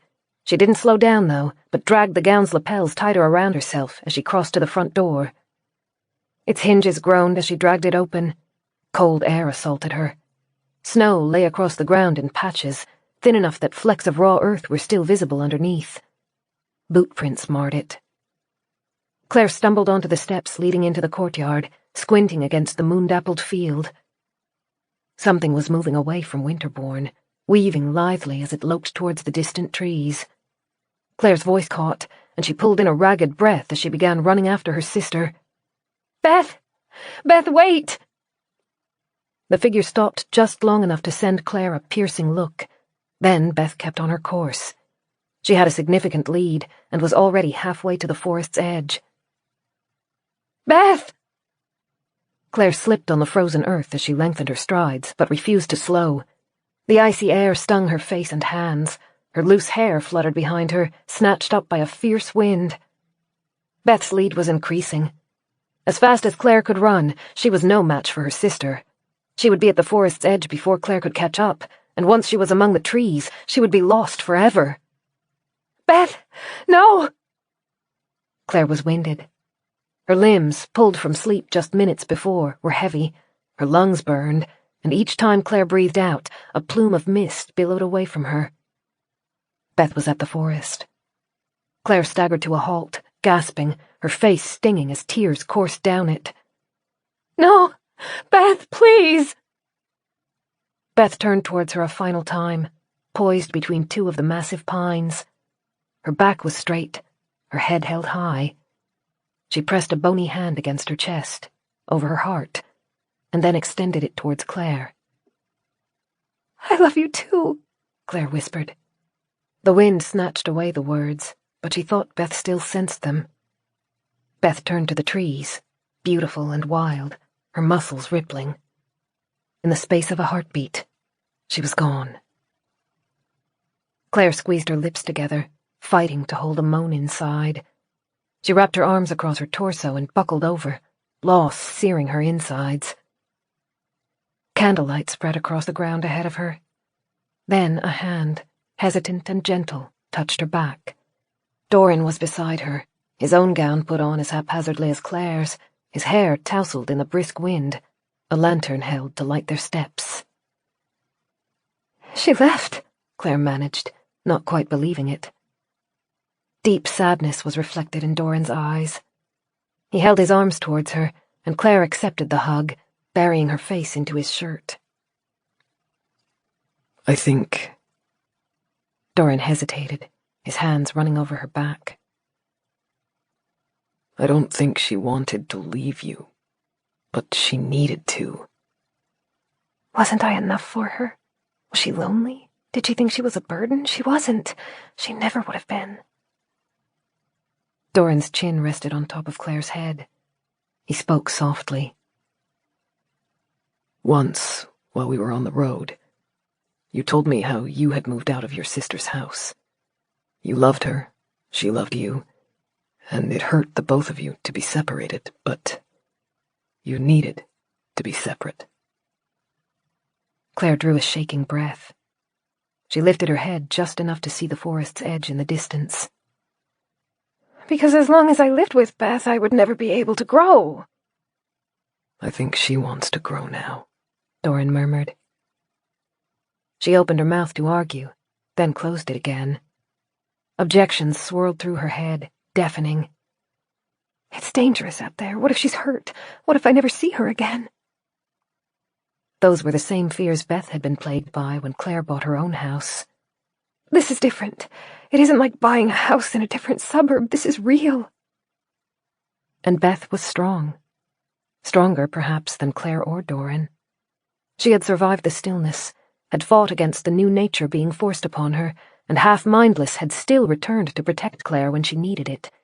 Now Beth believed her greatest chance at a full life came from throwing herself into the wilderness. She would struggle, but she would also grow. Claire didn't like it, but she didn't have to. She just had to trust in Beth.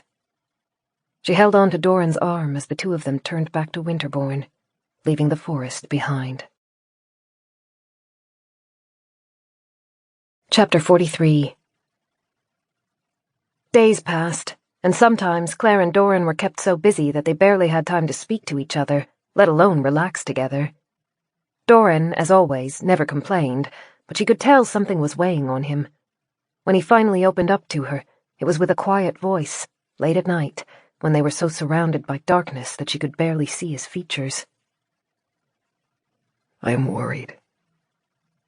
It was 5 weeks after the stillness's end. They lay in their bed of blankets beside the fire. Clare was nestled against Dorran, her head on his shoulder, one of his arms wrapped around her back. His fingers played across her skin in small, intricate patterns. She'd been half asleep. That might have been deliberate, she realized. Dorran wanted to talk to her, but he hadn't been able to work up the courage until he thought she wouldn't hear. She ran her hand under his shirt and rested it against his warm skin so that he could feel her presence. "What about?" The silence lasted for a long time. She could feel Dorran swallow, her fingers rising and falling with each breath. Then he said, "This isn't the life I wanted you to have." "We're alive, we're safe. That's plenty for me." It was something Clare had been telling herself ever since the stillness ended, on days when her muscles were sore from work, when she wanted to sigh at the sight of more zucchini and tomatoes for lunch, or when she missed being able to walk any distance without the cold consuming her. She had everything she'd been desperate for during the stillness: a house she could live in. Dorran was with her. They didn't have to fear starvation, and there were no longer hands scrabbling at the doors or windows. His head tilted towards her. Firelight caught on his hair and the edge of his face, and although she couldn't see his expression, she could hear the slow, seeping anxiety in his voice.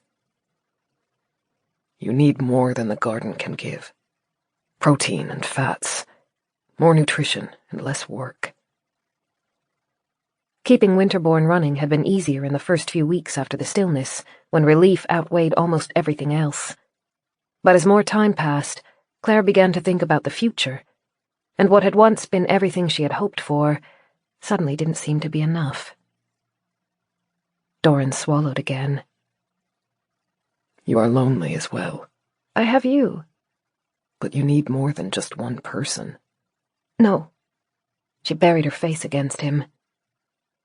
"You're my family. As long as I have you." She trailed off, not sure how to finish that sentence. This time the silence lasted until it ached at Clare's bones. She had been trying as hard as she could not to think about what they were lacking. She hadn't wanted to be ungrateful. Now, she realized, that had been a mistake. It had put the burden of their future entirely on Dorran's shoulders and left him responsible for solving it. He didn't like to talk about his fears. He had probably been stewing on this for weeks, afraid to say anything, and unable to share his worries about what the future likely held. As Clare finally let herself go down that path, she could see how bleak their choices really were. They had to re-establish contact with the outside world somehow. If they didn't, they faced a lifetime in Winterbourne, slowly running out of every resource, malnourished, never again hearing another human's voice. This is the fear Dorran has been living with. He didn't need her to blindly trust him. He needed her help. Clare bit her lip. "Is there anything in the shed that could be used for transport?" "I'm afraid not. I looked, but there are not even enough parts for a partial motor." His fingers continued to move in slow patterns. "I could walk out of the forest. I would try to either find someone who can help or find a car that still runs and bring it back here." Clare closed her eyes.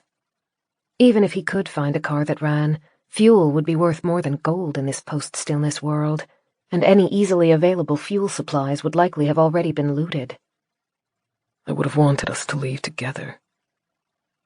Dorran's voice was so quiet that she could barely hear it through the wind whipping about the house. "That was always our promise, that we would stay together." "Yes." "But that would mean sacrificing the garden, which is a risk I am struggling to commit to." "Beth might come back, too. I'd want to make sure someone was here, just in case." "Which means you would need to stay here while I looked for transport." If the journey went well, I might be gone for as little as a week, but I worry then, too. What if something happened to me? She would stay at Winterbourne, but she couldn't keep up with the work of 2 people. Once the furnace room ran out of wood, she wouldn't be strong enough to chop and transport enough logs out of the forest to keep it running. The garden would die with no heat. She would either starve or die of hypothermia. It was a bleak future. And there were so many ways an excursion outside could go wrong. They didn't know what state the world had turned into. Humanity could be trying to piece itself back together, or it could have devolved into a dog-eat-dog world where bands of survivors would kill any vulnerable soul they crossed. Even if the humans Dorran encountered weren't hostile, there were a dozen other ways he could be lost. A broken ankle would be a death sentence. If the temperature dropped drastically, he could die of exposure. If he couldn't find water, he might succumb to dehydration. And it was a long walk from the forest to any sort of habitation. Clare couldn't stand it any longer. She rolled away from Dorran, her pulse pounding, feeling sick. She stood and crossed to the window. Moonlight caught on the snow flurries, turning them into something ethereal. She blinked, furious, fear gripping her more tightly than it had since the stillness's end. Dorran followed her. His arms wrapped around her, warm and solid, shielding her against the chilled night air. I am sorry, he whispered as he kissed the top of her head. I did not mean to frighten you. Clare wanted to say, "Promise you'll never leave," but she swallowed the words. If they stayed in Winterbourne, they were condemning themselves to a poor and likely short life. It was an impossible, maddening scenario. What will we do? She hadn't meant to ask that question. If Dorran had an answer for it, he would have told her already, but it slipped out before she could stop it. He rested his chin on the top of her head, his sigh ruffling her hair. We will keep thinking, my darling. We will find a way out. They stayed by the window until Clare's shivers were bad enough that she let Dorran coax her back to bed. He held her tightly that night. Clare couldn't sleep for a long time, and even though Dorran didn't speak again, she thought he might still be awake too. I can't let him go alone. We can't both leave, and we can't spend the rest of our lives in Winterbourne. It is an impossible choice. Clare's sleep was broken. Her nightmares had abated since the stillness's end, but they returned with a vengeance that night. She saw herself back on the bus, clinging to the seats as the vehicle rocked dangerously. They were going wildly fast, racing through a forest, the trees creating a blur as they passed on either side. She called to Dorran, who was driving, asking him to slow down, trying to tell him that it wasn't safe. He turned around in his seat to smile at her, and she saw the blood running over his chin as his life dripped out of him.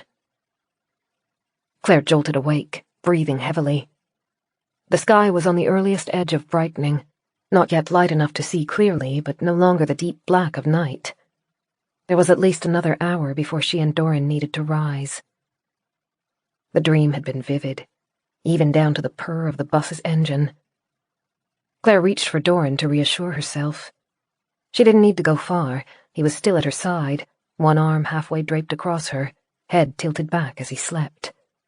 Clare pressed her hand against his chest. She could feel his heartbeat through his shirt. Another noise disturbed the early morning.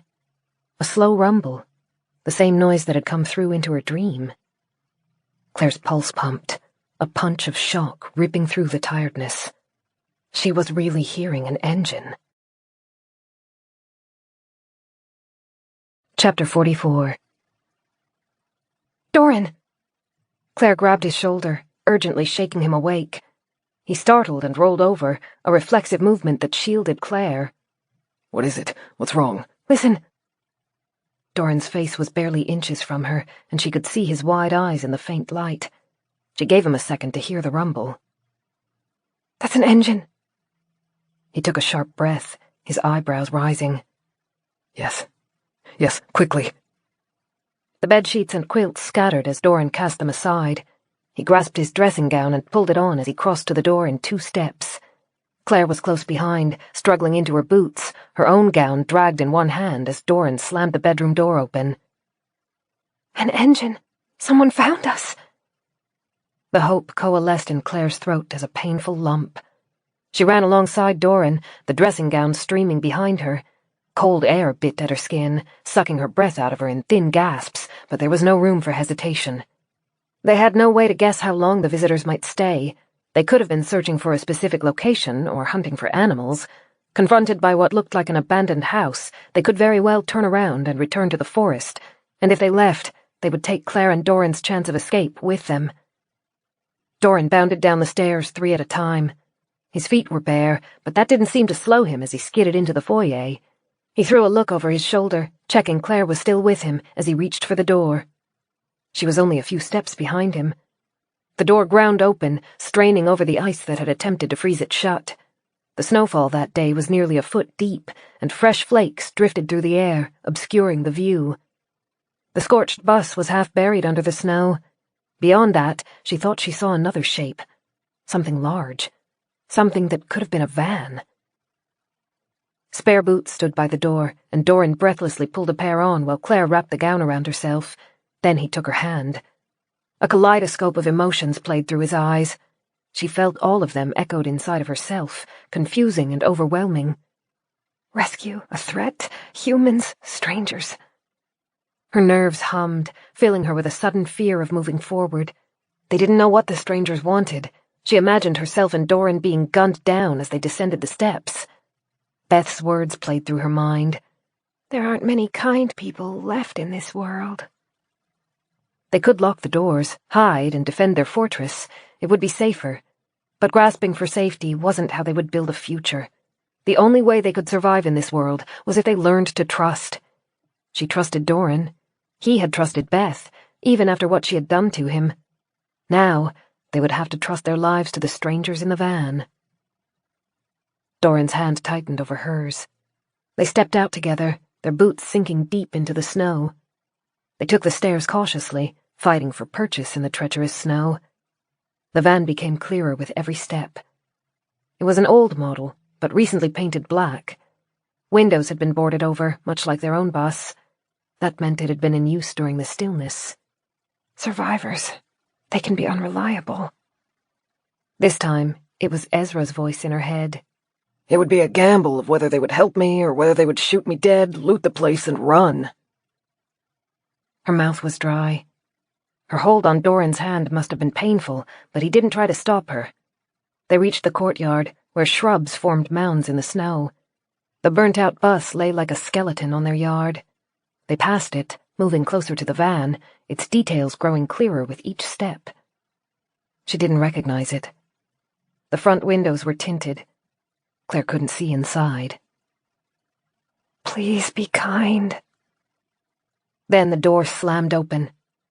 A figure appeared in the opening, a slightly too small sweater straining over his muscles, his beard catching snowflakes as they drifted past. His expression was nearly wild, bulging eyes, lips pulled back from his teeth. It would have frightened Claire, if the face hadn't been so familiar. "You're alive!" Johann bellowed. He slapped the side of the van, then leapt out, his legs sinking into the snow. "Damn it, I knew you'd be okay!" The Avondale scientist began jogging towards them, arms swinging furiously as he waded through the snow. Claire gasped in delight, Dorran's shocked laughter in her ear. Then the pair of them were racing forward to meet Johann. He grabbed them with an arm each and pulled them into a bear hug. Scratchy beard scraped over Claire's forehead, and her nose was filled with the smell of his leather jacket and floral shampoo. For a moment, Claire couldn't hear anything except their shocked, delighted laughter and Johann's repeated, Hey, you're all right." Then he released them, grinning, his face turning pink from the exertion and the cold. "You found us." Dorran beamed, one hand on Johann's shoulder. "How?" "Ha! You were pretty secretive about where you were going." Johann winked. "But I stopped by a place called Westhope a few days back and shared a bottle of scotch with this old fellow who lives there. We got talking and figured out we had a mutual acquaintance in the form of yourselves. And sometime around 2 in the morning he might have let slip where to find you, but he made me swear not to tell on him. I guess neither of us are any good with secrets." Claire shook her head, wondering. That was a lucky encounter. "Well, truth be told, I was looking for you, unofficially. Have been for a couple of weeks now. Johann tilted his head back to admire Winterbourne. Didn't expect your home to be this bloody big. What, are you rich or something? Dorran shrugged, faintly embarrassed. I suppose I was. Not that it matters much now. No, I guess not now. Johann brushed his hand through his beard, clearing snow from it. No one uses money now, since there was so much lying around to be looted. Hey, do you mind if we come in? The cold's killing me. Of course. Dorran placed a hand on Johann's shoulder, guiding him towards the house. Did you say we? Oh yeah, Becca came with me. Johann waved to the van. Come on, we're going in! Claire squinted through the snow. A small face peeked out of the van, grey hair whipped about by the wind, mittens held over her red nose. She gingerly climbed out of the vehicle, shut the door behind herself, then jogged through the snow to reach them. "Hello, hello," Becca squeaked. She was clearly suffering in the cold.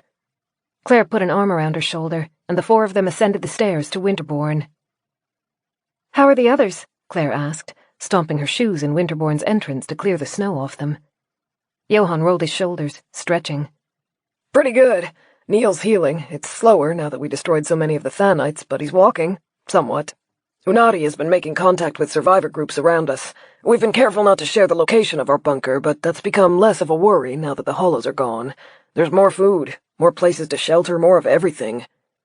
"What happened on the day you activated the code?" Claire asked. "What made you move the timeline sooner?" Becca shuddered. "Those hollows heard our radio broadcast, or at least some of the smart ones did, and they realized what it meant for them. Within the span of an hour, we had thousands of them swarming over our compound, so many that we couldn't see anything through the cameras except for a blanket of skin." The bunker's meant to be impervious to attacks as long as we don't unlock the doors, Johann said. But we still didn't want to put it to the test for too long. Plus, we could hear them screaming, even 2 floors underground. It made it hard to sleep, or think, or do much of anything, really. Claire shook her head, thinking of the days of work it had taken to scrub the living areas of Winterbourne. "That must have left you with a mess to clean up." It sure did, Johann said. Miserable things were piled up against the door, and we had to dig our way out through the bodies. Cleanup is keeping us all busy. I had to wheedle at Unati for days to be allowed to look for you, and before you left, you promised you'd come visit once the stillness was over. We waited for weeks, but you never came. And the whole time, we were hearing more and more horror stories from people we met. It was starting to freak me out. And what if I'd sent you to your death? Eventually, I got permission from Unati to drive around and see what I could find. I'm glad you did, Dorran said. We lost our bus. We've been trapped here. I saw. When I pulled up, I honestly thought you might have gone up in flames inside it. I was trying to get up the courage to step out and check when you appeared. They led their guests up the stairs, Becca still shivering under Claire's arm. Both of their friends were staring about the ornate building with the same sense of self-conscious awe Claire had felt when she'd first arrived at it. Even Johann's voice had taken on a subdued tone. Bartering has become common now that cash holds no value, and Neil's doctoring skills are in high demand, as you can guess. We jokingly call him the Golden Goose. We got that van and fuel in exchange for medical treatment for a small settlement. Fuel is running out, which made it pretty valuable. They had reached their bedroom. Dorran ushered the party inside, shutting the door behind them, and Claire took a deep breath as the warmth washed over her. Dorran knelt beside the fire, rebuilding the coals before setting a pot of water over it for drinks. Claire brought out a spare quilt for the still shivering Becca. "Does Neil travel to wherever he's needed, or do people come into the ship?" He traveled at first. Johann settled into one of the chairs, with Becca next to him. Now he's set up a makeshift hospital in an old church hall. He has assistants, people who know first aid or want to learn. He's been working like crazy, just trying to do what he can, even when people don't have anything to trade. Luckily, the Thanites help. Chronic conditions like diabetes and arthritis are essentially gone. Most of Neil's work is advising on malnourishment and deficiencies and stitching cuts. "That's good news." Claire sat and pulled her legs up under herself. Becca's idea to leave a portion of the Thanites intact has probably saved a lot more lives, too. Like ours. Her fingers traced over the bandages on her wrist. Except for the Thanites, she likely would have succumbed to infection long before. Becca smiled at the compliment. We intend to wipe out the remaining Thanites in stages. Neil thinks it's dangerous to leave any inside the body permanently, but we can afford to take it slow at this point.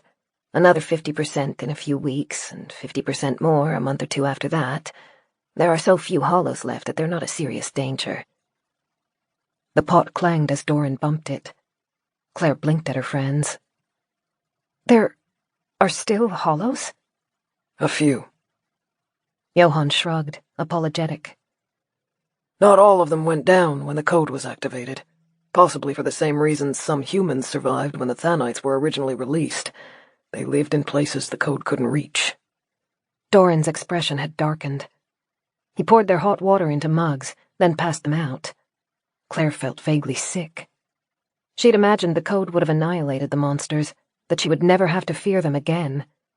To know they were still out there, that she still shared her world with them, felt like a bitter slap. Sorry, Becca whispered. There aren't many.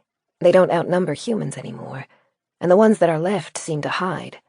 We saw some on our drive here, but they ran away when the van got close. Oh wow, did we see some stuff. Johann stretched, one hand rubbing at the back of his neck. Unofficially, I was looking for you two, but officially, I'm supposed to be re-establishing contacts between groups of survivors. We've been zigzagging between safe havens and known survivor groups, passing out directions to our town for anyone who wants to see a doctor or who's looking for a new home. For groups that are settled where they are, we leave a two-way radio to stay in touch with us. It's slow work, but progress. When night set in, Clare and Dorran harvested vegetables from the garden for their guests. Johann and Becca had their own stores of food and brought in pasta, stock, and dried spices. Clare had never imagined it was possible to miss seasoning as much as she had, but it made a world of difference to their food. They chatted as they ate. Clare listened as Dorran told the story of what had happened since their return to Winterbourne. It was heavily tied into his past, something he had been trying to escape, but he seemed more willing to talk than he had to anyone other than Clare. Johann listened to the tale of Dorran's mother and what had become with her, nodding, then simply said, "What a mess." Dorran laughed. In return, Johann told them about his own journey across the country and the people he had encountered. He told stories of farmsteads that had become involved in multi-day standoffs against the Hollows, their homes fortified, the owners standing on roofs and using rocks, sticks, and boiling water to deflect the siege of monsters. He talked about a farmer who, on his own and with nothing but a gun and a stack of ammo, had defended his 50 head of cattle from the horde. He did it because he loved his cows, Johann said. But now those 50 animals are almost priceless. They're probably some of the last cows left in the country. A woman had survived with her cat on an island in the middle of a river. She had built shelter out of debris that floated by and lived on the fish she caught. Hollows kept trying to get to her, but the water moved so fast that they would be swept away before they could make it to the island. She's back into her home now, and still has her cat, which is a small miracle. Ah, that reminds me. There was this miserable old ginger cat at Westhope. It bit me when I tried to pet it. John said it would be significant to you, though. Something about, a nest? Mother Gum's nest, Becca supplied. Claire's head shot up. She remembered the ginger cat blinking at them as Mother Gum served them poisoned tea. What did they tell you? Yeah, apparently one of the council members burnt the whole place down. Set fire to the forest around it, too, which caused smog through the area for weeks. She seemed pretty pleased about it, even though John was grumpy the whole time she told the story. Apparently they rescued the cat from there, along with a whole group of kids who couldn't talk. The cat lives in the council room now, even though it hates everyone. Good, Claire said. Johann didn't seem to know the whole history of the compound, and she didn't feel ready to tell him, but she shared a private smile with Dorran. That's probably the best outcome it could have. As the shadows grew longer, Becca curled up in her chair, looking sleepy but content. Claire covered her with a blanket. We should probably work out what we're going to do, Johann said at last, stretching his legs out towards the fire. I'd be awfully grateful if you let us sleep here tonight. Even the floor will be 1,000,000 times more comfortable than those van seats. We can do better than the floor, Dorran said. I'll get a bedroom set up for both of you. That'd be nice. I miss real beds, and it'll be good to have more time to talk tomorrow. But we can't stay forever. Unadi has us on a strict deadline, and we'll need to be back home within 5 days, the dictator." Becca chuckled. "You say she's a dictator, but do you know what I think? She's more like a mother hen. She can't stand letting us out into the world for too long. She wants us back where she can watch over us and make sure we're safe." Well, that dictatorial mother hen said I wouldn't even have the responsibility of tying my own shoelaces if I didn't get back by the deadline, so we'll need to be moving on tomorrow." He squinted at Clare and Dorran. "What do you think? You can come back with us if you want. There's room in the van, and now that the ship's gardens have established, you're more than welcome to live there. Or we could drive you somewhere else if you wanted. There are plenty of new settlements forming. Or if you wanted to stay here, we have a whole stack of two-way radios in the van, and we can leave you with one. That way you won't be cut off any longer, and you can ask for people to visit and whatnot." Clare swallowed and looked up at Dorran to gauge his reaction. They had gone from having no options to having every option. It bordered on overwhelming. "You don't have to decide right away." Johann scratched his beard, smiling contentedly. "But the way I see it, humanity owes you one. We never would have gotten the code if it weren't for you two. Whatever you need, whatever you want, we'll make it happen." Chapter 45. The store smelled of many good things. Grains filled tubs along one wall. Soaps and wools left their distinct scents along the handcrafted wooden shelves. Bulbs of drying garlic and herbs hung from string along the ceiling, and homemade candles caught the light near the window. Clare loved the store. She and Dorran spent a part of each day restocking it and handling trades. Dorran leaned over the large wooden counter, one hand braced on the table and the other running a pen down columns on a logbook as he tallied entries. The light caught his features in just the right way, running across his strong bone structure. Bent over like that, he was the perfect height for Clare to steal a kiss on the way past. So she did. Dorran's surprise turned to laughter, and he caught at her jacket as she tried to skip past, pulled her back, and took a kiss of his own. Johann's visit had left them with a difficult choice. The Avondale bunker had always presented a temptingly luxurious future: air-conditioned rooms, clean linens, a garden designed around science, and machines to lessen the workload. But Clare wasn't sure it would be right for them. Sequestered away underground, sheltered from the harshest parts of the world, but taking up a space that might be needed by someone more vulnerable, she would be comfortable, but she needed more. And then she had considered Winterbourne. Won through a hard-fought battle, it was a hostile home, but a home nonetheless. Its thick walls, well water, and internal garden made it an invaluable stronghold, but not one she wanted to spend the rest of her life in. She had never felt truly welcome in the ancestral estate. She and Dorran had talked late into the night. Their final agreement had been that they could not abandon what they had built at Winterbourne, but that it would be a temporary home. Johann had left them with a two-way radio and a promise that he would return. When he came back 3 weeks later, he brought new occupants for Winterbourne. A family, feeling displaced in the world, seeking security above all else.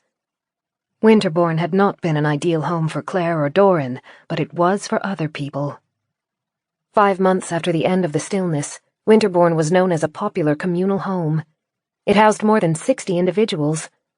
Once the snow melted, the ground around it had been converted into gardens, including fruit trees and livestock brought by the new occupants.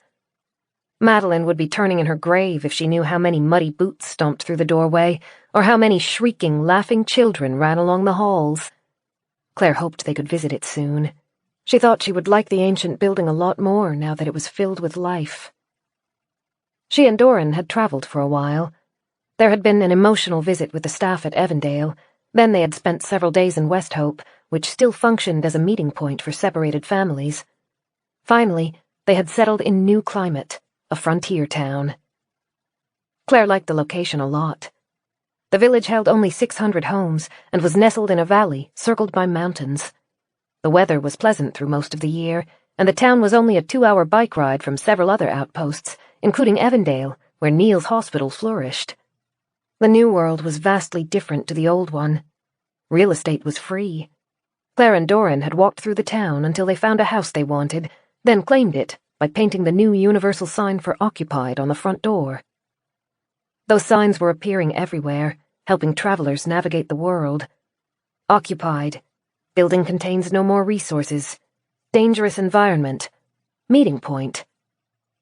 Anyone searching for food or shelter could walk along a street and know which buildings to try first by the marks on the door. Clare loved their new home. At first, it had been hard to forget that it had belonged to someone else just months before, but with each new piece of furniture they moved in, and each new day spent there, it felt a little more like her own. She had a reading nook near a window that overlooked the front garden. The bedroom had a fireplace, and some nights she and Dorran fell asleep in front of it, a habit that had stayed with them from Winterborn. Dorran and Clare had only been living in New Climate for a few weeks before they were inducted into the committee overseeing the town. Dorran thrived in the role. He helped decide which utilities were most needed and how the store was run, and he was a mediator in disputes. He had earned a reputation for having a fair hand and a good mind for solving problems. As part of their roles, he and Clare spent time in the central store, a trading post of sorts where visitors could exchange supplies. Each town ran slightly differently, but New Climate had adopted a system very similar to West Hope's. They had a set of guidelines for each item's value, depending on its supply and demand. Any visitors who didn't have anything to trade could pay with labor. There were always projects that needed an extra set of hands, wells to be dug, defensive walls to be built, and greenhouses to be constructed. Anyone who wasn't able to handle the labor-intensive tasks could help in the communal gardens. 3 hours of hard work could be exchanged for a meal and a place to sleep that night. It was a simple system, and one that was as fair as they could make it. Every occupied house in New Climate had its own garden, but the town also had a communal plot of farmland that was designed to be harvested on an as-needed basis. Everyone helped out in it, so if their own crops failed, they would not go hungry. The town also had a growing trust of livestock. During the months they had dominated the world, hollows had eaten anything that moved. There were not many surviving animals. A woman had arrived at New Climate with 5 hens and a rooster, which was a huge boon. The eggs weren't being eaten yet. The council had helped devise a plan where the chicks would be raised and slowly gifted to different families in the community. Once they had enough, they would trade a small flock of the young chickens to a neighboring town in return for several cows. The goal was that eventually each home would have its own supply of eggs. Clare stocked bottles of oil on a wall. Someone had brought in a drum of it that morning, a trade that had earned them a carton of the increasingly rare petrol. These days, most people rode bikes for transport, but fuel was still valuable for various machines. Clare had spent the last hour dividing the food-grade oil into more manageable bottles for the rest of the town. It would make cooking easier. Now that most traditional jobs were obsolete, many people had turned to a nomadic lifestyle. They traveled vast distances, collecting valuables from homes and abandoned businesses they passed, then traded them at any towns they stopped at. It was a lucrative way to live, if not entirely safe. There were still stories of hollows being spotted along remote roads, even though the Thanites had been almost entirely eradicated. Communication was still patchy.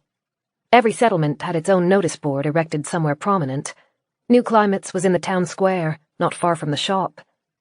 Memorials filled one side, flowers both real and fake, ribbons, pictures, and messages to lost loved ones. It was a kaleidoscope of color. The other side was much more utilitarian, but no less precious. The names of people who had passed through the town, plus instructions for how to contact them. Those names, arranged alphabetically, were a way for separated families and friends to find each other. Hope was slow to die, and its flames were fanned by the stories of families being reunited against all odds. The bell above the door jingled as the afternoon manager came to relieve them. Clare pushed the final bottles of oil onto the shelf as she heard Dorran call out, "Hey, Owen, how are you today?" Doing great, thanks, the familiar voice replied. Clare stood, grinning, and wiped her hands down on a tea towel as she approached the counter. "How are the girls?" Owen's close-cut bronze beard bristled as he smiled at her. He was starting to look healthier now that he was putting on weight again. A delicate necklace was barely visible under the collar of his shirt, but Clare knew what it carried. The gold wedding band. "They have a play date with the neighbors' children, so they're happy. And you remember Elena down the road? Her golden retriever just had puppies. I'm trying to calculate how many of my limbs I'd have to sell to get one for the girls." Claire laughed. We'll tell Elena we'll throw in 50 extra credits to sweeten the deal. That's okay, right, Dorran? Of course. He nodded, seeming pleased. Oh, no, don't. Owen held up his hands, looking apologetic. I swear, you don't owe me anything. You can stop trying to help. Dorran closed the logbook as deep, warm chuckles rumbled through him. You assisted my wife when she needed it most. The least I can do in return is help you get a puppy for your daughters. Honestly, no time for arguments.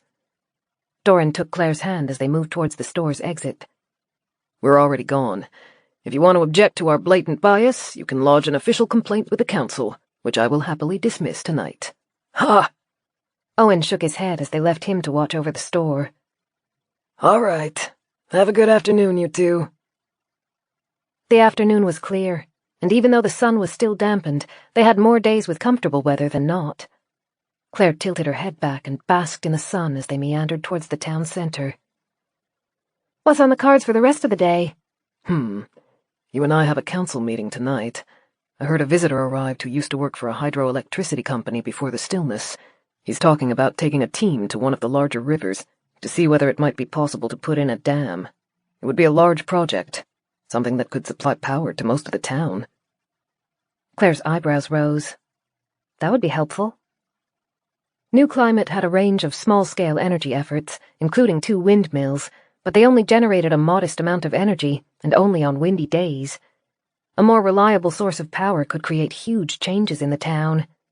Homes already had the wiring to make use of it. Claire still occasionally flicked the switches out of habit when she entered a room. She had always hoped to see the day when the lights would respond, but it had felt like a lifetime away. Now, suddenly, it seemed much closer. We're rebuilding, she whispered.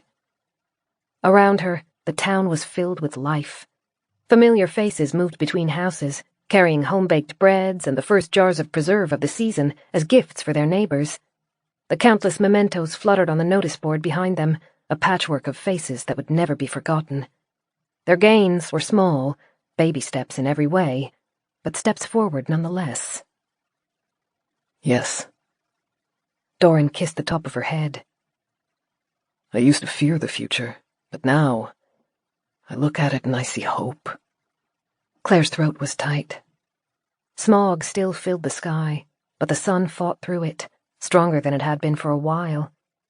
There were very few dull days, but every day seemed better than the last. Her eyes landed on a figure standing on the cobblestone path leading into town. A constant flow of travellers moved through New Climate. Unfamiliar faces weren't unusual, but something about this one caught Claire's attention. The woman clutched a backpack in her arms.